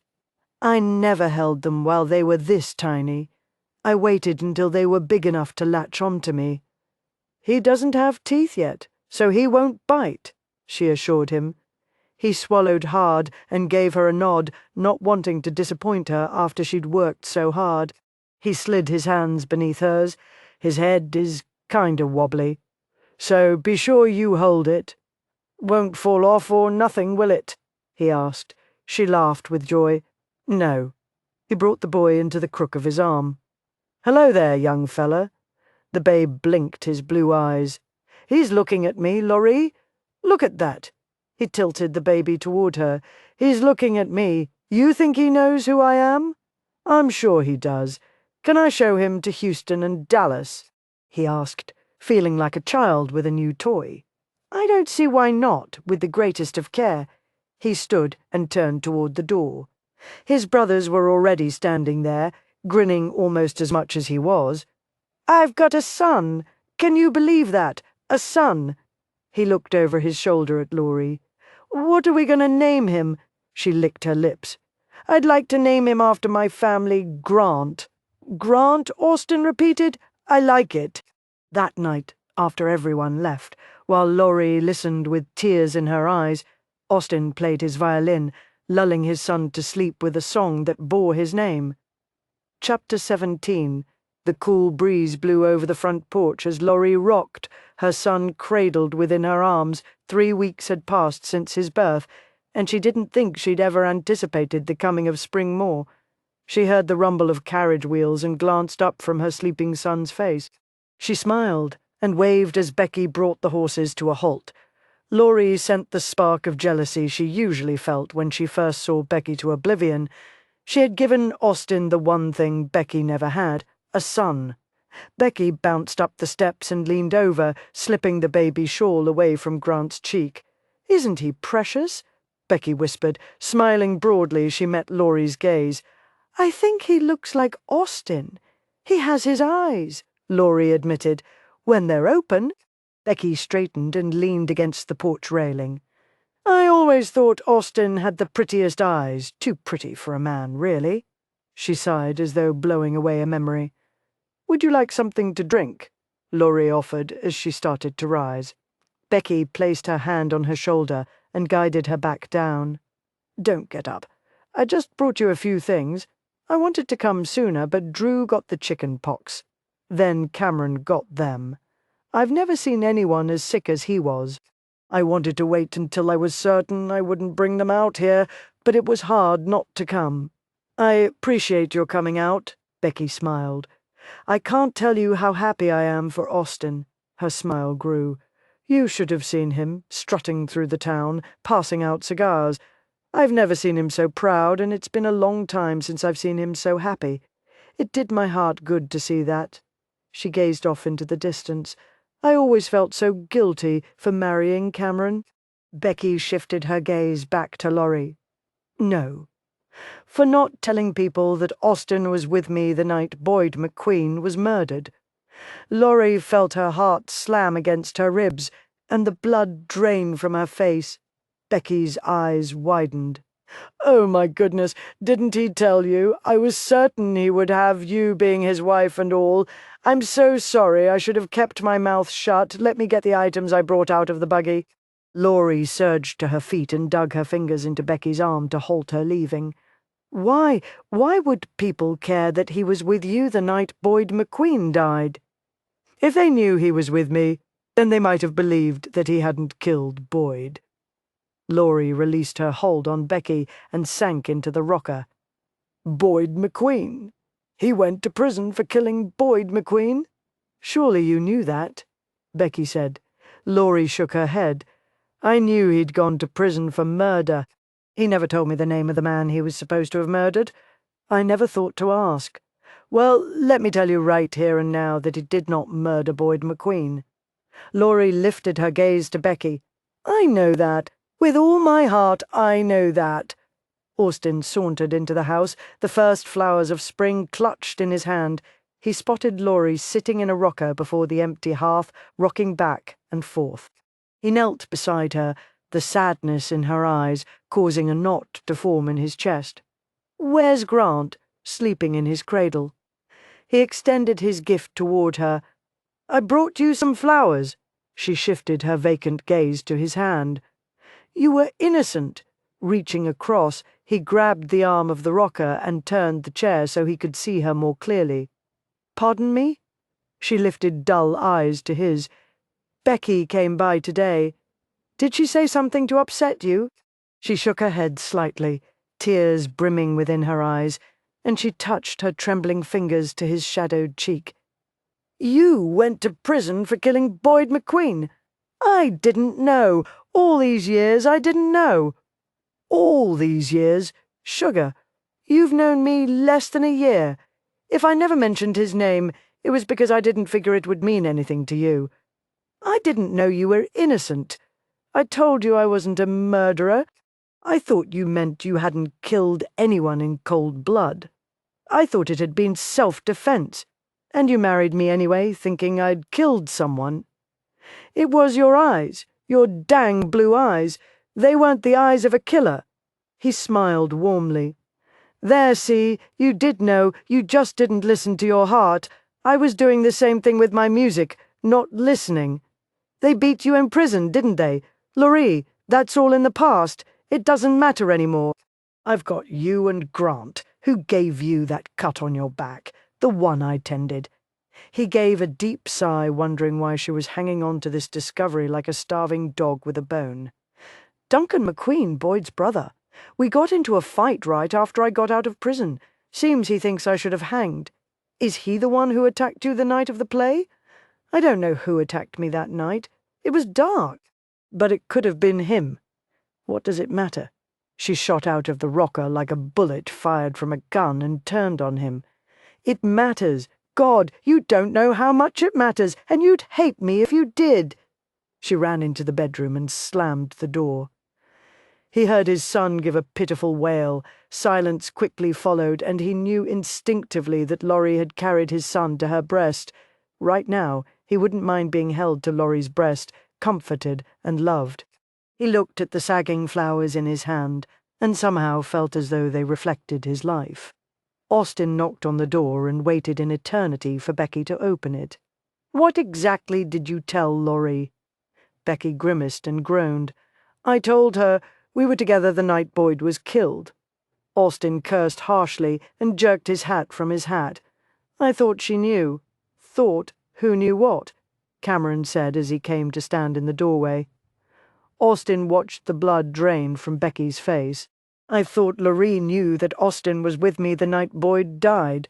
Cameron's cheeks flamed red, and he averted his gaze. Oh, I don't want to cause you any embarrassment, Becky, but is that all you said? That's all I said? You didn't say anything specific, anything that might have hurt her? Nothing. I'm so sorry. Austin settled his hat onto his head. It's not your fault. For some reason this damn thing won't go away. You and Laurie break a fence? Houston asked. Austin glanced toward the front porch of Houston's house, where his wife sat in the rocker. He couldn't tell if she was talking to Amelia. Damn, he wished she'd talk to someone. He hefted the board for Houston's new corral and held it in place while Houston hammered one end to the post and Dallas hammered into the other end. "I don't know what happened. It makes no sense to me. She married me thinking I'd killed someone. She found out I didn't, and now she won't talk to me. I can't figure it out." "That's 'cause she's a woman," Dallas said around the nail protruding from his mouth. He removed it from between his teeth and pointed it at Austin's nose. "You can't figure women out, so don't even try. I was married to Dee for weeks before I realized when she said something was fine, it wasn't fine at all. But wouldn't you be happy if you discovered that you weren't married to a murderer?" Austin insisted. "It's the baby," Houston said. Austin jerked his head around and glared at Houston. "What's Grant got to do with it?" Houston gave the nail a final whack and stepped back to inspect his work before waving the hammer at Austin. "Whenever Amelia has a baby, she gets—" He scraped his thumb over the scars on the left side of his face, just below the leather eye patch. "She gets difficult." "Yep, that's the best way to describe it." "Can't imagine Amelia being difficult," Dallas said. "She wasn't when I was married to her. She didn't give you any young uns either. Trust me, she gets difficult." "In what way?" Austin asked, thinking maybe Houston had hit upon his problem. "Well, as you know, Gracie was born in November. About a week after she was born, Amelia hollers for me. Almost broke my neck getting to her. And you know what she wanted?" Austin glanced at Dallas, who was shaking his head. "She wanted me to sit down right then and there and order Christmas presents from the Montgomery Ward catalogue. Got it into her head that we had to order them that day or they wouldn't get here in time. Had to take the blasted order into the post office in Leighton that day. Mind you, it didn't matter that I had horses to work. You could have just told her no," Dallas said. Houston looked at Dallas as though the man had gone loco. "I suppose you tell Dee no all the time." "Never tell her no, but we're not talking about me. We're talking about you, actually. We're talking about me," Austin reminded his brothers with disgust. They both snapped their attention to him. Houston rubbed the side of his nose. "That's right." He squinted. "How'd she find out she was wrong about you after all this time?" Austin dropped his gaze and kicked the toe of his boot into the dirt. "Becky." "She visited Laurie, and somehow it came up in conversation that she and I were together that night." "She's probably just feeling slighted, then," Dallas said. "Why would she feel slighted? That was 6 years ago. Like I said earlier, you can't figure women out. They make no sense. Then what do I do about it?" "Talk to Dee. Talk to Amelia." His brothers offered their advice at the same time, and he wondered why they hadn't just told him that to begin with. "You're both useless, you know that," he said. "Well, this might cheer you up," Dallas said. "I got a telegram from Wylan. He was playing in a private poker game, and Boyd's name came up, something about cheating someone out of some land, so he's going to see what else he can find." Austin shook his head. "I'm sure he's a good man, but after this long, he's not going to find anything. Whatever trails were left behind are nothing more than dust in the wind now." "I don't want to go," Laurie insisted. Austin sighed heavily. "Dee says, you need to get out of the house." "I got out of the house last Sunday when you went to help Houston with his corral," she pointed out. She watched him work his jaw back and forth. She knew what she needed to do. She needed to tell him the truth and ask him for forgiveness. But what if he were unable to forgive her? He held the tickets toward her. "This is a special performance. They're only going to be in the theater tonight." Amelia offered to watch Grant. "And what if someone attacks you?" Sympathy filled his eyes, and he cradled her face. "Is that what's worrying you now? That you understand why I was attacked? You're afraid I'll get hurt?" She nodded briskly. "Let's just stay here, Austin. Sugar, don't you see? If we hide out here, then whoever attacked me has won, whoever killed Boyd has won, and I'm not going to let either of those bastards run my life." She turned away, wrapping her arms around herself. "I can't go." She expected further protests, but instead she only heard the echo of his boot heels as he left the room. She could stop people from staring at him. She could stop people from whispering about him. She could stop people from attacking him. But she couldn't give him back the 5 years she had unknowingly stolen from him. And without that, what good were the others? She heard the sharp, brief whine of the violin and spun around. Austin stood in the doorway, instrument in hand. "Please." He gave 3 quick strokes to the strings. "Please, please, please." She bit back her smile. "No." 3 more quick strokes as he stepped into the room. "I'll have to play something sad." A forlorn sound filled the room. "And I'd rather play something happy." He played a quick, fast tune. "Give me a reason to play something happy." For him, she forced herself to set her fears aside. "All right." He whooped, tossed the violin onto the bed, clamped his hands on her waist, and lifted her toward the ceiling. "You'll be glad, sugar." She looked into his beloved face, his shining blue eyes, and wished to God that she'd never fallen in love with him. The lobby was nearly empty when they arrived, and Laurie couldn't have been more grateful as Austin took her hand and rushed up the sweeping staircase to the balcony level. He drew back the drapes, and she stepped into the dark alcove. She barely made out Dee's silhouette as the woman turned, smiled, and motioned them over. Laurie eased down to the chair beside Dee. Dee squeezed her hand. "I'm so glad you could come. This is a special performance." Austin leaned forward. "What play is it anyway?" Dee's smile grew. "It's not a play." The stage curtains parted to reveal a group of people sitting in a half-circle, instruments poised. Laurie's breath caught as Austin wrapped his hand around hers and shifted up in his chair. A man walked onto the stage, bowed sharply from the waist, then stepped onto a box. He lifted a long, thin stick, swept it through the air, and music reached up to the rafters. Austin's hand closed more tightly around hers, and she knew he had spoken the truth. She was glad that she came, glad that she'd given him the opportunity to hear a symphony. She eased up in the chair, tears stinging her eyes at the sight of awe and wonder revealed on his face. "Look at all those violins," he whispered. "They're all moving the same, like a herd of cattle heading to pasture. They're following the same music, reading those little black bugs. How long do you think it took them to learn to play together like that?" "Years." "It's mighty fine sounding, ain't it?" he asked. She brushed her fingers through his hair and pressed her cheek to his shoulder. "Mighty fine." They arrived home with no mishaps. Laurie wished she could believe that Austin was safe. It had been a year since his release, 6 months since someone had slammed him into a building. If only she knew for certain that no harm would come to him, she could keep her secret buried deep within her soul. Grant released a tiny mewling sound. She sat on the bed, unbuttoned her bodice, and smiled as he rooted at her nipple, his mouth working feverishly. "Got hungry, did you?" she asked as she brushed her fingers over his black hair. "When you get bigger, you can help your pa put the horses away after we go to town." Leaning down, she pressed a kiss to his forehead. "I'm gonna get better, Grant. I'm gonna stop worrying. I can't change the past, but I can be a good wife and make everything up to your pa that way. I realized that watching him tonight—" "Oh, you should have seen his face." She heard the front door close and shifted Grant within her arms. Austin walked into the room, dropped onto the bed, and tossed the sheets of music toward her hips.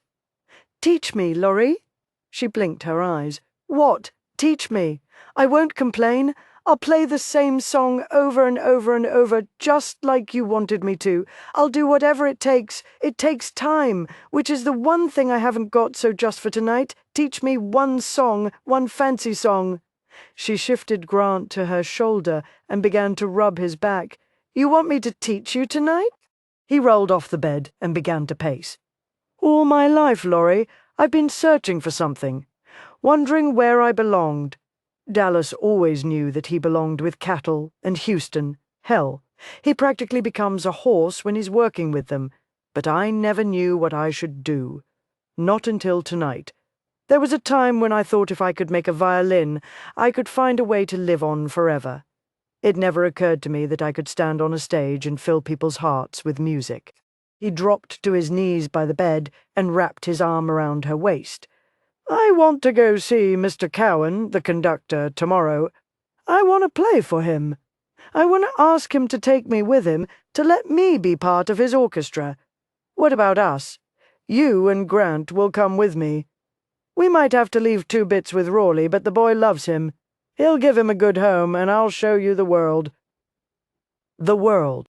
She would miss 2 Bits, but she saw Austen's dream reflected so clearly in his eyes of blue, burning brighter and hotter than any flame in the centre of a fire, and she knew deep within her heart that every dream he had ever lost had been because of her. This one last dream he had found was hers to give. She laid Grant asleep on the bed beside her and combed her fingers through Austen's dark, curling locks. "No," she said quietly. "No." Confusion mired his eyes. "No, I won't teach you to play a song. If you're going to impress Mr. Cowan, you're going to have to play from your heart, and you'll only be able to do that if you play the songs that are within you." She watched him swallow. "What if he doesn't like what I play? How can he not like it? You have a rare gift. Your heart isn't in any of the songs I gave you for Christmas. You need to play one of your songs." "Which one? The one that means the most to you?" He gave a slow, hesitant nod. "How can I convince him that I'll be able to play with the others? You just play for him, and he'll find a way to make it work. Will you iron my Sunday go-to-meeting shirt?" She smiled. "And I'll cut your hair and trim your nails," he chuckled. "You probably ought to shave me, too." He lifted his hands. "Look at how much I'm shaking." She wrapped her hands around his. "Just play from your heart. I want this, Laurie, like I've never wanted anything." She saw him off at dawn, his violin safely housed in the wooden case she'd given him for Christmas, tucked beneath his arm. Then she sat on the top step, Grant in her arms, and waited. She gauged the distance into town, the time it would take him to play, and figured he'd ride home at a gallop. It was late morning before he returned, and she'd never been so glad to see anyone. He dismounted, set the violin case on the porch, and sat beside her. "Brought these for you," he said, holding out a handful of red and yellow flowers. "They're beautiful," she said as she took them. "I couldn't find you any that were blue." "That's all right. I like these." He touched Grant's tiny fist. The boy's fingers unfurled and wrapped around the larger finger that was waiting for him. "He's got a strong grip," Austen said quietly. "It won't be much longer, and he'll be able to hold a bow." "I didn't think it'd take you this long," Laurie said, anxious to know all that had transpired. "I guess you had a lot of details to work out travelling to arrange. He can't use me, Laurie."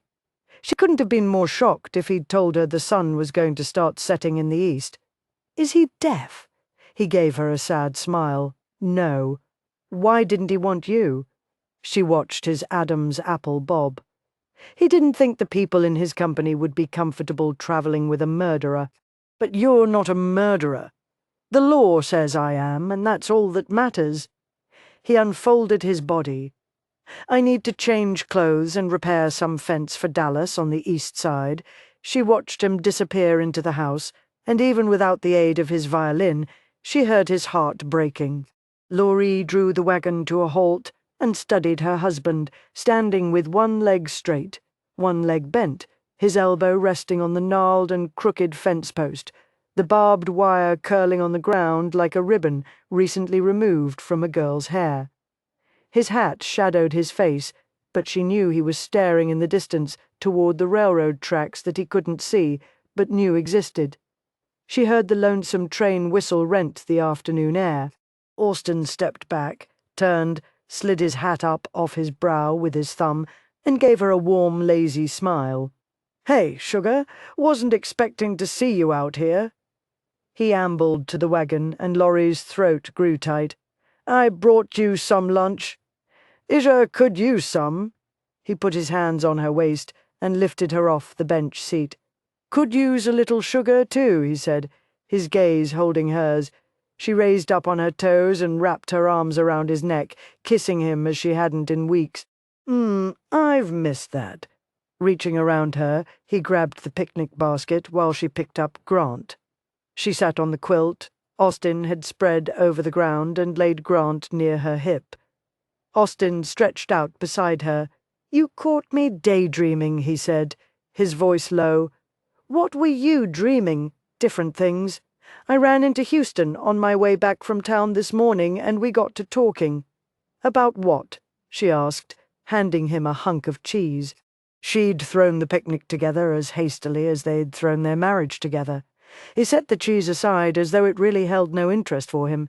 He's gaining a widespread reputation for having the best horse flesh this side of the Rio Grande. He's needing some help, so I offered to start working for him on my off day. I thought we could set the money aside until we have enough to go somewhere on a little trip." "Where would we go?" "Wherever you want." He leaned toward her and cupped her chin. "I'm gonna give you a good life, Laurie. You'll see. It might never be filled with any of the things you dreamed of, but it'll be good. If they found the person who killed Boyd McQueen, everything would change for you, wouldn't it?" "Damn sure would. But that's not gonna happen, Laurie. It's been 6 years. The fact of the matter is that man got lucky and I didn't." Chapter 18. Austin sat on the porch, staring at the moonless, knowing sleep would be as elusive as his dreams. He heard the door open, but he didn't bother to turn around. Dallas had once told him that a man had to learn from the mistakes he made. Austin had never expected the lessons to be so damn hard.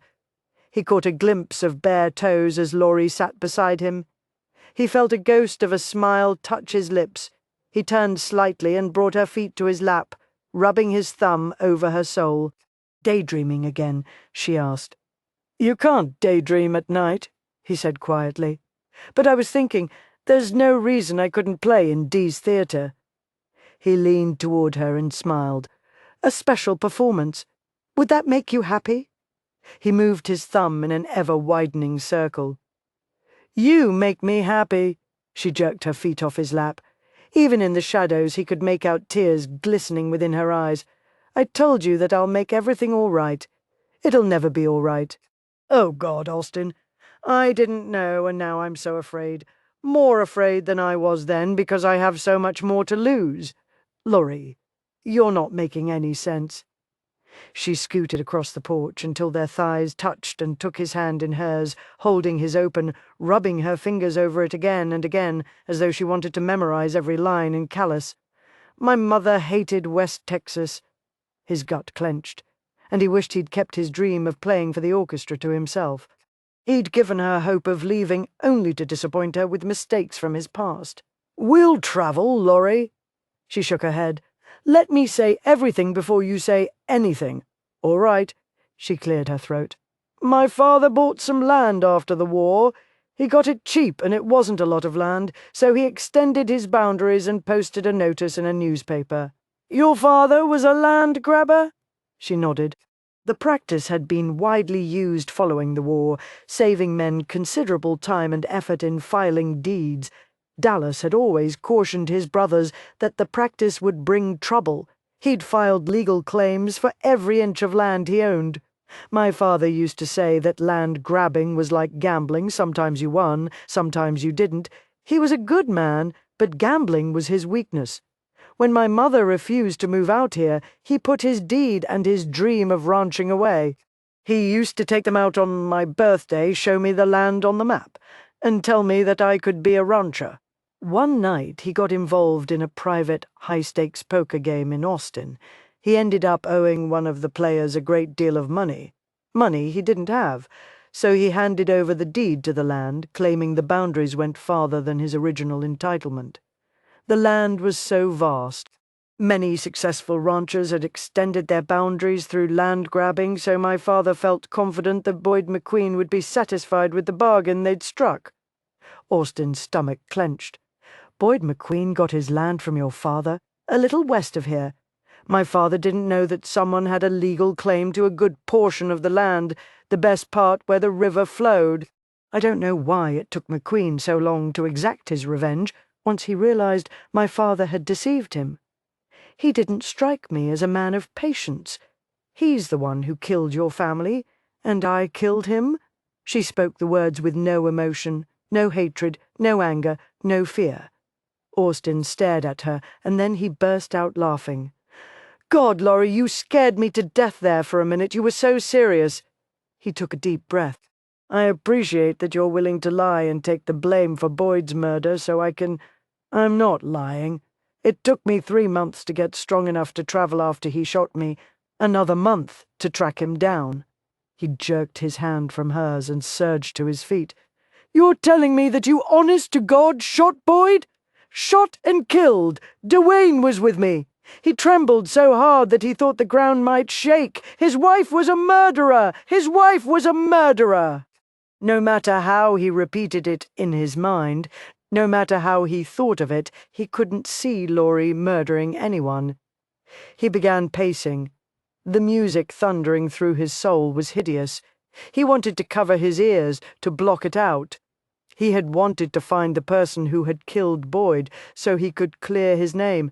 Not only had he found the person, he'd married her and fallen in love with her. He brought his pacing to an abrupt halt and glared at his wife.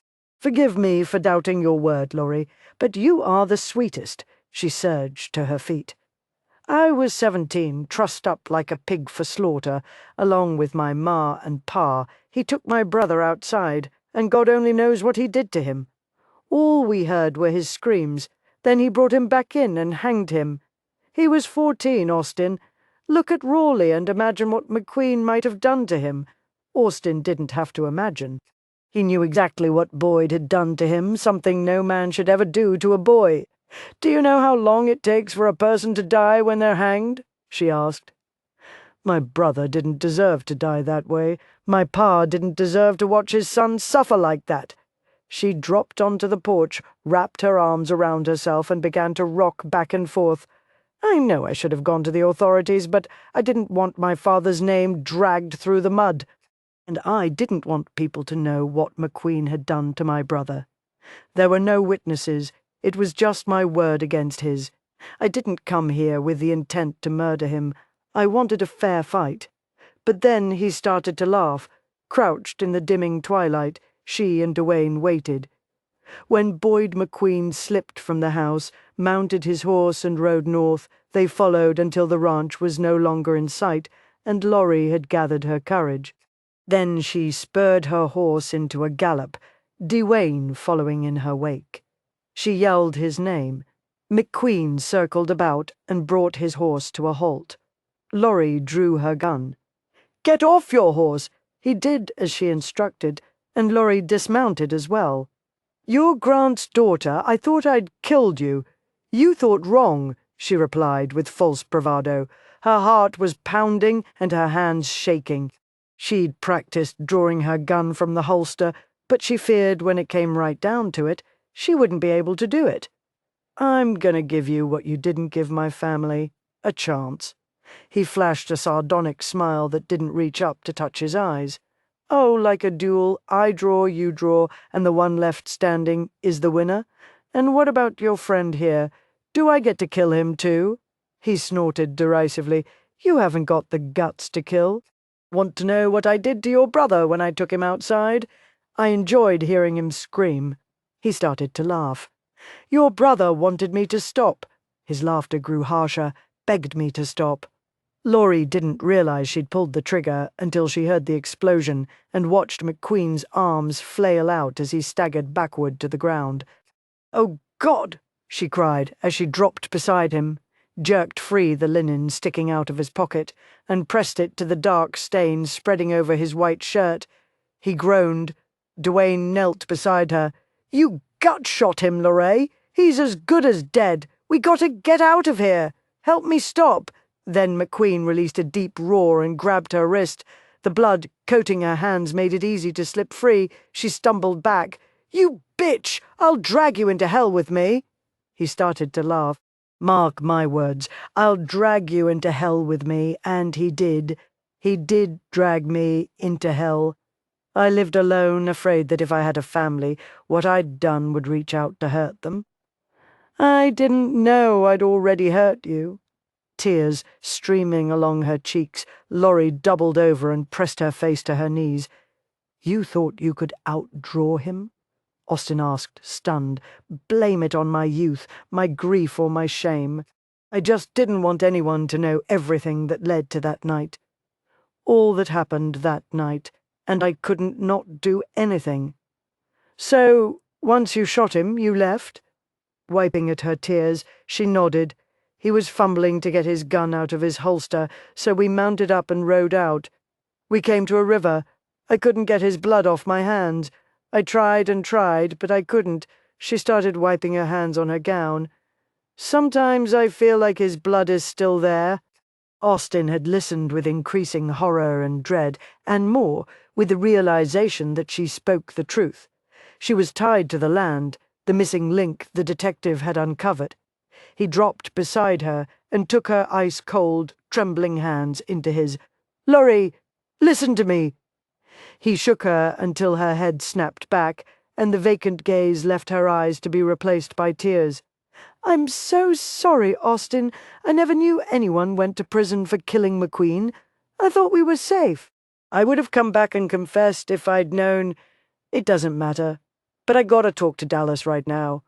I want you to go into the house and take care of Grant. Can you do that for me? Trust me to take care of everything. All right?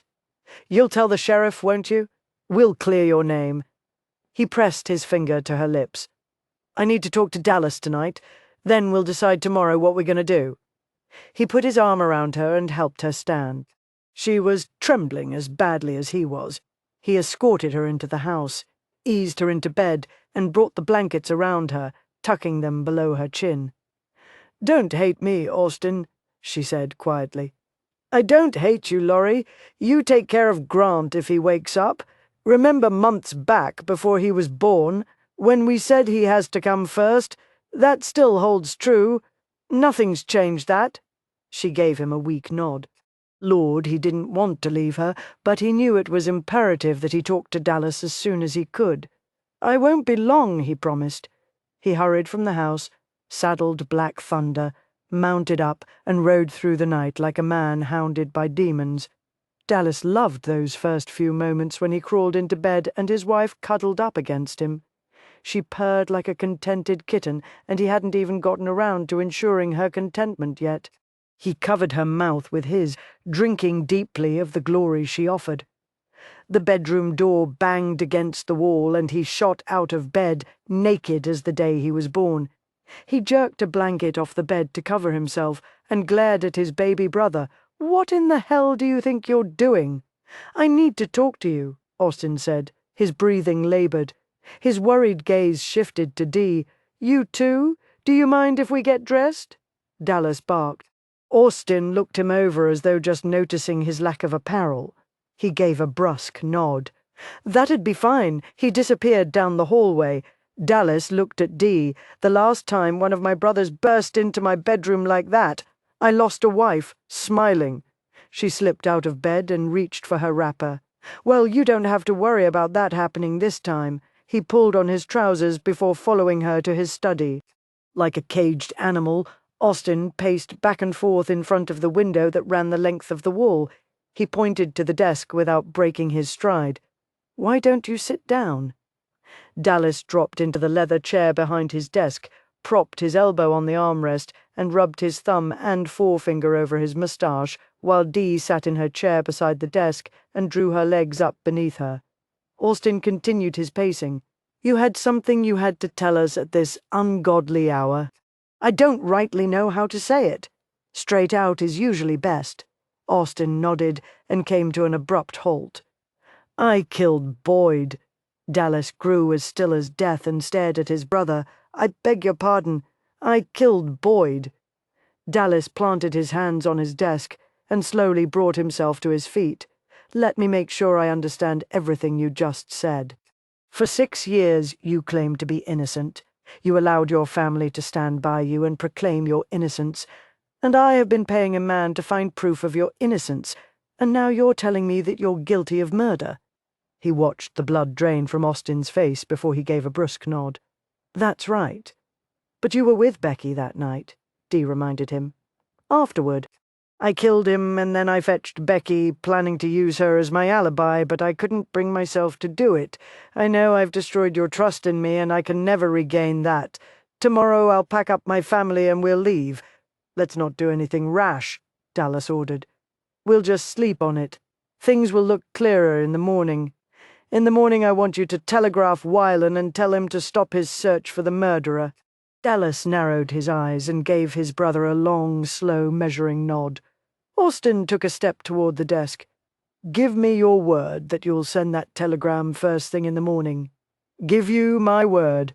He watched relief course down his brother's face like water rushing over rocky falls. Austin turned to Dee. I know I owe you the most, Dee, Boyd being your brother and all. I don't know how, but I'll find a way to pay back all I owe. You don't owe me anything, Austin, she assured him. I need to tell Houston and Amelia. I'll do that tomorrow. And Cameron, he jerked his gaze to Dallas. I could take out an announcement in the newspaper, couldn't I? Like I said, let's not do anything without thinking it through. Austin slipped a hand into his hind pocket and took a step backward. I need to get home to Laurie. I'll come by in the morning and we'll work this out. Austin nodded. I'm really sorry. So am I, Dallas said quietly. He watched his brother hightail it from the room. He walked to the window and caught sight of Austin galloping into the night. So who the hell do you think he's protecting now? If he's following in the footsteps of his older brothers, it would have to be the woman he loves, Dee said softly as she came up behind him and wrapped her arms around his chest. Christ, I hope you're wrong. Laurie heard the footsteps on the porch and slowly brought herself out of the rocking chair. The door opened quietly and Austin slipped inside. He hung his hat on the peg by the door and stood staring at his boots.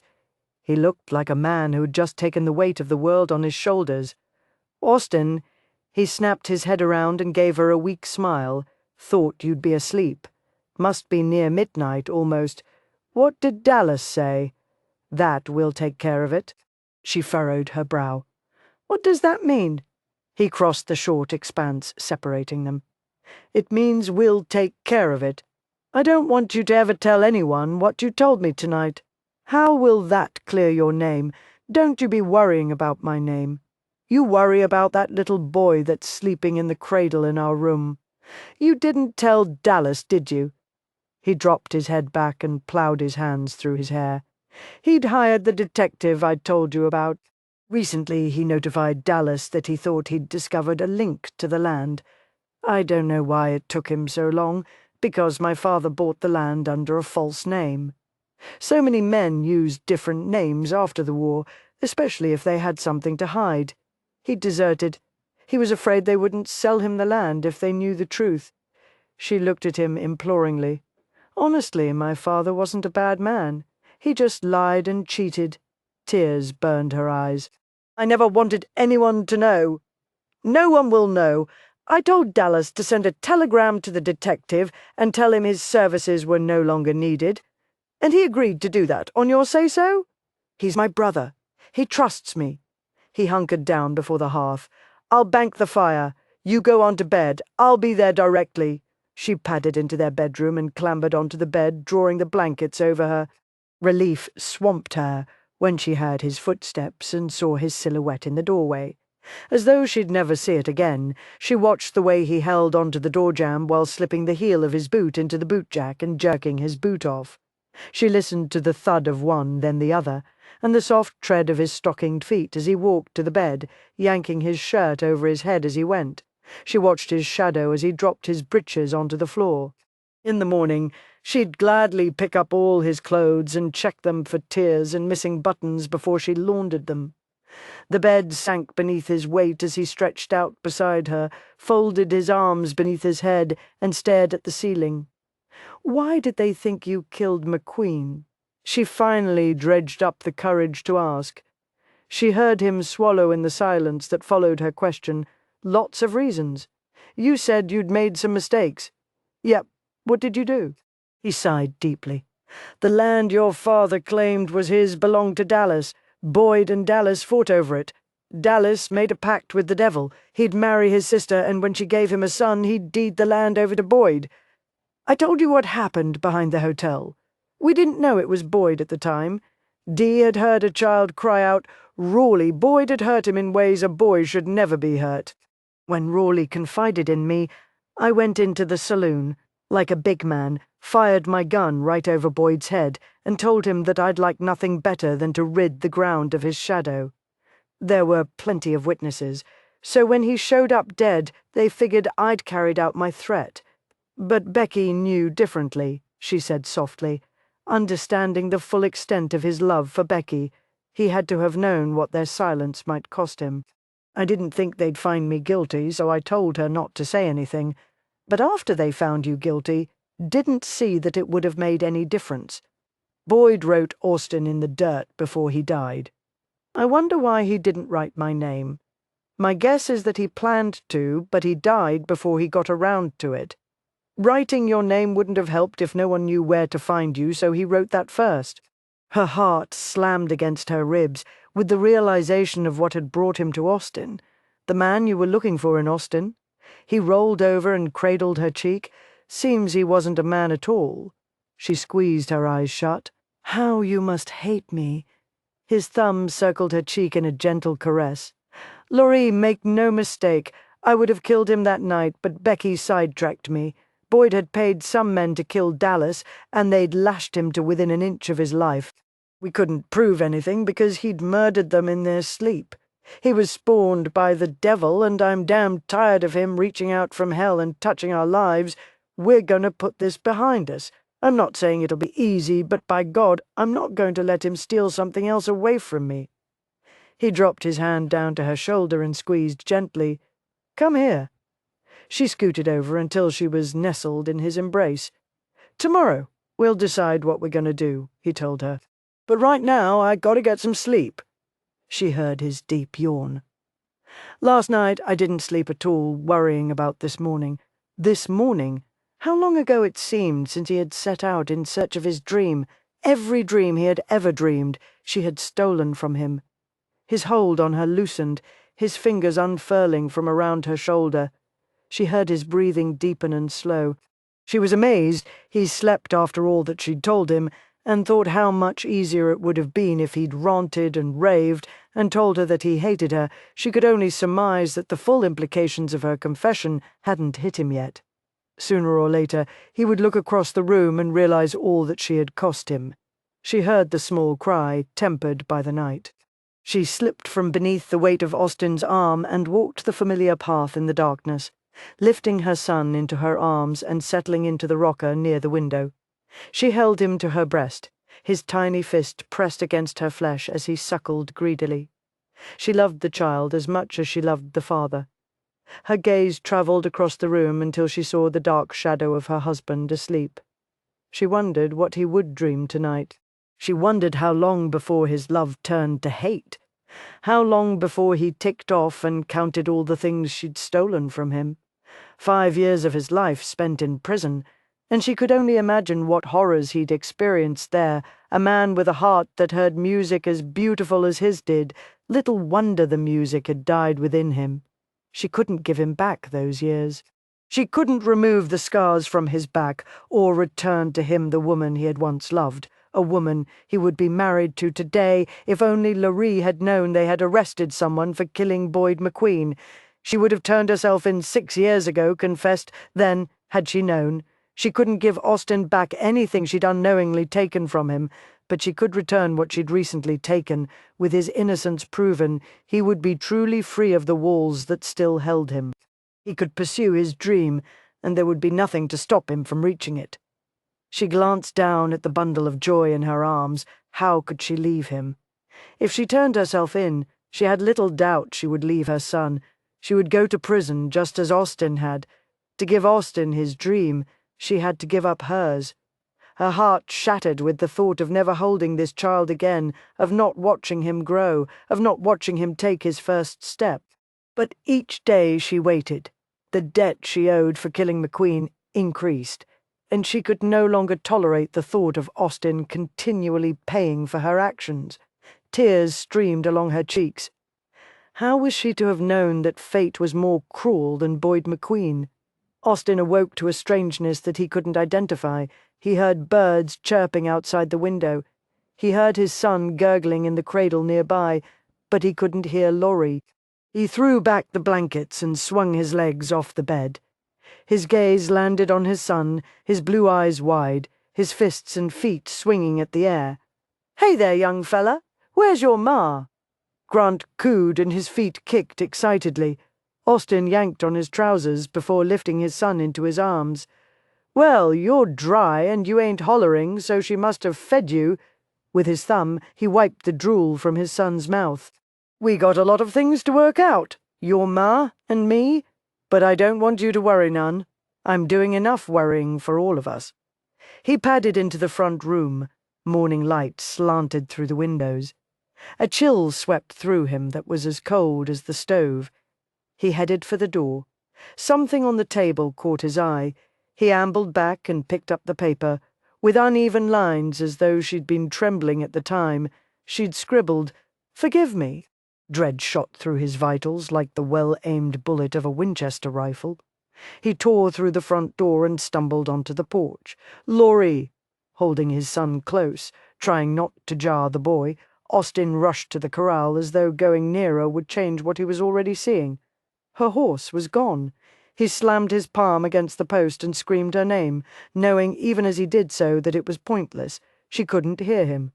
Grant started to fuss. Austin jostled him slightly. "It's all right. I'm sure your ma just went for an early morning ride." Dear God, he hoped that was all she'd done. He walked back into the house and stared at every inch of it as though just seeing it for the first time. "Reckon we missed the sunrise. I don't hardly know how to start the day without seeing the sunrise, but I still need my morning coffee." He set Grant down on a pile of quilts, but the boy started hollering like his heart would break. Big fat tears rolled down his cheeks. All right," Austin said as he tucked his son into the crook of his arm. The tears and hollering stopped as quickly as they'd begun. "I'll wait until your ma gets home to have my coffee." He ploughed a hand through his hair. "She can't be much longer." He heard a hoarse whinny and relief surged through him. He rushed outside and stumbled to a stop at the sight of Dallas sitting astride his horse. "Did you send that telegram to Wylan?" Dallas swept his hat from his head and draped his forearm over the saddle arm. "Sure did. First thing this morning, just like I promised." "Good. Ran into Sheriff Larkin while I was in town. Seems your wife paid him a visit bright and early this morning." Austin felt all the blood drain from his face. His knees went weak, and his heart was pounding like stampeding cattle. "She told Sheriff Larkin that she killed Boyd McQueen."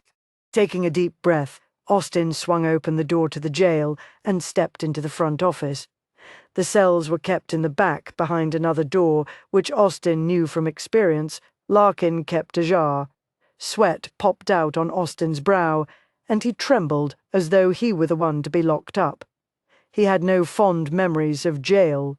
His trial had been held in the saloon. The judge presided from a stool behind the bar. Austin sat at a table, humiliation wrapping itself around him because Larkin wouldn't unshackle his hands. He rubbed his wrists now as though the cold metal still bit into his skin. Larkin was sprawled in his chair, his feet on his desk, his belly lapping over his belt. Austin knew that somewhere behind that insolent gaze the man had some redeeming qualities, or his brother never would have hired him. Austin swallowed hard.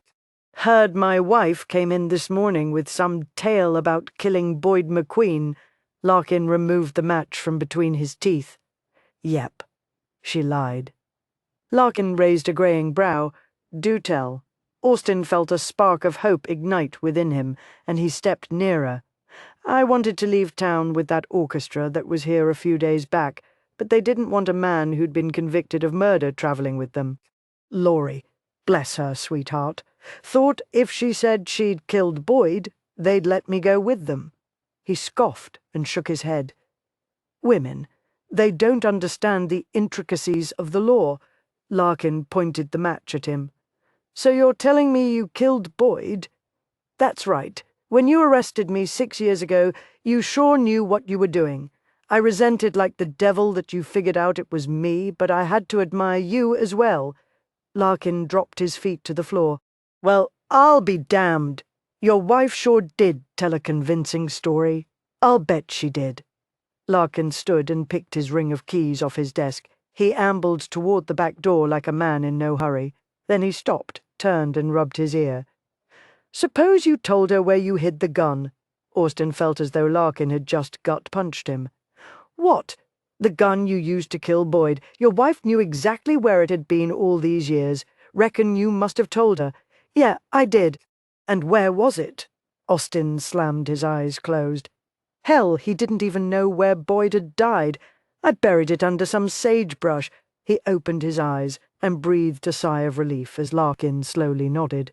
"And you'd wrapped something around the gun before you buried it? Want to tell me what that was?" "A strip of blanket." He knew from the hard look in the sheriff's eyes that he'd given the wrong answer. "A linen handkerchief that had Boyd's initials sewn into it and his blood soaked through it," Larkin said. "Larkin, let her go." "Can't do that. My job is to see that justice is served, and 6 years ago an injustice was done that I can't overlook." He jerked his head to the side. "You want to talk to her?" "No, I don't. By God, want to talk to her." He spun on his heel, stalked through the office, and slammed the door in his wake. If he saw her, he was afraid he would tell her that by turning herself in, she had taken from him the most precious dream he'd ever held. And what good would that knowledge do either of them? Austin laid his sleeping son in the cradle. 3 days had passed, 3 days without Laurie, and every minute had been hell. He wanted to see her like he'd never wanted anything in his life, but he was afraid looking at her behind bars, caged like an animal, would bring him to his knees. Quiet as a mouse, he tiptoed from the room. "You look like hell." His head came up and he glared at Houston, standing in the front doorway.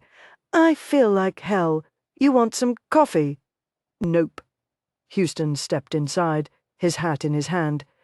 "Just thought you'd want to know that the circuit judge arrived. Laurie's trial will be tomorrow." Austin's stomach clenched. "Considering the fact that McQueen killed her family, maybe they'll let her go," he said hopefully.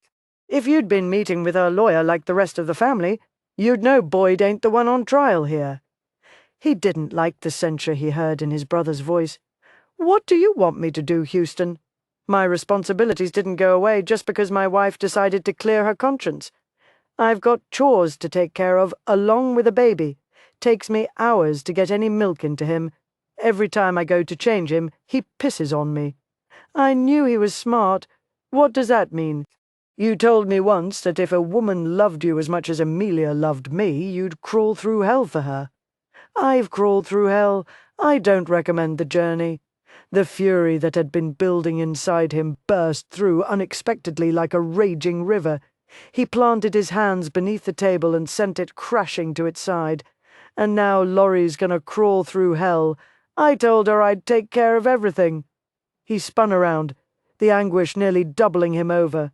Why did she have to confess? He heard Grant's startled cry and felt as though the roof would cave in on him at any moment. "Let me get him," Houston offered, crossing into the bedroom without waiting for an answer. Austin heard the blissful silence and wondered how long it would last. Houston came out of the bedroom holding Grant in his arms. "Why don't I take him home? Amelia can feed him." "I don't know what I'm going to do, Houston. I can't stand the thought of her going to prison." "See if you like this thought better. Duncan has petitioned for her to hang. Chapter 19. The Austin stood inside the doorway, staring along the length of iron bars that made up the jail cells. He saw Laurie in the cell at the far end, the cell in which he'd once slept, ate, and worried while awaiting his trial. He hadn't meant to abandon her, but he realized now with startling clarity that he had. She stood on her cot beside the brick wall, stretched up on her bare toes, hanging on to the bars of the window and looking into the night. "What are you doing?"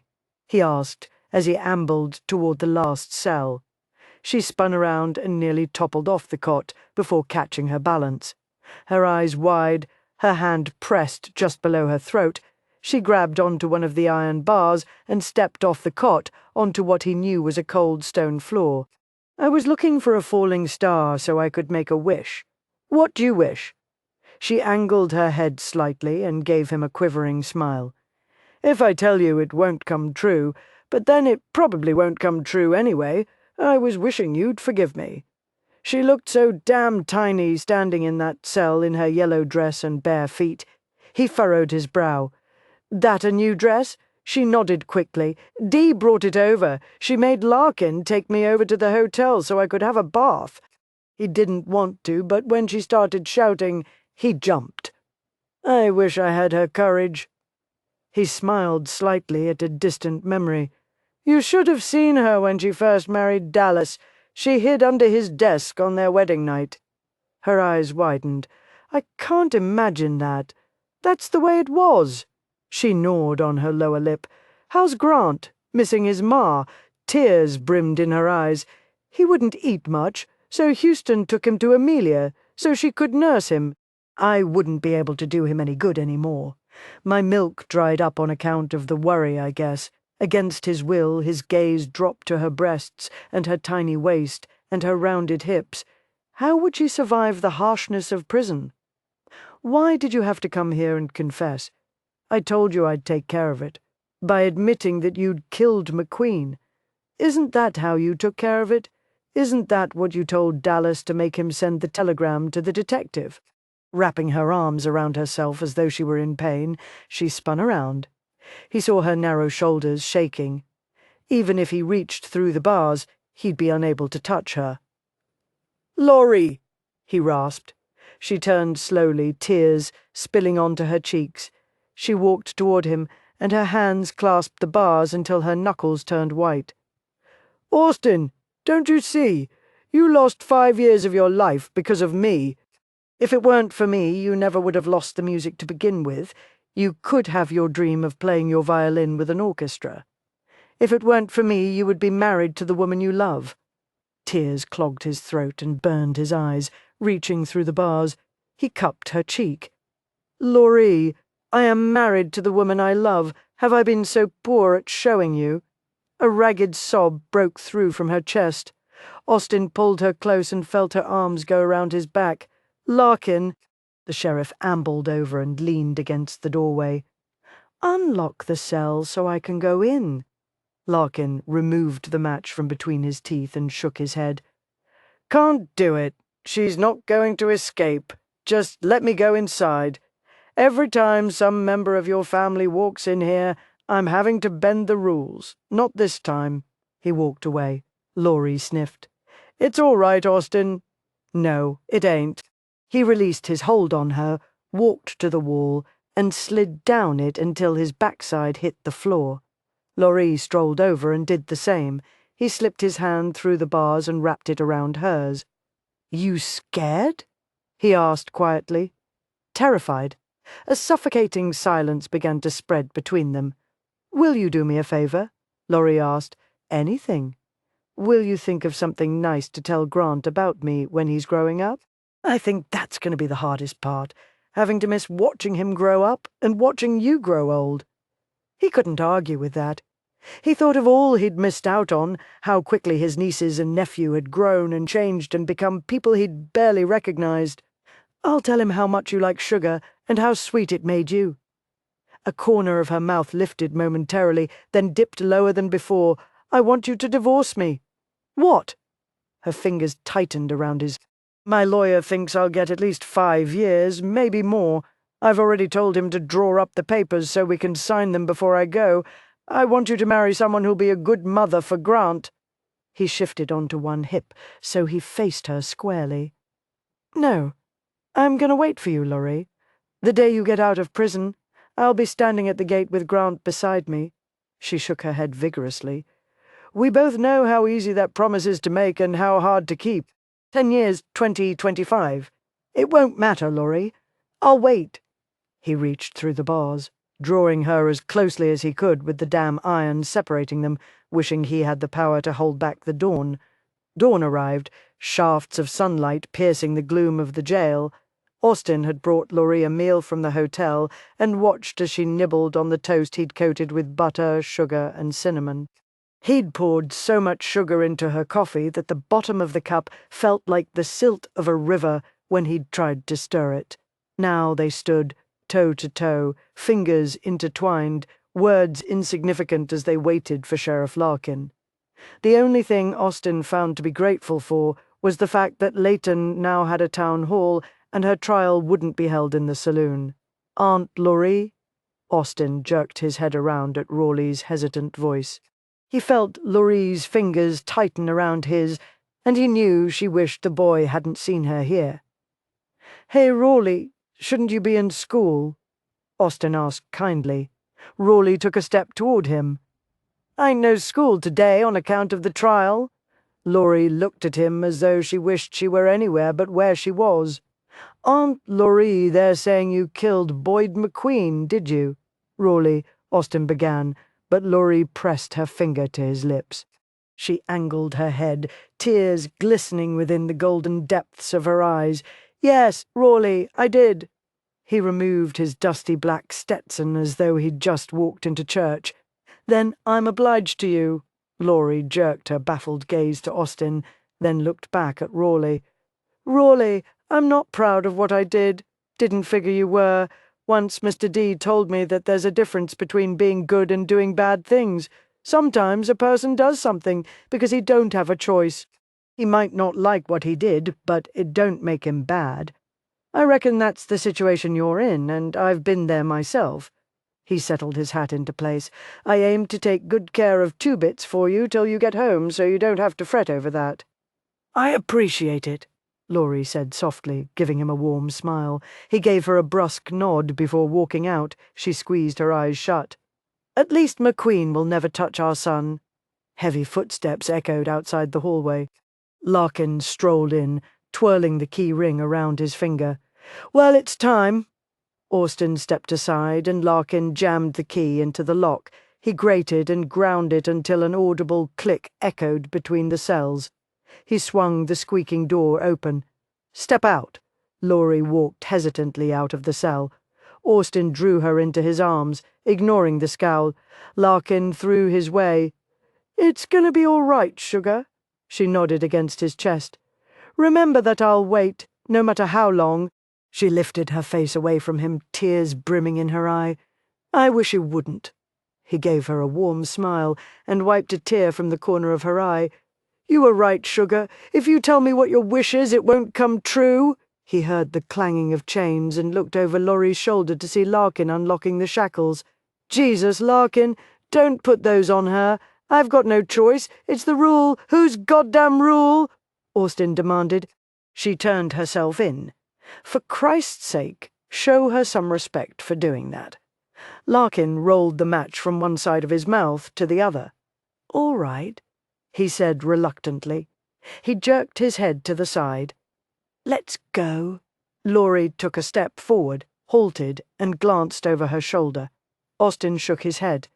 "I can't go, Laurie." She gave him a smile filled with sympathy and understanding. "I know." She angled her chin proudly, squared her shoulders, and followed Larkin down the hallway and into the front office. He waited until he heard the front door close before he gave in to the pain. His agonizing wail echoed between the empty cells. He pounded on the brick wall until his knuckles were scraped raw and bleeding. Somehow, in spite of all she had endured, Laurie had managed to maintain an aura of innocence and sweetness. Prison would do what Boyd McQueen had been unable to do. It would kill her spirit and rip every shred of kindness from her. He slammed his palm flat against the wall and pain ricocheted up his arm. Even knowing the hell that waited, he'd gladly go to prison in her place. Laurie decided it wasn't a trial, but more of a hearing. People got to hear her say how she'd killed Boyd McQueen. They got to hear Duncan demand that she hang for killing his brother. And they got to hear her lawyer ask for leniency because she'd confessed. And now Judge Wisser was pondering her fate. Although it looked to her like he'd fallen asleep, his hands crossed over his stomach, his lips pursed, his eyes closed. Only the flies in the crowded room dared to make a sound. She was glad that Austin hadn't come with her. She thought she could accept hearing her sentence with dignity, as long as she didn't have to see how much her going to prison would hurt him. Judge Wisser popped his eyes open and leaned forward. "Laurie Lee, it is the decision of this court that you are indeed guilty. Do you have anything to say on your behalf before I pronounce your sentence?" Laurie's mouth went as dry as the parched earth, and her heart was pounding so hard against her ribs that she was certain they would crack. She could do little more than shake her head. "Very well, then, in light of the circumstances, I've got something to say." Laurie twisted around. Austin walked down the aisle between the bench seats, a purpose to his stride, while people craned their necks to see around each other, whispering and muttering. "6 years ago you sent me to prison for a murder I didn't commit. An injustice I intend to set right today. You can't set it right," Austin told him. "No matter what you do, you can't undo what you've already done. I lived in hell for 5 years, not because of Laurie, but because of Boyd McQueen. He was a mean-spirited man who hurt children for the pleasure of it." She listened to the screams of her 14-year-old brother while McQueen tortured him. Then she had to watch while he hanged him. McQueen shot her mother, and her father. "He paid a man to kill my brother, slit the throats of 3 men on the prairie." "You can't prove that!" Duncan roared. Austin spun around. "Then who did it? Duncan, you?" "Cooper told Dee that her brother paid him to kill Dallas. If it wasn't Boyd, then it had to be you, because I damn sure know it wasn't Cameron." Duncan paled and dropped back into his chair. "It wasn't me." Austin turned back to the judge. "I know we can't take the law into our own hands. I'm not saying Laurie should have gone after Boyd, but I know the man isn't worth all our worry. An injustice was carried out here 6 years ago. Don't worsen it today by seeking justice for a man who didn't know the meaning of the word. I gave up 5 years of my life for his murder. Let those years serve as Laurie's. And if that's not enough, then send me back to prison." Laurie jumped to her feet. "No, Duncan wants somebody to hang, then hang me. No," Laurie cried. "Because, by God, if you take her from me now, I'm going to die anyway, and where's the justice in that?" Laurie had never been so terrified in her whole life, because it looked to her as though the judge was seriously contemplating what Austin had just said. Judge Wisser sliced his gaze over to her. "Laurie Lee, I sentence you to life." Austin slammed his eyes closed, bowed his head, and clenched his fists. "With this man?" Austin jerked his head up. "May God have mercy on your soul." Judge Wisser slammed his gavel down. "This court is adjourned." The courtroom erupted with shouts and cheers. Laurie looked at her lawyer. He smiled and nudged her arm. "Go on, you're free." She turned and found Austin waiting for her. He spread his arms wide and she fell against him, entwining her arms around his neck. He enfolded her in his embrace. "Ah, Laurie," he whispered near her ear. "You should hear the music." Exhausted, Laurie sank into the steaming hot water. The day had been spent enjoying her freedom, feeling the breeze blow over her face, listening to each of the children tell her how much they'd missed her, holding Grant close, enjoying the warmth of Austin's hand wrapped around hers. And now they were home, and he was rubbing the soap-filled cloth over her limp arm. "You don't have to wash me," she said softly, although she wasn't certain she had the strength to do it herself. She hadn't slept at all after she'd turned herself into Sheriff Larkin. "I want to." He stroked the cloth slowly over the curve of her breasts. "Dr. Freeman said, if I let Grant suckle, my milk might come back." Her eyes drifted closed. "I'd like that. Then I hope it happens. You don't have to wash me, so you said," he reminded her, and she heard the smile in his voice. "I don't have to love you either, but I do." She forced her eyes open. "How can you love me when I took so much from you? How can I not love you when you gave me so much back?" Tears welled in her eyes. "It would have killed me if they'd hanged you." Well, they didn't. Cameron and Dee had a long talk with Duncan after the trial. Think he just couldn't accept the kind of man his brother was. "So he'll leave you alone?" He combed her hair back from her face. "He'll leave us alone." What about your dream? I'm gonna finish washing her up and put her to bed. She smiled tiredly. I meant your music. I'll play for you. I'll play for Grant. I'll play for my family. She wondered if he would be forever content with that, knew that if she asked him, he would tell her yes whether it was the truth or not. She held her doubts and worries to herself, and relished the attention he paid her as he washed her, dried her, and carried her to bed. He tucked the blankets around her, and as she drifted off to sleep, she heard him stroking the bow over the violin, creating music that sounded very much like contentment. It was the most beautiful song I'd ever heard, Mr. Cowan said, as he reached for another cookie. Couldn't get it out of my mind. Bouncing Grant on her lap, Laurie smiled. Austin has a way of playing music that comes from his heart. I think it makes it unforgettable. And if the music is unforgettable, so shall he be, my dear.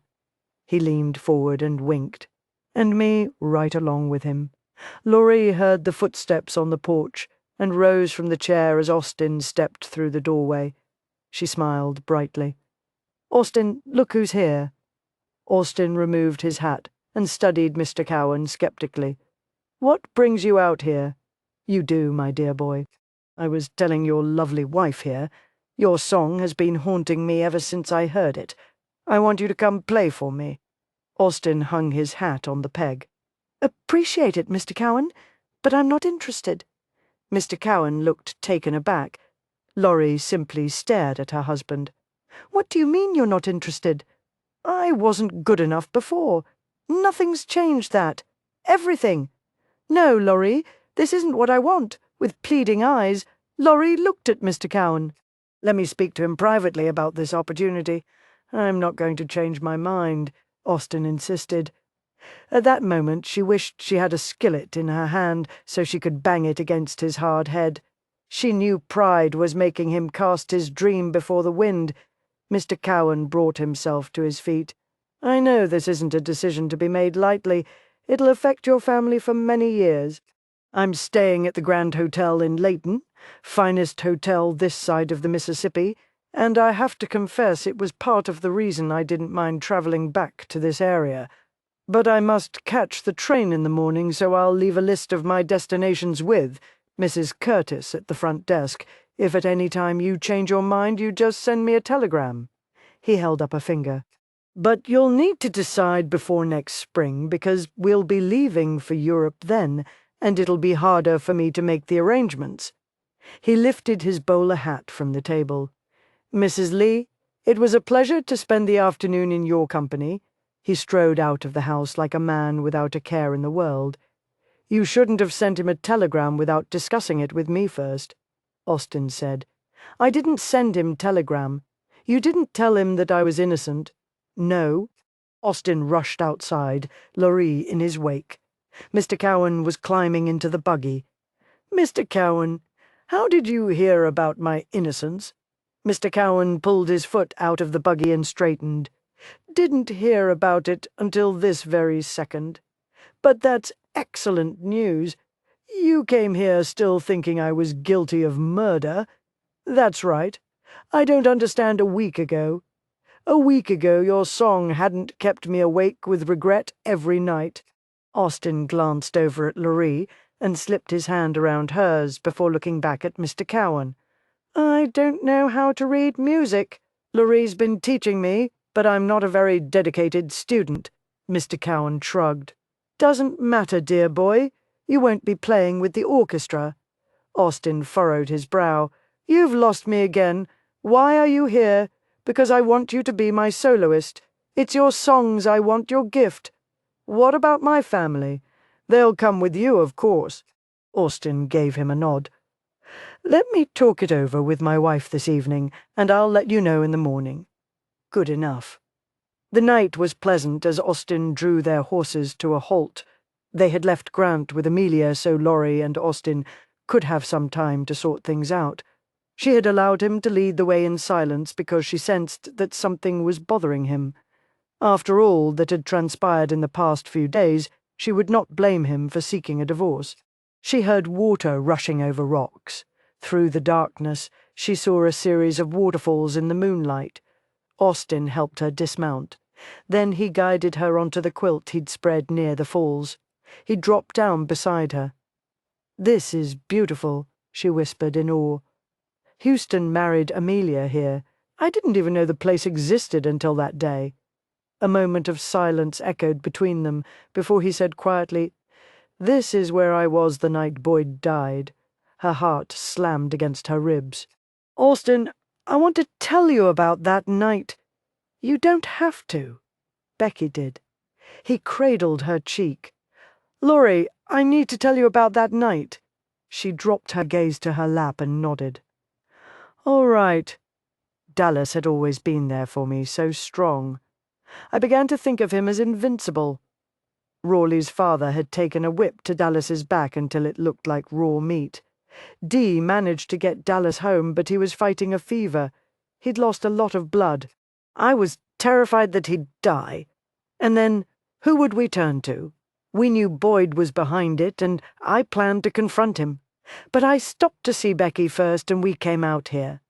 He tilted her face until their gazes met. Holding his gaze was the hardest thing she'd ever done. "I want you to understand that I was 21 and scared. I loved Becky as much as a 21-year-old man who knows little of life can love. When she offered comfort, I gladly took it." She heard him swallow. "Whores had never appealed to me. Until that night, I'd never." His voice trailed off. "You don't have to tell me. I'd never been with a woman until that night. Not in that way. And I never touched another woman until you." He released his hold on her and reached for his violin. "Listen to this," he ordered. He began to play a soothing melody over and over. "That's Becky's song." She licked her lips. "It was lovely. But it never changes. It stays the same. It doesn't grow. It doesn't deepen. It doesn't challenge. It never did." He placed his violin on his shoulder. "I want you to hear the song I played for Mr. Cowan. The song he couldn't forget."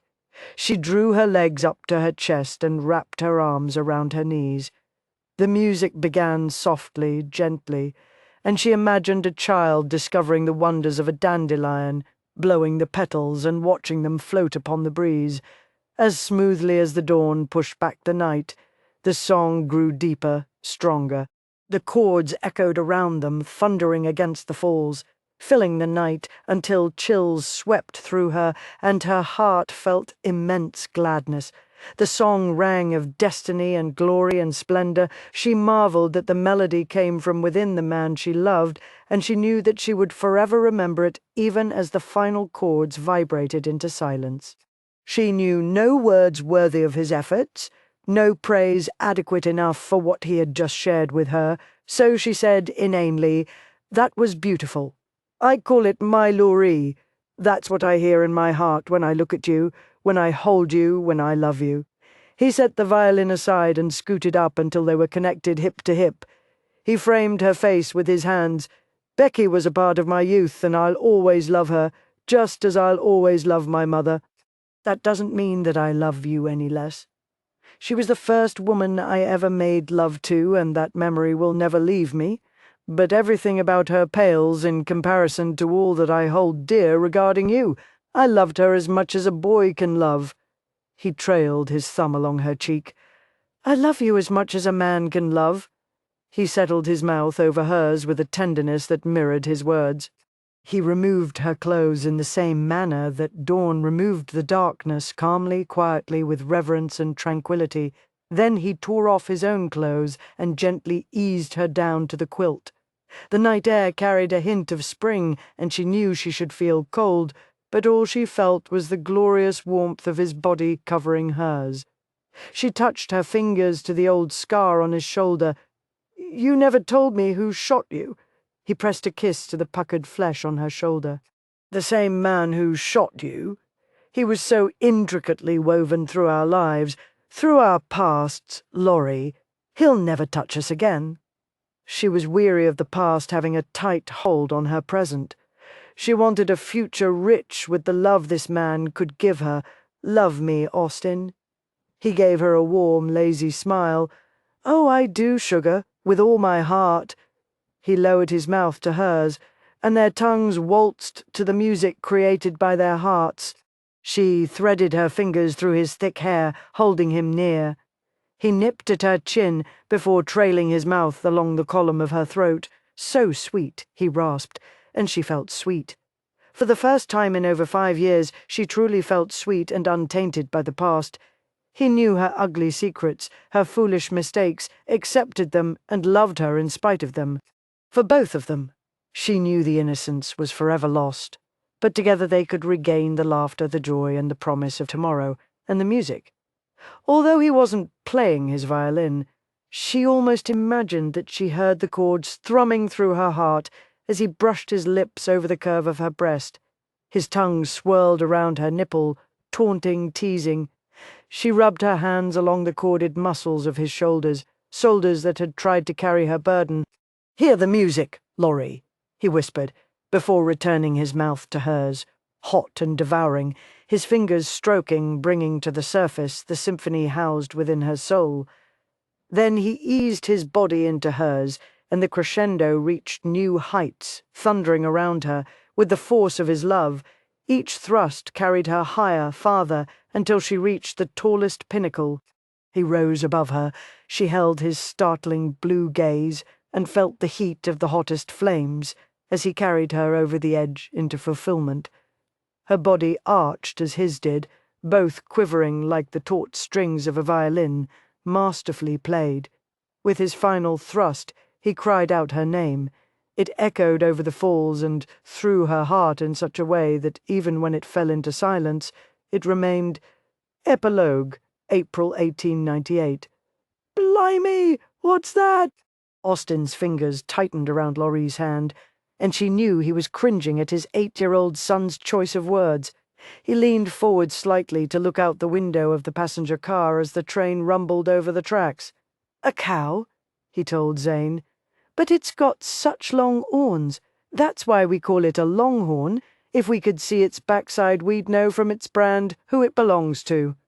"I'll wager it belongs to Uncle Dallas," Grant said. At 10, he was the authority on all things. "Father, can I ride one of Uncle Houston's horses?" 6-year-old Matt asked. "Sure can. I wouldn't be surprised if he gives you one." "To keep?" Matt asked, his eyes wide with disbelief. "To keep? I'm going to name him Ignis," Matt said, his blue eyes gleaming. Austin leaned toward Laurie. "Please tell me that somewhere in all our luggage you packed their H's." Laughing, she squeezed his hand to offer reassurance. "I'm sure they'll show up once our sons have spent some time with their cousins. We shouldn't have stayed in London as long as we did. Does that mean we'll never go back? Sugar, if you want to back, we'll go back. I'll give you whatever you want, you know that." Yes, she knew that. In the passing years, he had given her the world, Rome, Paris, London, among others, his hand within hers more often than not, and 5 sons.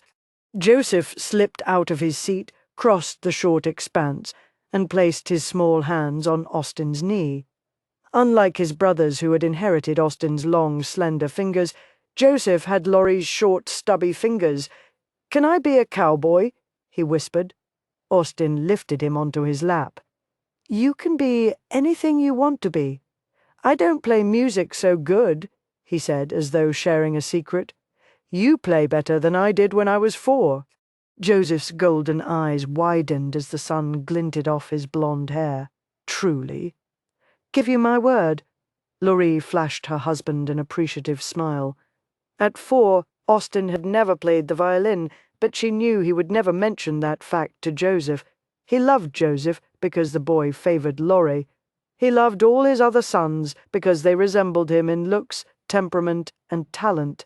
The train whistle pierced the air.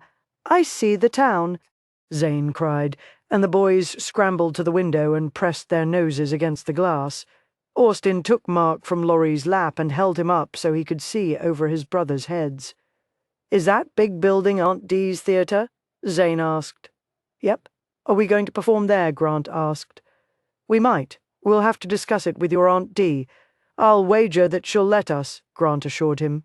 The train lurched to a stop, giving the other passengers time to disembark.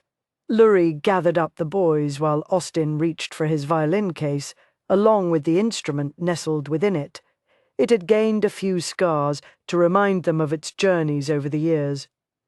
With 2-year-old Mark firmly placed on her hip, she allowed Austin to herd the boys onto the wooden platform. He reached for her hand. "Not nervous, are you?" she asked. "It's been a long time. Uncle Austin." Austin turned at the deep, slow drawl. Laurie watched recognition and surprise dawn in his eyes as he stared at the tall, lanky man dressed as though he'd just come in off the range. "Good God, Rawley!" The man smiled and extended a hand. "Yes, sir." Austin jerked him into his embrace. "Good Lord, boy, you grew up." Rawley stepped back. "Yes, sir, I reckon I did." He removed his hat and gave Laurie a warm smile. "Aunt Laurie." Austin took Mark from her. She stood on the tips of her toes and wrapped her arms around Rawley. "It's so good to see you." He hugged her close. "You're a sight for sore eyes, that's for sure." He released his hold on her. Ma said the platform would break beneath the weight of the whole family, so everyone else is waiting in the ballroom at the hotel. "Blimey, are you a cowboy?" Zane asked. A slow smile tugged at the corner of Rawley's mouth. "I reckon I am." "Have you got a gun?" "Yep, but I can't wear it into town on account of the city ordinance that prohibits guns." "And a horse?" "Yep." Rawley reached for the violin case. "I'll carry that for you." "Thanks," Austin said as he handed it over. Rawley jerked his thumb back. "We'd best head to the hotel before Ma sends the posse out looking for us." "You ever seen a posse?" Zane asked as he hurried to keep pace with Rawley's long strides. "Once I rode with one. Some men held up the bank here in town, and that didn't sit well with us." "Did you catch them?" Zane asked. "No. Last I heard, they were hiding out in some hole in the wall." Rawley stepped off the platform and hit his thigh. "2 bits." The dog eased out from beneath the shade and trotted to his side. Laurie knelt in the dirt, laughing with the delight as the dog licked her face. "You have a dog?" Zane asked as the boys began petting 2 bits. "Nah, he's your ma's dog. I've just been taking care of him." "Does that mean he gets to live with us?" Matt asked. "Reckon it does," Rawley said. Laurie rose to her feet. "Won't you miss him?" Rawley glanced over his shoulder. "We really need to get to the hotel. Is 2 Bits going to live with us, Mother?" Zane asked. "I don't think so. I think he'd miss Rawley too much." Rawley turned his head, and she saw the relief in his eyes. "But I'm sure we can find another dog somewhere. That's if we decide to stay," Austin reminded her and the boys. "I want to stay," Zane said, "if it means we can have a dog." "And a horse," Matt chimed in. Austin slipped his hand around Laurie's. "Come on." The town had grown, and Austin couldn't help but feel that his brother had done himself proud, and any man would have busted his buttons to have fathered the young man who patiently answered the boys' questions as they entered the hotel. Rawley threw open the door to the ballroom. Tightening his hand around Laurie's, Austin took a deep breath and stepped beneath the archway. Screams and cheers resounded around him. Tiny bits of paper and ribbon flew in front of his face. More than his family welcomed him home. It looked as though most of the damn town had crowded into the room. Uncle Austin. Turning, Austin felt as though he'd been thrown back in time over 20 years. Looking at Amelia again, smiling and radiant, only he had never been Amelia's uncle. "Maggie May?" She nodded briskly and threw her arms around his neck. "I missed you so much," she cried. "I missed you too," Austin said hoarsely. Rawley leaned close. "Watch what you say to her. She thinks she's smarter than all of us now that she's going to that university in Austin." "You could go too, Rawley," Maggie said, a daring glint in her green eyes. "Not on your life, brat. I got cows to watch. You and your cows." She looked at Austin's sons. "Are you boys going to help Rawley take care of his cattle?" All his sons bobbed their heads excitedly. "Good God, don't you know how to make girls?" Houston asked. Austin smiled at his brother. "You don't look like you've changed at all. It's just not as noticeable when a face is as unattractive as mine." Austin saw tears spill from the eyes of the woman standing beside Houston. Her hair wasn't as blonde as it had once been, but he thought it still looked as though it had been woven from moonbeams. He held out his arms. "Amelia." She hugged him closely. "You started all this, you know," he whispered. "You were the first, the one who taught us that we didn't have to be so strong." She patted his back. "I wouldn't have missed it for the world. I need a hug." Austin looked over Amelia's head and smiled at Dee. "Who would have thought you'd turn out to be so bossy?" Her arms came around him in a fierce hug. "You haven't seen me be bossy yet. I have you scheduled for 3 performances at my theatre." Dee, she wagged her finger at him. "I'm not going to have a world-famous violinist in our town and not have him play in my theatre." "I don't know how world-famous I am. Laurie sent us all your newspaper clippings." He glanced at his wife, who simply smiled at him. "Of course, we can't read most of them, what with their being written in a foreign language and all." "I can read the ones from France now," Maggie said. Rawley rolled his eyes. "See, I told you, she thinks she's smarter than us." "Not smarter, just more educated," she said. "Experience is the best educator," Rawley said. "Dallas taught me that, and here I didn't think you were paying attention." Austin turned at his oldest brother's booming voice. The years had turned Dallas's hair silver and shadowed his mustache with varying shades of grey. The creases had deepened around his eyes and mouth. Dallas's gaze slowly roamed over Austin, and he hoped with all his heart that his brother didn't find him wanting. A slow smile eased onto Dallas's face. "I always knew your dreams would take you away from us. Just didn't expect them to keep you away so long. Well, we're home now." He hadn't known the words were true until he embraced his brother. He had given Laurie the world, and now he wanted to give her and their boys a home. Rawley stepped out of the ballroom onto the veranda. "Faith, Uncle Austin and Aunt Laurie are here. Aren't you going to come in and welcome them home?" She spun around, tears brimming in her eyes. "Oh, Rawley, I don't want him to see me like this. Not after all these years." He looked her up and down. He didn't understand ladies' fashions, but he thought she looked beautiful in the red gown. "Nothing wrong with the way you look. I've got no bosom." His gaze fell to her chest, flat as a well-sanded plank of wood. Irritation surged through him because he'd looked. "Jesus, Faith, you're only 13. You're not supposed to have a bosom." "I'm almost 14 AJs, only 11, and she has a bosom. I wouldn't call those 2 little bumps on her chest. You noticed?" He slammed his eyes closed. "You're going to get me skinned alive." He opened his eyes. "It's not like I was lusting after her or anything. She's my cousin, for God's sake. But you noticed." And who wouldn't? All of Uncle Houston's daughters had nice curves, but it didn't mean he had lascivious thoughts just because he'd noticed.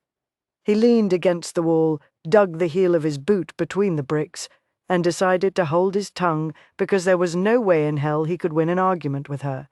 He pulled a sarsaparilla stick from his pocket. "Gimme," she ordered, holding out her hand.